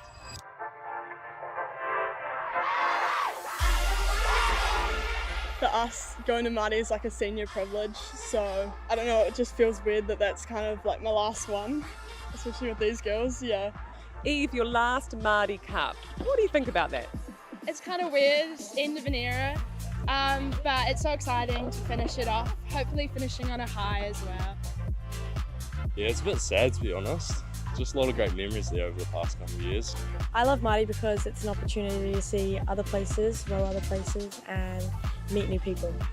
I like Maadi Cup because it's somewhere you can show your skill in front of the country, and I love the teamwork and camaraderie amongst the teammates. What do you think you've learned over the last few years? I guess how to work as a team, enjoying even like the little moments. Just to like get out there and give it a go, like even if you're a bit unsure of how the race is going to go, you just give it your everything. You learn a lot about never giving up and just going for it no matter where you are. Rowing with your mates, it's a pretty tough and lovely sport. Maadi Cup's like such a special event. It's so cool to be a part of, and I think there's like so many highlights you can always take away, no matter the result. Like it's all about like making fast boats and just like having a good time. Is it going to be a bit emotional? Yeah, probably. Last Maadi Cup, how badly are you going to miss this team? Really, really badly.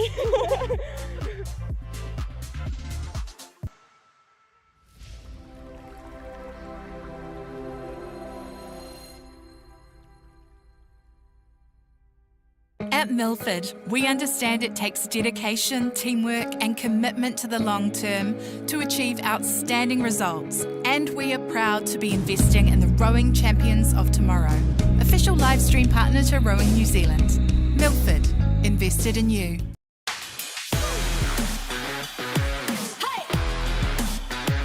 The 2025 Rowing New Zealand Beach Sprint Championships will be held in April at Orewa Beach, just north of Auckland, with all ages and abilities competing against each other and Mother Nature with waves, wind and sometimes frustratingly soft sand.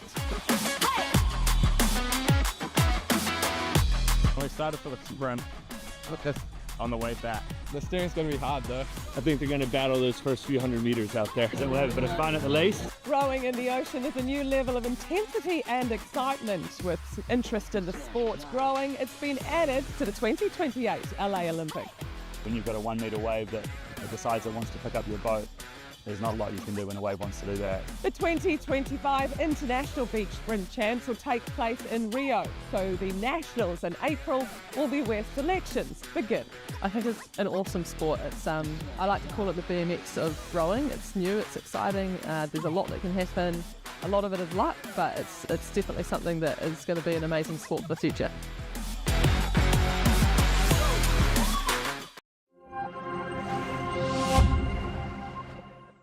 Finn, can you give us a rundown of what goes through your head during the race, right from start to finish, like as though we're absolutely green, we've never seen a coastal race in our life?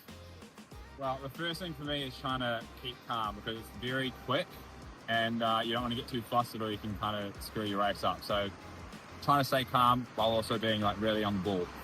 gun goes, it's a 1v1 race, so you're running separate directions out to your boats. First challenge is getting in. So you want to kind of take your time, find your seat. You can lose a lot of time in the start if you don't get in the boat properly. So usually someone is holding your seat for you. You can sit down, get your feet in. The boat handlers will start moving you out. Once you've got your oars, then you're off sprinting. A major thing with the beach sprint is waves, and that can either win you or cost you the race, really. So a lot of variability based on the swells. So we're making our way out past 3 buoys. You want to keep as straight a course as possible. Ideally, you can actually hit the buoy with your rigger or oar to keep that straight line. First buoy we take to our stroke side, our second buoy we come on our bow, and the final buoy we end up doing a full turn 180 and come straight back into the beach. Now, this is where you want to try and time yourself with waves. Sometimes you get nothing, sometimes you can get a really nice run in, and it makes a huge difference if you can ride a wave all the way into the beach. Getting into the beach is our exit. Again, another make or break of the race. How do you exit? Hopefully on my feet. Sometimes you can end up on your face. Ideally, we make it out on our feet, and then it's a sprint up around a flag and up to a buzzer on the finish line. How tired are you after a coastal race? You're pretty smoked.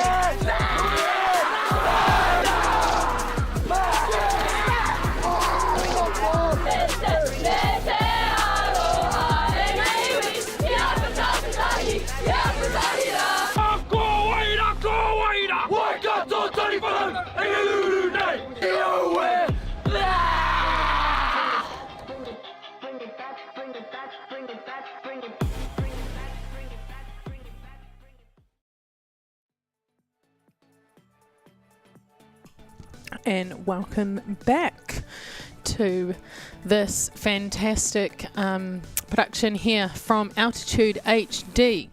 We are back with the quarterfinals.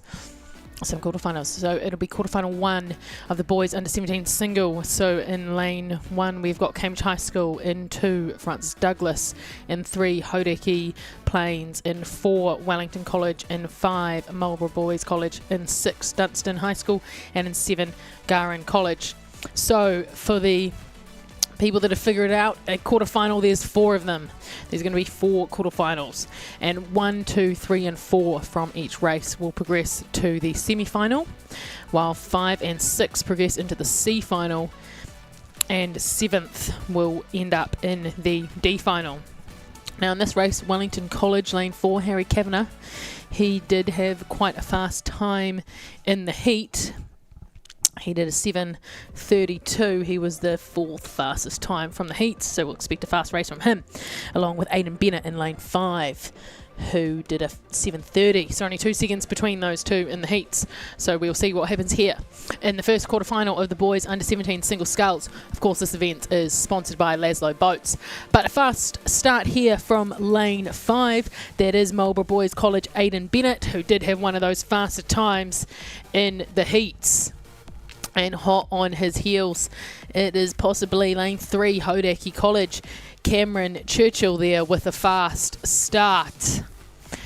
But this race is going to be a doozy, that's for sure. We'll see what happens when Wellington College's Harry Kavanagh gets up and running.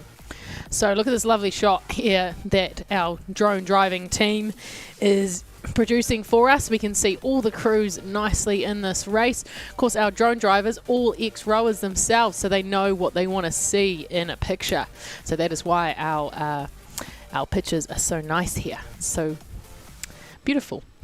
Great rowing. So it is certainly Marlborough Boys, Aidan Bennett, who's got himself out to a length lead over the rest of the field, and there's really not much in the rest of the field at the moment. So Marlborough Boys, Aidan Bennett, he has a fast start. Note that down, team. Expect to see that again in the next round.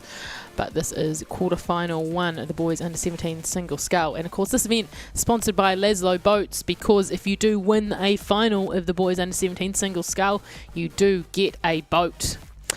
But it is certainly Aidan from Marlborough Boys. He's pushed out to almost 2 lengths lead over Harry Kavanagh. Now has reeled back in that Hodaki Plains sculler of Cameron Churchill. So it is currently Wellington College in second, but only just over Hodaki Plains. And then currently in 4th would be Francis Douglas. So those are the 4 at the very, very early stages of this race as we move through the 500 metre marker that would progress into the semi-finals. And then there's all to play for who is in the C final and who is in the D final. At the moment it's currently 5th would be Garran College, 6th Dunstan, and 7th would be Cambridge High School. But it is our man Aidan Bennett, coached by Clayton and Glenn from Marlborough Boys College, who has just pushed out just a little bit further. He is now, that length, almost 2 lengths out in front, and he's got a nice low rate. He's certainly found his rhythm, and he is just propelling his boat a fair distance every stroke. Then it is Hodaki and Wellington College having a good stroke for stroke battle there for that 2nd and 3rd position, with Francis Douglas currently sitting in 4th as we row up through the 750 metre marker. But let's get a now full view here of Marlborough Boys.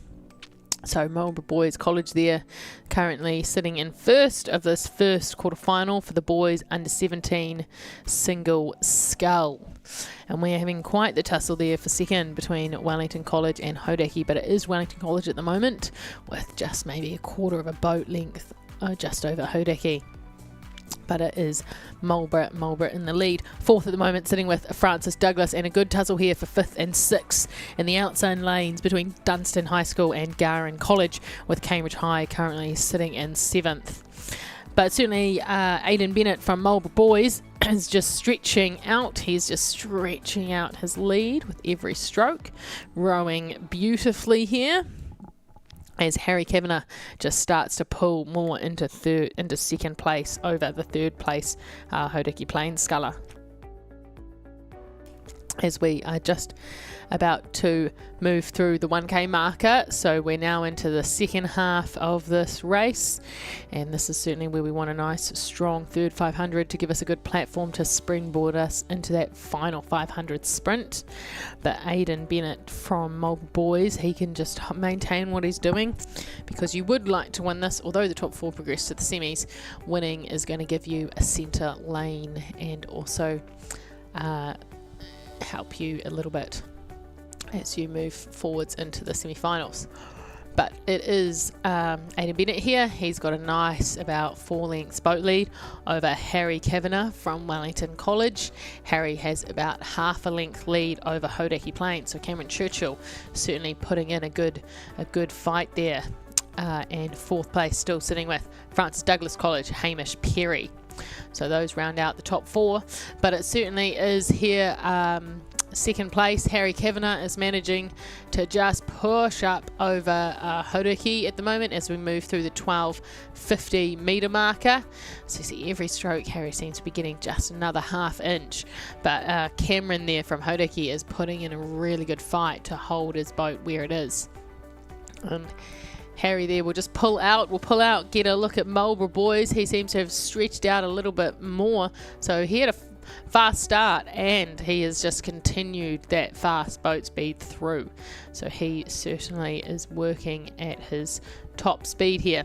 So that is Marlborough Boys currently in the lead, Wellington College sitting in second, Hodaki in third, Francis Douglas in fourth, but we are having a very good change in boat speed here from the Dunstan High School sculler. He's currently in fifth, but he is not far behind Francis Douglas, and of course it is top 4 into the semi-finals.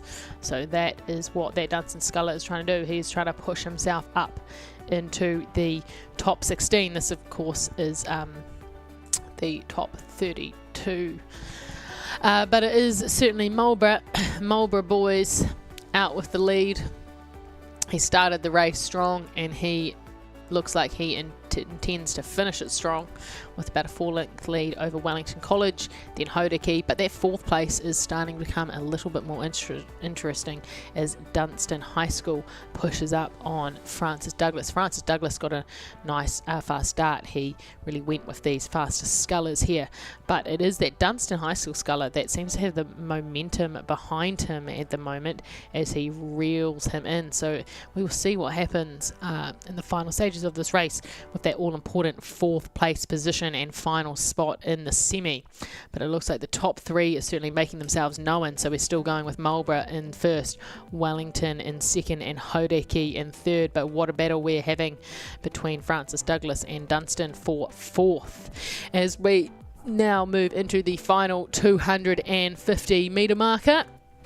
And so it is still Marlborough Boys College, Aidan Bennett. He's just got a nice low rate there. He's just commanding the race. That's all he needs to do. All he needs to do here is take the win and progress into the next round as we come down along the spectator bank. And Harry Kavanagh there from Wellington College. He certainly had to do his work early. Hodaki Plains, Cameron Churchill made him work for that second place. But once Harry did get up and running and into the meat of the race, he did manage to just push away into a nice, strong second place. He even seems to be pulling up a little bit on Marlborough. But Marlborough very much in charge of this race inside the last 100 metres now. First 4 through to the semi-final. And it does look like Marlborough is going to cross the line first in about 20 metres. So here we are down at the finish, and Marlborough Boys sculler Aidan Bennett crosses the line first in this first quarter-final with Harry Kavanagh from Wellington second. He'll be joining him in the semi-finals along with Hodaki Plains, Cameron Churchill in third. But who's going to be fourth? That is the question. These two crews finishing very, very fast, and wow! Whew! I like that lady in the background that jumped on the finish line. I'm with you. That was quite the finish from Dunstan and Francis Douglas. We will have to check the results on that to see who did nab that fourth and final spot in the semi-final.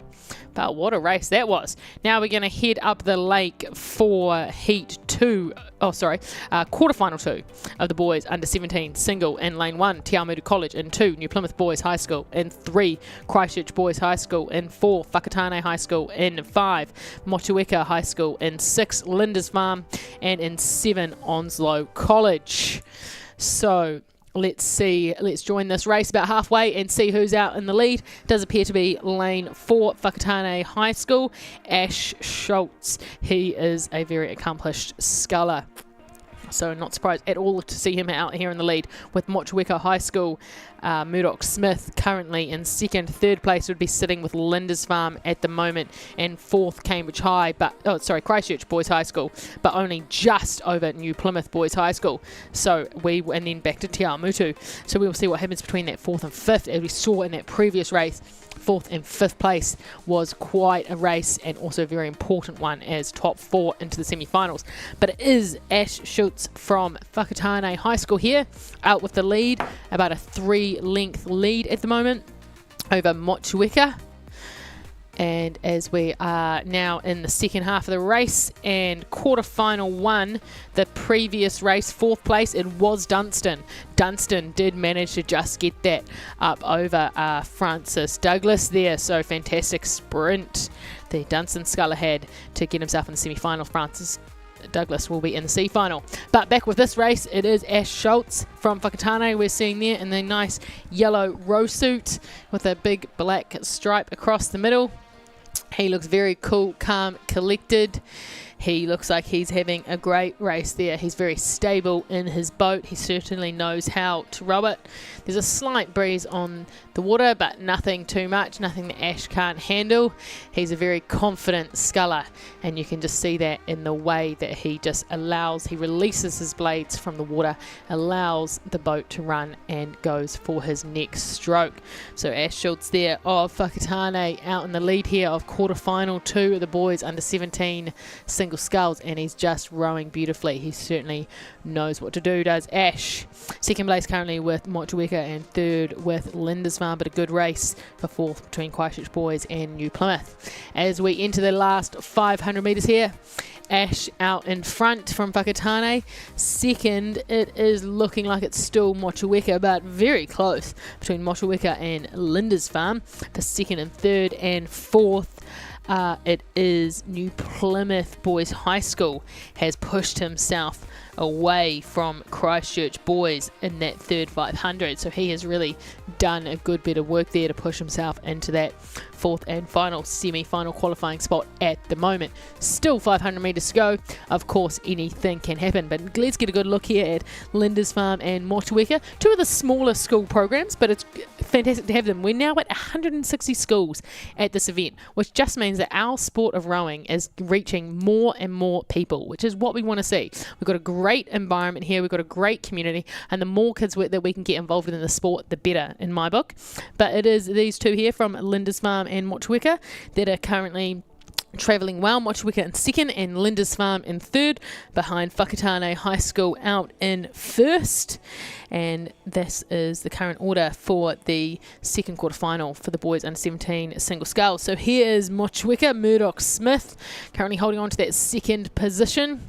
And you see he's got that nice bow mounted rigger as well, so it just is attached to the boat. It's sort of those black arms that hold on to the oars attached to the boat behind him there.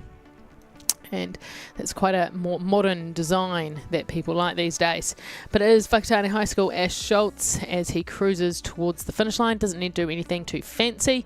All he needs to do is win this race. He's now within the last 100 metres here, and you see he's not lifting his rate at all. He's just rowing it over comfortably. What he wants is a nice, safe race that he can confirm is his to push him into the semi-finals.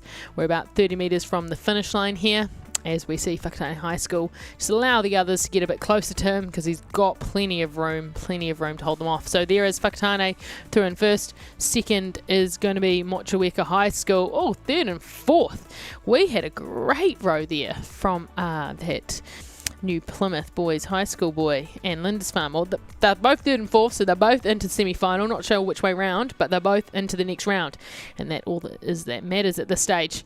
And going into the C final, it looks like we are going to have Christchurch Boys High School and Te Awamutu College into the C final, and Onslow College will progress through to the D final. So we're having some fast second Ks from some of these crews out here, which is great to see.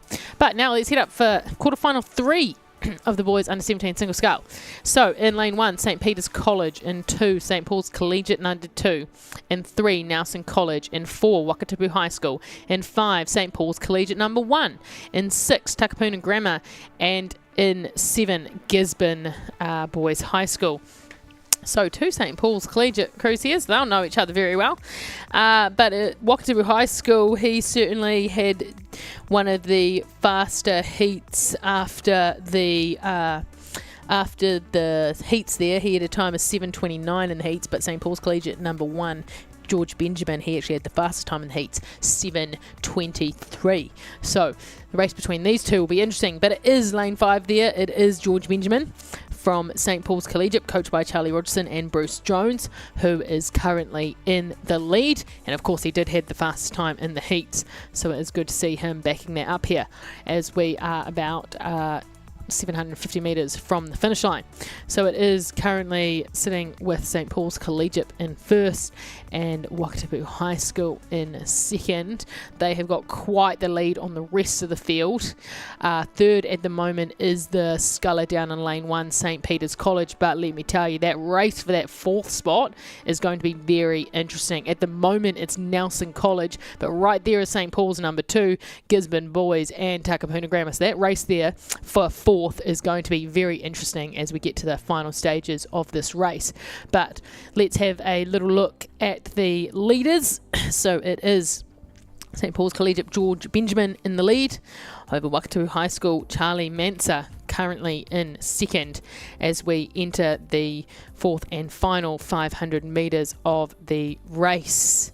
And the times from the previous two quarterfinals, the winner of quarterfinal 1 was an 8:08, quarterfinal 2 was an 8:05. So we're looking in that time range for this heat. Can St Paul's Collegiate sculler George Benjamin, will he go under 8? That is the question. But of course, those two at the front look very, very comfortable. So who is third and fourth? Certainly it is lane 3 and lane 1 have managed to just push themselves up a bit. So that's Nelson College currently in third and St Peter's College sitting in fourth. But here we are seeing Gisborne Boys on the bottom of the screen, giving them a good challenge. Gisborne Boys obviously wants to push himself up into the semi-final. He wants to get one up and over either St Peter's College or Nelson College as he just pushes away there from the sculler in lane 7. That is Takapuna Grammar. St Paul's Collegiate number 2 is being pushed away from at the moment. But it certainly is a good battle here that Gisborne Boys High School sculler Carlos Bramwell is putting up. But it is the two there over in the inside. Nelson is pushing away into firming himself up for third at the moment, as does St Peter's College sculler pushes himself firmly into fourth. So there was a very fast start for that 1K. That first K was very close there between them, but we've just seen them start to stretch out. But of course, we're now in the final 250 where we really start to wind. Anything can happen. I've said it before and I'll definitely say it again before this regatta is over. But here we see George Benjamin from St Paul's Collegiate just looking nice and comfortable out the front there. He's just got taking strong strokes, plenty of run. He's giving himself plenty of time in between each stroke. He does not need to rush. He has got plenty of time because he's got the distance between the rest of them. It's just allowing him to be comfortable there as he moves towards the finish line, and he's just pushed away a little bit there from Wakatipu High School. So here is George Benjamin coming down to the line to win quarterfinal number 3, the boys under 17 single sculls. Of course, this event sponsored by Laszlo Boats, your local boat builder. And here is second place Wakatipu High School. He will also join him in the semi-finals, just cruising across the line. No need to have a sprint there. But who's going to get third and fourth? Because here we are seeing a fast finish. It is Nelson College and St Peter's. So there we go. Nelson's going to get the third, and St Peter's College, they'll take the fourth, and they will progress into the semis.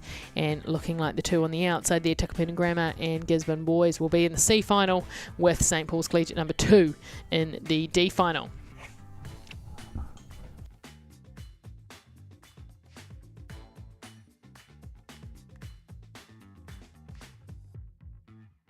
As we just watch these boys who have just raced now cruise into the pontoon. Many parents, of course parents aren't allowed down in the boating area, so they might not know what goes on, or grandparents around the world.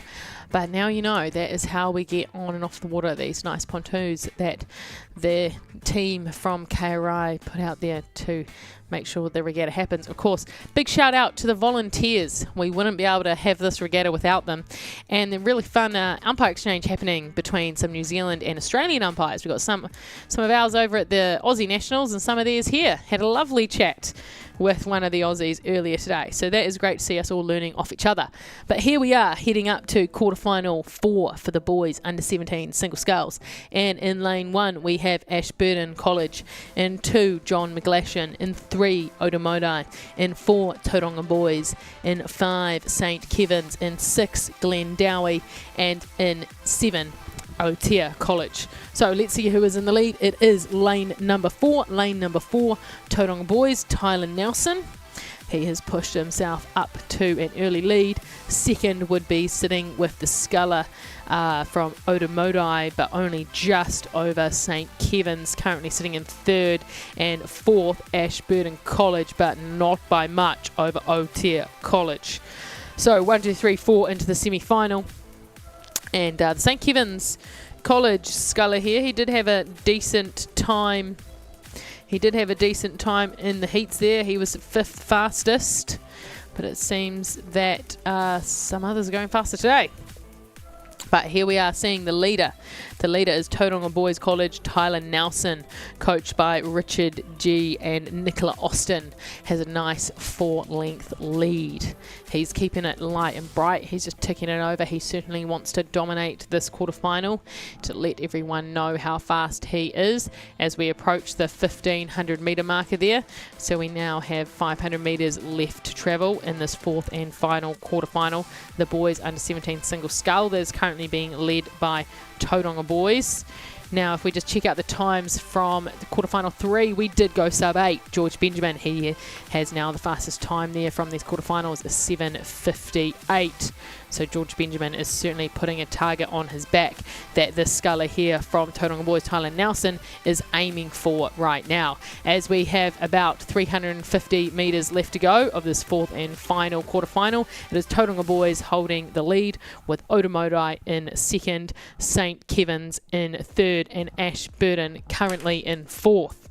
Of course, 1, 2, 3, and 4 into the semi-final. 5, 6 C-final. And 7th will be in the D final. So let's go get a closer look here at the St. Kevin's sculler in lane 5. He is rowing very nicely. He's just keeping his rate ticking over to make sure he stays ahead of Ashburton. He is making a bit of a play for 2nd. He is trying to push up to the Odomodai College sculler, but it is, of course, Tauranga Boys, Tyler Nelson, holding the lead just over the hill there, over from the Bay of Plenty. Not too far to travel for him. But we are inside the last 250 metres yet, and I'm sure Tyler Nelson from Tauranga Boys will be grinning away to himself. Top tip team, have a little smile to yourself as you're rowing. You'll relax and you'll row better. So I'm sure that's what he's doing to just keep himself cool, calm, collected out the front here. And we're having a good race for 5th, 6th and 7th between John McGlash and Glenn Dowie and Aotea College. But it is these 4 out the front that are sort of asserting themselves into the 4 progression slots for the semi-final. So we're now within the final 100 metres, about 50 metres left to go. Coming down to the line here, we have the Tauranga Boys sculler, Tyler Nelson, firmly in the lead for the 4th and final quarter-final. And here we are just down to the line. There he goes. Tauranga Boys takes the win into the semi-final. 2nd, it is going to be Odomodai, Arthur Crimmins. And 3rd looks to be St. Kevin's. There he goes through the line. Who's going to be get that final semi-final slot? It is Ashburton. There we go, Ashburton through the line. So then 5th and 6th, the next 2 across the line, will be in the C final. And here they come. It is Glenn Dowie. Glenn Dowie is going to take 5th. Aotea will take 6th. They'll be in the C final and D final for John McGlashan. So that concludes the quarterfinals of the boys under 17 single sculls. That event, of course, sponsored by Laszlo Boats. You win that A final, you get yourself a new single scull. Laszlo Boats, of course, just down the road. So if you need any quick repairs, give them a call. Now we're heading up the lake for the Repecharge 1 of the girls under 17 Cox 4. We have got 2 of these repecharges. In lane 1 we have got Cashmere High School. In 2 Dawson School for Girls. In 3 St Andrews number 2. In 4 Christchurch Girls. In 5 St Margaret's. In 6 Sacred Heart Girls Hamilton. In 7 Christchurch Girls number 2. And in 8 Whangarei Girls. Now this is 1 and 2 into the A final. 3, 4, 5 and 6 into the B. Now, some of these crews, of course, went quite fast in the heats. So, St Andrews, Christchurch Girls number 1, St Margaret's and Sacred Heart all had nice, decent times here. So, let's see what is happening. It does look like the Sacred Heart girls from Hamilton are in the lead. Sacred Heart in the lead, only just over St Margaret. So we're having a good battle of the north and the south here. Out in the front of the girls under 17 Coxed 4 Repcharge 1. The Sacred Heart girls crew, of course, coached by Blair Curry. He's just moved over to Sacred Heart this year, and you're certainly seeing the difference that he is making. St Margaret's there rowing very nicely. They're just pushing up ever so slightly. These two coxswains here, Bella and Zara, they'll be looking at each other. They'll be eyeballing each other every now and then just feeding back to their crew where they're sitting. But of course, it is both of these crews, 1 and 2, into the final. If they hold on to their positions, they will get those qualifying spots into the A final and leave the rest to battle it out for the B final. As we are well and truly in the third 500 here, just rowing towards that 1500 metre marker. Looks like St Marg's is just pushing their bow up a little bit. But let's take a look at the whole field to see where everyone else is sitting. Third is currently with that Wellington girls. Nope, third is currently with St Andrews. Third would be sitting with St Andrews at the moment, only just over 4th Dawson School. 5th would be Christchurch girls. So those are looking like they will progress to the B final, along with Christchurch girls number 2. But it is St Margaret's now. That last couple hundred metres there, they've just inched out to be half a boat length lead over Sacred Heart. So St Margaret's there doing a fantastic job to just stretch through this third 500, push their legs out a little bit more to get up and over Sacred Heart. As we now are well within the final 500 metres here. Is Sacred Heart going to respond, or are they just going to be happy with second and hold on to this position? We will find out as we move through the 1750 metre marker, so into the final 250. St Margaret's have about a 3/4 of a boat length lead there over Sacred Heart Hamilton. So great work from these crews. St Margaret's with a slightly higher rate, just getting in a few more strokes per minute. It's obviously what works for this crew. They're certainly winding up. Sacred Heart just holding nice and steady, long and strong strokes. But we do see St Margaret's here just inch out to a length lead. 1 and 2, of course, progress into the A final. So that is what these two crews are looking to achieve, as we have about 150 metres left in Repcharge 1 of the girls under 17 Cox 4. Now there are only 2 repcharges for this event. So we are now inside the last 100 metres. We have about 60 metres left to travel. St Margaret's just holding that nice, comfortable 1 length lead. Sacred Heart in a solid second position, looking like these two crews will be the qualifiers, but we will wait and see what happens as they come across the line. And there is St Margaret's through the line in first. Good job. And joining them in the A final will be Sacred Heart girls. So of course there's already 4 crews in the A final. We're trying to find the other 4. Into the B final, we are going to get St Andrews, followed closely by Diocesan School for Girls. So they'll be in the B final. 2 more crews to join them in that B final. It looks like we're getting the crew from lane 4, Christchurch Girls High School number 1. 1 more crew to the B final. Who's going to be out of Christchurch Girls number 2, Whangarei Girls and Cashmere. And there is lane 7. So it is Christchurch Girls number 2. They get their 2 crews into the B final.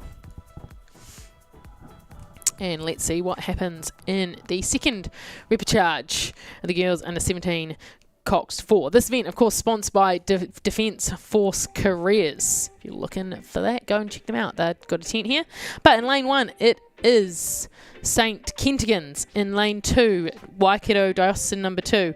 In lane 3, Wellington Girls College. In lane 4, St Andrews College. In lane 5, Rangiruru number 1. In lane 6, Barradine College. In 7, Epsom Girls number 2.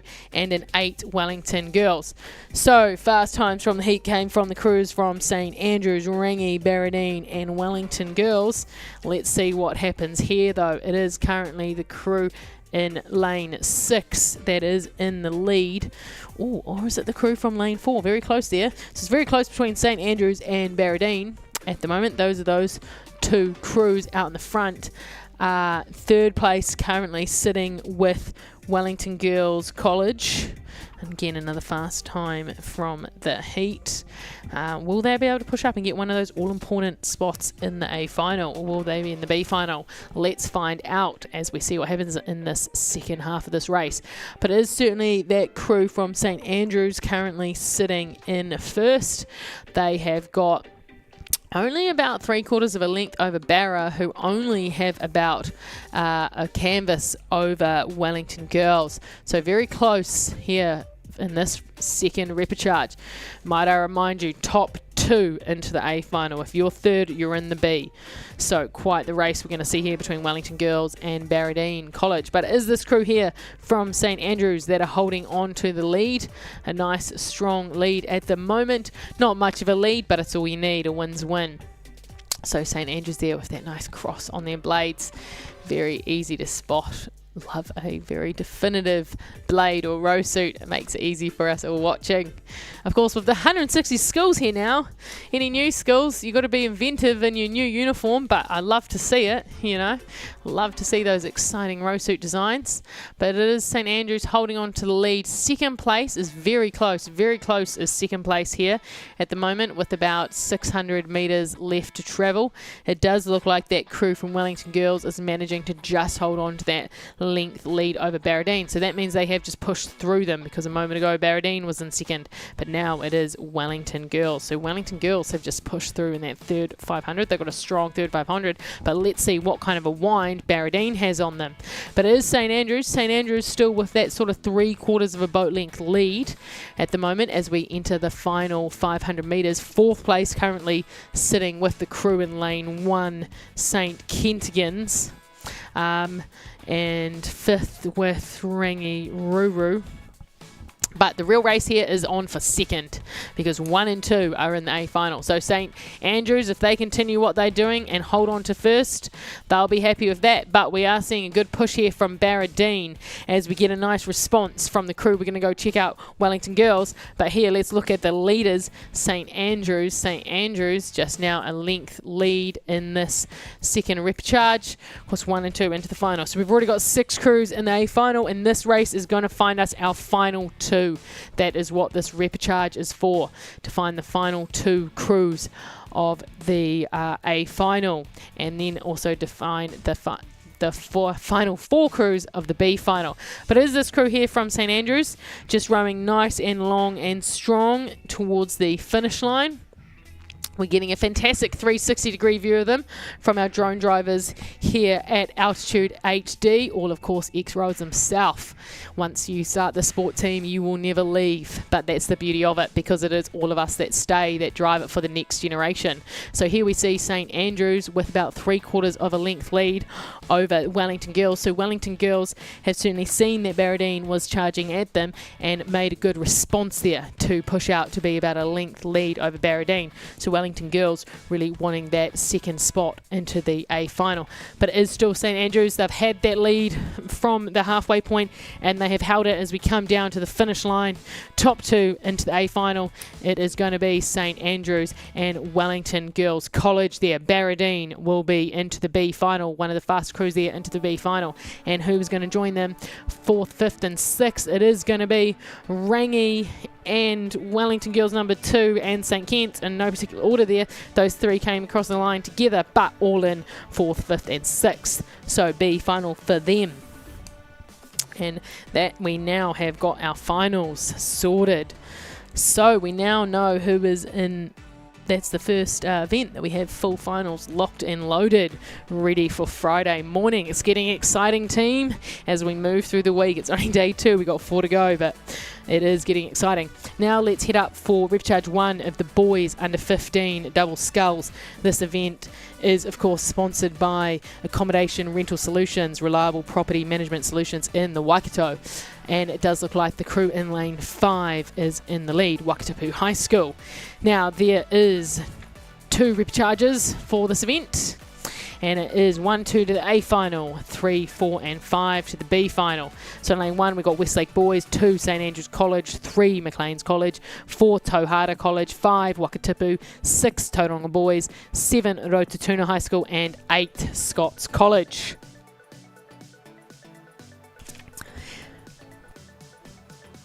And at this early stages of the race, well, about halfway, Wakatipu have certainly pushed themselves out to the lead. But who is going to get that second spot in the A final?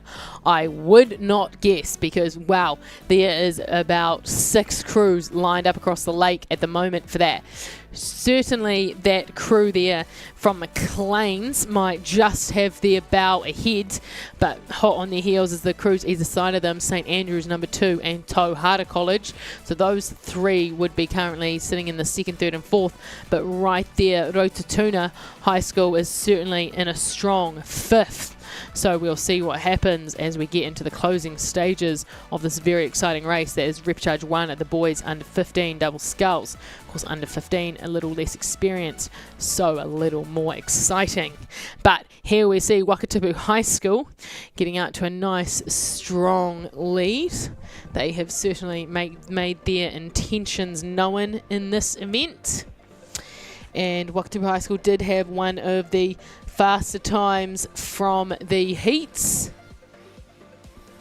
that progressed into the repcharge, but currently second would be that crew in lane 2 and 3, although every stroke it changes. So between St Andrews and McLean's, there is sort of the 2nd and 3rd, but of course, who is going to get that 2nd spot? They've just pushed themselves out a little bit further ahead of Tauhara and Rotorua. Rotorua are making a charge at Tauhara. They're trying to get up into that 4th place position, and I would say they just have. We're now inside the final 500. We've got Wakatipu well out in the lead, but it is a very close race here for 2nd. So 2nd currently with St Andrews, but every other stroke it's with McLean's. So anything can happen in this very exciting boys under 15 double sculls. Of course, you are not watching this because we are not live streaming under 15 events, but you can hear. So it is Wakatipu well in the lead, but man, it is stroke for stroke between St Andrews and McLean's. I imagine the heart rates of their supporters right now will be going through the roof. But McLean's is just putting in a good little burst there. They are pushing up every stroke. They are. There goes McLean's. They are certainly getting themselves out about a half a length now ahead of St Andrews. They thought it's now or never. We had 300 metres to go. We better make it now. And they made a fantastic move, did that McLean's College crew. Is that St Andrews crew going to respond? That is the question we are looking for the answer of as we try to figure out who will place 2nd and then get the all-important A final spot. But we can see that it is Wakatipu way out in front. Wakatipu holding on to the lead nicely, with McLean's now putting themselves in that 2nd place and St Andrews in 3rd. Will that remain right to the finish? We will see. We're now down inside the last 100 metres. Wakatipu is moving towards the line. Wakatipu is about 20 metres from the line. They've got about 4 lengths lead over the 2nd and 3rd place. But St Andrews is coming back. Is McLean's going to respond as Wakatipu goes to the line there to take 1st? Who is going to take 2nd and also join them in the A final? There it is. It is McLean's. McLean's got half a length over St Andrews in 3rd, 4th place. Oh, fast finish there from lane 7. Fast finish there from Rotorua High School. And then after them was Tauhara. Then down to Scots College and then Tauranga Boys. That is the order in which they finished there. Very fast finish there from Rotorua High School. That was something as we head up for repcharge number 2. So repcharge number 2, we have got Wellington College in lane 1, Lindisfarne College in lane 2, Mount Albert Grammar in 3, St Peter's School in 4, St Paul's Collegiate in 5, Glendowie in 6, John McGlashan in 7, and Christ College in 8. Now 1, 2 to the A final, 3, 4, 5 and 6 to the B final. So let's catch up with this race and see how they are. About 1k in, it is the crew in lane 5, that is St Paul's, is currently in the lead, with Mount Albert Grammar currently in 2nd, but we're having quite a good race here for 3rd. 3rd at the moment would be Wellington College.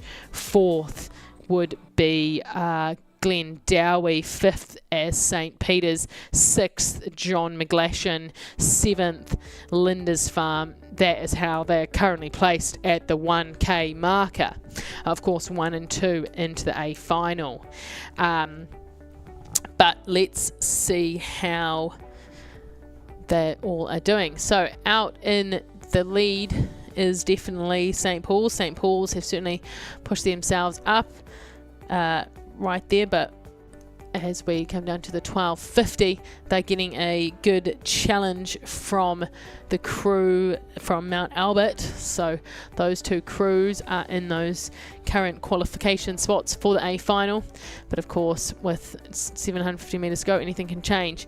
Certainly Mount Albert Grammar is moving up on St Paul's, and St Paul's is responding well. We still have Wellington College sitting in 3rd place. 4th place is with Glendowie. 5th is with St Peter's, but only just over the lights of John McGlashan and Lindisfarne. So we are going to have a fantastic race here for 6th and 7th. Of course, 6th in the B final and 7th is not.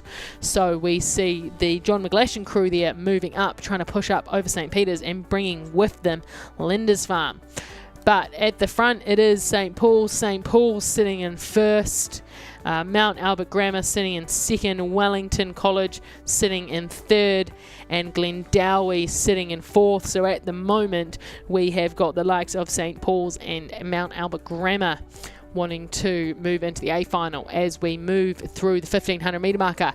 So 500 metres to go of this boys under 15 double repechage number 2.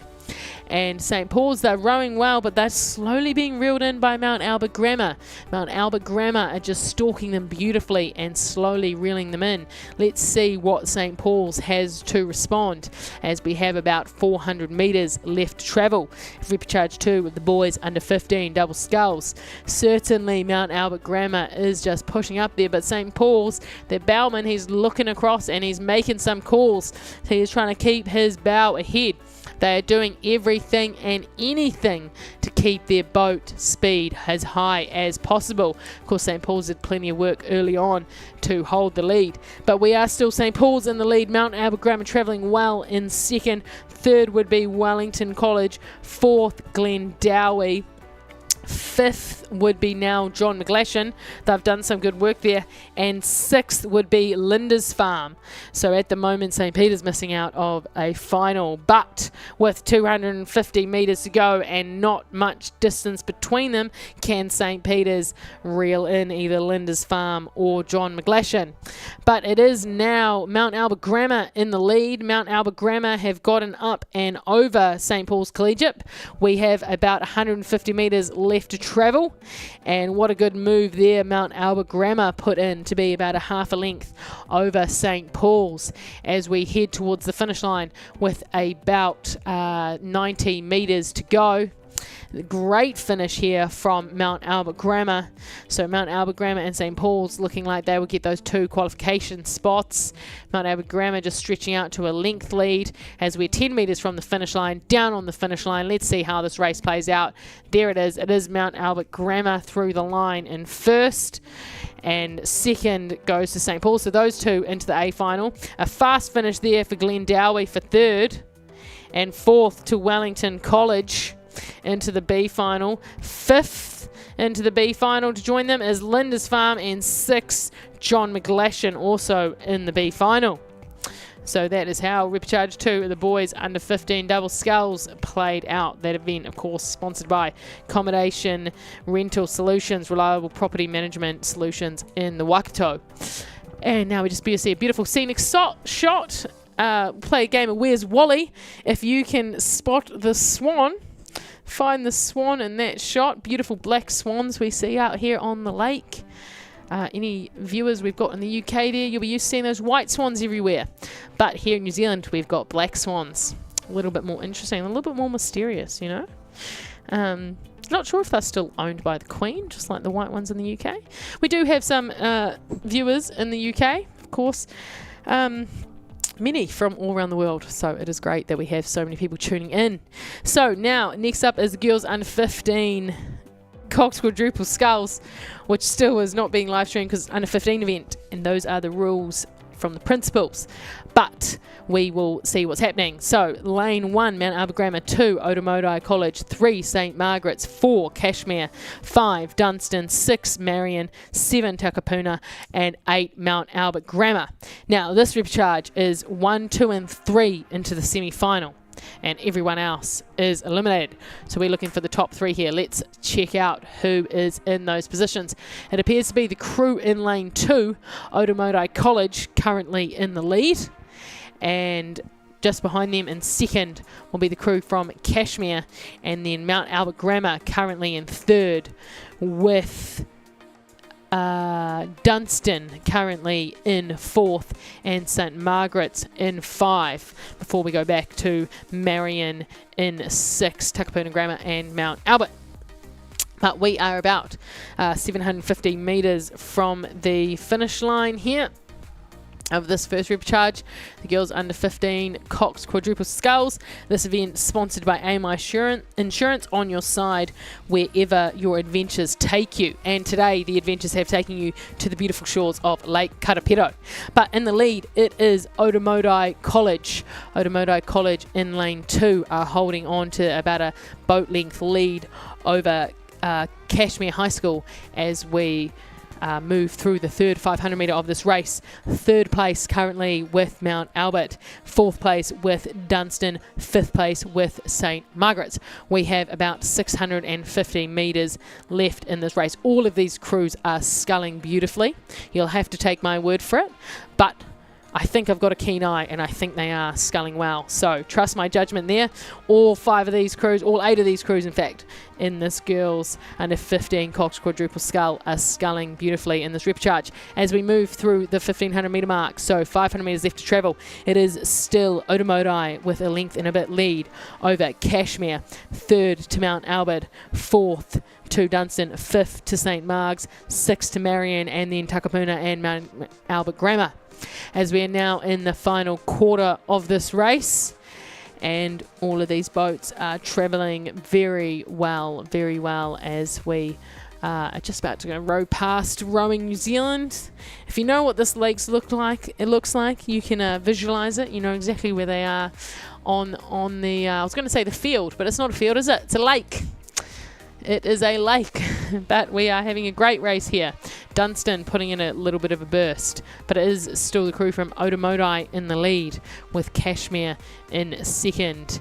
Dunstan making a bit of a push there to move themselves up into third. So Dunstan is now third, and Mount Albert Grammar is now 4th, so they've had a little switch around there as we're now into the final 250 metres, and that is important switch around for Dunstan because it is 1, 2 and 3 into the semi-finals. So it is still Otamotai in the lead, with Cashmere in second and Dunstan in third, although Mount Albert in 4th is pushing back. They are responding to the move that Dunstan just did, but now with about 150 metres to go, is there enough time for them? We will find out. First place, of course, still Otamotai, now about 2 lengths lead. They've just stretched that out. Second place is with Cashmere. Third place is with Dunstan. 4th with Mount Albert Grammar. That is what the top 4 is looking like in Repcharge 1 at the girls under 15 Cox Quadruple Skulls. This event sponsored by AMI Insurance. But as we get down to the finish line now, about 20 metres left to go, we are seeing Otamotai cross the finish line, and first there they go. And second is going to join them in the semi-finals. Cashmere through the line there, and then Dunstan through the line now. And so those 3 into the semi-finals. Mount Albert for 4th through the line there, and fast finishing crews here for 5th and 6th. It only just goes to Marion over St Margaret's there for 5th and 6th, and then Takapuna Grammar in 6th, and Mount Albert Grammar number 2 in 8th.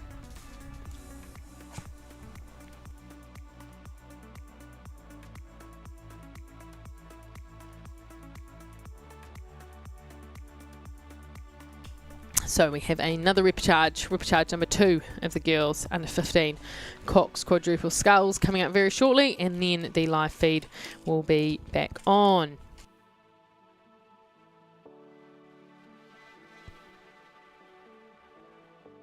But in this race, we have got Pukekohe High School in 1, John Paul College in 2, Westlake Girls in 3, St. Peter's in 4, Craighead Diocesan in 5, Hillcrest in 6, and Cambridge High in 7. Now this is Repcharge, second chance. 1, 2, and 3 to the semi, rest eliminated. Who is the current early leader? It does look like Craighead. Nope, it is St. Peter's School, sorry. St. Peter's School in lane 4 is the current leader, with Craighead sitting in 2nd, Hillcrest sitting in 3rd, only just over Westlake sitting in 4th, John Paul in 5th, Pukekohe High School in 6th, and Cambridge High School in 7th. So that is where the crews are sitting through the halfway point. So we are entering the second half of this race. St. Peter's is out in front as we move through the 12:50 metre marker. They have a few lengths lead over Craighead, then back to Hillcrest sitting in 3rd. Top 3, of course, through the semi-final. Those are the important spots. We've got Westlake currently in 4th. Are they going to push up? Are they not? They're only a length behind Hillcrest. They could do it. We'll see how their sprint is. But it is Pukekohe High School is just moving through John Paul there. So Pukekohe now pushing themselves up into 5th and John Paul into 6th. And that is how we are sitting as we are nearing the end of the third 500, nearing the final stages of Repcharge 2 with the girls under 15 Cox quadruple sculls, with St. Peter's out in the lead. St. Peter's, Kate, Gemma, Molly, Meg and Jade out in the lead, with Craighead Diocesan currently in 2nd, Hillcrest High School currently in 3rd, Westlake 4th, Pukekohe in 5th, John Paul in 6th, and Cambridge High School in 7th. That is what they look like. We're just moving through the 1500 metre marker, and there is St. Peter's in the lead. St. Peter's have gone through that 1500 metre marker, and there goes Craighead Diocesan. So about 4 lengths between those two crews, still with Hillcrest High in 3rd and Westlake in 4th, 1, 2 and 3 to the semi. But it is still St. Peter's sitting in 1, Craighead in 2, Hillcrest in 3, and we're having a great push there from Pukekohe High School. They are trying to push up to Westlake. They are trying to push up into that 4th place. Will they keep going and get 3rd? Let's find out. We have about 350 metres left to go, but the St. Peter's crew here is doing a great job. Meg Cannon and the crew there. Meg, great name that. I like that name, Meg. It's a keeper, but they are doing very well. In the lead here is St. Peter's. So St. Peter's about 4 lengths ahead of Craighead, and Hillcrest High currently sitting in 3rd, with Pukekohe making a strong case for 4th against Westlake High School. That is where they are sitting at the moment. We're now inside the final 250 metres, so there is less than a minute to go in this race. So 250 metres to go. St. Peter's still in the lead, about 4 lengths over Craighead Diocesan, then back to Hillcrest, Pukekohe and Westlake before we get to John Paul and Cambridge High. But it is St. Peter's with about 150 metres left to go in Repcharge 2 of the girls under 15 Cox quadruple sculls. This event sponsored by AMI Insurance. And it is St. Peter's still, they've just held that lead over Craighead Diocesan, with Hillcrest High sitting in 3rd and making a good challenge, Pukekohe and Westlake for 4th and 5th. But 1, 2 and 3 are into the semi-final, so those are the spots we're all after. The rest are eliminated, and as we get down to the line here, 10 metres left to go, St. Peter's are going to cross the line first. So that is St. Peter's into the semi-finals. So great work there from that St. Peter's crew. Who's going to join them in the semi-finals? It is going to be Craighead Diocesan crossing the line now. So that is Craighead in 2nd. Who is going to be 3rd? It is Hillcrest. They held their position there. There goes Hillcrest through the line there. 4th, Pukekohe and Westlake having a great battle here as they come down to the line together through the line. There they go. I believe it was Westlake only just over Pukekohe. And then so that's 4th and 5th. 6th is going to be John Paul. There they go through the line. So that was that. Now we are back on for the boys under 18 pair Repcharge. There are 3 Repcharges of this event. 3 Repcharges. So we have got in this one Christ College number 4 in lane 1, Wellington College in 2, King's College in 3, Christchurch Boys High School in 4, Auckland Grammar in 1, Westlake Boys in 6. Now it is 1, 2, 3 and 4 to the semi-finals, and the rest eliminated. So we've got an Auckland Grammar crew in that nice yellow boat out in the lead. So Auckland Grammar doing well here. Auckland Grammar, of course, a school that has had a few Olympians through them. Notable one that comes to the top of my head is, of course, Michael Arms. So here we are with about 750 metres to go, and the Auckland Grammar boys pair is currently in the lead, followed closely by Westlake boys, and even closer followed by Christchurch boys, currently in third, and fourth place at the moment sitting with Wellington College. Sitting with Wellington College at the moment, and it's 1, 2, 3 and 4 to the semis. But that Auckland Grammar crew out the front there, just rowing beautifully, keeping the rate ticking over. You can see that they've just lifted it there, so they've got a little bit of clear water. They want a bit more breathing space over these two crews here, as Christchurch boys just pushes up into second over Westlake in third. So, loving the yellow boat of Grammar there. It's very distinct. It helps to spot them. You can see where they are in the course as we come down towards the 1500 metre marker. So with 500 metres to travel, we see Auckland Grammar go through that marker first, and what a great third 500 we have from Christchurch boys to push them up into second. Westlake boys number 2 is currently sitting in third. So that is how they move through into the final 500, but of course top 4 into the semi-final. And it is Wellington College holding on to that fourth place position at the moment. But it is the boys here from Auckland Grammar, Connor and Matthew, coached by Zach and Bradley. They are doing a fantastic job, just keeping that rate high, keeping the power, moving it through the boat, through the blades, to push their boat away from the water as they lift for their final sprint, their final wind. Now that we are well within the final 500, you can see Grammar go there, and Christchurch boys just rowing beautifully next to them to hold on to that second position, with Westlake holding on to third. But it is this Grammar crew here as we are now inside the final 250 metres, and Grammar just keeps lifting that rate and keeps winding. They certainly want the win in this event. Boys under 18 Cox's pair, of course, sought after event. Many people want to win, and Auckland Grammar is really making their name for themselves by trying to get to the front and holding the front of this repecharge. So this event, of course, is sponsored by Aotearoa Boat Company. But it is Auckland Grammar here. They're just stretching out every stroke, aren't they? Is Auckland Grammar pushing away from Christchurch boys. They're really taking a nice, comfortable win here. Is Connor and Matthew giving it a nice, strong finish. Inside the last 100 now. We've got about 50 metres left to travel of this first repecharge of the boys under 18 Coxless pairs. And it is Auckland Grammar. They've had a great sprint there. Their last 250, they just pushed away from Christchurch boys. So into the semi-final will be Auckland Grammar. Well done. They will be joined by Christchurch boys. There is Christchurch boys into the semi-final, and joining them as well, Westlake boys, who is going to get that fourth spot. It does look to be the crew in lane 2. It is Wellington College. So they are also into the semi-finals. And of course, fifth place there going to Kings. And of course, once you get yourselves into the semi-finals, that's you. You're in either an A or a B. Once you're in the semi-finals, everyone progresses to either an A or a B final.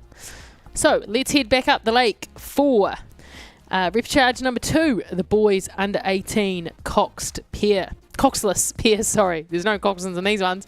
In lane 1, we have got St Andrews College. In lane 3, we've got Kings. In 4, Marlborough Boys. In 5, Mount Albert Grammar. And in 7, Takapuna Grammar. So we have got 5 crews in this race. 4 into the semi-final. 1 will be eliminated.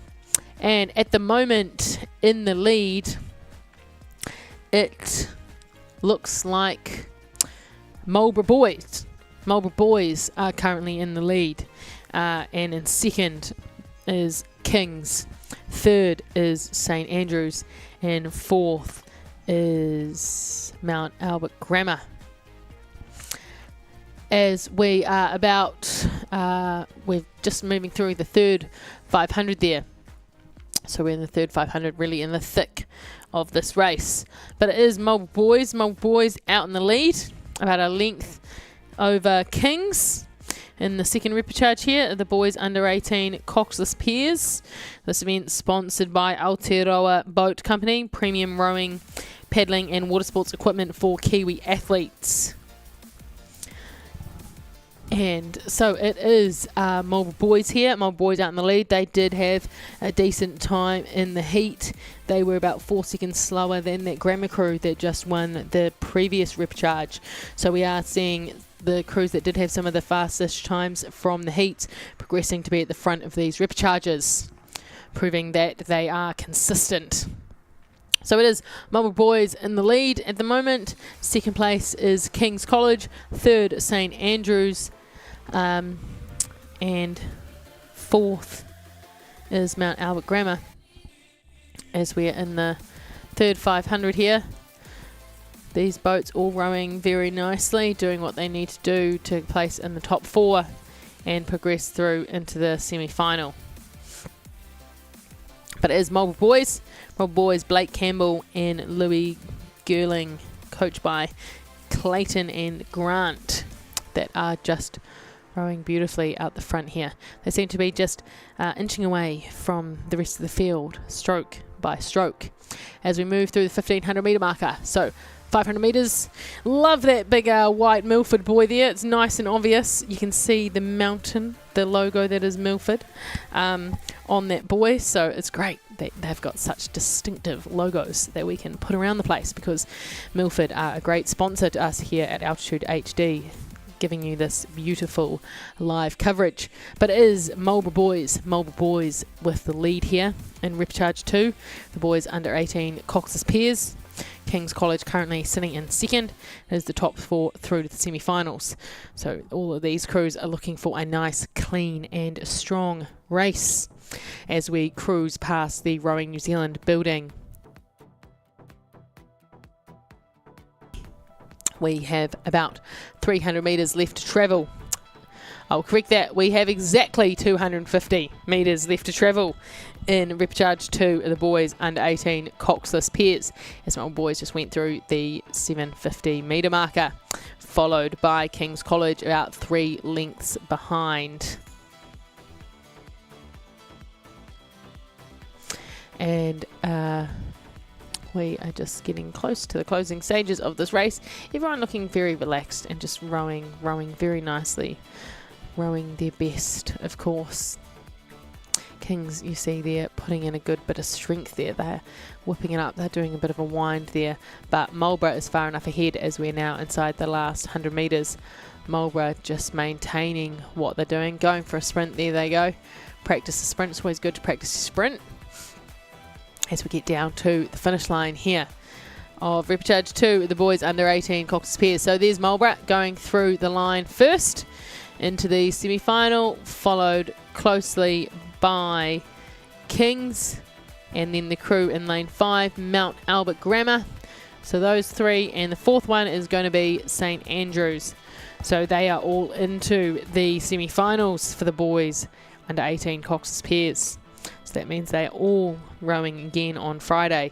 It'll just be, will it be the A final or the B final? Thursday's semi-final will decide that for them.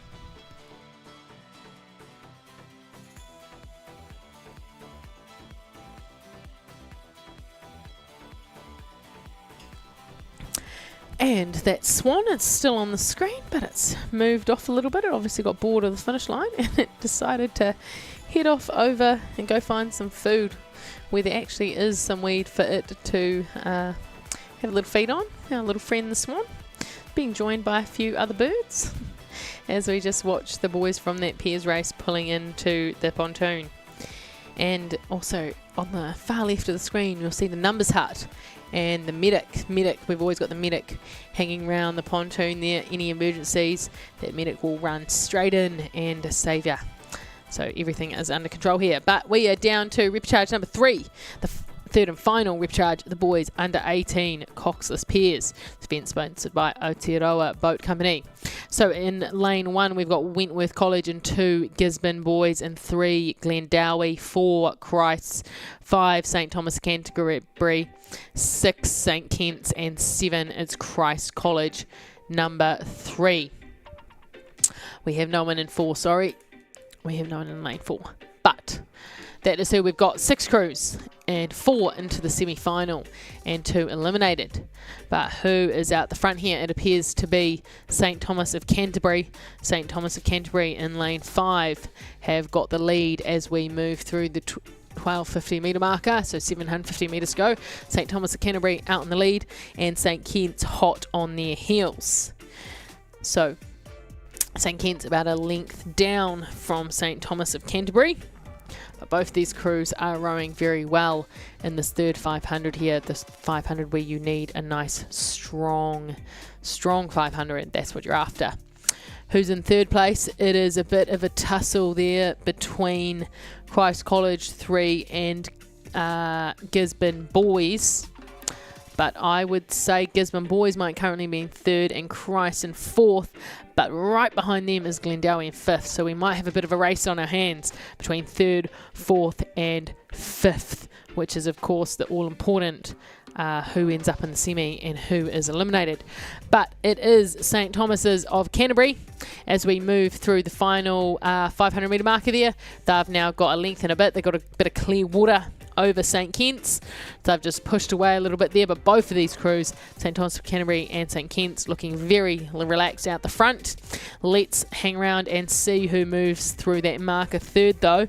It is Gisborne boys, and who's going to be fourth at the moment with about 500 metres to go? Oh, I couldn't tell you. Between Glendowie and Christ, College number 3. So there's quite the race happening there between Glendowie and Christ number 3 for that final spot in the semi.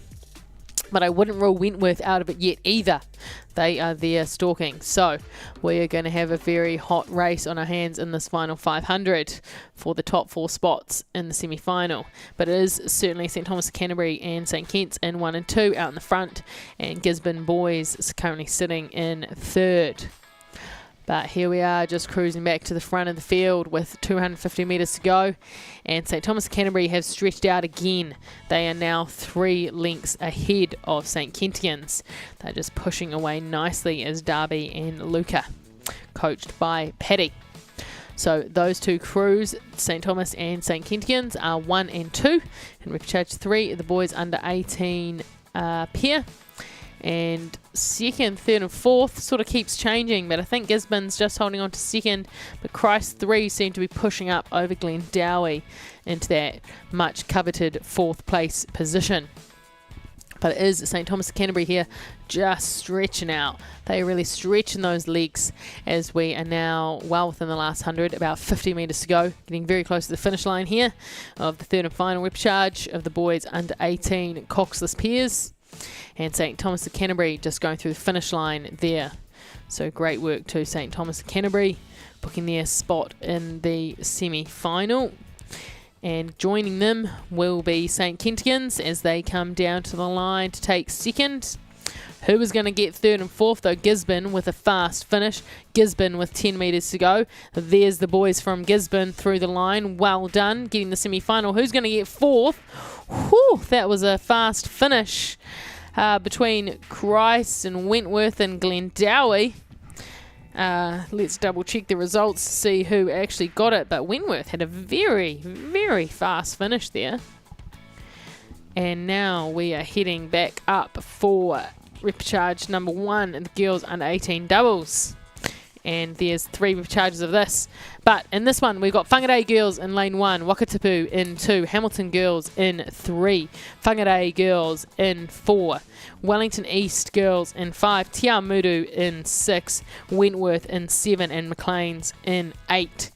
So the progression for this is 1 and 2 into the semi-final, 3 and 4 into the C-final. So let's check in on how they're doing. And it looks like lane 5, Wellington East girls, is currently in lead, with lane 4, Whangarei girls, currently in second. Third is a good battle there between Te Awamutu and Wakatipu, with Hamilton Girls currently in 5th. And then it's very close again between Maclean's, Wentworth and Whangarei. But 1 and 2 to the semi, 3 and 4 to the C final. As we move through the 1250 metre marker, so 750 metres to go. It is certainly that crew from Wellington East that are just stretching out. Olive and Ella, coached by Stacey and Nathan. Just a length lead over Whangarei Girls High School number 1. So those two looking to book themselves the spots into the semis. But there is, and it looks like Wakatipu has just pushed themselves up into 3rd. So Wakatipu currently in 3rd, Te Awamutu in 4th, and Hamilton Girls in 5th. Of course, let's see what Hamilton Girls can do. Can they push up into a C final?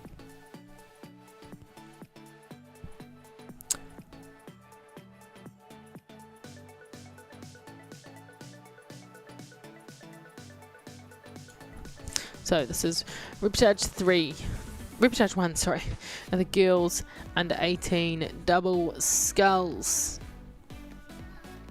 And we're seeing some very fast crews here. But is that result up from that final boys pair one? And it is, so it was Christ's, although there was a very fast finish from Wentworth. Christ's College number 3 did get that final spot in the semi-final. But here we are with Wellington East girls. Wellington East just holding but a half a boat length lead over Whangarei Girls number 1. So those two currently sitting in the top 2 positions, looking to qualify for the semi-finals, with Wakatipu currently in 3rd and Te Awamutu in 4th, looking like they're going to get the C final at this moment, but don't rule out Hamilton Girls there in 5th. But here we go, let's get a closer look at the leaders of this race in the girls under 18 double sculls. This event, of course, sponsored by Mazda. You get more in a Mazda, zoom zoom.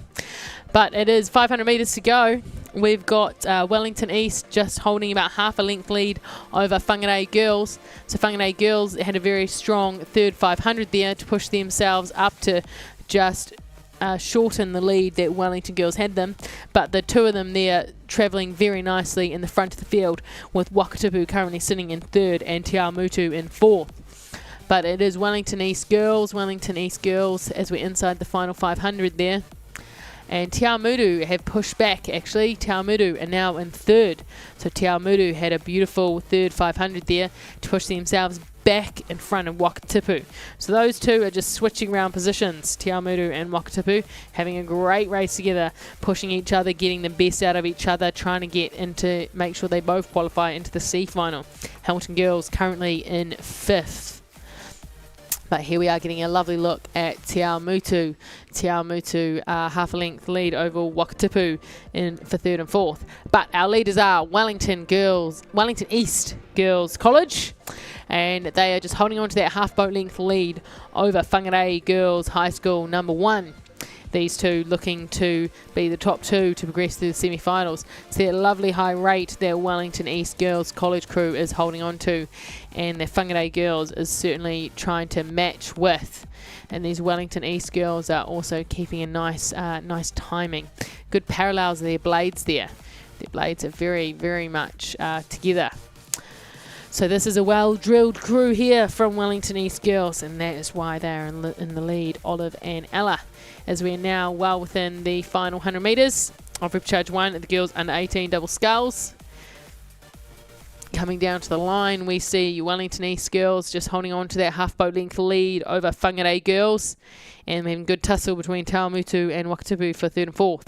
But it is only 1 and 2 into the semi, so there we go. It is Wellington East Girls, followed closely by Whangarei Girls. They're into the semi-final. 3rd and 4th is going to be in the C final, and it is Te Awamutu managed to hold off the challenge from Wakatipu, but both of them will meet again in the C final of the girls under 18 double sculls, as we see Hamilton Girls cross the line in 5th, Wentworth cross the line in 6th, before back to Whangarei Girls number 2 and Maclean's coming across. Maclean's in 7th, Whangarei Girls number 2 in 8th. Now we have got 2 more repechages for this very same event.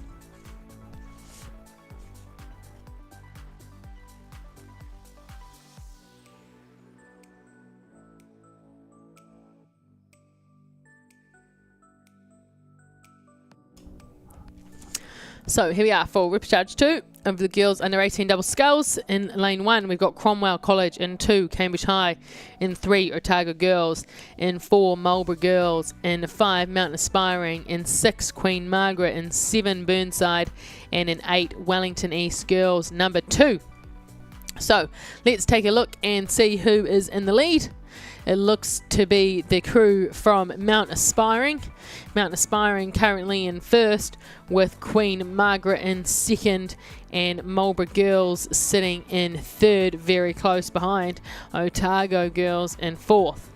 Of course, it is 1 and 2 into the semi-finals, so those are the coveted spots, and they are currently being held by Mount Aspiring and Queen Margaret. Mount Aspiring with a length, or just shy of a length actually, over Queen Margaret. Queen Margaret there is Zara and Alice, coached by Ollie Fahey, and Mount Aspiring is Lily and Lola, coached by Rob Bruce. So it is great to see these two crews out the front here, but only just. And Marlborough girls and Otago girls are putting a good challenge in as well. It's going to be a hot race here. 1-2 to the semi, 3 and 4 to the C final. But certainly that crew from Queen Margaret is just reeling in this Mount Aspiring. They have the momentum with them. The Queen Margaret College crew of Zara Magasiva and Alice Egerton are pushing up on Mount Aspiring. Can Lily Garrett and Lola Ritchie from Mount Aspiring, can they respond? Because now they're still in the lead, but only just, as we see Queen Margaret move up with every stroke. Third place currently sitting with Otago girls, and fourth place with Marlborough girls. So Otago girls have just moved through Marlborough there. Fifth sitting with Cambridge High. Now it is Queen Margaret. They've pushed their way into the lead now. We're seeing Queen Margaret just take a few inches every stroke as we move through the 1500 metre marker. 500 metres left to travel. Repcharge 2 of the girls under 18 double sculls. And we're just seeing a great move from Queen Margaret there. Very strong third 500. And this is what I've been saying all afternoon, team. You have a strong third 500. You continue that momentum into a fast wind, and that is what we are seeing Queen Margaret do right now. They are now 3/4 of boat length ahead of Mount Aspiring. They've got the momentum with them, but if we need a change, we just need a little bit more force. So will Mount Aspiring put that force in? It's just physics, team. It's just physics. But third place is travelling very fast. Otago girls crew there in lane 3. Are they going to come up to second place and get a spot in the semi-final? It's all on here. And Repcharge 2 of the girls under 18 double sculls. These are the second chance. It is do or die. Queen Margaret certainly made their intentions known. Mount Aspiring holding the position in second. But Otago girls are really pushing up. They are certainly putting the pressure on Mount Aspiring. Otago girls trying to get up and over them. It is Queen Margaret still holding on to the lead though. They really put in the work the last 500 metres or so. As we move into the final 250 metres of this Repcharge, Mount Aspiring, they have come up and over the inertia, and they are really trying to drive their boat home. But it certainly is those girls there from Otago Girls High School have just moved into second place. Are they going to make a play for first? They've got the momentum behind them, has Otago Girls. Look at them go. Queen Margaret though fending them off. Queen Margaret, as we're now inside the final 100 metres, we're looking at 3 crews here, folks, but only 2 will get to the semi-final and 1 will be left in the C final. We're getting very close to the buoy line for both of those crews from Queen Margaret and Mount Aspiring, and we need to go nice and straight here to finish the race cleanly. But let's see on the finish line who's going to come through in first and second, and it does look like it is Queen Margaret and Otago. Fast finishes from both of those crews to book themselves a spot in the semi-final. It'll be the C final for Marlborough girls and Cambridge. Nope. It'll be the C final for Mount Aspiring and Cambridge High. But wow, what a finish that was. Momentum was behind Otago Girls and Queen Margaret. They were just driving down towards the finish line there. as we head back up for the third and final repcharge of this event, the girls under 18 double sculls. In lane 1, we've got Westlake Girls. In 2, Otomodai. 3, Takapuna Grammar. In 4, James Hargest. In 5, Hodaki Plains. In 6, Avonside Girls. In 7, Nelson College. And in 8, Huanui. So let's check in with this race and see where they're at. It does look to be the crew in the middle there. In lane 4, James Hargest. So James Hargest currently in the lead with Hodaki sitting in second, Takapuna in third, Otomodai currently holding on to fourth. But it certainly is this crew here from James Hargest out in the lead. They got a length lead there over Hodaki. Hodaki in turn have a length lead over Takapuna. So as we saw from that last race, if you get a bit of momentum behind you and get a strong finish, anything can happen. We are in the third 500 here of Repcharge 3 of the girls under 18 double sculls. And just to confirm that previous race, it was Mount Aspiring third and Cambridge High fourth. So yep, those two are into the C final. But here in front of us, we have got James Hargest with the lead with a length and a half over Hodaki. Hodaki with those orange oars currently in second. Third place to Takapuna Grammar. Fourth place to Otomodai. At the moment, fifth is sitting with Avonside. Sixth with Nelson. Seventh with Westlake. And eighth with Huanui, as we move through the 1250 metre marker. So we have about 650 metres here left to travel for our leaders, James Hargest. James Hargest just a length and a bit of clear water there over Hodaki. And then back to Takapuna for third and Otomodai for fourth. Remember, 1 and 2 into the semi-finals, 3 and 4 are into the C final. But here we're getting a great look at Hodaki and James Hargest. So James Hargest here, the leaders. Let's see what it's like from their point of view. And you can see the umpire boat there. Umpire boat. Of course, the umpire there is to ensure we have a nice, clean and fair race, because you want a fair race to claim that you are the true winner. So the umpires, of course, we couldn't do it without them. Volunteers and boat drivers. Always need boat drivers there to help drive this regatta. But it is James Hargest here. James Hargest with beautiful parallels on their blades in the lead. About 2 lengths lead over Hodaki Plains. Hodaki Plains holding on to second at the moment with Takapuna Grammar in third and Otomodai currently in fourth, but Avonside is right there in fifth. So it is 1 and 2 to the semi, 3 and 4 to the C final. Takapuna are about a length and a half behind Hodaki. Could they push up to the semi? We'll find out. We're inside the last 500 metres here.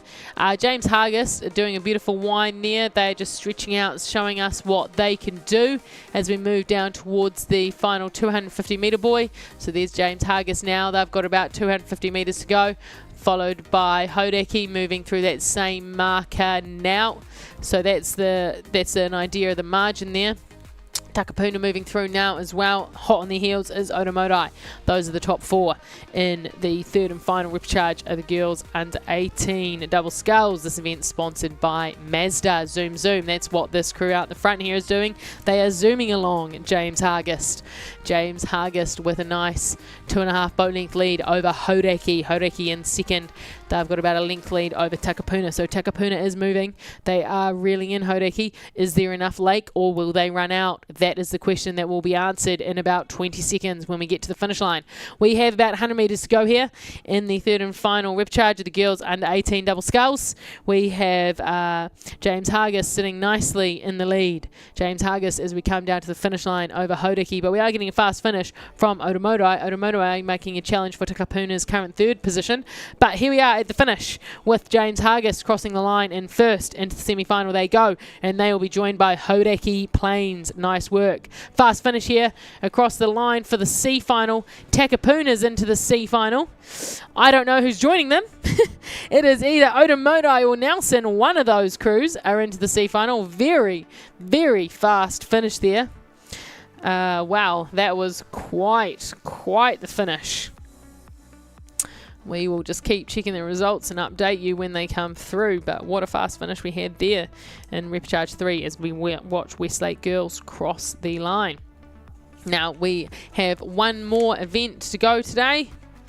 We have 2 races, 2 Repcharges for the boys under 16 Cox Quadruple Sculls. So in Repcharge 1, Scots College in lane 1, and 2, Whakatane High School number 2, and 3, Napier Boys, in 4, Whakatane High School number 1, in 5, St Peter's College, in 6, Gisborne Boys, in 7, Tauranga Boys, and in 8, St Thomas at Canterbury. So as we catch up with this race, about 1k to go, it is the crew in the black boat there. That is the lead. Now this is 1 and 2 to the A final, 3, 4, 5 and 6 to the B final. So that does look like Napier Boys in the lead, just a little bit over Whakatane High School currently in second. So those 2 crews pushing themselves out into the A final qualifier spot, with Whakatane number 2 currently sitting in third, looking for a spot in the B final. But here we are seeing Whakatane here on the bottom of the screen with the stern coxswain is pushing up. They're making a great move on Napier Boys, is Whakatane. So Whakatane really moving through as we come down to the 1500 metre marker. That is 500 metres to go of Repcharge 1 and of the boys under 16 Cox Quadruple Sculls, as we check out Whakatane get nice and close. But there has been a great response from Napier Boys. Napier Boys still clinging on to first place. They've seen the challenge that is coming at them from Whakatane, and they are fielding it. And currently in third, it is the crew down here. The crew in 8, St Thomas Canterbury, is currently sitting in third. So they've pushed up over Whakatane, who are also St Peter's College there. They're up into 4th, and Whakatane 2 is down to 5th. But it is still Napier Boys. Napier Boys are fending off the challenge from Whakatane number 1. But if they don't look out, they will see St Thomas of Canterbury there pushing up in third. And if we just go back to that third Repcharge of the girls 18 doubles, third was Takapuna, and who got the 4th and final spot in the C final? It was Otomodai, only just over Nelson. Fast finish there, and we're going to see another fast finish here in this race. So still Napier Boys holding on to the lead, but Whakatane are hot on their heels. Whakatane only about an inch behind them, but the momentum is with Whakatane. You will see now they're in the lead. Whakatane just rolling past Napier Boys there. Of course, 1 and 2 into the A final, but Whakatane have certainly got a point to prove. Napier Boys, though, with the response, do they have enough leg to get them? We're now well within the final 100 metres. Whakatane, you see the coxswain looking there. Both of the coxswain there, and they just eyeballed each other. They're looking at each other there as we come down to the line. It is Whakatane. Whakatane takes the lead. Well done, lads. Fantastic flyer of a finish. Napier Boys second into the A final, those 2. Into the B final, we will see third place. So St Thomas Canterbury, St Peter's College, Whakatane number 2, and Gisborne Boys. Those are 3rd, 4th, 5th and 6th that make out the B final. But wowee, what a strong flyer of a finish Whakatane had there. Whakatane number 1 and number 2. Whakatane 1 in the A final, Whakatane number 2 in the B final. So that was Repcharge 1 and the boys under 16 Cox Quadruple Sculls. And this event as well, sponsored by Mazda. He's tied there, isn't he? That bowman of Whakatane number 2. But here we are, the final race of the day. Repcharge number 2, boys under 16, Cox Quadruple Skull. In lane 1, we have Mount Albert Grammar. In lane 2, we have Wakatipu. In 3, we have Burnside. In 4, we have St Kitts. In 5, Wellington College. In 6, St Peter's School. In 7, St Paul's Collegiate. And in 8, Shirley Boys. But it is very tight race this here. 1 and 2 into the A final. 3, 4, 5 and 6 into the B final. So let's catch up with them as we are about moving through the 1250. Let's see who's in the lead. It looks to be St Peter's, only just over St Kentigans. But very close between those two, very close between St. Peter's and St. Kentigern's there, with Wellington currently in third. It is St. Kentigern's actually. Nope, St. Kentigern's. Oh, no, Balball for Balball. We'll call that. Every stroke it's changing between St. Kentigern's and St. Peter's. So these two looking to be the top two at the moment, but it is very close. Hot on their heels, we have got Wellington College and the crew there from Wakatipu High School. Now 1 and 2 into the A final, 3, 4, 5 and 6 from the B. I'm sure we're going to see a fast finish here. Is it still going to be Kents and St. Peter's in those A final spots, or is it going to be someone else? But let's get a nice close-up of the St. Kentigern's crew. Lovely croker oars there. I can tell by that beautiful pink sleeve on them, and they look nice and new, which mean those oars will just be squaring and feathering beautifully inside those gates. St. Kent's looking very crisp in their uniforms and nice clean white blades, but St. Kent's there sculling beautifully in this repcharge 2 with the boys under 16 Cox quadruple sculls. They are holding on to the lead over St. Peter's. St. Peter's School Cambridge currently sitting in second place. Third place would be with the crew from Wellington College and fourth Wakatipu, but it's very close between them. 1 and 2 to the A final, and St. Kent's and St. Peter's have booked those spots at the moment. It's on hold. They've, they're in the queue, but they've still got 2 minutes to go because they've still got 500 metres here left to travel. But they do seem to be just pushing out their lead a little bit more. St. Kentigern's with half a length over St. Peter's, and then moving through that marker at the same time would be Wakatipu and Wellington College. So they're both third and fourth together, third equal really. Fifth sitting with Burnside at the moment, and sixth sitting with Shirley Boys, seventh with St. Paul's Collegiate, and eighth with Mags. But here are our leaders, St. Kentigern's College, with 3/4 of a boat length over St. Peter's School, Cambridge. So we have about 350 metres left to travel here in repcharge 2, the boys under 16 Cox quadruple sculls. Wakatipu, though, they are pushing up. Wakatipu and Wellington College are doing good moves here, both of them pushing each other on, both in third place. But they're trying to make a play for St. Peter's current second spots, but St. Peter's is holding on nicely as we enter the final 250 metres. Certainly momentum with that St. Kent's crew out in the lead. St. Kent's stretching out now to a length lead over St. Peter's. Can St. Peter's hold on to the second spot, the all-important second spot in the A final over Wakatipu and Wellington College, or will those crews have something to say about it? We have about 150 metres left here of the second repcharge of the boys under 16 Cox quadruple sculls. St. Kentigern's with a nice lead. St. Peter's holding on nicely in second, and we are just seeing Wellington push up into third and Wakatipu in fourth. But to be honest, every stroke between those two, it changes. As we're now down into the final 100 metres here, St. Kentigern's with a beautiful 1 length lead, 1 length and a bit. So 1 and 2 to the A final. Down on the finish line, here comes St. Kent's. St. Kent's through the finish. They're into the A final. Second place is going to go to St. Peter's. Well done, St. Peter's. You're in the A final. And then B final for Wellington College, Wakatipu, Burnside, and down here in lane 8, Shirley Boys. So they make it into the B final with St. Paul's placing 7th and Mount Albert Grammar in 8th. So that concludes the racing today, team. That is all we've got for today. Tomorrow we will be back with more repcharges and quarterfinals, do or die racing. This is what we're all about. We're getting to the halfway point of the week, 2 days down, 4 to go, as we just check out all the spectators there. Give us a wave if you know you're on screen. But it is awesome to see so many people out here supporting and so many people watching online. Much bigger numbers than last year watching us online, which is awesome. Double the numbers, in fact, so far, and we're only day 2. Tell all your friends and your family, all the rallies. Hi everyone down there on the finish line. Great to see you. But yeah, tell all your friends and family and everyone else who's not here to watch us online, because we're doing a great job here at Altitude HD, making sure no one misses out on the action at the Maadi Cup 2025 Regatta. My name is Meg. I'll see you again tomorrow.